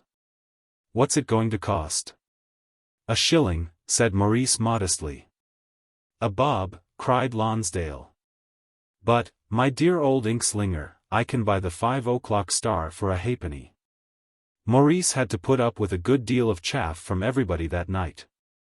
Let's have the program, Sinclair suggested. The editor was so much elated at the prospect of tomorrow's great event that he rashly produced from his pocket the contents bill, which Lonsdale seized and immediately began to read out. The Oxford Looking-Glass. No. I. Some Reflections. By Maurice Avery. What are you reflecting on, Mossy? Oh, politics, said Maurice lightly, and other things. My God, he'll be Prime Minister next week, said Cuff. Socrates at Balliol. By Guy Hazelwood. And just about where he ought to have been, commented Lonsdale. Oh, listen to this. Hoop. The Failure of the Modern Illustrator. But wait a minute, who do you think it's by? St. C. Wedderburn. Jolly old Weddiers. The Failure of the Modern Illustrator. Weddiers. My God, I shall cat with laughing. Weddiers. A bloody author. Sconce Mr. Lonsdale, please, said Wedderburn, turning gravely to the recorder by his chair. What, half a crown for not really saying bloody? Lonsdale protested. That night after Hall there was much to tell Venner of the successful bombardment with potatoes, and there was some chaff for Avery and Wedderburn in regard to their forthcoming magazine. Parties of out-of-college men came in after their dinner, and at 8:30 the little office was fuller than usual, with the college gossip being carried on in a helter-skelter of unceasing babble. Just when Fitzroy the varsity bow was enunciating the glories of wet bobbery and the comparative obscurities of dry bobbery, and just when all the dry bobs present were bowling the contrary arguments at him from every corner at once, the door opened and a freshman, as fair and floridly handsome as a young Bacchus, walked with curious tiptoe steps into the very heart of the assembly. Fitzroy stopped short in his discourse and thrummed impatiently with clenched fists upon his inflated chest, as gorillas do. The rest of the company eyed the entrance of the newcomer in puzzled, faintly hostile silence. Oh, Venner, said the intruder, in loftiest self-confidence and unabashed clarity of accent. I haven't had those cigars yet. He hadn't had his cigars yet. Confound his impudence, and what right had he to buy cigars, and what infernal assurance had led him to suppose he might stroll into Venner's in the third raw week of his uncuffed fresherdom? Who was he? What was he? Unvoiced, these questions quivered in the wrathful silence. The boy was told to take them up, sir, said Venner. Something in Venner's manner toward this newcomer indicated to the familiars that he might have deprecated this deliberate entrance armored in self-satisfaction. Something there was in Venner's assumption of impersonal civility which told the familiars that Venner himself recognized and sympathized with their as yet unspoken horror of tradition's breach. I rather want them tonight, said the newcomer, and then he surveyed slowly his seniors and even nodded to one or two of them whom presumably he had known at school. So if the boy hasn't taken them up, he continued, you might send up another box. Thanks very much. He seemed to debate for a moment with himself whether he should stay, but finally decided to go. As he reached the door, he said that, by Jove, his cigarette had gone out, and, you've got a light, he added to Lonsdale, who was standing nearest to him. Thanks very much. The door of Venner's slammed behind his imperturbableness, and a sigh of pent-up stupefaction was let loose. "Who's your young friend, Lonnie?" cried one. "He thought Lonnie was the common room boy," cried another. "Venner, give the cigars to Mr. Lonsdale to take up," shouted a third. "He's very daring for a freshman," said Venner. "Very daring. I thought he was a fourth-year scholar whom I'd never seen, when he first came in the other day. Most of the freshmen are very timid at first. They think the senior men don't like their coming in too soon. And perhaps it's better for them to order what they want when I'm by myself. I can talk to them more easily that way. With all the men wanting their coffee and whiskeys, I really can't attend to orders so well just after hall." "Who is he, Venner?" demanded half a dozen indignant voices. "Mr. Appleby. The Honorable George Appleby. But you ought to know him. He's an Etonian." Several Etonians admitted they knew him, and the Wykehamists present seized the occasion to point out the impossibility of such manners belonging to any other school. "He's a friend of yours, then?" said Venner to Lonsdale. "Good Lord, no, Venner," declared Lonsdale. "He seemed on very familiar terms with you," Venner chuckled wickedly. Lonsdale thought very hard for 2 long exasperated moments and then announced with conviction that Appleby must be ragged, severely ragged this very night. "Now don't go making a great noise," Venner advised. "The Dons don't like it, and the dean won't be in a very good temper after that potato throwing in hall." "He must be ragged, Venner," persisted Lonsdale inexorably. "There need be no noise, but I'm hanged if I'm going to have my cigarette taken out of my hand and used by a damned fresher. Who's coming with me to rag this man Appleby?" The third-year men seemed to think the correction beneath their dignity, and the duty devolved naturally upon the second-year men. "I can't come," said Avery. "The OLG's coming out tomorrow." "Look here, Mossy, if you say another word about your rotten paper, I won't buy a copy," Lonsdale vowed. Michael offered to go with Lonsdale and at any rate assist as a spectator. He was anxious to compare the behavior of Smithers with the behavior of Appleby in like circumstances. Granger offered to come if Lonnie would promise to fight 16 rounds without gloves, and in the end he, with Lonsdale, Michael, Cuff, Sinclair, and 3 or 4 others, marched up to Appleby's rooms. Lonsdale knocked upon the door, and as he opened it assumed what he probably supposed to be an expression of ferocity, though he was told afterward he had merely looked rather more funny than usual. "Oh, hello, Lonsdale," said Appleby, as the party entered. "Come in and have a smoke.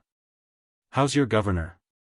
Lonsdale seemed to choke for breath a moment, and then sat down in a chair so deep that for the person once plunged into its recesses an offensive movement must have been extremely difficult.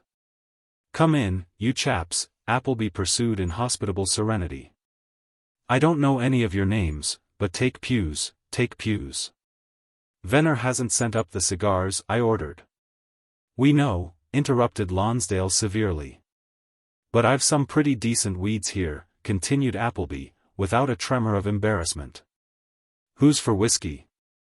"Look here, young Applepip, or whatever your name is, what you've got to understand is that—" Appleby again interrupted Lonsdale. "Can we make up a bridge for? Or are you chaps not keen on cards?" "What you require, young Appleby," began Lonsdale. "You've got it right this time," said Appleby encouragingly. "What you require is to have your room bally well turned upside down." "Oh, really?" said Appleby, with a suave assumption of interest. "Yes," answered Lonsdale gloomily. And somehow the little affirmative that was meant to convey so much of fearful intent was so palpably unimpressive that Lonsdale turned to his companions and appealed for their more eloquent support. "Tell him he mustn't come into Venner's and put on all that side. It's not done." "He's a fresher," gasped Lonsdale, obviously helpless in that absorbing chair. "All right," agreed Appleby cheerfully. "I'll send the order up to you next time." Immediately afterward, though exactly how it happened Lonsdale could never probably explain, he found himself drinking Appleby's whiskey and smoking one of Appleby's cigars. This seemed to kindle the spark of his resentment to flame, and he sprang up. "We ought to debag him," he cried. Appleby was thereupon debagged. But as he made no resistance to the divestiture and as he continued to walk about trouserless and dispense hospitality without any apparent loss of dignity, the debagging had to be written down a failure. Finally he folded up his trousers and put on a dressing gown of purple velvet, and when they left him, he was watching them descend his staircase and actually was calling after them to remind Venner about the cigars, if the office were still open. "Hopeless," sighed Lonsdale. "The man's a hopeless ass." "I think he had the laugh, though," said Michael. Chapter 8. The Oxford Looking-Glass. Roll calls were not kept at St. Mary's with that scrupulousness of outward exterior which, in conjunction with early rising, such a discipline may have been designed primarily to secure. On the morning after the attempted adjustment of Appleby's behavior, a raw and vaporous November morning, Michael at 1:08 ran collarless, unbrushed, unshaven, toward the steps leading up to hall at whose head stood the dean beside the clerkly recorder of these sorry matutinal appearances. Michael waited long enough to see his name fairly entered in the book, yawned resentfully at the dean, and started back on the taciturn journey that must culminate in the completion of his toilet. Crossing the gravel space between Cloisters and Couther's worldly quad, he met Maurice Avery dressed finally for the day at 8:01. Such a phenomenon provoked him into speech. "What on earth? Are you going to London?" he gasped. "Rather not. I'm going out to buy a copy of the OLG." Michael shook his head, sighed compassionately, and passed on. 20 minutes later in common room he was contemplating distastefully the kedgeree which with a more hopeful appetite he had ordered on the evening before, when Maurice planked down beside his place the first number of the Oxford Looking-Glass. "There's a misprint on page 37, line 6. It ought to be, yet not, but. Otherwise I think it's a success. Do you mind reading my slashing attack on the policy of the Oxford Theatre? Or perhaps you'd better begin at the beginning and go right through the whole paper and give me your absolutely frank opinion of it as a whole. Just tell me candidly if you think my reflections are too individual. I want the effect to be more." "Maurice," Michael interrupted, "do you like kedgeree?" "Yes, very much," Maurice answered absently. Then he plunged on again. "Also don't forget to tell me if you think that guy's skit is too clever. And if you find any misprints I haven't noticed, mark them down. We can't alter them now, of course, but I'll speak to the compositor myself. You like the color? I wonder whether it wouldn't have been better to have had dark blue after all. Still. Well, if you like kedgeree," Michael interrupted again, "do you like it as much in the morning as you thought you were going to like it the night before?" "Oh, how the dickens do I know?" exclaimed Maurice fretfully. "Well, will you just eat my breakfast and let me know if you think I ought to have ordered eggs and bacon last night? Aren't you keen on the success of this paper?" Maurice demanded. "I'll tell you later on," Michael offered. "We'll lunch together quietly in my rooms, and the little mulled claret we shall drink to keep out this filthy fog will also enormously conduce to the amiableness of my judgment. And you won't come out with me and Nigel Stewart to watch people buying copies on their way to Leckers?" Maurice suggested in a tone of disappointment. Lonsdale arrived for breakfast at this moment, just in time to prevent Michael's heart from being softened. The newcomer was at once invited to remove the editor. "Have you bought your copy of the OLG yet, Lonnie?" Maurice demanded, unabashed. "Look here, Moss Avery," said Lonsdale seriously, "if you promise to spend the bob you screw out of me on buying yourself some soothing syrup, I'll." But the editor rejected the frivolous attentions of his audience, and left the J.C.R. Michael, not thinking it very prudent to remind Lonsdale of last night's encounter with Appleby, examined the copy of the Oxford Looking-Glass that lay beside his plate. It was a curious compound of priggishness and brilliance and perspicacity and wit, this olive-green bantling so meticulously hatched. And as Michael turned the pages and roved idly here and there among the articles that by persevering exhortation had been driven into the fold by the editor, he was bound to admit the verisimilitude of the image of Oxford presented. Maurice might certainly be congratulated on the variety of the opinions set on record. But whether he or that academic muse whose biographies and sculptured portraits nowhere exist should be praised for the impression of corporate unanimity that without question was ultimately conveyed to the reader, Michael was not sure. It was a promising fancy, this of the academic muse, and Michael played with the idea of elaborating his conception in an article for this very looking-glass which she invisibly supported.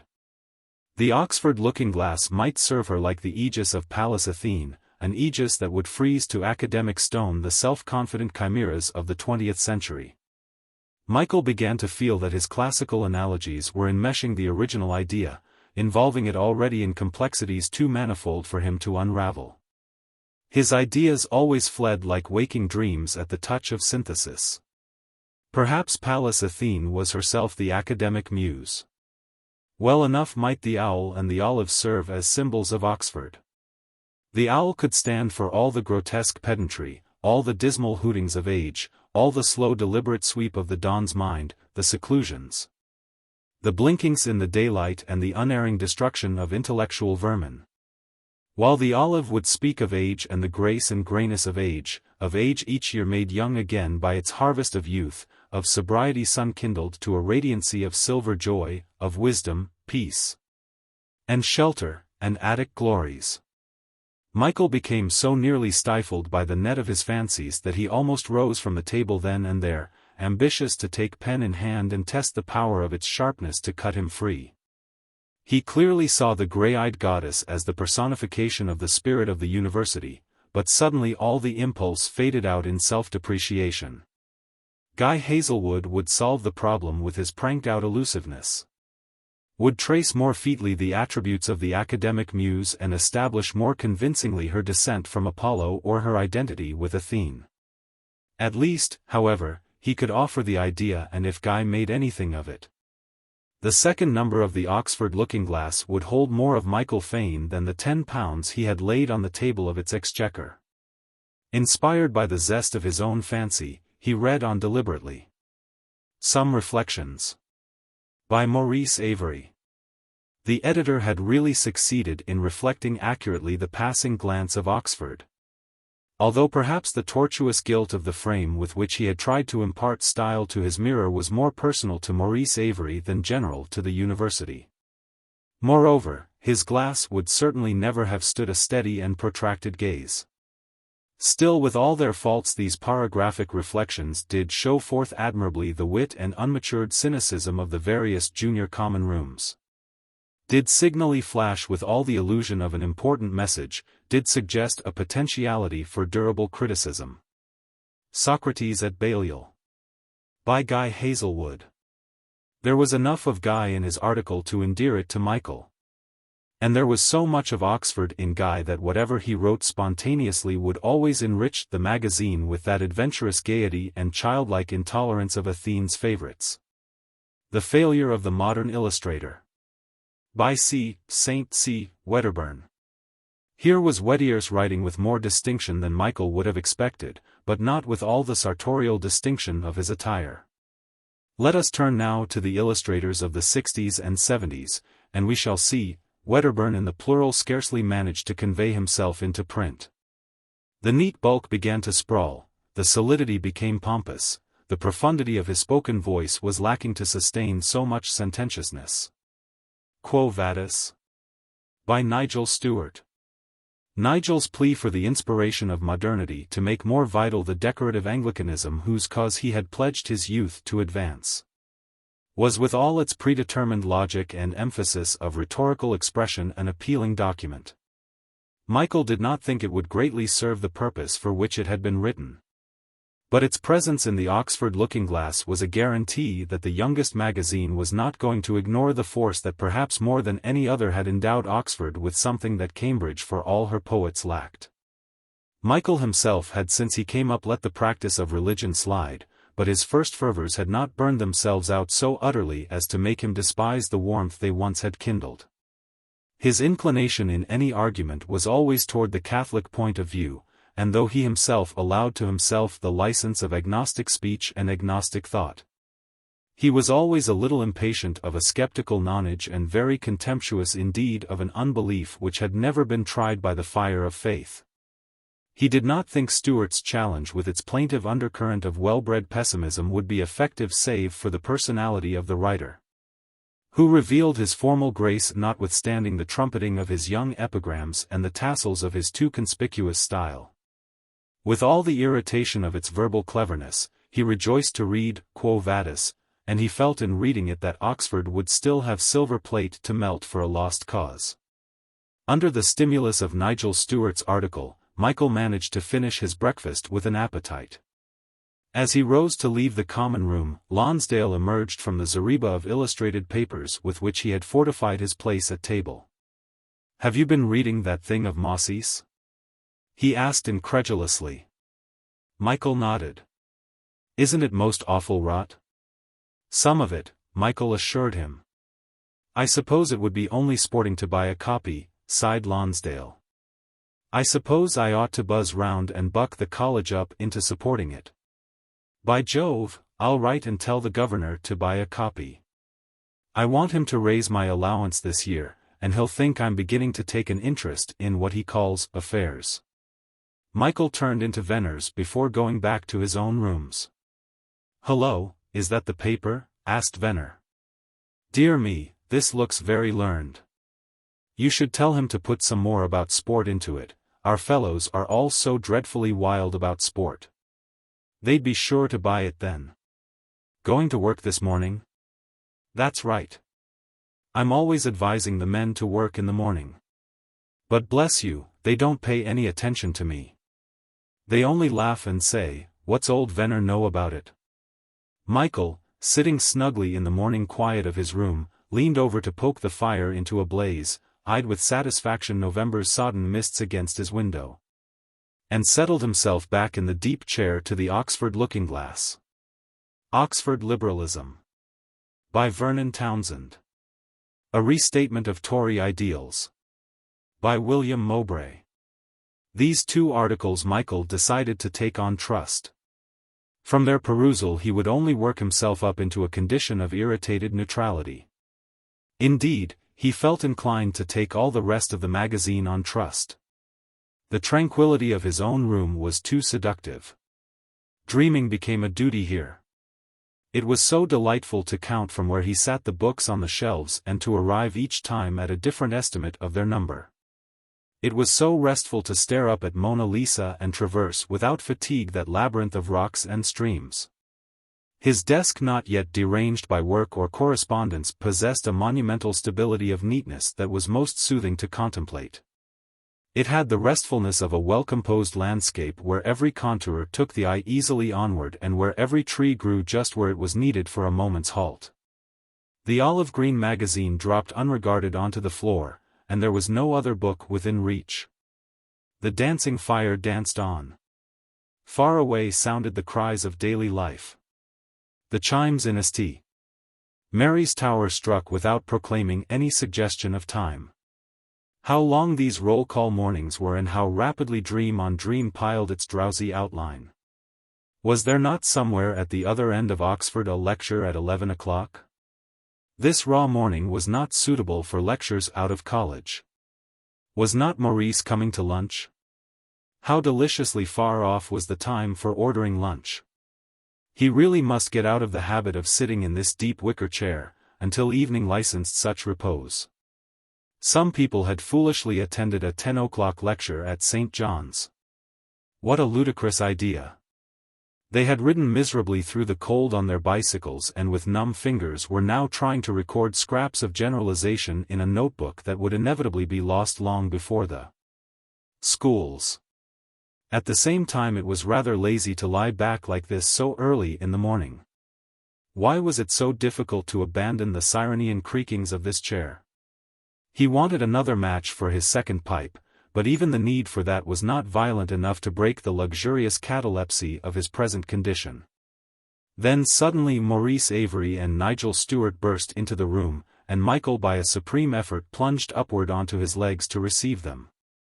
"My hat, what a froust!" exclaimed Maurice, rushing to the window and letting in the mist and the noise of the high. "We're very hearty this morning," murmured Stuart. "I heard Mass at Barney's for the success of the OL.G. Nigel and I have walked down the high, rounded the corn, and back along the Broad and the Turl," announced Maurice. "And how many copies do you think we saw bought by people we didn't know?" "None," guessed Michael maliciously. "Don't be an ass." 15. "Well, I've calculated that at least 4 times as many were being sold, while we were making our round. That's 60, and it's not 10:30 yet. We ought to do another 300 easily before lunch. In fact, roughly I calculate we shall do 520 before tonight. Not bad. After 2000 we shall be making money." "Maurice bought 22 copies himself," said Stuart, laughing, and lest he should seem to be laughing at Maurice thrust an affectionate arm through his to reassure him. "Well, I wanted to encourage the boys who were selling them," Maurice explained. "They'll probably emigrate with the money they've made out of you," predicted Michael. "And what on earth are you going to do with 22 copies? I find this one copy of mine extraordinarily in the way." "Oh, I shall send them to well-known literary people in town.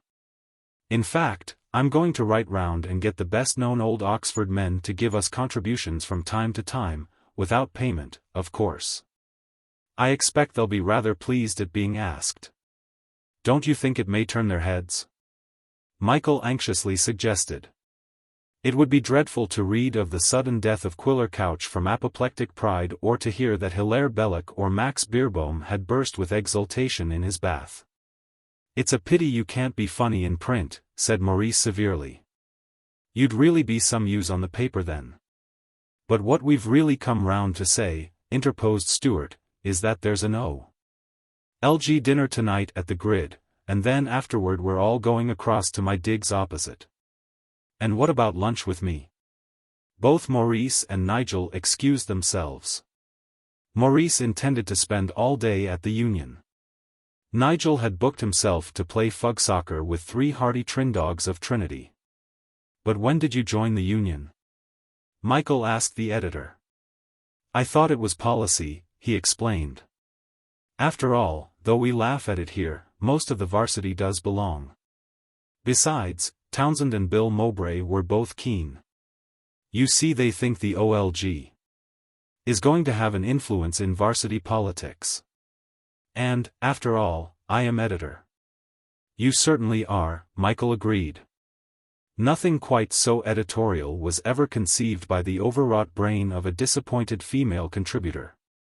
Michael always enjoyed dining at the Grid. Of all the Oxford clubs it seemed to him to display the most completely normal undergraduate existence. Vincent's, notwithstanding its acknowledged chieftaincy, depended ultimately too much on a mechanically apostolic succession. It was an institution to be admired without affection. It had every justification for calling itself the club without any qualifying prefix, but it produced a type too highly specialized, and was too definitely dark blue and Leander pink. In a way, too, it belonged as much to Cambridge, and although violently patriotic had merged its individuality in brawn. By its substitution of co-option for election, its Olympic might was now scarcely much more than the self-deification of Roman emperors. Vincent's was the last stronghold of muscular supremacy. Yet it was dreadfully improbable, as Michael admitted to himself, that he would have declined the offer of membership. The OUDS was at the opposite pole from Vincent's, and if it did not offend by its reactionary encouragement of a supreme but discredited spirit, it offended even more by fostering a premature worldliness. For an Oxford club to take in the stage and the era was merely an exotic heresy. On the walls of its very ugly room the pictures of actors that in Garrick Street would have possessed a romantic dignity produced an effect of strain.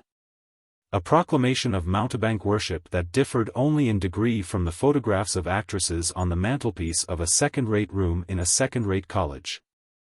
The frequenters of the OUDS were always very definitely Oxford undergraduates, but they lacked the serenity of Oxford, and seemed already to have planted a foot in London. The big modern room over the big cheap shop was a restless place, and its pretentiousness and modernity were tinged with thespianism. Scarcely ever did the academic muse enter the ouds.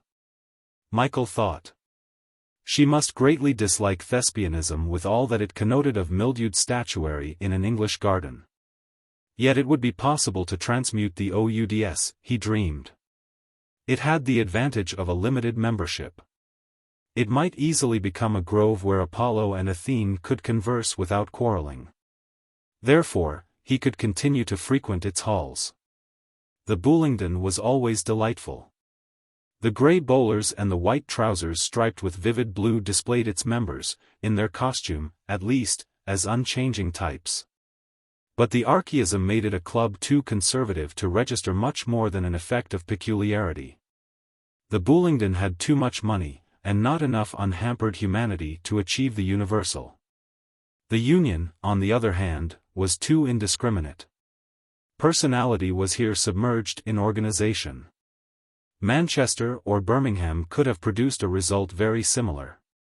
The Grid, perhaps for the very fact that it was primarily a dining club, was the abode of discreet good fellowship. Its membership was very strictly limited, and might seem to have been confined to the 7 or 8 colleges that considered themselves the best colleges. But any man who deserved to be a member could in the end be sure of his election. The atmosphere was neither political nor sporting nor literary, nor financial, but it was very peculiarly and very intimately the elusive atmosphere of Oxford herself. The old rooms looking out on the converging High had recently been redecorated in a very crude shade of blue. Members were grumbling at the taste of the executive, but Michael thought the unabashed ugliness was in keeping with its character. It was as if unwillingly the club released its hold upon the externals of Victorianism. Such premises could afford to be anachronistic, since the frequenters were always so finely sensitive to fashion's lightest breath. Eccentricity was not tolerated at the Grid except in the case of the half-dozen chartered personalities who were necessary to set off the correctness of the majority. The elective committee probably never made a mistake, and when somebody like Nigel Stewart was admitted, it was scrupulously ascertained beforehand that his presence would evoke affectionate amusement rather than the chill surprise with which the Grid would have greeted the entrance of someone who, however superior to the dead level of undergraduate life, lacked yet the indefinable justification for his humors. Michael on the evening of the looking-glass dinner went up the narrow stairs of the club in an aroma of pleasant anticipation, which was not even momentarily dispersed by the sudden occurrence of the fact that he had forgotten to take his name off Hall, and must therefore pay 2 shillings and 4 pence to the college for a dinner he would not eat. In the strangers' room were waiting the typical guests of the typical members. Here and there nods were exchanged, but the general atmosphere was one of serious expectancy. In the distance the rattle of crockery told of dinners already in progress. Vernon Townsend came in soon after Michael, and as Townsend was a member, Michael lost that trifling malaise of waiting in a club's guestroom which the undergraduate might conceal more admirably than any other class of man, but nevertheless felt acutely.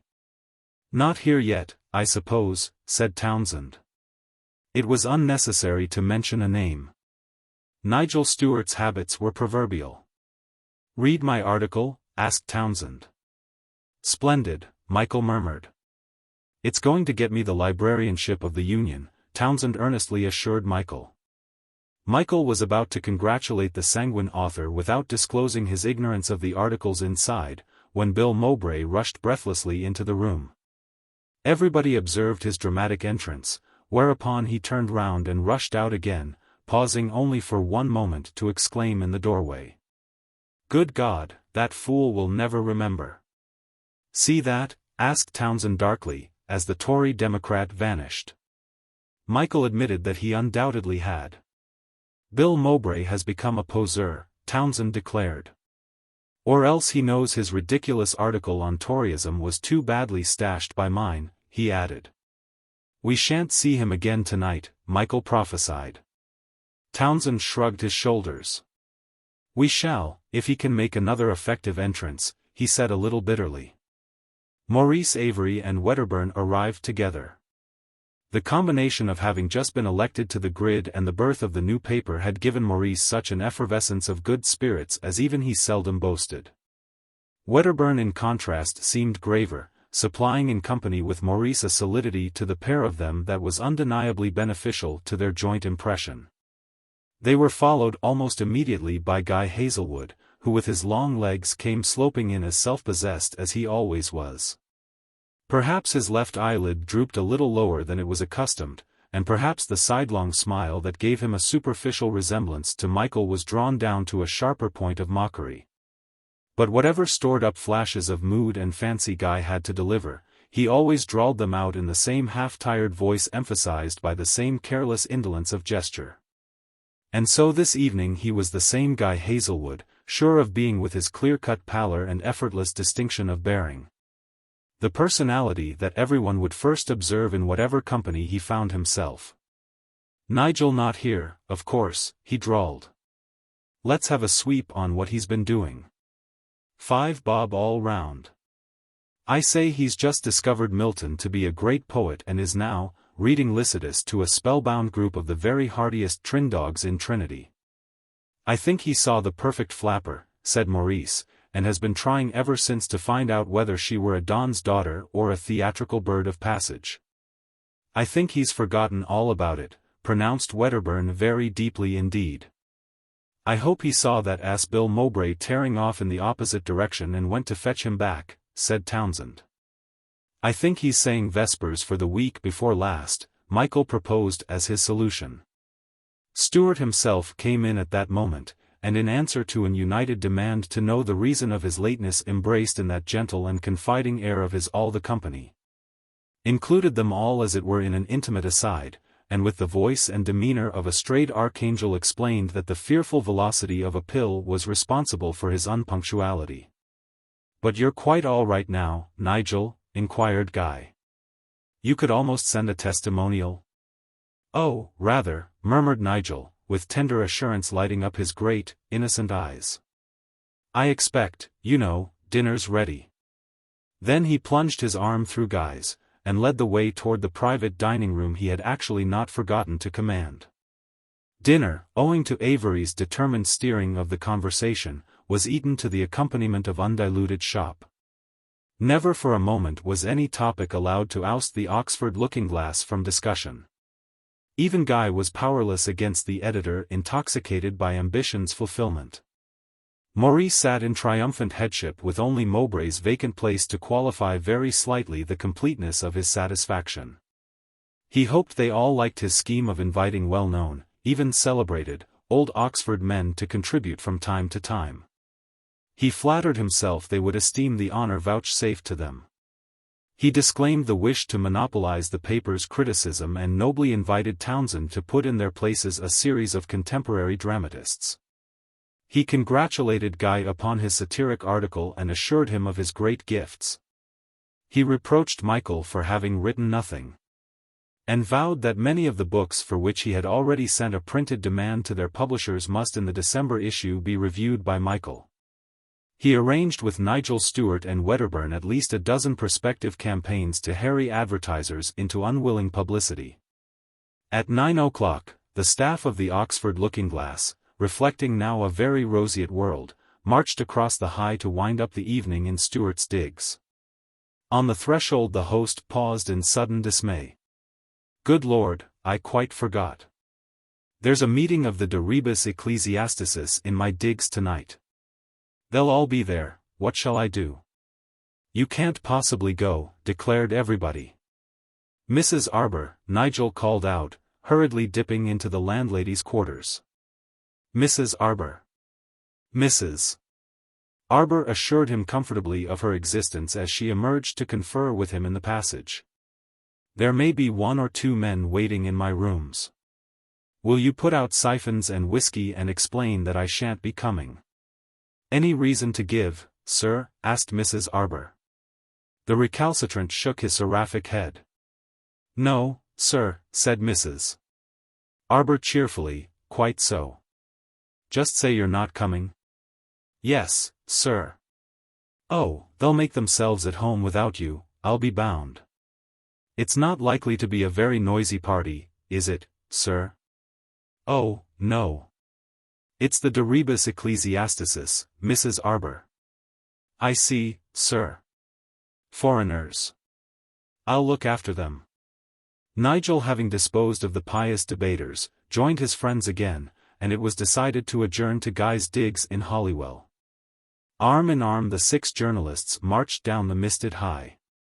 Arm in arm they turned into Catherine Street, and arm in arm they walked into the proctor outside the Ratcliffe Camera. To him they admitted their membership of the university.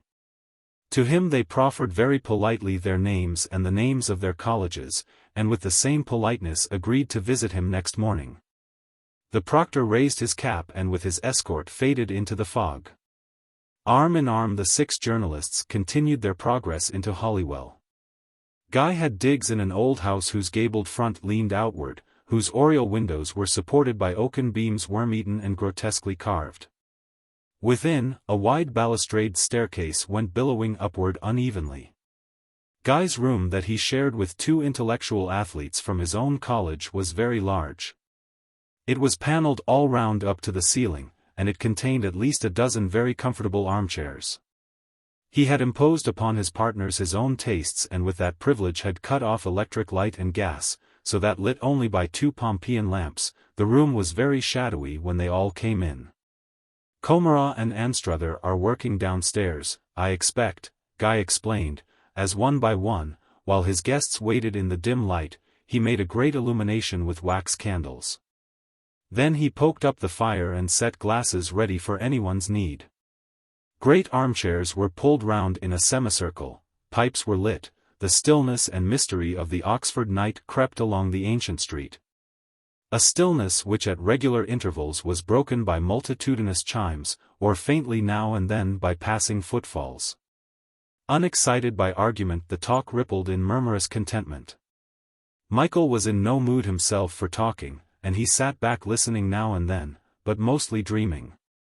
He thought of the conversation in that long riverside room in Paris with its extravagance and pretentiousness. Here in this time-haunted Holywell Street was neither. To be sure, Christianity and the soul's immortality and the future of England and contemporary art were running the gauntlet of youth's examination. But the academic muse had shown the company her aegis, had turned everything to unpassionate stone, and softened all presumption with her guarded glances. It was extraordinary how under her guidance every subject was stripped of obtrusive reality, how even women, discussed never so grossly, remained untarnished. Since they ceased to be real women, but mere abstractions wanton or chaste in accordance with the demands of wit. The ribaldry was Aristophanic or Rabelaisian with as little power to offend, so much was it consecrated and refined by immemorial usages. Michael wished that all the world could be touched by the magical freedom and equally magical restraint of the academic muse, and as he sat here in this ancient room, hoped almost violently that never again would he be compelled to smirch the present clarity and steadiness of his vision. Chapter 9. The Lesson of Spain. Perhaps Michael enjoyed more than anything else during his accumulation of books the collection of as many various editions of Don Quixote as possible. He had brought up from London the fat volume illustrated by Dorr over which he had fallen asleep long ago and of which owing to nurse's disapproval he had in consequence been deprived.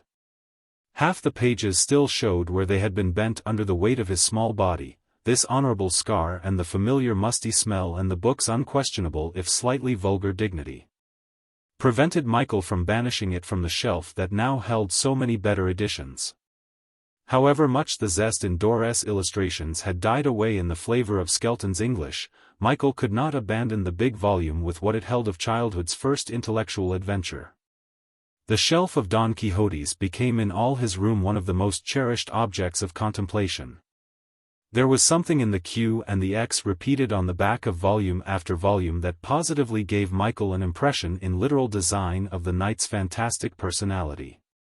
The very soul of Spain seemed to be symbolized by those Sir quartos of the 17th century, nor was it imperceptible even in Smollett's Cockney rendering bound in marbled boards.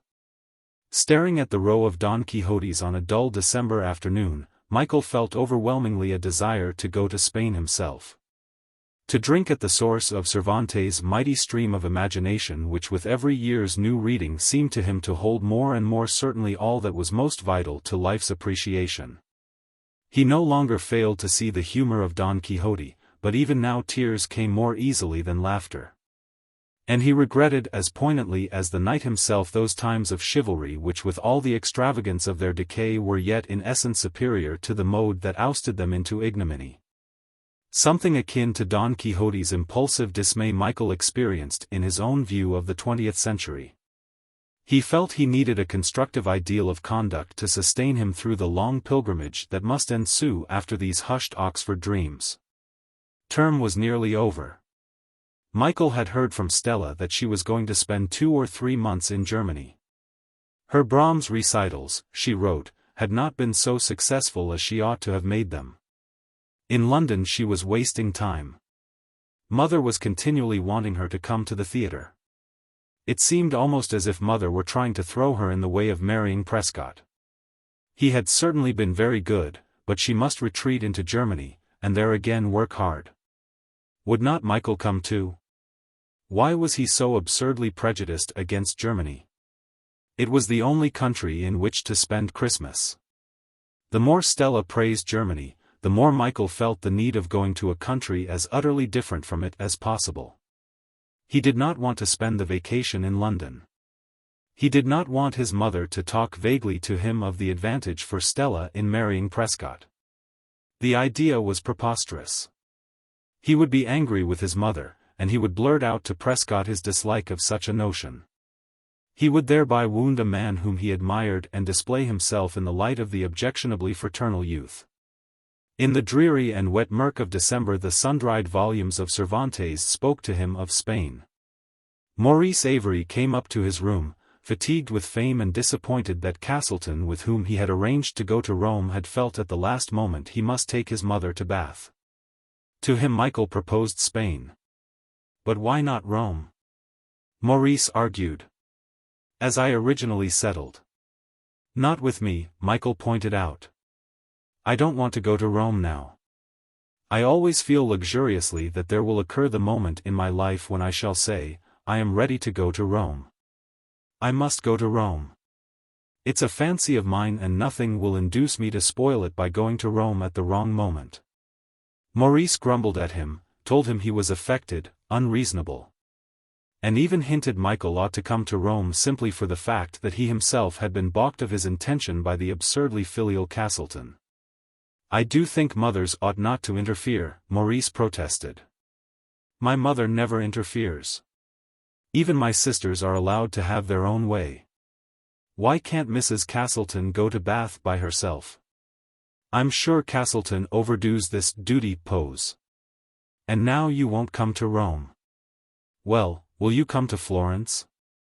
Yes, and be worried by you to move on to Rome the very minute we arrive there, said Michael. No, thanks. If you don't want to come to Spain, I'll try to get someone else. Anyway, I don't mind going by myself. But what shall we do in Spain? Asked Maurice fretfully. Michael began to laugh. We can dance the fandango, he pointed out. Or if the fandango is too hard, there always remains the bolero. If we went to Rome, Maurice was persisting, but Michael cut him short. It's absolutely useless, Mossy. I am not going to Rome. Then I suppose I shall have to go to Spain, said Maurice, in a much injured tone. So in the end it was settled chiefly, Michael always maintained, because Maurice found out it was advisable to travel with a passport.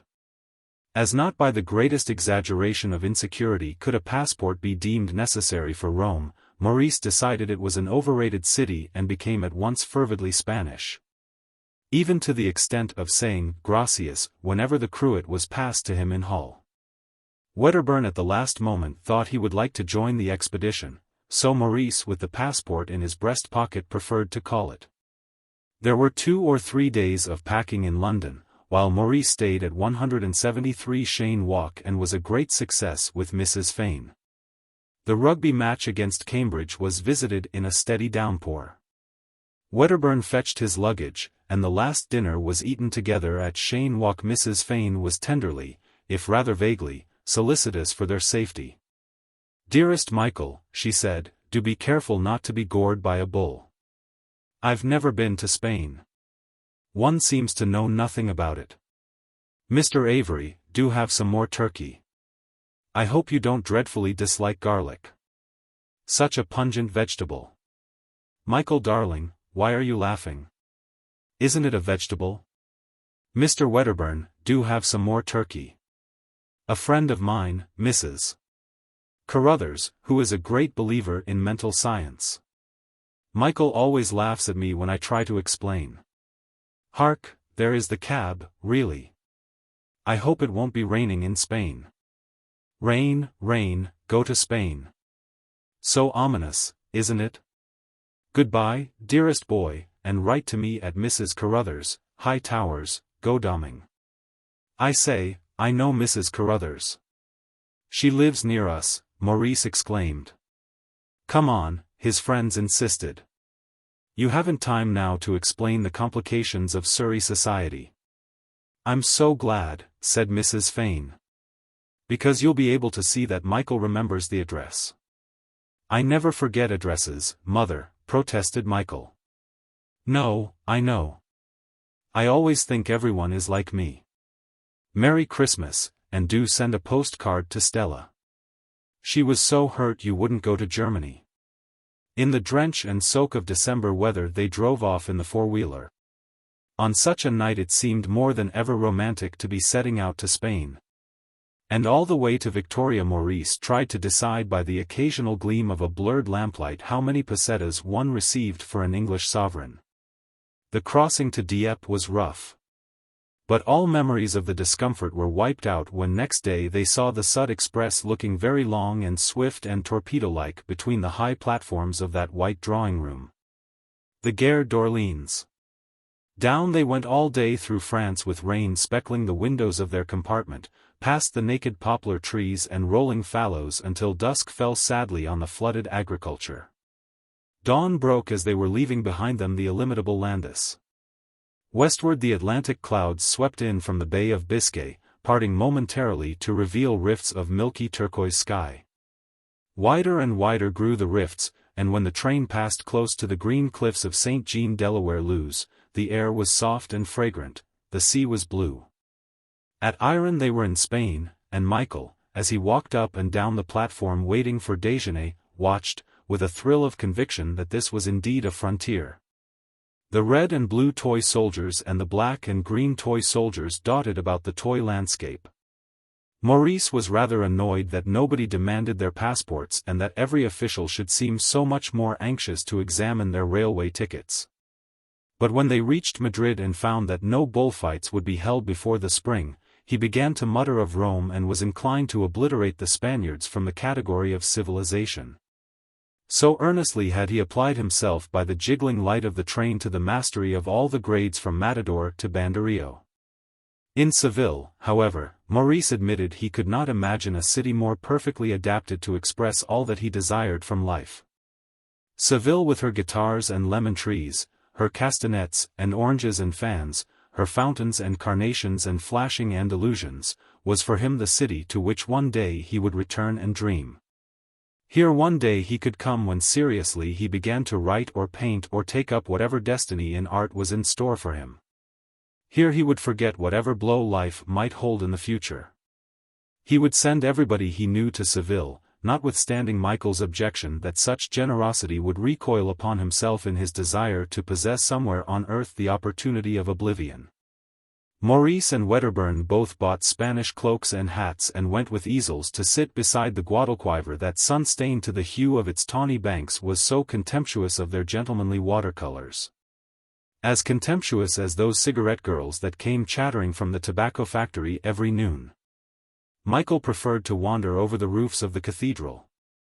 Until drowsed by the scent of warm stone he would sit for an hour merely conscious that the city lay below and that the sky was blue above.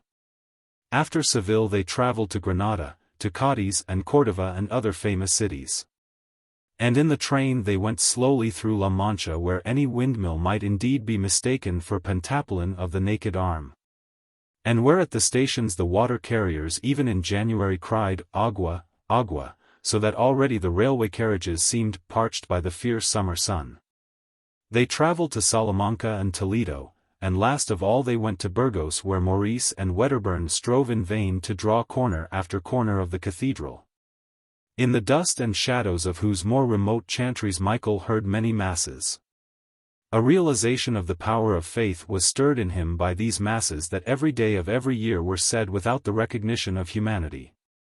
These mumblings of ancient priests, these sanctus bells that rattled like shaken ribs, these interminable and ceremonious shufflings were the outward expression of the force that sustained this fabric of Burgos and had raised in Seville a cathedral that seemed to crush like a stupendous monster the houses scattered about in its path, insignificant as a heap of white shells. Half of these old priests, thought Michael, were probably puppets who did not understand even their own cracked Latinity. Yet their ministrations were almost frightening in their efficacy. They were indeed the very stones of Burgos made vocal. Listening to these masses, Michael began to regret he had allowed all his interest in religion to peter out in the irritation of compulsory chapel-keeping at Oxford.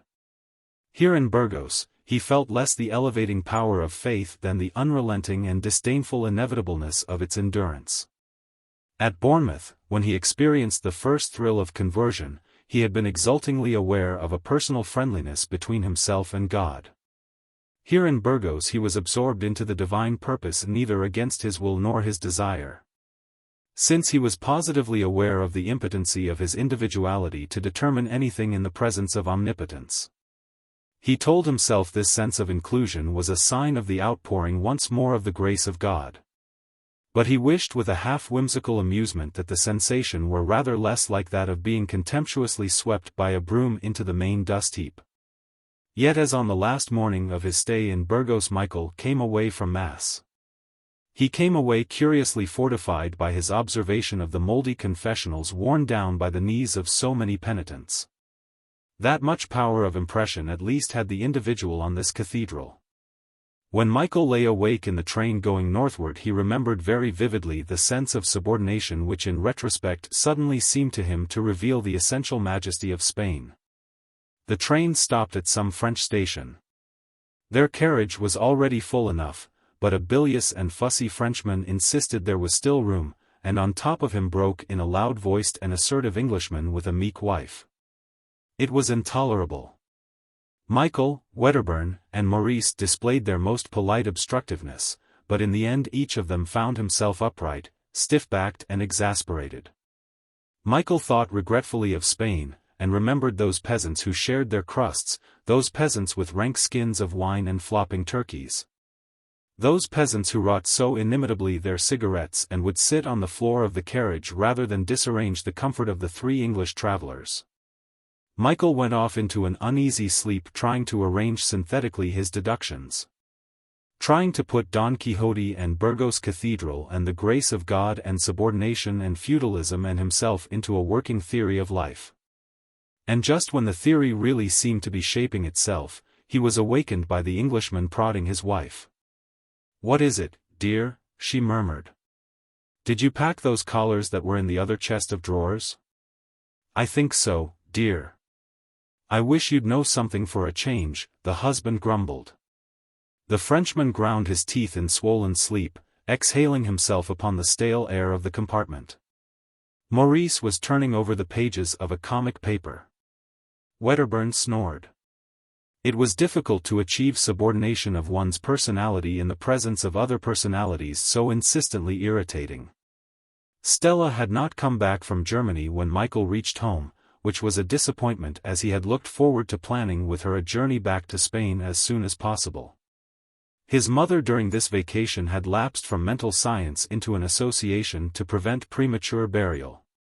"My dearest boy, you have no idea of the numbers of people buried alive every year," she said. "I have been talking to Dick Prescott about it.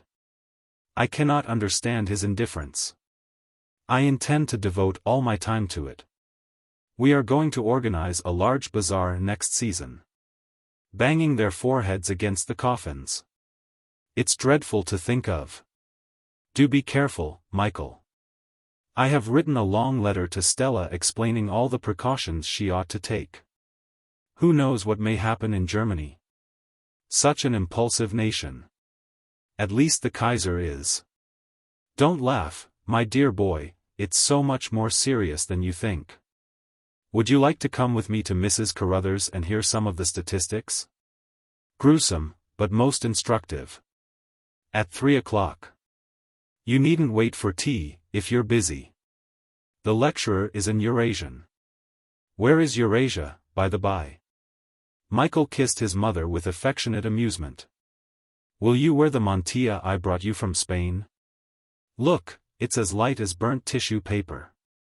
Dearest Michael, she murmured reproachfully, you ought not to laugh about sacred subjects. I don't really see why we shouldn't have a car. We must have a consultation with Dick Prescott. After dinner that night Michael wrapped up some stained and faded vestments he had brought for Venner and went off to see him at Netting Hill. He told himself guiltily in the hansom that it was more than a year since he had been to see old Venner. But the priest was so heartily glad to welcome him and accepted so enthusiastically his propitiatory gifts, that he felt as much at ease as ever in the smoke-hung room. Well, how's Oxford? I was coming up last term, but I couldn't get away. Have you been to see Sandifer yet? Or Pallant at Cowley, or Canon Harrowell? Michael said he had not yet taken advantage of Venner's letters of introduction to these dignitaries. He had indeed heard Pallant preach at the Church of the Cowley Fathers, but he had thought him too much inclined to sacrifice on the altar of empirical science. I hate compromise, said Michael. I don't think Pallant compromises, but I think he does get hold of men by offering them Catholic doctrine in terms of the present. Michael shrugged his shoulders. This visit to Spain seems to have made you very bigoted, Venner observed, smiling. I haven't made up my mind one way or the other about Christianity, Michael said. But when I do I won't try to include everybody, to say to every talkative young pragmatist with Schiller's last book in his pocket, come inside, you're really one of us. I shan't invite every callow biologist to hear Mass just because a Cowley dad sees nothing in the last article on spontaneous generation that need dismay the faithful. I'm getting rather fed up with toleration, really. The only people with any fanaticism now are the rationalists. It's quite exhilarating sometimes to see the fire of disbelief glowing in the eyes of a passionate agnostic. Our Lord himself was very tolerant, said Venner. Yes, tolerant to the weaknesses of the flesh, tolerant to the woman taken in adultery, tolerant to the people without wine at Cana. But he hadn't much use for people who didn't believe just as he believed. Isn't it rather risky to slam the door in the face of the modern man? But, Mr. Venner, Michael protested, you can't betray the myriads of the past because the individual of today finds his faith too weak to sustain him in their company. Because the modern man wants to re-edit spiritual truths just as he has been able to re-edit a few physical facts that apparently stand the test of practical experiment. While men have been rolling along intoxicated by the theory of physical evolution, they may have retrograded spiritually. Of course, the priest agreed. By the way, your faith seems to be resisting the batterings of external progress very stoutly. I'm glad, old chap. I'm not sure that I have much faith, but I certainly haven't given up hope, Michael said gravely. I think, that hope, which is after all a theological virtue, has never had justice at the hands of the theologians. Oh, Lord, I wish earnest young believers weren't so smug and timid. Or else I wish that I didn't feel the necessity of coordinating my opinions and accepting Christianity as laid down by the Church. I should love to be a sort of Swedenborgian with all sorts of fanciful private beliefs. But I want to force everything within the convention. I hate free thought, free love, and free verse, and yet I hate almost equally the stuffy people who have never contemplated the possibility of their merit. Do you ever read a paper called The Spectator? Now I believe in what The Spectator stands for, and I admire its creed enormously, but the expression of its opinions makes me spew. If only earnest young believers wouldn't treat Almighty God with the same sort of proprietary air that schoolgirls use toward a favorite mistress. "Michael, Michael!" cried Venner, "where are you taking me with your coordinating impulses and your spectators and your earnest young believers? What undergraduate paradox are you trying to wield against me? Remember, I've been down nearly 20 years. I can no longer turn mental somersaults. I thought you implied you were a believer." "Oh, no, I'm watching and hoping. And just now I'm afraid the anchor is dragging." "Hope does have an anchor, doesn't she? I'm not asking, you know, for the miracle of a direct revelation from God. The psychologists have made miracles of that sort hardly worthwhile. But I'm hoping with all my might to see bit by bit everything fall away except faith. Perhaps when I behold God in one of his really cynical moods. I'm groping in the dark after a hazy idea of subordination. That's something, you know. But I haven't found my own place in the scheme." "You see, you're very modern, after all," said Venner, "with your coordinations and subordinations." "But I don't want to assert myself," Michael explained. "I want to surrender myself, and I'm not going to surrender anything until I am sure by faith that I'm not merely surrendering the wastage of myself." Michael left Venner with a sense of the pathetic sameness of the mission priest's existence. He had known so well before he went that, because it was Monday, he would find him sitting in that armchair, smoking that pipe, reading that novel.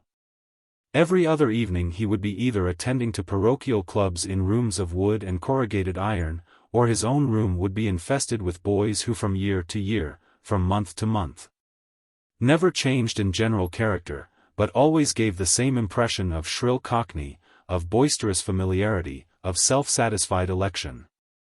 Tomorrow morning he would say Mass to the same sparse congregation of sacristan and sisters of mercy and devout old maids. The same red-wristed server would stump about his liturgical business in Venner's wake, and the same coffee pot put in the same place on the same table by the same landlady would await his return. There was a dreariness about the ministrations of this Notting Hill mission which had been absent from the atmosphere of Burgos Cathedral.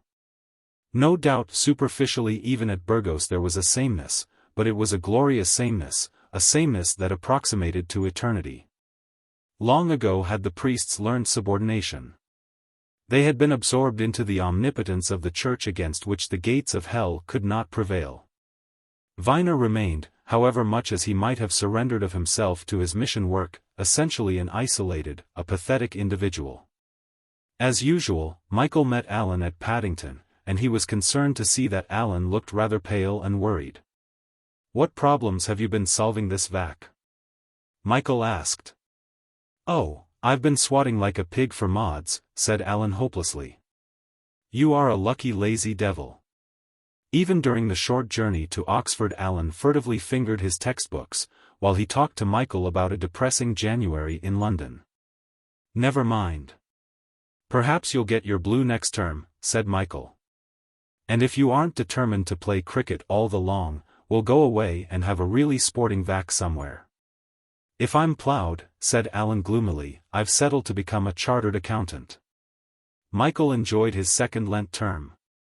With an easy conscience he relegated rugby football into the limbo of the past. He decided such violent exercise was no longer necessary, and he was getting to know so many people at other colleges that the cultivation of new personalities occupied all his leisure. After Maurice and Wedderburn came back from Spain, they devoted much of their time to painting. And the Oxford Looking-Glass became a very expensive business on account of the reproduction of their drawings. Moreover, the circulation decreased in ratio with the increase of these drawings.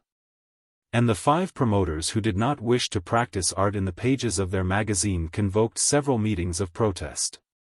Finally Maurice was allowed to remain editor only on condition that he abstained from publishing any more drawings. Nigel Stewart's meeting of the De Rebus Ecclesiasticis together with the visit to Spain induced Michael to turn his attention to that side of undergraduate life interested in religion. He went to see Canon Harrowell, and even accepted from him an invitation to a breakfast at which he met about half a dozen Glebe men who talked about bishops. Afterward Canon Harrowell seemed anxious to have a quiet talk with him in the library, but Michael made an excuse. Not feeling inclined for self-revelation so quickly on top of 6 Glebe men and the eggs and bacon. He went to see Father Pallant at Cowley, but Father Pallant appeared so disappointed that he had brought him no scientific problems to reconcile with Catholic dogma. And was moreover so contemptuous of Dom Cuthbert manners, O.S.B. and Clear Abbey that Michael never went to see him again. He preferred old Sandifer, who with all the worldly benefits of good wine, good food, and pleasant company, offered in addition his own courtly Caroline presence that added to wit and learning and trenchant theology made Michael regret he had not called upon him sooner. Nigel Stewart took Michael to a meeting of De Rebus Ecclesiasticis, at which he met not only the 6 Keble men who had talked about bishops at Canon Harrowell's breakfast, but about 20 more members of the same college, all equally fervid and in his opinion equally objectionable. Michael also went with Nigel Stewart to Mass at St. Barnabas, where he saw the same Keble men all singing conspicuously and all conveying the impression that every Sunday they occupied the same place. By the end of the term Michael's aroused interest in religion at Oxford died out. He disliked the sensation of belonging to a particular school of thought within a university. The ecclesiastical people were like the Ampelopsis at Trinity, they were highly colored, but so inappropriate to Oxford, that they seemed almost vulgar. It was ridiculous they should have to worship in Oxford at a very ugly modern church in the middle of very ugly modern slums. As ridiculous as it was to call in the aid of American creepers to cover up the sins of modern architects. Yet Michael was at a loss to explain to himself why the ecclesiastical people were so obviously out of place in Oxford. After all, they were the heirs of a force which had persisted there for many years almost in its present aspect. They were the heirs after a fashion of the force that kept the royal standard flying against the Parliament. But they had not inherited the spirit of medieval Oxford. They were too self-conscious, too congregational. As individuals, perhaps they were in tone with Oxford, but, eating bacon and eggs and talking about bishops, they belonged evidently to Keble. And Michael could not help feeling that Keble like Mansfield and Ruskin Hall was in Oxford, but not in the least of Oxford. The spirit of medieval Oxford was more typically preserved in the ordinary life of the ordinary graduate, and yet it was a mistake to think of the spirit of Oxford at any date. That spirit was dateless and indefinable, and each new manifestation which Michael was inclined to seize upon, even a manifestation so satisfying as Venner's, became with the very moment that he was aware of it as impossible to determine as a dream which leaves nothing behind but the almost violent knowledge that it was and exasperatingly still is. The revived interest lasted a very short time in its communal aspect, and Michael retreated into his medieval history. Still solicitous of Catholicism in so far as to support the papacy against the empire in the balance of his judgment, but no longer mingling with the Anglican adherents of the theory. Nor even indeed committing himself openly to Christianity as a general creed. Indeed, his whole attitude to religion was the result of a reactionary bias rather than of any impulse toward constructive progression. He would have liked to urge himself forward confidently to proclaim his belief in Christianity. But he could acquire nothing more positive than a gentle skepticism of the value of every other form of thought. A gentleness that only became scornfully intolerant when provoked by ignorance or pretentious statement. Meanwhile, the Oxford Looking-Glass, though inclining officially to neither political party, was reflecting a widespread interest in social reform. Michael woke up to this phenomenon as he read through the 6th number on a withering March day toward the end of term. Knowing Maurice to be a chameleon who unconsciously acquired the hue of his surroundings, Michael was sure that the Oxford Looking-Glass by this earnest tone indicated the probable tendency of undergraduate energy in the near future. Yet himself, as he surveyed his acquaintances, could not perceive in their attitude any hint of change. In St. Mary's the debating clubs were still debating the existence of ghosts, the essay clubs were still listening to papers that took them along the byways of archaeology or sport. Throughout the university the old habit of mind persisted apparently. The new college manner that London journalists miscalled the Oxford manner still prevailed in the discussion of intellectual subjects. In Balliol, when any remark trembled on the edge of a generalization, somebody in a corner would protest, "Oh, shut up, fish-face." And the conversation at once veered sharply back to golf or scandal. While the intellectual kitten who had been playing with his mental tail would be suddenly conscious of himself or his dignity and sit still. In Exeter the members of the literary society were still called the Bloody Lits. Nothing anywhere seemed as yet to hint that the traditional flippancy of Oxford, which was merely an extension of the public school spirit, was in danger of dying out. Oxford was still the apotheosis of the amateur. It was still surprising when the head of a house or a don or an undergraduate achieved anything in a manner that did not savor of happy chance. It was still natural to regard Cambridge as a provincial university, and to take pleasure in shocking the earnest young Cambridge man with the metropolitan humours and airy self-assurance of Oxford. Yet the Oxford looking-glass reflected another spirit which Michael could not account for and the presence of which he vaguely resented. The OLG is getting very priggish and serious and rather dull, he complained to Maurice. Not half so dull as it would be if I depended entirely on casual contributions, replied the editor. I don't seem to get anything but earnestness. Oxford is becoming the home of living causes, sighed Michael. That's a depressing thought. Do you really think these Rhodes Scholars from America and Australia and Germany are going to affect us? I don't know, Maurice said. But everybody seems keen to speculate on the result. Why don't you take up a strong line of patronage? Why don't you threaten these pug-nosed invaders with the thunders of the past? Michael demanded fiercely. Would it be popular? Asked Maurice. Personally, of course, I don't care one way or the other, but I don't want to let the OLG in for a lot of criticism. You really ought to be a wonderful editor, said Michael.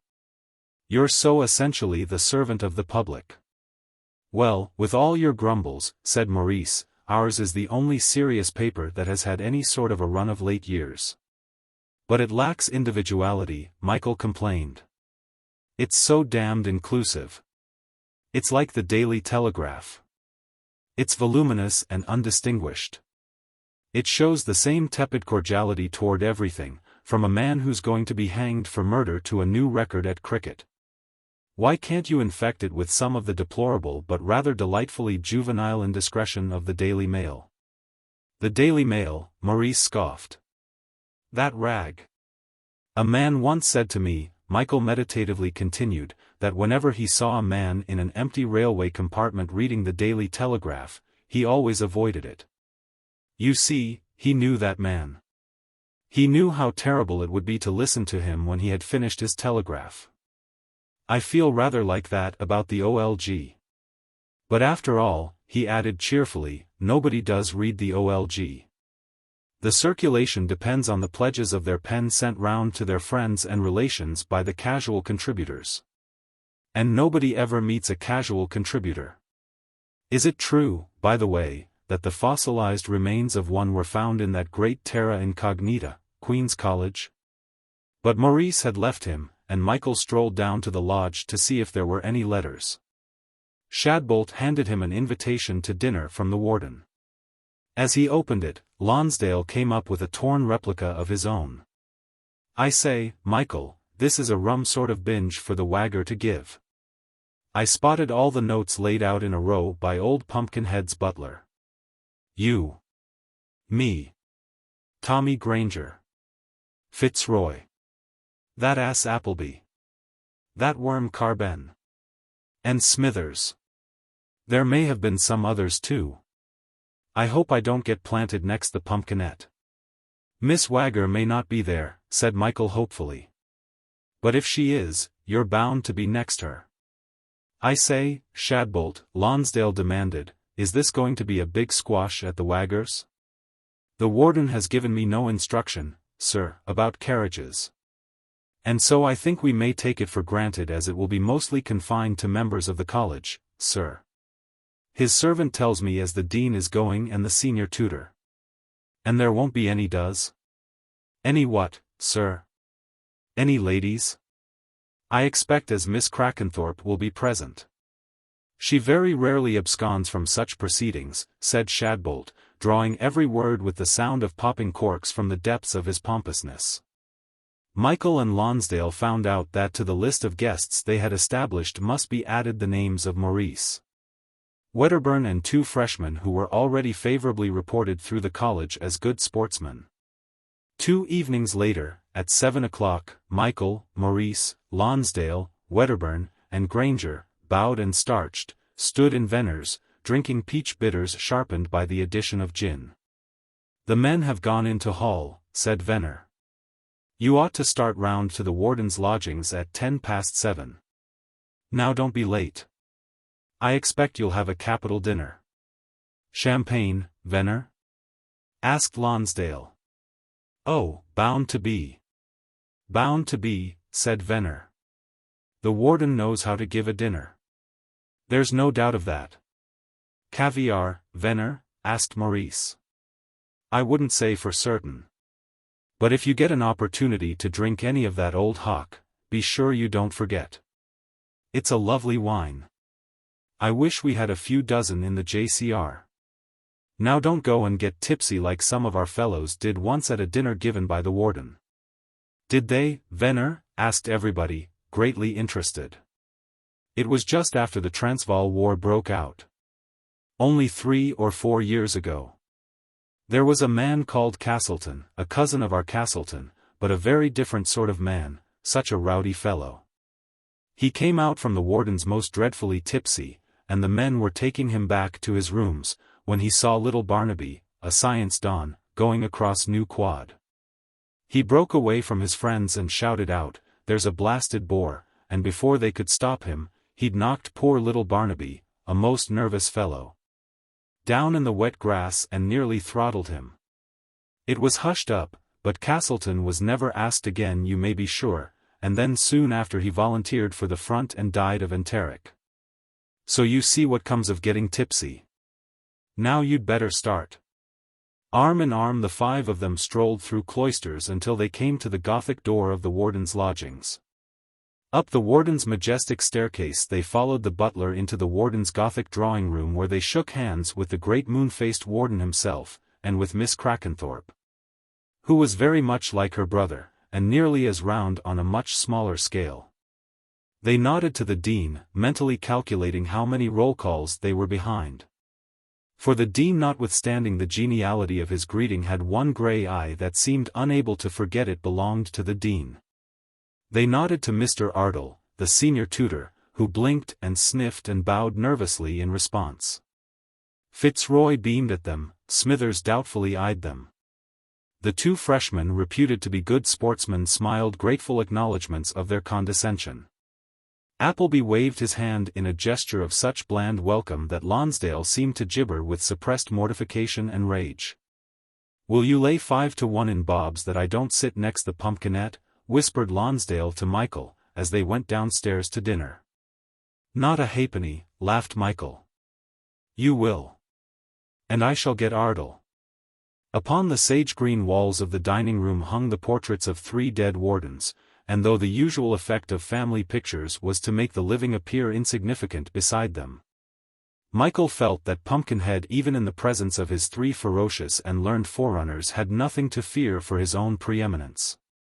Modern life found in him a figure carved out of the persistent attributes of his office, and therefore already a symbol of the universal before his personality had been hallowed by death or had expressed itself in its ultimate form under the maturing touch of art and time. This quality in the host diffused itself through the room in such a way that the whole dinner party gained from it a dignity and a stability which made more than usually absurd the superficial actions of eating and drinking, and the general murmur of infinitely fugacious talk. Michael, taking his first glance round the table after the preliminary shynesses of settling down, was as much thrilled by his consciousness of the eternal reality of this dinner party as he would have been if by a magical transference he could have suddenly found himself pursuing some grave task in the picture of a Dutch master. He had been to many dinners in Oxford of which commemorative photographs had been made by flashlight, and afterward when he saw the print he could scarcely believe in his own reality. Still less in that of the dinner, so ludicrously invented seemed every group. He wished now that a painter would set himself the problem of preserving by his art some of these transitory entertainments. He began to imagine himself with the commission to set on record the present occasion. He wished for the power to paint those deeper shadows in which the warden's great round face inclined slowly now toward Fitzroy with his fair complexion and military rigor of bearing, now toward Wedderburn whose evening dress acquired from the dignity of its owner the richness of black velvet. More directly in the light of the first lamp sat Maurice and Appleby opposite to one another, both imparting to the assemblage a charming worldliness, Maurice by his loose-fronted shirt, Appleby by the self-esteem of his restless blue eyes. The two freshmen on either side of the dean wonderfully contrasted with his gauntness, and even more did the withered Ardell, who looked like a specimen of humanity dried as plants are dried between heavy books, contrast with the sprawling bulk of Granger. On the other side, Michael watched with amusement Miss Crackenthorpe with shining apple face bobbing nervously between Smithers pale and solid and domed like a great cheese, and Lonsdale cool and pink as an ice. In the background from the shadows at either end of the room the sage-green walls materialized in the lamplight, the three dead wardens stared down at the table, and every 15 minutes bells chimed in as St. Mary's Tower. "And how is the Oxford Looking-Glass progressing, Avery?" inquired the warden, shining full upon the editor in a steady gaze. "No doubt it takes up a great deal of your valuable time?" The dean winked his grey decennal eye at the champagne, the senior tutor coughed remotely like a grasshopper, Lonsdale prodded Michael with his elbow and murmured that the wagger had laid mossy a stymie. Maurice admitted the responsibility of the paper for occupying a considerable amount of his leisure, but consoled himself for this by the fact that certainly the Oxford Looking-Glass was progressing very well indeed. "We don't altogether know what attitude to take up over the Rhodes bequest," said Maurice. Then boldly he demanded from the warden what would be the effect of these imposed scholars from America and Australia and Africa. "The speculation is not without interest," declared the warden. "What does Fitzroy think?" Fitzroy threw back his shoulders as if he were going to abuse the togger and said he thought the athletic qualifications were a mistake. "After all, sir, we don't want the tabs, I mean to say we don't want to beat Cambridge with the help of a lot of foreigners." "Foreigners, Fitzroy? Come, we can scarcely stigmatize Canadians as foreigners. What would become of the imperial idea?" "I think the imperial idea will take a lot of living up to," said Wedderburn, "when we come face to face with its practical expression. Personally I loathe colonials except at the Earl's Court exhibition." "Ah, Wedderburn," said the warden, "you are luckily young enough to be able to be particular. I with increasing age begin to suffer from that terrible disease of age, toleration." "But the warden is not so very old," whispered Miss Crackenthorpe to Lonsdale and Michael. "Oh, rather not," Lonsdale murmured encouragingly. "I think they'll wake up Oxford," announced Smithers. Then, as everyone turned to hear what more he would say, Smithers seemed inclined to melt into silence, but with a sudden jerk of defiance, he hardened himself and became volubly opinionative. "There's no doubt," he continued, "that these fellows will make the average undergrad look round him a bit." As Smithers curtailed undergraduate to the convention of a lady novelist, a shudder ran round the dinner party. Almost the butler instead of putting ice into the champagne might have slipped it down the backs of the guests. "In fact, what ho, she bumps," whispered Lonsdale. "Likewise Pip-I-P, and Toodle-o-o." "Anyway, he won't be able to ignore them," said Smithers. "We hope not," indeed, the warden gravely wished. "What does Lonsdale think?" "Lord Clevedon wrote to me to say how deeply interested he was by the whole scheme, a most appreciative letter, and your father has had a great experience of colonial conditions." "Has he?" said Lonsdale. "Oh, yes, I see what you mean. You mean when he was governor?" "Oh, rather. But I never knew him in those days." Then under his breath he muttered to Michael, dive in, you rotter, I'm getting out of my depth." I think Oxford will change the Rhodes Scholars much more profoundly than the Rhodes Scholars will change Oxford, said Michael. At least they will if Oxford hasn't lost anything lately. Sometimes I'm worried by that, and then I'm not, for I do really feel that they must be changed. Civilization must have some power, or we should all revert. And are we to regard these finished overseas products as barbarians? Asked the warden. Oh, yes, said Michael earnestly. Just as much barbarians as any freshmen. Everybody looked at the two freshmen on either side of the dean and laughed, while they laughed too and tried to appear pleasantly flattered by the epithet. And what will Oxford give them? Asked the dean dryly. He spoke with that contempt of generalizations of which all dons made a habit. Oh, I don't know, said Michael. But vaguely I would say that Oxford would cure them of being surprised by themselves or of showing surprise at anybody else. Marcus Aurelius said what I'm trying to say much better than I ever can. Also they will gain a sense of humor, or rather they will ripen whatever sense they already possess. And they'll have a sense of continuity, too, and perhaps, but of course this will depend very much on their dons, perhaps they'll take as much interest in the world as in Australia. Why will that depend on their dons? Challenged Mr. Ambrose. Oh, well, you know, explained Michael apologetically, dons very often haven't much capacity for inquisitiveness. They get frightened very easily, don't they? Very true, said the warden. But, my dear Fane, your optimism and your pessimism are both quixotic, immensely quixotic. Later on in the quad when the undergraduate members of the dinner party discussed the evening, Maurice rallied Michael on his conversation. If you can talk your theories, why can't you write them? He complained. Because they'd be almost indecently diaphanous, said Michael. Good old Fane, said Granger. But, I say, you are an extraordinary chap, you know. He did it for me, said Lonsdale. Pumpkinhead would have burst, if I'd let out I didn't know what part of the jolly old world my governor used to run. Chapter 10. Stella in Oxford. Alan, when he met Michael at Paddington, was a great deal more cheerful than when they had gone up together for the previous term. He had managed to achieve a second class in moderations, and he had now in view a term of cricket whose energy might fortunately be crowned with a blue.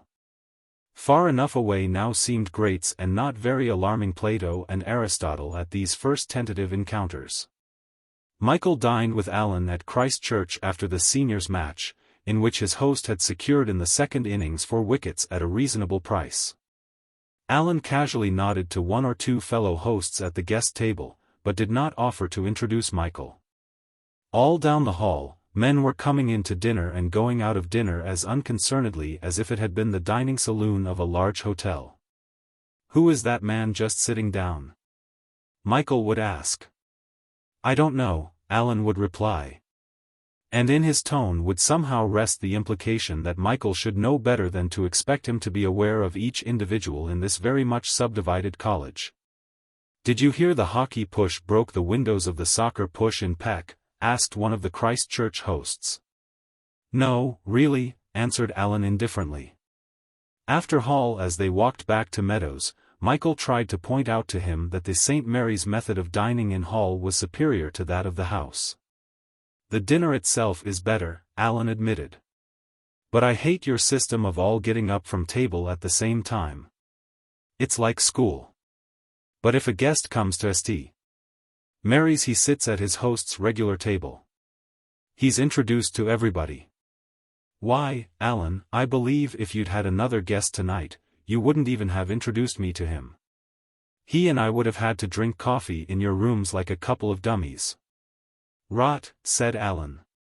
And whom could you have wanted to meet this evening? All the men at the guests' table were absolute ticks. I've never met a house man who didn't think every other house man impossible outside the 4 people in his own set, retorted Michael. And yet, I suppose, you'll say it's the best college? Of course, Alan agreed. Up in his rooms they pondered the long May day's reluctant death, while the coffee machine bubbled and fizzed and the soul's awakening faintly kindled by the twilight was appropriately sentimental. Will you have a meringue? Alan asked. I expect there's one in the cupboard. I'm sure there is, said Michael. It's very unlikely that there is a single cupboard in the house without a meringue. But no, thanks, all the same. They forsook the window seat and pulled wicker chairs very near to the tobacco jar squatting upon the floor between them. They lit their pipes and sipped their coffee. For Alan the glories of the day floated before him in the smoke. It's a pity, he said, Stern missed that catch in the slips. Though of course I wasn't bowling for the slips. 5 for 48 would have looked pretty well. Still 4 for 48 isn't so bad in an innings of 287. The point is whether they can afford to give a place to another bowler who's no earthly use as a bat. It seems a bit of a tale. I went in 8th wicket both innings. 2, first knock. Blob, second. Still 4 for 48 was certainly the best. I ought to play in the first trial match. So Alan voiced his hopes. Of course you will, said Michael. And at Lord's. I think I shall ask my mother and sister up for 8s, he added. Alan looked rather disconcerted. What's the matter? Michael asked. You won't have to worry about them. I'll explain you're busy with cricket. Stella inquired after you in a letter this week. During the Easter vacation Alan had stayed once or twice in Cheyne Walk. And Stella, who had come back from an arduous time with music and musical people in Germany, had seemed to take a slightly sharper interest in his existence. Give her my, love, when you write, said Alan very nonchalantly. And I don't think I'd say anything about those 4 wickets for 48. I don't fancy she's very keen on cricket. It might bore her. No more was said about Stella that evening, and nothing indeed was said about anything except the 7 or 8 men competing for the 3 vacancies in the varsity 11. At about 9:45 Alan announced as usual that those men will be coming down soon for cocoa. Alan, who are these mysterious creatures that come down for cocoa at 10? Asked Michael. And why am I never allowed to meet them? They'd bore you rather, said Alan. They're people who live on this staircase. I don't see them any other time. Michael thought Alan would be embarrassed if he insisted on staying, so to his friend's evident relief he got up to go. You house men are like a lot of old bachelors with your fads and regularities, he grumbled. Stay, if you like, said Alan, not very heartily. But I warn you they're all awfully dull, and I've made a rule to go to bed at 10:30 this term. So long, said Michael hurriedly, and vanished. A few days later Michael had an answer from his mother to his invitation for 8's week. 173 Cheyne Walk. SW. May 5th. My dearest Michael. I wish you'd asked me sooner. Now I have made arrangements to help at the Italian peasant jewelry stall in this big bazaar at Westminster Hall for the Society for the Improvement of the Condition of Agricultural Laborers all over the world. I think you'd be interested. It's all about handicrafts. Weren't you reading a book by William Morris the other day? His name is mentioned a great deal always. I've been meeting so many interesting people. If Stella comes, why not ask Mrs. Ross to chaperone her? Such a capital idea. And do be nice about poor Dick Prescott. Stella is so young and impulsive. I wish she could understand how much happier she would be married to a nice man, even though he may be a little older than herself. This tearing all over Europe cannot be good for her. And now she talks of going to Vienna and studying under somebody with a perfectly impossible name beginning with L. Not only that, but she also talks of unlearning all she has learned and beginning all over again. This is most absurd, and I've tried to explain to her. She should have thought of this man beginning with L before. At her age to start scales and exercises again does seem ridiculous. I really dread Stella's coming of age. Who knows what she may not take it into her head to do. I can't think where she gets this curious vein of eccentricity. I'll write to Mrs. Ross if you like. Stella, of course, says she can go to Oxford by herself, but that I will not hear of, and I beg you not to encourage the idea, if she suggests it to you. Your loving mother. Michael thought Mrs. Ross would solve the difficulty, and he was glad rather to relieve himself of the responsibility of his mother at Oxford. He would have had to be so steadily informative, and she would never have listened to a word. Stella's view of the visit came soon after her mother's. 173 Cheyne Walk. SW. May 8th. Dear M. What's all this about Mrs. Ross chaperoning me at Oxford? Is it necessary? At a shot I said to Mother, no, quite unnecessary. But of course, if I should disgrace you by coming alone, I won't. Isn't Mrs. Ross a little on the heavy side? I mean, wouldn't she rather object to me smoking cigars? Great Scott, interjaculated Michael. I'm going to Vienna soon to begin music all over again, so be very charming to your only sister. Stella. P.S. Do crush Mother over Prescott. Michael agreed with his mother in thinking a chaperone was absolutely necessary for Stella's visit to Oxford, and since the threat of cigars he cordially approved of the suggestion that Mrs. Ross should come.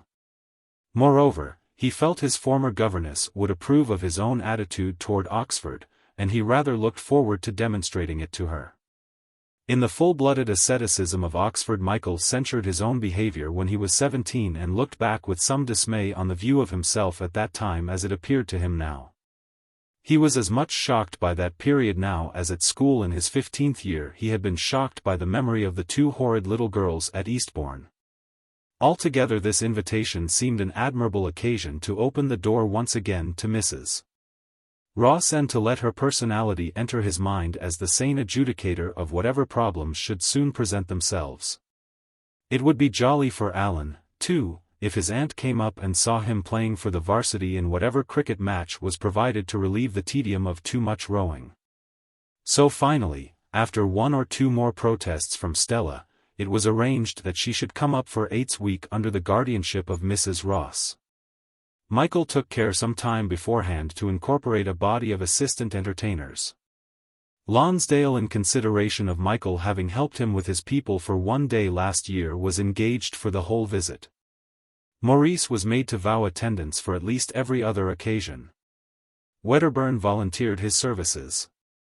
Guy Hazelwood, who was threatened with schools, was let off with a lunch. Nigel Stewart spoke mysteriously of a girl whose advent he expected, on which account he could not pledge himself too straitly. Rooms were taken in the high. Trains were looked out. On Saturday morning Lonsdale and Michael went down to the station to meet Mrs. Ross and Stella. I think it was a very bad move bringing me, said Lonsdale, as they waited on the platform. Your sister will probably think me an awful ass, Anne. But the train interrupted Lonsdale's self-depreciation, and he sustained himself well through the crisis of the introductions. Michael thought Mrs. Ross had never so well been suited by her background as now, when tall and straight and in close-fitting grey dress she stood in the Oxford sunlight. Stella, too, in that flowered muslin, relieved Michael instantly of the faint anxiety he had conceived lest she might appear in a Munich garb unbecoming to a reserved landscape. It was a very peculiarly feminine dress, but somehow she had never looked more like a boy, and her grey eyes, as for one moment she let them rest wide open on the city's towers and spires, were more than usually grey and pellucid. I say, I ordered a car to meet us, said Lonsdale. I thought we should buzz along quicker.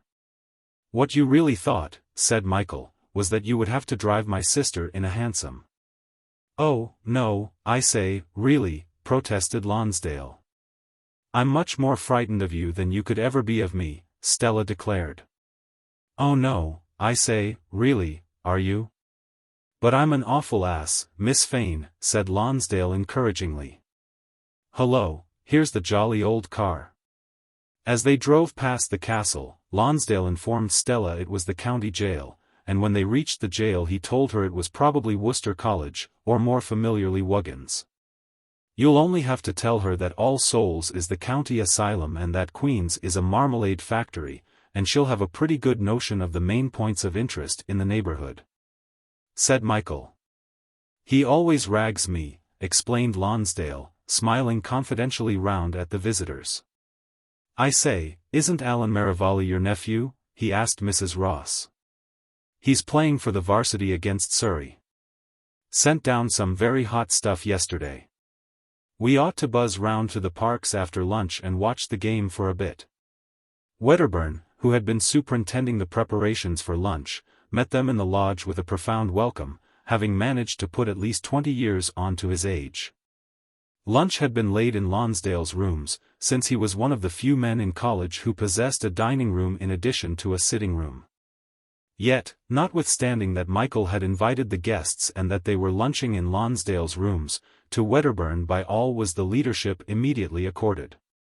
The changeless lunch of Eights week with its salmon mayonnaise and cold chicken and glimpses through the windows of pink and blue dresses going to and fro across the green quadrangles. With its laughter and talk and speculations upon the weather, with its overheated scout and scent of lilac and hawthorn, went its course, as fugitive a piece of mirthfulness as the dance of the mayflies over the Cher. After lunch they walked to the parks to watch Alan playing for the varsity. Wedderburn, who with people to entertain feared nothing and nobody, actually went coolly into the pavilion and fetched out Alan, who was already in pads, waiting to go in. Michael watched very carefully Alan's meeting with Stella, watched Alan's face fall when he saw her beside Maurice and marked how nervously he fidgeted with his gloves. There was a broken click from the field of play. It was time for Alan to go in. Michael wished very earnestly he could score a brilliant century so that Stella, hearing the applause, could realize how much there was in him to admire. Yet ruefully he admitted to himself the improbability of Stella realizing anything at all about the importance of cricket. However, he had scarcely done with his wishing, when he saw Alan coming gloomily back from the wicket, clean bowled by the very first ball he had received. "Of course, you know, he isn't played for his batting," he hastened to explain to Stella. She, however, was too deeply engaged in discussing Vienna with Maurice to pay much attention, even when Alan sat down despondently beside them, unbuckling his pads. It was just as Michael had feared, fond though he was of Maurice. The last varsity player was soon out, and Wedderburn proposed an early tea in his rooms to be followed by the river. Turning into Holywell, they met Guy Hazelwood, who said without waiting to be introduced to Mrs. Ross and Stella, "My dear people, I fall upon your necks. Suggest something for me to do that for one day and one night will let me entirely forget schools. We can't bear our digs any longer." "Why don't you give a party there on Monday night?" suggested Wedderburn deeply. "Let me introduce you to Mrs. SSS, my sis. Mr. H. Wood," mumbled Michael in explanation of Wedderburn's proposal. "What a charming idea," drawled Guy. "But isn't it rather a shame to ask Miss Fane to play? Anyway, I daren't." "Oh, no," said Stella. "I should rather like to play in Oxford." So after a kaleidoscope of racing and a Sunday picnic on the upper river, when everybody ate as chickens drink with a pensive upward glance at the trend of the clouds, occurred Guy Hazelwood's party in Holywell, which might more truly have been called Wedderburn's party, since he at once assumed all responsibility for it. The digs were much more crowded than anybody had expected, chiefly on account of the Balliol men invited. "Half Basutoland seems to be here," Lonsdale whispered to Michael. "Well, with Hazelwood, Comera and Anstruther, all sons of Belial, what else can you expect?" replied Michael.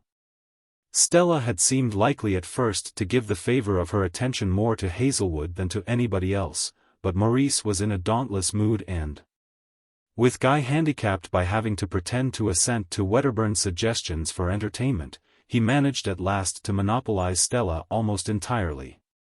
Alan had declined the invitation with the excuse of wanting a steady hand and eye for tomorrow. But Michael fancied there was another reason. Stella played 3 times and was much applauded. "Very sporting effort, by Jove," said Lonsdale, and this was probably the motive of most of the commendation. Though there was a group of really musical people in the darkest corner who emerged between each occasion and condoled with Michael on having to hear his sister play in such inadequate surroundings. Michael himself was less moved by Stella's playing than he had ever been. Nor was this coldness due to any anxiety for her success. He was sure enough of that in this uncritical audience. "Do you think Stella plays as well as she did?" he asked Mrs. Ross. "Perhaps this evening she may be a little excited," Mrs. Ross suggested. "Perhaps," said Michael doubtfully. "But what I mean is that, if she isn't going to advance quite definitely, there really isn't any longer an excuse for her to arrogate to herself a special code of behavior."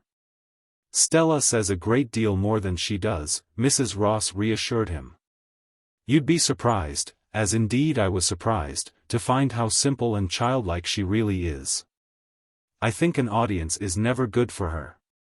But, after all, her life is going to be one audience after another in quick succession," Michael pointed out.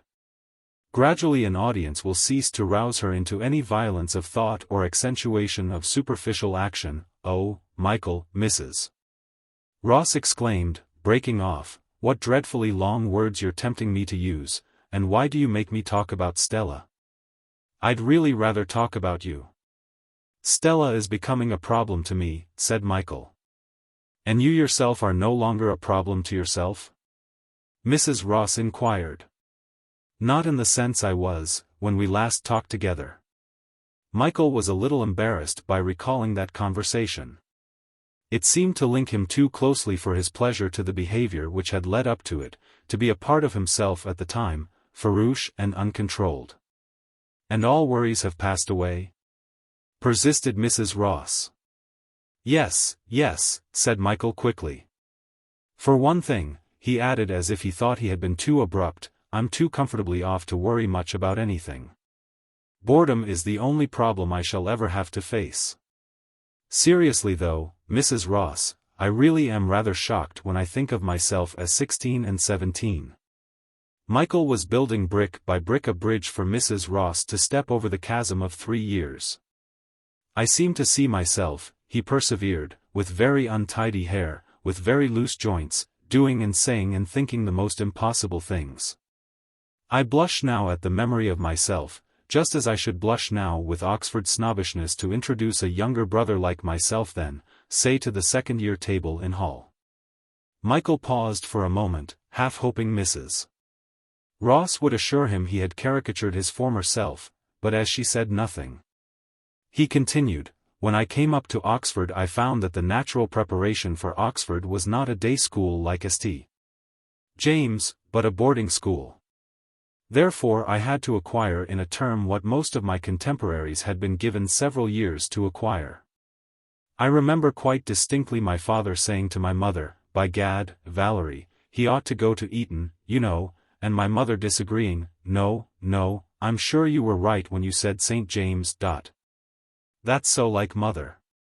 She probably had never thought the matter out at all. She was probably perfectly vague about the difference between St. James and Eton, but because it had been arranged so, she disliked the idea of any alteration. I'm telling you all this because, you know, you provided as it were the public school influence for my early childhood. After you I ought to have passed on to a private school entirely different from Randall House, and then to Eton or Winchester. I'm perfectly sure I could have avoided everything that happened when I was 16 or 17, if I'd not been at a London day school." "But is it altogether fair to ascribe everything to your school?" asked Mrs. Ross. "Alan for instance came very successfully, as far as normality is concerned, through St. James. Yes, but Alan has the natural goodness of the average young Englishman. Possibly he benefited by St. James. Possibly at Eton, and with a prospect of money, he would have narrowed down into a mere athlete, into one of the rather objectionable bigots of the public school theory. Now I was never perfectly normal. I might even have been called morbid and unhealthy. I should have been, if I hadn't always possessed a sort of curious lonely humor which was about twice as severe as the conscience of tradition. At the same time, I had nothing to justify my abnormality. No astounding gift of genius, I mean." "But, Michael," interrupted Mrs. Ross, I don't fancy the greatest geniuses in the world ever justified themselves at 16 or 17. No, but they must have been upheld by the inner consciousness of greatness. You get that tremendously through all the despondencies of Keats' letters, for instance. I have never had that. Stella absorbed all the creative and interpretative force that was going. I never have and never shall get beyond sympathy. And even the value that gives my criticism is to a certain extent destroyed by the fact that the moment I try to express myself more permanently than by mouth, I am done. But still, I don't see why a day school should have militated against the development of that sympathetic and critical faculty. It did in this way, said Michael. It gave me too much with which to sympathize before I could attune my sympathy to criticism. In fact, I was unbalanced. Eton would have adjusted this balance. I'm sure of that, because since I've been at Oxford I find my powers of criticism so very much saner, so very much more easily economized. I mean to say, there's no wastage in futile emotions. Of course, it's partly due to being older. Really, Michael, Mrs. Ross protested, if you talk like this I shall begin to regret your earlier extravagance. This dried-up self-confidence seems to me not quite normal either. Ah, that's only because I'm criticizing my earlier self. I really am now in a delightful state of cool judgment. Once I used to want passionately to be like everybody else. I thought that was the goal of social happiness. Then I wanted to be violently and conspicuously different from everybody else. Now I seem to be getting near the right mean between the two extremes. I'm enjoying Oxford enormously. I can't tell you how happy I am here, how many people I like. And I appreciate it so much the more because to a certain extent at first it was a struggle to find that wide normal road on which I'm strolling along now.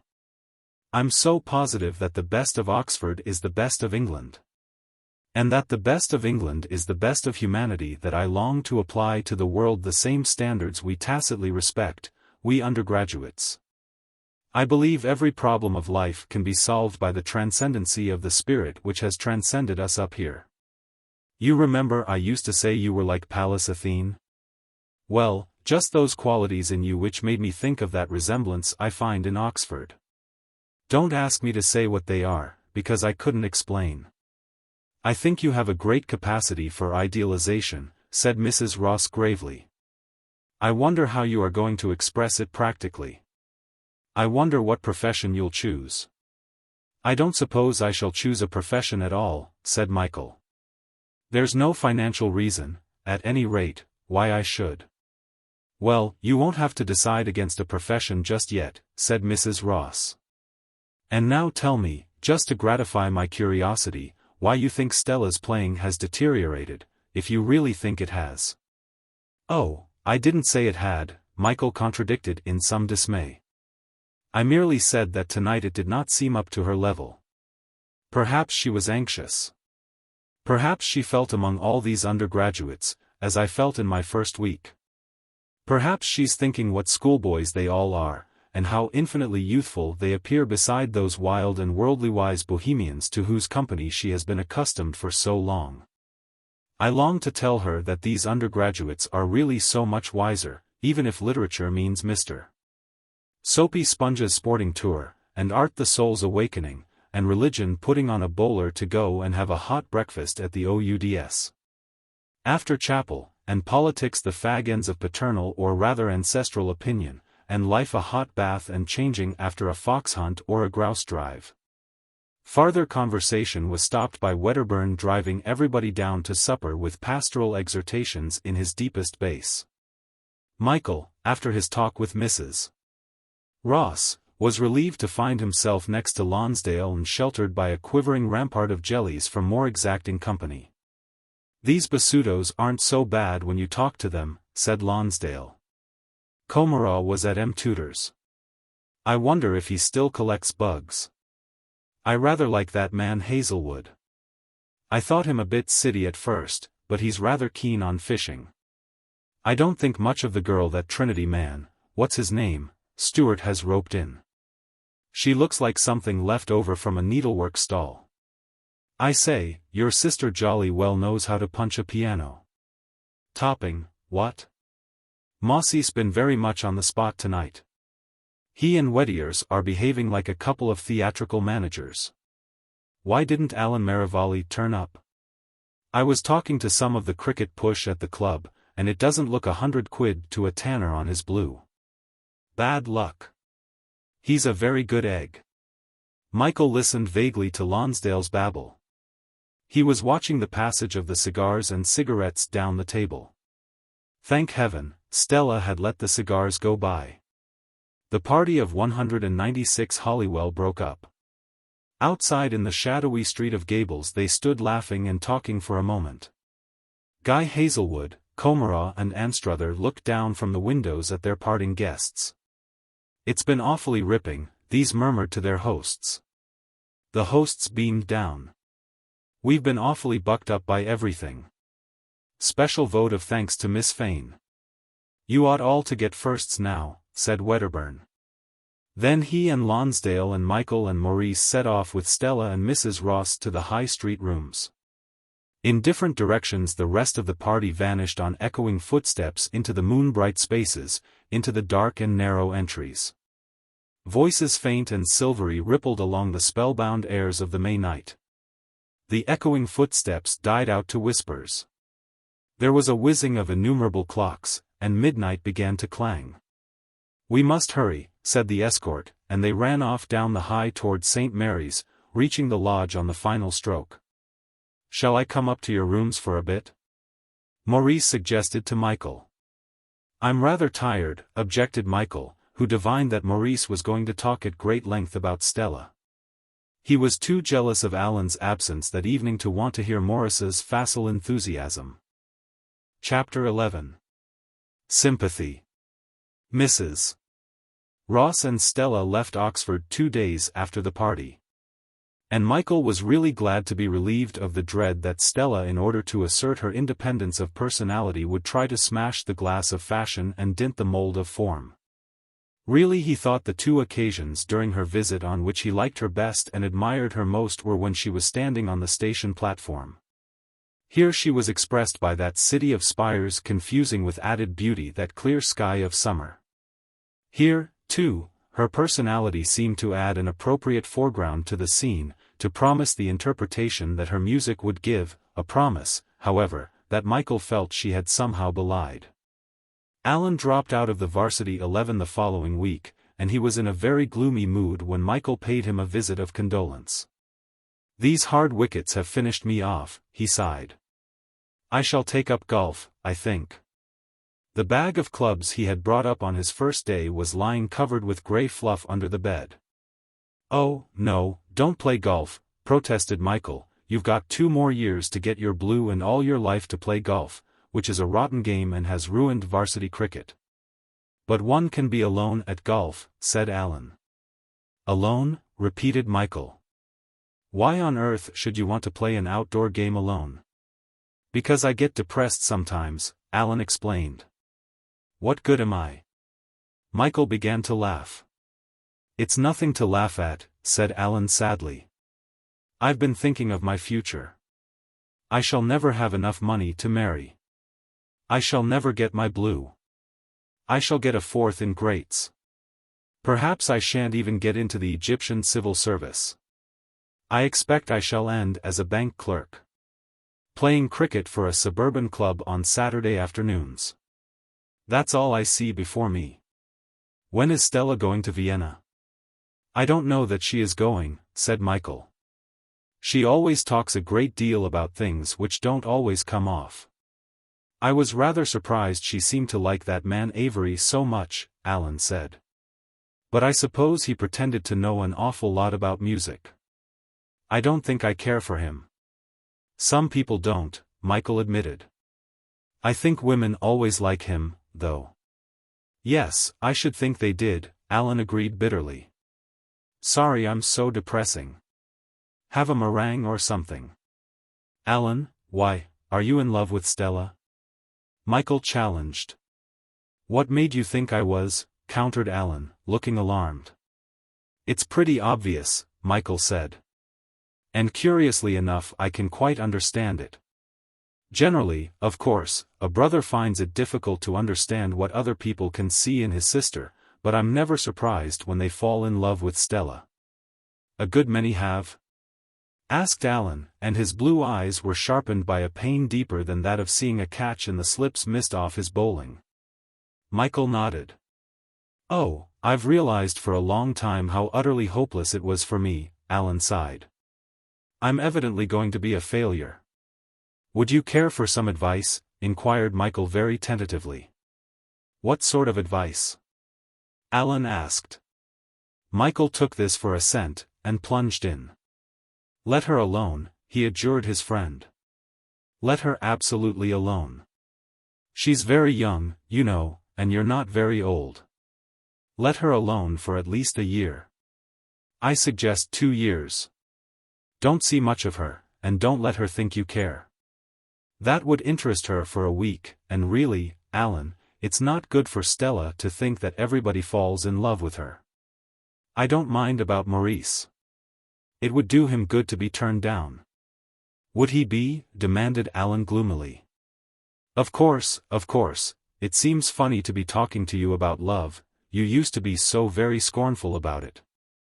I expect you know you'll fall in love pretty deeply now. Alan, I'm frightfully keen you should marry Stella. But let her alone. Don't let her interfere with your cricket. Don't take up golf on account of her. Michael was so much in earnest with his exhortation to Alan that he picked up a meringue and was involved in the difficulties of eating it before he was aware he was doing so. Alan began to laugh, and the heavy airs of disappointment and hopelessness were lightened.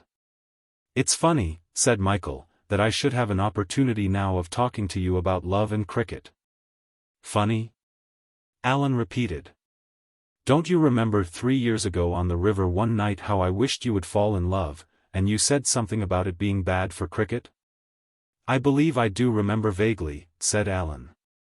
Michael saw that after the explanation of his depression he wanted to let the subject drop, and since that was the very advice he had conferred upon Alan, he felt it would be unfair to tempt him to elaborate this depression merely to gratify his own pleasure in the retrospect of emotion. So Stella was not discussed again for a long while, and as she did after all go to Vienna to study a new technique, the abstention was not difficult. Michael was glad, since he had foreseen the possibility of a complication revealed by Maurice. Her departure straightened this out, for Maurice was not inclined to gather strength from absence. Other problems more delicate of adjustment even than Stella began to arise, problems connected with the social aspects of next term. Alan would still be in college. Scholars at Christ Church were allowed sometimes to spend even the whole of their 4 years in college. Michael tried in vain to persuade him to ask leave to go into digs. Alan offered his 4th year to companionship with Michael, but nothing would induce him to emerge from college sooner. And why did Michael so particularly want him? There were surely men in his own college with whom he was intimate enough to share digs. Michael admitted there were many. But he did not tell Alan that the real reason he had been so anxious for his partnership was to have an excuse to escape from an arrangement made lightly enough with Maurice Avery in his 1st or 2nd term that in their 3rd year they should dig together. Maurice had supposed the other day that the arrangement stood, and Michael, not wishing to hurt his feelings, had supposed so too. A few days later Maurice had come along with news of rooms in Longwall. Should he engage them?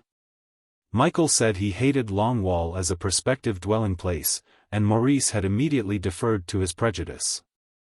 It was getting unpleasantly near a final arrangement, for the indefatigable Maurice would produce address after address, until Michael seemed bound ultimately to accept. Lonsdale and Granger had invited him to dig with them at 202 High. Michael suggested Maurice as well, but they shook their heads. Wedderburn was already partially sharing, that is to say, though he had his own sitting room he was in the same house and would no doubt join in the meals. Maurice was not to be thought of. Maurice was a very good fellow and Michael in asking Lonsdale and Granger why they declined his company, asked himself at the same time what were his own objections to digging with Maurice. He tried to state them in as kindly a spirit as he could, and for a while he told himself he wished to be in digs with people who represented the broad stream of normal undergraduate life. He accused himself in fact of snobbishness, and justified the snobbishness by applying it to undergraduate Oxford as a persistent attribute. As time went by, however, and Maurice produced rooms on rooms for Michael's choice, he began almost to dislike him, to resent the assumption of a desire to dig with him. Where was Maurice's sensitiveness that it could not react to his unexpressed hatred of the idea of living with him? Soon it would come to the point of declaring outright that he did not want to dig with him. Such an announcement would really hurt his feelings, and Michael did not want to do that. As soon as Maurice had receded into the background of casual encountership, he would take pleasure in his company again. Meanwhile, however, it really seemed as if Maurice were losing all his superficial attractiveness. Michael wondered why he had never before noticed how infallibly he ran after each new and petty phase of art, how vain he was too, and how untidy. It was intolerable to think of spending a year's close association with all those paintboxes and all that modeling wax and all those undestroyed proof sheets of the Oxford looking-glass. Finally, he had never noticed before how many cigarettes Maurice smoked and with what skill he concealed in every sort of receptacle the stained and twisted stumps that were left over. That habit would be disastrous to their friendship, and Michael knew that each fresh cigarette lighted by him would consume a trace more of the friendship. Until at last he would come to the state of observing him with a cold and mute resentment. He was in this attitude of mind toward his prospective companion, when Maurice came to see him. He seemed nervous, lighting and concealing even more cigarettes than usual. "About digs in Longwall," he began. "I won't live in Longwall," affirmed Michael. "Do you think you could find anybody else?" "Why, have you got hold of some digs for 3?" asked Michael hopefully. This would be a partial solution of the difficulty, as long as the third person was a tolerably good egg. Maurice seemed embarrassed. "No. Well, as a matter of fact, Castleton rather wants to dig with me. The new college man he was going to live with is going down, and he had fixed up some rather jolly digs in Longwall. He offered me a share, but of course I said I was digging with you, and there's no room for a third." "I can go in with Tommy Granger and Lonnie," said Michael quickly. Maurice looked much relieved. "As long as you don't feel I've treated you badly," he began. "That's all right," said Michael, resenting for the moment Maurice's obvious idea that he was losing something by the defection. But as soon as he could think of Maurice unlinked to himself for a year, his fondness for him began to return and his habit of perpetually smoking cigarettes was less irritating. He accepted Maurice's invitation to stay at Godalming in July with an inward amusement roused by the penitence which had prompted it. Stella's unexpectedly prompt departure to Vienna had left Michael free to make a good many visits during the long vacation. He enjoyed least the visit to High Towers, because he found it hard not to be a little contemptuous of the adulation poured out upon Maurice by his father and mother and sisters. Mr. Avery was a stockbroker with a passion for keeping as young as his son. Mrs. Avery was a woman who, when her son and her husband were not with her, spoiled the dogs, and sometimes even her daughters. She was just as willing to spoil Michael, especially when his politeness led him into listening in shady corners of the tennis lawn to Mrs. Avery's adorations of Maurice. He found Godalming oppressive with the smart suburbanity of Surrey. He disliked the facility of life there, the facile thought, the facile comfort, the facile conversation.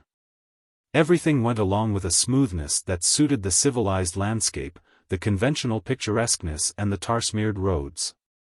After a week Michael was summoned away by a telegram. Without a ruse, he would never have escaped from this world of light green Lovat tweeds, of fashionable rusticity in carefully pressed trousers. "Dear Mrs. Avery," he wrote, preening himself upon the recuperative solitude of empty Cheyne Walk whence his mother had just departed to France. "I enjoyed my visit so much, and so much wish I had not been called away on tiresome business. I hope the garden party at the Nevilles was a great success, and that the High Towers croquet pair distinguished themselves. Please remember me to Mr. Avery. Thank heaven that's done. He sighed, and lazily turned the pages of Bradshaw to discover how to reach Wedderburn in the depths of South Wales. The vacation went by very quickly with quiet intervals in London between his visits, of which he enjoyed most the fortnight at Cressingham Hall, a great Palladian house in the heart of the broad Midlands. It was mid-August with neither shooting nor golf to disturb the pastoral calm. Lonsdale was trying under Lord Clevedon's remonstrances to obtain a grasp of rural administration. So he and his sister Sylvia with Michael drove every day in a high dogcart to various outlying farms of the estate. Lonsdale managed to make himself very popular, and after all, as he confided to Michael, that was the main thing. "And how's his lordship, sir?" the tenant would inquire. "Oh, very fit," Lonsdale would reply. "I say, Mr. Hoggins, have you got any of that home-brewed beer on draft? My friend Mr. Fane has heard a good deal about it." In a cool farm parlor Lonsdale and Michael would toast the health of agriculture and drink damnation to all radicals, while outside in the sun were Sylvia with Mrs. Hoggins, looking at the housewife's raspberries and gooseberries. "I envy your life," said Michael. "A bit on the slow side, don't you think?" "Plenty of time for thinking." "Ah," said Lonsdale. "But then I've got no brains. I really haven't, you know. The poor old governor's quite worried about it." However, when after dinner Lord Clevedon bade his son and his guest draw up their chairs, and when, as he ceremoniously circulated the port, he delivered majestic reminiscences of bygone celebrities and notorieties, Michael scarcely thought that anything would ever worry him very much, not even a dearth of partridges. Still less a dearth of brains in his only son. "Dear Lady Clevedon," he wrote, when once again he sat in the empty house in Cheyne Walk, "London is quite impossible after Cressingham." And so it was with the listless August people drooping on the embankment, the oily river and the lackluster moon. Michael was surprised at such a season to get a telegram from Prescott, inviting him to dine at the Albany. His host was jaded by the hot London weather, and the soldier servant waited upon him with more solicitude than usual. Prescott and Michael talked of the commonplace for some time, or rather Michael talked away rather anxiously while Prescott lent him a grave attention. At last Michael's conversation exhausted itself, and for a few minutes there was silence, while Prescott betrayed his nervousness by fidgeting with the ash on his cigar. At last he burned himself, and throwing away the cigar leaped forthwith into the tide of emotion that was deepening rapidly around his solitary figure.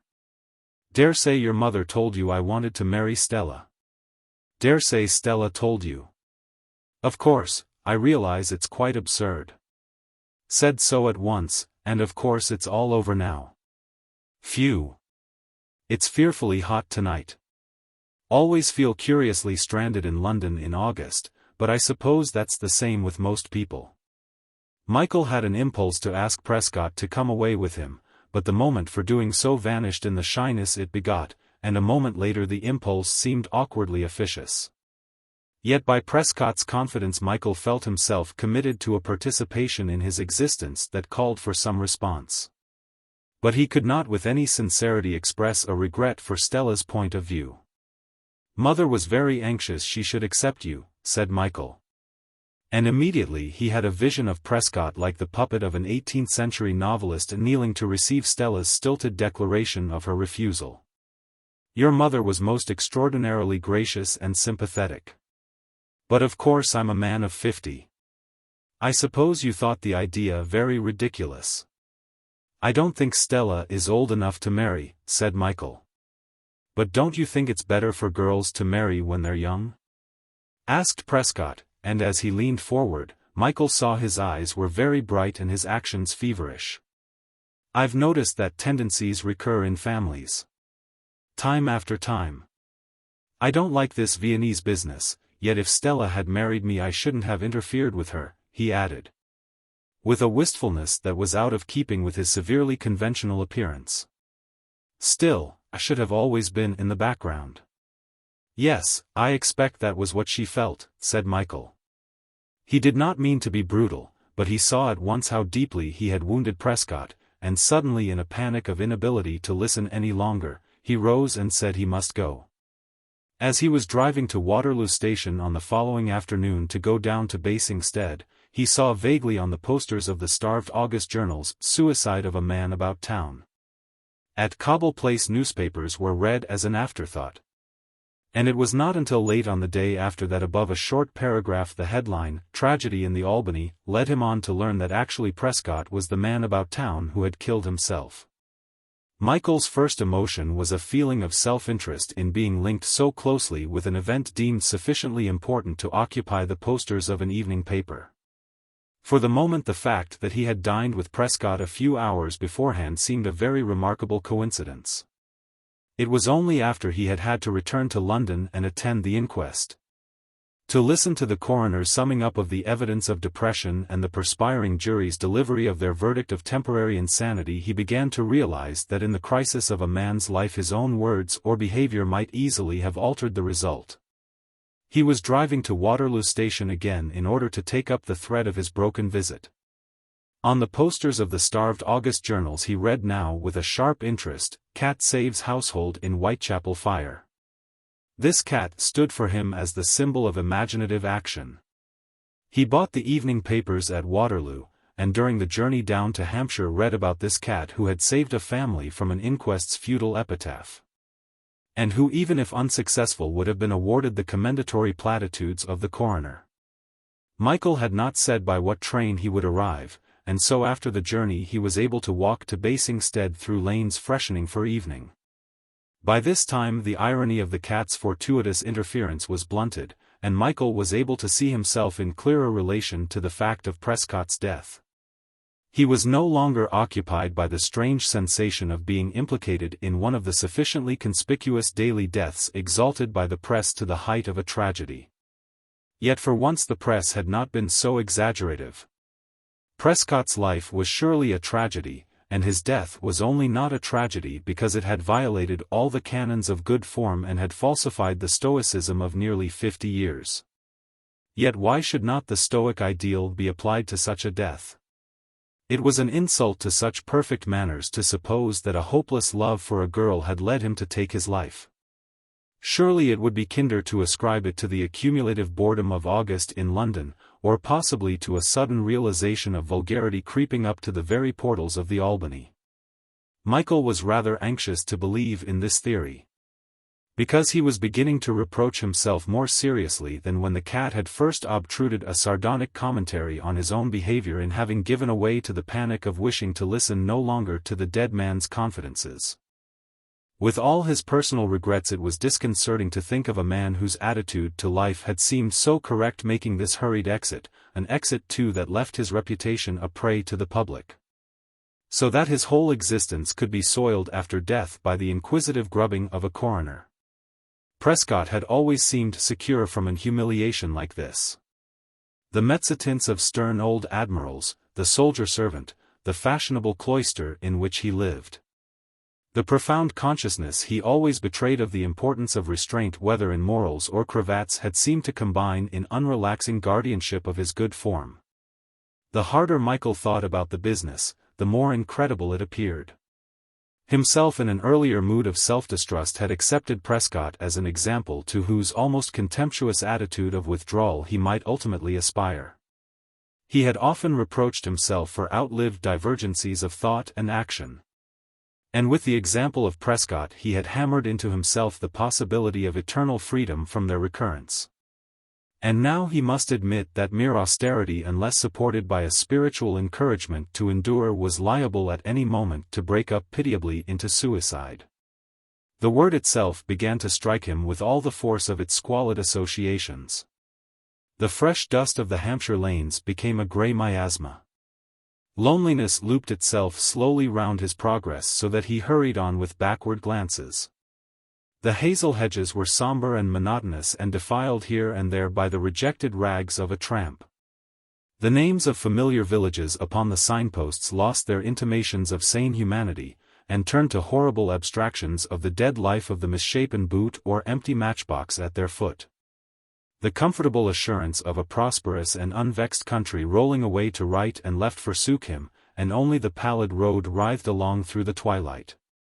My nerves are in a rotten state, he told himself, and he was very glad to see Basingstead Manor twinkling in the night below, while himself was still walking shadowless in a sickly dusk.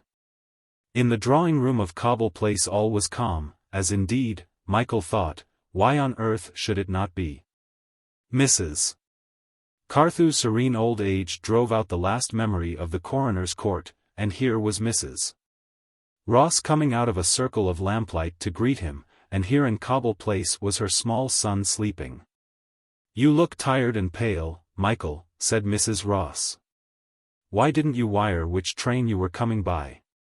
I would have met you with the chaise." "Poor fellow, of course he's tired," said Mrs. Carthew. "A most disturbing experience. Come along. Dinner will do him good." The notion of suicide began to grow more remote from reality in this room, which had always been to Michael soft and fragrant like a great rose in whose heart, for very despair of being able ever to express in words the perfection of it, one swoons to be buried. The evening went the calm course of countless evenings at Cobble Place. Michael played at backgammon with Mrs. Carthew. Joan Carthew worked at the accounts of a parochial charity. May Carthew knitted. Mrs. Ross, reading in the lamplight, met from time to time Michael's glances with a concern that never displayed itself beyond the pitch of an unexacting sympathy. He was glad, as the others rustled to greet the 10 strokes of the clock, to hear Mrs. Ross say she would stay up for a while and keep him company. "Unless you want to work," she added. Michael shook his head. When the others had gone to bed, he turned to her. "Do you know, Mrs. Ross, I believe I could have prevented Prescott's death." He began to talk about Stella, and I felt embarrassed and came away. "Oh, my dear Michael, I think you're probably accusing yourself most unfairly. How could you have supposed the terrible sequel to your dinner?" "That's just it. I believe I did know." "You thought he was going to kill himself?" "No, I didn't think anything so definite as that, but I had an intuition to ask him to come away with me, and I was afraid he'd think it rather cheek and, oh, Mrs. Ross, what on earth good am I? I believe I've got the gift of understanding people, and yet I'm afraid to use it. Shall I ever learn?" Michael looked at Mrs. Ross in despair. He was exasperated by his own futility. He went on to rail at himself. "The only gift I have got. And then my detestable self-consciousness wrecks the first decent chance I've had to turn it to account." They talked for some time. At first Mrs. Ross consoled him, insisting that imagination affected by what had happened later was playing him false. Then she seemed to be trying to state an opinion which she found it difficult to state. She spoke to Michael of qualities which in the future with one quality added would show his way in the world clear and straight before him. He was puzzled to guess at what career she was hinting. "My dear Michael, I would not tell you for anything," she affirmed. "Why not?" "Why not?" "Why, because with all the ingenuous proclamations of your willingness to do anything that you're positive you can do better than anything else, I'm quite sure you're still the rather perverse Michael of old. And as I sit here talking to you I remember the time when I told you as a little boy that you would have been a Roundhead in the time of the Great Rebellion. How angry you were with me. So what I think you're going to do, I almost said when you're grown up, but I mean when you leave Oxford, I shall have to tell you after you have made up your own mind. I shall have to give myself merely the pleasure of saying, I knew it." "I suppose really I know what you think I shall do," said Michael slowly. "But you're wrong, at least, I think you're wrong. I lack the mainspring of the parson's life. Talk to me about Kenneth instead of myself. How's he getting on?" "Oh, he's splendid at 5 years old, but I want to give him something more than I ever managed to give you." "Naturally," said Michael, smiling. "He's your son." "Michael, would you be surprised if I told you that I thought of—" Mrs. Ross broke off abruptly. "No, I won't tell you yet." "You're full of unrevealed mysteries," said Michael. "Yes, it's bedtime for me. Good night." 2 mornings later Michael had a letter from his mother in London. He wondered why he should be vaguely surprised by her hurried return. Surely Prescott's death could not have been a reason to bring her home. 173 Cheyne Walk. SW. My dearest Michael. I'm so dreadfully upset about poor Dick Prescott. I have so few old friends, so very few, that I can't afford to lose him. His devotion to your father was perfectly wonderful. He gave up everything to us. He remained in society just enough to be of use to your father, but he was nearly always with us. I think he was fond of me, but he worshipped him. Perhaps I was wrong in trying to encourage the idea of marrying Stella. But I console myself by saying that had nothing to do with this idea of his to take his own life. You see, when your father died, he found himself alone. I've been so selfishly interested in re-entering life. He had no wish to do so. Michael, I can't write anything more about it. Perhaps, dearest boy, you wouldn't mind giving up some of your time with the Carthews, and will come back earlier to be with me in London for a little time. Your loving Mother. P.S. I hope the funeral was properly done. Michael realized with a start the loneliness of his mother. And in his mood of self-reproachfulness attacked himself for having neglected her ever since the interests of Oxford had arisen to occupy his own life so satisfyingly. He told Mrs. Ross of the letter, and she agreed with him in thinking he ought to go back to London at once. Michael had only time for a very short talk with old Mrs. Carthew before the chaise would arrive. There has been a fate upon this visit, said the old lady. And I'm sorry for it. I'd promised myself a great many talks with you. Besides, you'll miss Alan now, and he'll be disappointed, and as for Nancy, she'll be miserable.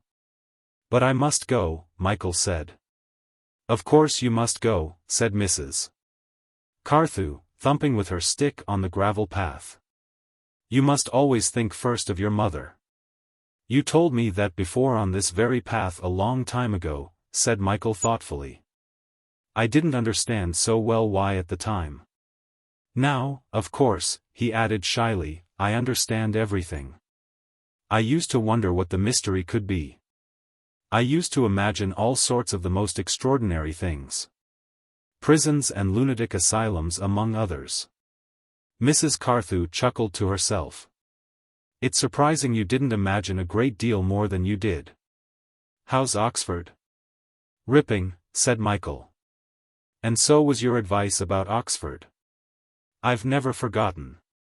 It was absolutely right. I always am absolutely right, said Mrs. Carthew. The wheels of the chaise were audible, and Michael must go at once. If I'm alive in 2 years, when you go down, said Mrs. Carthew, I'd like to give you some advice about the world. I'm even more infallible about the world. Although I married a sailor, I'm a practical and worldly old woman. Michael said goodbye to all the family standing by the gate of Cobble Place, to Mrs. Ross with the young Kenneth now in knickerbockers by her side and soon, thought Michael, a subject fit for speculation, to delightful May and Joan, to the smiling Carthew cook. All waving to him in the sunlight with the trim cotoneaster behind them. It gave Michael a consciousness of a new and most affectionate intimacy to find his mother alone in the house in Cheyne Walk. It was scarcely yet September, and the desolation of London all around seemed the more sharply to intaliate upon his senses the fineness of his mother's figure set in the frame of that sedate house. They had tea together in her own room, and it struck him with a sudden surprise to see her once again in black. The room with its rose dubarry and clouded pastels sustained her beauty and to her sombre attire lent a deeper poignancy. Or perhaps it was something apart from the influence of the room, this so incontestable pathos. And was rather the effect of the imprisonment of her elusiveness by a chain whose power Michael had not suspected. Always, for nearly as many years as he could remember, when he had kissed her she had seemed to evade the statement of any positive and ordinary affection. Her personality had fluttered for a moment to his embrace and fled more than swiftly. In one moment as Michael kissed her now, the years were swept away, and he was sitting up for an extra half-hour at the seaside. while she with her face flushed by another August sunset was leaning over him. The river became the sea, and the noise of the people on the embankment were the people walking on the promenade below. In one moment as Michael kissed her now, her embrace gave to him what it had not given during all the years between, a consciousness that he depended upon her life. "Dearest boy," she murmured, "how good of you to come back so quickly from the Carthews." "But I would much rather be with you," said Michael. Indeed, as he sat beside her holding her hand, he wondered to himself how he had been able to afford to miss so many opportunities of sitting like this. And immediately afterward wondered at himself for being able to sit like this without any secret dread that he was making himself absurd by too much demonstrativeness. After all, it was very easy to show emotion even to one's mother without being ridiculous. "Poor Dickie Prescott," she said, and tears quickly blurred her great gray eyes and hung quivering on the shadowy lashes beneath. Michael held her hand closer when he saw she was beginning to cry. He felt no awe of her grief, as he had when she told him of his father's death. This simpler sorrow brought her so much nearer to him. She was speaking of Prescott's death as she might have spoken of the loss of a cherished possession, a dog perhaps, or some familiar piece of jewelry. "I shall never get used to not having him to advise me. Besides, he was the only person to whom I could talk about Charles, about your father. Dickie was so bound up with all my life. So long as he was alive, I had some of the past with me." Michael nodded with comprehending gravity of assent. "Darling boy, I don't mean that you and darling Stella are not of course much more deeply precious to me. You are. But I can't help thinking of that poor dear man, and the way he and Charles used to walk up and down the quarterdeck, and I remember once Charles lent him a stud. It's the silly little sentimental memories like that which are so terribly upsetting when they're suddenly taken away." Now she broke down altogether, and Michael with his arms about her, held her while she wept. "Dearest mother, when you cry I seem to hold you very safely," he whispered. "I don't feel you'll ever again be able to escape." She had ceased from her sobbing with a sudden shiver and catch of the breath and looked at him with frightened eyes. "Michael, he once said that to me, before you were born. Before, on a hillside it was, how terribly well I remember." Michael did not want her to speak of his father. He felt too helpless in the presence of that memory. The death of Prescott was another matter, a trivial and pathetic thing. Quickly he brought his mother back to that, until she was tired with the flowing of many tears. Michael spent the rest of the long vacation with his mother in London, and gradually he made himself a companion to her. They went to theaters together, because it gave her a sentimental pleasure to think how much poor Dickie Prescott would have enjoyed this piece once upon a time. Between them was the unspoken thought of how much somebody else would have enjoyed this piece also. Michael teased his mother lightly about her bazaars, until she told him he was turning into a second Prescott himself. He discussed seriously the problem of Stella, but he did not say a word of his hope that she would fall in love with Alan. Alan, however, who was already back in town, came to spend weekends that were very much like the weekends spent at Carlington Road in the past. Mrs. Fane enjoyed dining with her son and his friend. She asked the same sort of delightfully foolish questions about Oxford that she used to ask about school. In October Mrs. Carruthers arrived back in town, and by this time Mrs. Fane was ready to begin again to flit from charity to charity, and from fad to fad. Yet, however much she seemed to become again her old elusive, exquisite self, Michael never again let her escape entirely from the intimacy which had been created by the sentimental shock of Prescott's death. And he went up for his third year at Oxford with a feeling that somehow during this vacation he had grown more sure of himself and to his mother more precious. "What have you done this vac?" they asked him in Venner's on the night of reunion. "Nothing very much," he said, and to himself he thought less than usual in fact, and yet really in one way such a very great deal. Chapter 12. 202 High. The large room at 202 High Street which Michael shared with Granger and Lonsdale was perhaps in the annals of university lodgings the most famous. According to tradition, the house was originally part of the palace of a cardinal. Whether it had been the habitation of ecclesiastical greatness or not, it had certainly harbored grandeur of some kind. To this testified the two fireplaces surmounted by coats of arms in carved oak that enhanced this five-windowed room with a dignity which no other undergraduate lodging could claim. The house at this period was kept by a retired college cook, who produced for dinner parties wonderful old silver which all his tenants believed to have been stolen from the kitchen of his college. The large room of 202 high gave the house its character, but there were many other rooms besides. Wedderburn, for instance, had on the third story a sitting room whose white paneling and Georgian grace had been occupied by generations of the transitory exquisites of art and fashion. Downstairs in the aqueous twilight created by a back garden was the dining room which the four of them possessed in common. As for the other lodgers, none were st. Mary's men, and their existence was only alluded to by Michael and his friends when the ex-cook charged them for these strangers' entertainments. Michael was the first to arrive at 202, and he immediately set to work to arrange in the way that pleased him best the decorative and personal adjuncts contributed by Granger, Lonsdale, and himself. For his own library he found a fine set of cupboards which he completely filled. The books of Granger and Lonsdale he banished to the dining room, where their scant numbers competed for space on the shelves with jars of marmalade, egg cups, and toast racks. The inconvenience of the confusion was helpfully obviated first by the fact that their collection, or rather their accumulation, was nearly throughout in duplicate owing to the similar literary tastes and intellectual travaux forces of Granger and Lonsdale.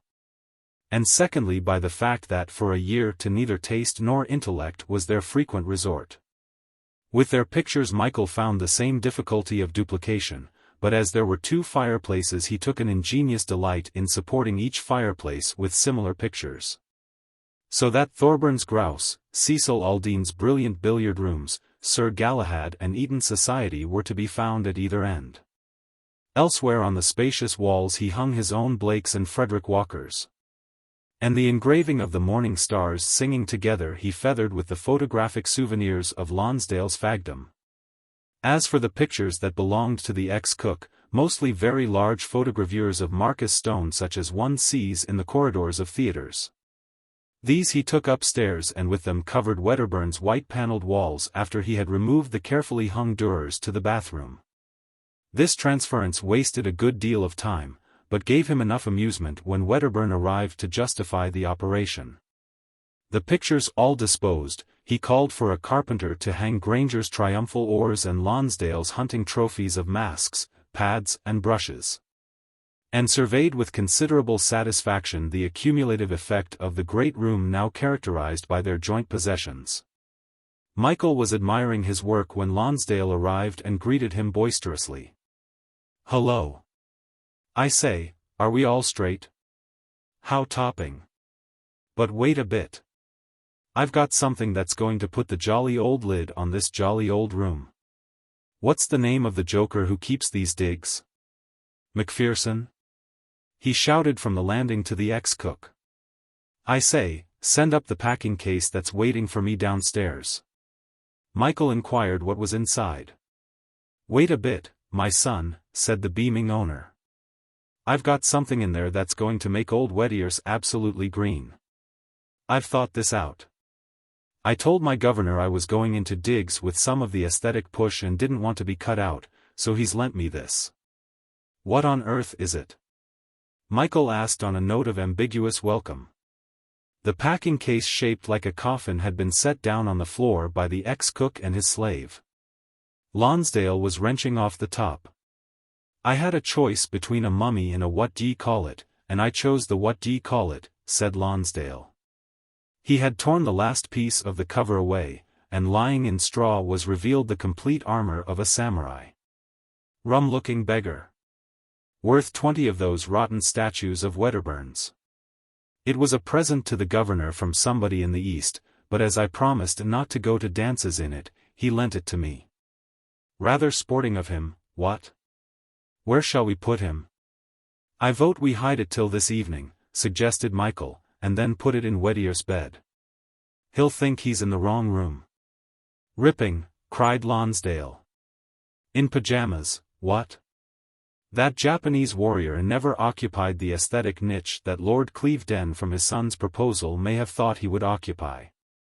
Otherwise he played an important part in the life of 202. Never did any visitor come to stay for the weekend, but Sammy, as he was soon called, was set to warm his bed. To Lonsdale, returning home mildly drunk from Trinity Clarita or Phoenix wine, he was always ready to serve as a courteous listener of his rambling account of an evening's adventures. He was borrowed by other digs to annoy the landladies, he went for drives in motor cars to puzzle country inns. Lonsdale tried to make him into a college mascot, and he drove in state to the St. Mary's grind on the box seat of the coach. He was put down on the pavement outside the lodge with a plate for pennies and a label, "Blind," round his neck. But Sammy's end was a sad one. He had been sent to call on the warden, and was last seen leaning in a despondent attitude against the warden's Gothic door. Whether the butler broke him up when Sammy fell forward onto his toes, or whether he was imprisoned eternally in a coal cellar, no one knew. Lord Clevedon was informed he had been stolen. If Michael had tried hard to find two people in whose company it would be more difficult to work than with any other pair in the university, he could scarcely have chosen better than Lonsdale and Granger. Neither of them was reading an honor school, and the groups called H2 or C3 or X26, that with each term's climax they were compelled to pass in order to acquire the degree of Bachelor of Arts, produced about a week before their ordeal a state of irritable industry, but otherwise were unheeded. Michael was not sorry to let his own reading beyond the irreducible minimum slide during this gay third year. He promised himself a fourth year, when he would withdraw from this side of Oxford life and in some cloistered digs work really hard. Meanwhile, he enjoyed 202 High as the quintessence of youth's amenity. Some of the most enduring impressions of Oxford were made now, though they were not perhaps impressions that marked any development in himself by intellectual achievements or spiritual crises. In fact, at the time the impressions seemed fleeting enough. And it was only when the third year was over, when 202 was dismantled of every vestige of this transient occupation, that Michael, in summoning these impressions from the past, recaptured, often from merely pictorial recollections, as much of Oxford as was necessary to tell him how much Oxford had meant. There were misty twilights in November when Lonsdale came back spattered with mud after a day with the Bister or the VWH. At such an hour Michael, who had probably been sitting alone by the roaring fire, was always ready to fling away his book, and, while Lonsdale grunted and labored to pull off his riding boots to hear the tale of a great run across a great piece of country. There was the autumn afternoon when Granger stroked St. Mary's to victory in the coxswainless fours. Another oar was hung in 202, and a bonfire was made in Couther's quad to celebrate the occasion. Afterward Granger, himself triumphantly drunk between Michael and Lonsdale, was slowly persuaded along the High and put to bed, while Wedderburn prescribed in his deepest voice a dozen remedies. There were jovial dinner parties when rowing men from university and New College sat gigantically round the table and ate gigantically and laughed gigantically, and were taken upstairs to Wedderburn's dim-lit room to admire his statues of Apollo, his old embroideries and his Dürer woodcuts. These giants in their baggy blanket trousers, their brass-buttoned coats and Leander ties nearly as pink as their own faces, made Wedderburn's white Apollos look almost mincing and the embroideries rather insipid. There were other dinner parties even more jovial when the Palace of Delights, otherwise 202 High, entertained the Hotel de Luxe, otherwise 230 High, the abode of Cuff, Stearns, and Sinclair. Or the Chamber of Horrors, otherwise 61 Long Wall, where Maurice and Castleton lived. After dinner the guests and the hosts would march arm in arm down to college and be just in time to make a tremendous noise in Venner's, after which they would visit some of the second-year men, and with bridge to wind up the evening would march arm in arm up the High and home again. In the Lent term there were windy afternoons with the St. Mary's Beagles. When after a long run Lonsdale and Michael would lose the college drag and hire a dogcart in which they would come spanking back to Oxford with the March gale dying in their wake and the dusk gathering fast. In the same term there was a hockey cup match, when St. Mary's was drawn to play an unfamiliar college on the enemy's ground. 202 High wondered how on earth such an out-of-the-way ground could possibly be reached. And the end of it was that a coach was ordered in which a dozen people drove the mile or so to the field of play. With Lonsdale blowing the horn all the way down High Street and Cornmarket Street and the Woodstock Road. Michael during the year at 202 scarcely saw anybody who was not in the heart of the main athletic vortex of the university. In one way, his third year was a retrogression, for he was nearer to the life of his first year than to his second. The Oxford Looking-Glass had created for him a society representing various interests. This was now broken up, partly by the death of the paper, partly by the more highly intensified existence of the founders. Maurice certainly remained the same and was already talking of starting another paper. But Wedderburn was beginning to think of a degree and was looking forward to entering his father's office and becoming in another year a prosperous partner in a prosperous firm. Guy Hazelwood had gone down and was away in Macedonia, trying to fulfill a Balliol precept to mix yourself up in the affairs of other nations or your own as much as possible.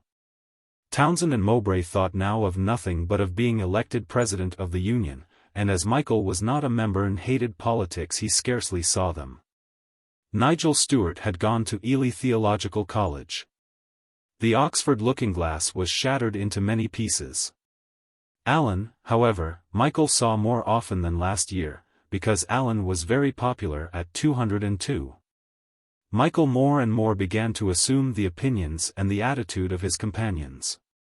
He began more and more rigidly to apply their somewhat naive standards in his judgment of the world. He was as intolerant and contemptuous as his friends of any breach of what he almost stated to himself as the public school tradition. Oxford was divided into bad men and good eggs. The bad men went up to London and womanized, some even of the worst womanized in Oxford. They dressed in a style that either by its dowdiness or its smartness stamped them. They wore college colors round their straw hats and for their ties. They were quiet, surreptitious, diligent, or blatantly rowdy in small sections, and at least half the colleges in the varsity contained nothing but bad men. The good eggs went up to London and got drunk, and if they womanized no one must know anything about it. Drink was the only vice that should be enjoyed communally. In fact, if it were enjoyed secretly, it transformed the victim into the very worst of bad men. The good eggs never made a mistake in dress, they only wore old school colors or varsity club colors. They were bonhomous, hearty, careless, and rowdy in large groups. Only the men from about 8 colleges were presumed to be good eggs, the rest of the varsity had to demonstrate its goodness. Michael sometimes had misgivings about this narrowly selected paucity of good eggs. He never doubted that those chosen were deservedly chosen, but he did sometimes speculate whether in the masses of the bad men there might not be a few good eggs unrecognized as eggs, unhonored for their goodness. Yet whenever he made an excursion into the midst of the bad men, he was always bound to admit the refreshment of his very firm prejudice in favor of the good eggs. What was so astonishing about good eggery was the members' obvious equipment for citizenship of the world as opposed to the provincialism of bad mannery. Unquestionably it was possible to meet the most intelligent, the most widely read bad men, but intellect and culture were swamped by their barbarous self-proclamation. They suffered from an even bitterer snobbishness than the good eggs. In the latter case, the snobbishness was largely an inherited pride. With the bad men it was obviously an acquired vanity. Where, however, Michael found himself at odds with good eggery was in the admission to titular respect of the Christ Church blood. This growing toleration was being conspicuously exemplified in the attitude of St. Mary's, that most securely woven and most intimate nest of good eggery. When Michael had first come up there had been an inclination at his college to regard with as much contemptuous indifference an election to the Bullingdon as an election to the Union. It was tacitly understood at St. Mary's that nothing was necessary to enhance the glory of being a St. Mary's man. Gradually, however, the preponderance of Etonian influence outweighed the conventional self-sufficiency of the Wykehamists, and several men in Michael's year joined the Bullingdon. One of the earliest of these destroyers of tradition being Lonsdale. The result of this action was very definitely a disproportion in the individual expenditure of members of the college. St. Mary's had always been a college for relatively rich men, but in accordance with the spirit of the college to form itself into an aristocratic republic. It had for long been considered bad form to spend more than was enough to sustain each member of this republic on an equality with his fellows. Now Lonsdale was so obviously a good egg that it did not matter when he played with equal zest roulette and polo or hunted 3 times a week or wore clothes of the last extreme of fashion. But Michael and Granger were not sure they cared very much for all of Lonsdale's friends from the house. Certainly they were Etonians and members of the Bullingdon. But so many of their names were curiously familiar from the hoardings of advertisements that neither Michael nor Granger could altogether believe in their assumption of the privilege of exclusion on the ground of inherited names. "I think these Bullingdon bloods are rather rotters," protested Michael, after an irritating evening of vacuous wealth. "I must ask them in sometimes," apologized Lonsdale. "Why?" rumbled Wedderburn, and on his note of interrogation the Bullingdon bloods were impaled to swing unannaled. "I don't think all this sort of thing is very good for the college," debated Granger. "It's all very well for you, Lonnie, but some of the second-year men behave rather stupidly. Personally I hate roulette at St. Mary's. As for some of the would-be fresher bloods, they're like a lot of damned cavalry subalterns. You can't expect the college to be handed over entirely to the rowing push," said Lonsdale. "That's better than turning Venners into Tattersall's," said Wedderburn. The effect of enlarging the inclusiveness of good eggery was certainly to breed a suspicion that it was largely a matter of externals, and therefore among the St. Mary's men who disliked the application of money as a social standard and inclination grew up to suppose that good eggery might be enlarged on the other side. The feeling of the college, that elusive and indefinable aroma of opinion, declared itself unmistakably in this direction, and many bad men became good eggs. "We're all growing older," said Michael to Wedderburn in explanation of the subtle change manifesting itself. "And I suppose a little wiser. Castleton will be elected president of the JCR. At the end of this year. Not Tommy Granger, although he'll be president of the OUBC, not Stern, although he'll be in the varsity 11. Castleton will be elected because he never has believed and he never will believe in mere externals. Nevertheless, for all of his third year, with whatever fleeting doubts he had about the progress of St. Mary's along the lines laid down by the good eggery of earlier generations, Michael remained a very devoted adherent of the principle. He was able to perceive something more than mere externals in the best eggery. This was not merely created by money or correct habiliment or athletic virtuosity. This existed inherently in a large number of contemporary undergraduates. Through this they achieved the right to call themselves the best. It was less an assertion of snobbishness than of faith. Good eggery had really become a religion. It was not inconsistent with Christianity, indeed, it probably derived itself from Christianity through many mail-clad and muscular intercedents. Yet it shrank from anything definitely spiritual as it would have shrunk from the Salvation Army. Men who intended to be parsons were of course exceptions, but parsons were regarded as a facet of the existing social order rather than as trustees for the heirs of universal truth. Social service was encouraged by fashion, so long as it meant no more than the supporting of the college mission in the slums of Bristol by occasional weekends. Members of the college would play billiards in the club for dockhands under or over 17, would subscribe a guinea a year, and as a great concession would attend the annual report in the JCR. There must, however, be no more extravagance in religion and social service than there should be in dress. The priestly caste of good eggery was represented not by the parsons, but by the schoolmasters and certain dons. The schoolmasters were the most powerful, and tried to sustain the legend common to all priestly castes that they themselves made the religion rather than that they were mere servants of an idea. Mature good eggs affected to laugh at the schoolmasters whose leading strings they had severed, but an instinctive fear endured. So that in time to come good egglets would be handed over for the craft to mold as they had molded their fathers. It could scarcely be denied that schoolmasters like priests were disinclined to face facts. It was indubitable that they lived an essentially artificial life. It was certain that they fostered a clod-headed bigotry. That they were tempted to regard themselves as philanthropists, that they feared dreadfully the intrusion of secular influence. It could scarcely be denied that the schoolmasterdom of England was a priestcraft as powerful and arrogant as any which had ever been. But they were gentlemen, that is to say they shaved oftener than Neapolitan priests, they took a cold bath in the morning, which probably Calvin's ministers never did. They were far more politely restrained than the Bacchantes and not less chaste than the Vestal virgins. These clean and honest, if generally rather stupid gentlemen, were the wielders of that afflatus, the public school spirit, and so far as Michael could see at present, good eggs were more safe morally with that inspiration than they might have been with any other. And if a touch of mysticism were needed, it might be supplied by Freemasonry at the Apollo Lodge.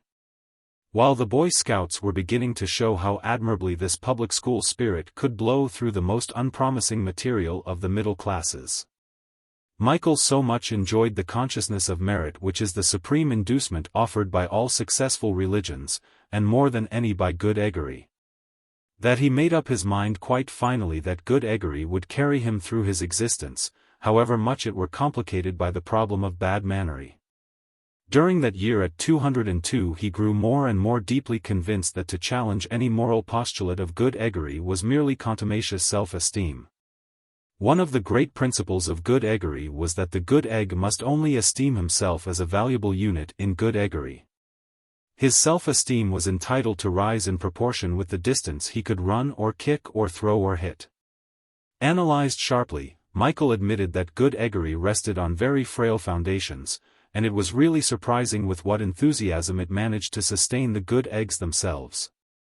So that apparently without either spiritual exaltation or despair, without disinterested politics or patriotism, without any deep humanity even, the good eggs were still so very obviously good. Certainly the suicide of Prescott made Michael wonder how much that rather ignominious surrender by such a good egg might have been avoided with something profounder than good eggery at the back of life's experience.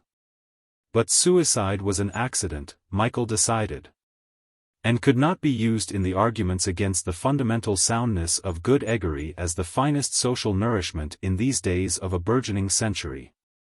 Meanwhile, at St. Mary's the good eggs flourished, and time went by with unexampled swiftness. In the last days of the Lent term, after St. Mary's had been defeated by Christ Church in the final of the Association Cup, Michael, Granger and Lonsdale determined to drown woe by a triple 21ster. Every contemporary good egg in St. Mary's and several from other colleges were invited. 40 good eggs, groomed and polished and starched, sat down at the Clarendon to celebrate this triple majority. Upon that banquet age did not lay one hesitant touch. The attainment of discretion was celebrated in what might almost have been hailed as a debauch of youthfulness. 40 good eggs drank 48 bottles of Perrier Jouet 93.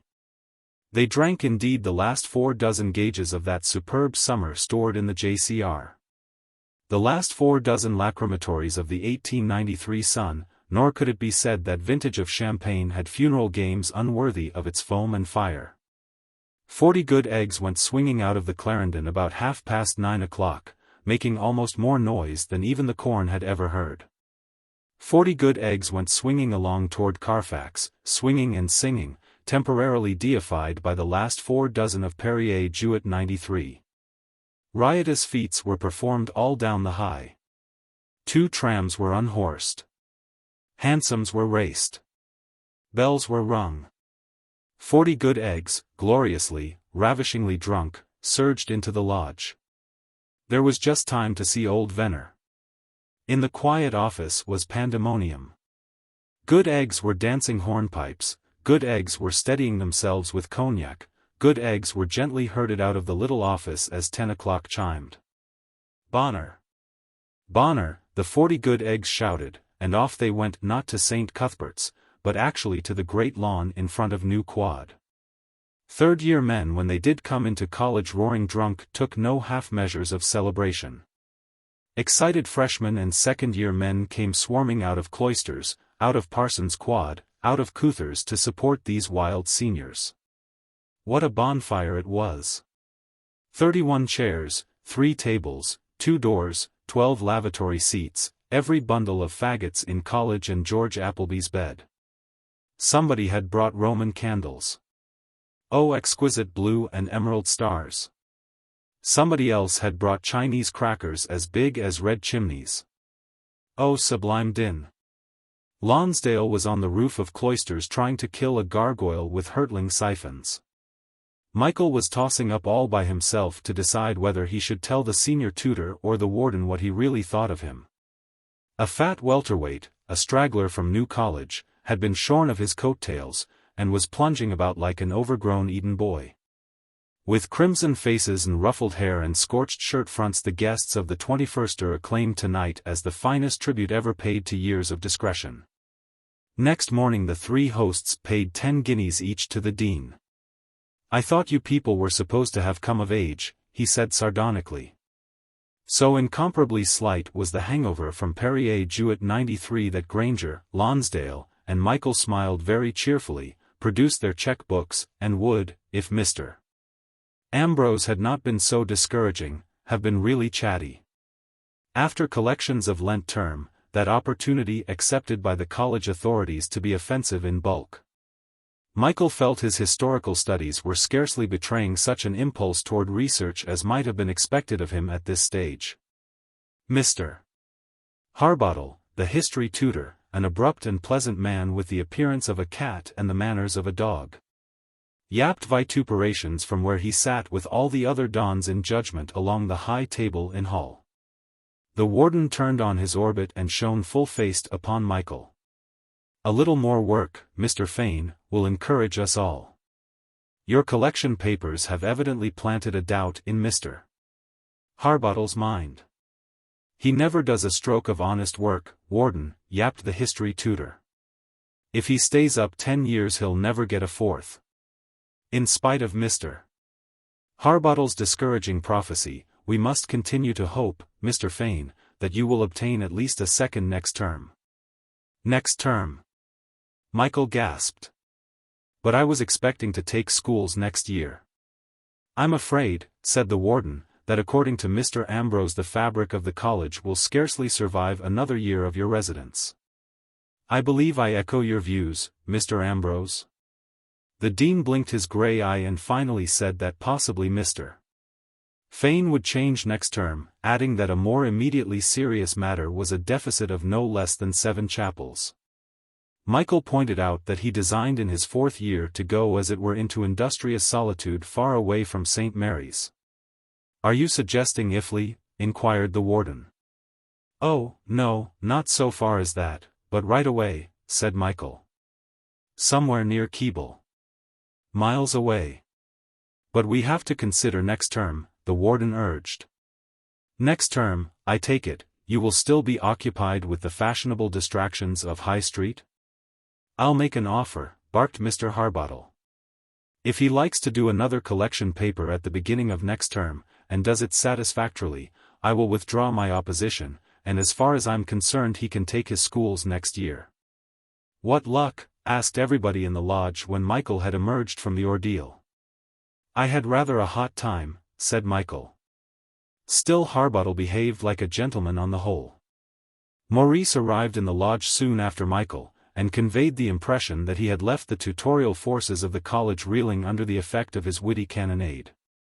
Then Michael went off to interview the dean in order to adjust the difficulty which had been created by the arrears of his early rising.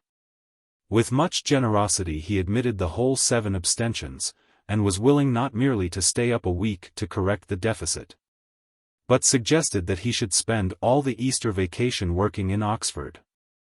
So it fell out that Michael managed to secure his 4th year. And in the tranquility of that Easter vacation it seemed to him that he began to love Oxford for the first time with a truly intense passion, and that a little learning was the least tribute he could offer in esteem. It was strange how suddenly history became charged with magic. Perhaps the academic muse sometimes offered this inspiration, if one spent hours alone with her. Michael was sad when the summer term arrived in its course. So many good eggs would be going down forever after this term, and upon 202 high brooded the shadow of dissolution. Alan again hovered on the edge of the varsity 11, but a freshman who bowled rather better the same sort of ball came up, and it seemed improbable he would get his blue. However, the disappointment was evidently not so hard for Alan to bear nowadays. He was indeed becoming gravely interested in philosophy, and Michael was forced to admit that he seemed to be acquiring most unexpectedly a real intellectual grasp of life. So much the better for their companionship next year in those rooms in St. Giles, which Michael had already chosen. The summer term was going by fast. It was becoming an experience almost too fugitive to be borne, this last summer term at 202. Michael, Granger, and Lonsdale had scarcely known how to endure some offensive second-year men from Oriel being shown their room for next year. They resented the thought of these Oriel men leaning out of the window and throwing cushions at their friends and turning to the left to keep a chapel at Oriel, instead of scudding down to St. Mary's on the right. Wedderburn was always the one who voiced sentimentally the unexpressed regrets of the other three. He it was who spoke of the grime and labor of the paternal office, of life with a capital letter as large as any lady novelist's. And of how one would remember these evenings and the leaning out over a cushioned windowsill and the pouring upon this majestic street. "We don't realize our good luck until it's too late really," said Wedderburn seriously. "We've wasted our time, and now we've got to go." "Well, dash it all, Weddiers," said Lonsdale, "don't talk as if we were going to bolt for a train before Hull. We aren't going down for 3 weeks yet, and jolly old Michael and jolly old Tommy aren't going down for another year." "Lucky devils," sighed Wedderburn. "By gad, if I only had my time at the varsity all over again." But just when Wedderburn had by his solemnity almost managed really to impress the company with a sense of fleeting time, and when even upon Lonsdale was descending the melancholy of the deep-dyed afternoon, across the road they could see sauntering 3 men whom they all knew well. "Tally-ho-ho-ho-hoop," shouted Lonsdale. The 3 men saluted thus came upstairs to the big room of 202. And a bout of amiable ragging and rotting passed away the hour before dinner and restored to the big room itself the wonted air of imperishable good fellowship. "Lucky you lads turned up," said Lonsdale. "Old Weddiers has been moping in his window seat like a half-plucked pigeon. We're dining in Hall tonight, are you?" The newcomers were dining in Hall, and so in a wide line of brilliant ties and ribbons the 7 of them strolled down to college. There were very few people in Hall that night, and Venner's was pleasantly empty. Venner himself was full of anecdotes, and as they sat on the table in the middle of the room, drinking their coffee, it seemed impossible enough to imagine that they would not be forever here drinking their coffee on a fine June evening. "Going down soon, Venner," said Wedderburn, who was determined to make somebody sad. "What a pity you're not taking a 4th year," said Venner. "You ought to have read an honor school. I always advise the men to read for honors. The dons like it, you know." "Got to go and earn my living, Venner," said Wedderburn. "That's right," said Venner cheerfully. "Then you'll be married all the sooner, or perhaps you're not a marrying man." "Haven't found the right girl yet, Venner," said Wedderburn. "Oh, there's plenty of time," chuckled Venner. "You don't want to be thinking about girls up here. Some of our men go getting engaged before they've gone down, and it always messes them up in the schools." Maurice Avery came in while Venner was speaking. He seemed restless and worried, and as Venner went on his restlessness increased. "But very few of our men have got into trouble here with girls. We had one man once who married a widow. He was dreadfully chaffed about it, and couldn't stand it any longer. The men never let him alone." "Married a widow, while he was still up?" people asked incredulously. "Why, yes," said Venner. "And actually brought her down for 8s and introduced her to the warden on the barge." She was a most severe-looking woman, and old enough to be his mother. There was some trouble once at 202 High, that's where you are, isn't it? He turned to Lonsdale. But there won't be any more trouble because Macpherson vowed he wouldn't have a servant girl in the house again. I suppose that's why we have that perspiring boy, grumbled Wedderburn. But what happened, Venner? Well, the usual thing, of course. There were 5 of our men living there that year, and she picked out the quietest one of the lot and said it was him. He had to pay £50, and when he'd paid it all, the other 4 came up to him one by one and offered to pay half. Everybody laughed, and Maurice suddenly announced that he was in a devil of a fix with a girl. A girl at a village near here, he explained. There's no question of her having a baby or anything like that, you know, but her brother followed me home one night, and yesterday her father turned up. I got Castleton to talk to him. But it was damned awkward. He and old Castleton were arguing like hell in our digs. Maurice stopped and, lighting a cigarette, looked round him as if expectant of the laughter which had hailed Venner's story. Nobody seemed to have any comment to make, and Michael felt himself blushing violently for his friend. Bit chilly in here tonight, Venner, said Lonsdale. You are a confounded lot of prigs, said Maurice angrily, and he walked out of Venner's just as Castleton came in. My dear old Frank Castleton, said Lonsdale immediately, I love you very much and I think your hair is beautifully brushed, but you really must talk to our Mr. Avery very, very seriously. He mustn't be allowed to make such a bloody fool of himself by talking like a third-rate actor. What do you mean? Asked Castleton gruffly. Lonsdale explained what Maurice had done, and Castleton looked surprised, but he would not take part in the condemnation. You're all friends of his in here, he pointed out. He probably thought it was a funny story. There was just so much emphasis on the pronoun as made the critics realize that Castleton himself was really more annoyed than he had superficially appeared. An awkwardness had arisen through the inculpation of Maurice, and everybody found they had work to do that evening. Quickly Venner's was emptied. Michael, turning out of cloisters to stroll for a while on the lawns of New Quad before he gave himself to the generalizations of whatever historian he had chosen to beguile this summer night, came up to Maurice leaning over the parapet by the Cher. Hullo, are you going to condescend to speak to me after the brick I dropped in Venner's? Asked Maurice bitterly. I wish you wouldn't be so theatrically sarcastic, complained Michael, who was half unconsciously pursuing the simile which lately Lonsdale had found for Morris's behavior. Well, why on earth, Maurice broke out, it should be funny when Venner tells a story about some old St. Mary's man and yet be, he paused, evidently too vain, thought Michael a little cruelly, to stigmatize himself, and yet be considered contrary to what is done when I tell a story about myself. I don't quite know, I must admit. It was the introduction of the personal element which made everybody feel uncomfortable, said Michael. Venner's tale had acquired the impersonality of a legend.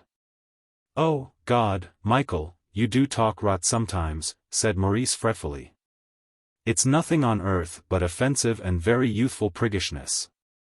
I wonder if I sounded like you, said Michael, when I talked rather like you at about 17. Maurice spluttered with rage at this, and Michael saw it would be useless to remonstrate with him reasonably. He blamed himself for being so intolerant and for not having with kindlier tact tried to point out why he had made a mistake. And yet with all his self-reproach he could not rid himself of what was something very near to active dislike of Maurice at that moment. But Maurice went on, unperceiving. I hate this silly pretense up here, and particularly at St. Mary's, that nobody ever looks at a woman. It's nothing but infernal hypocrisy. Upon my soul, I'm glad I'm going down this term.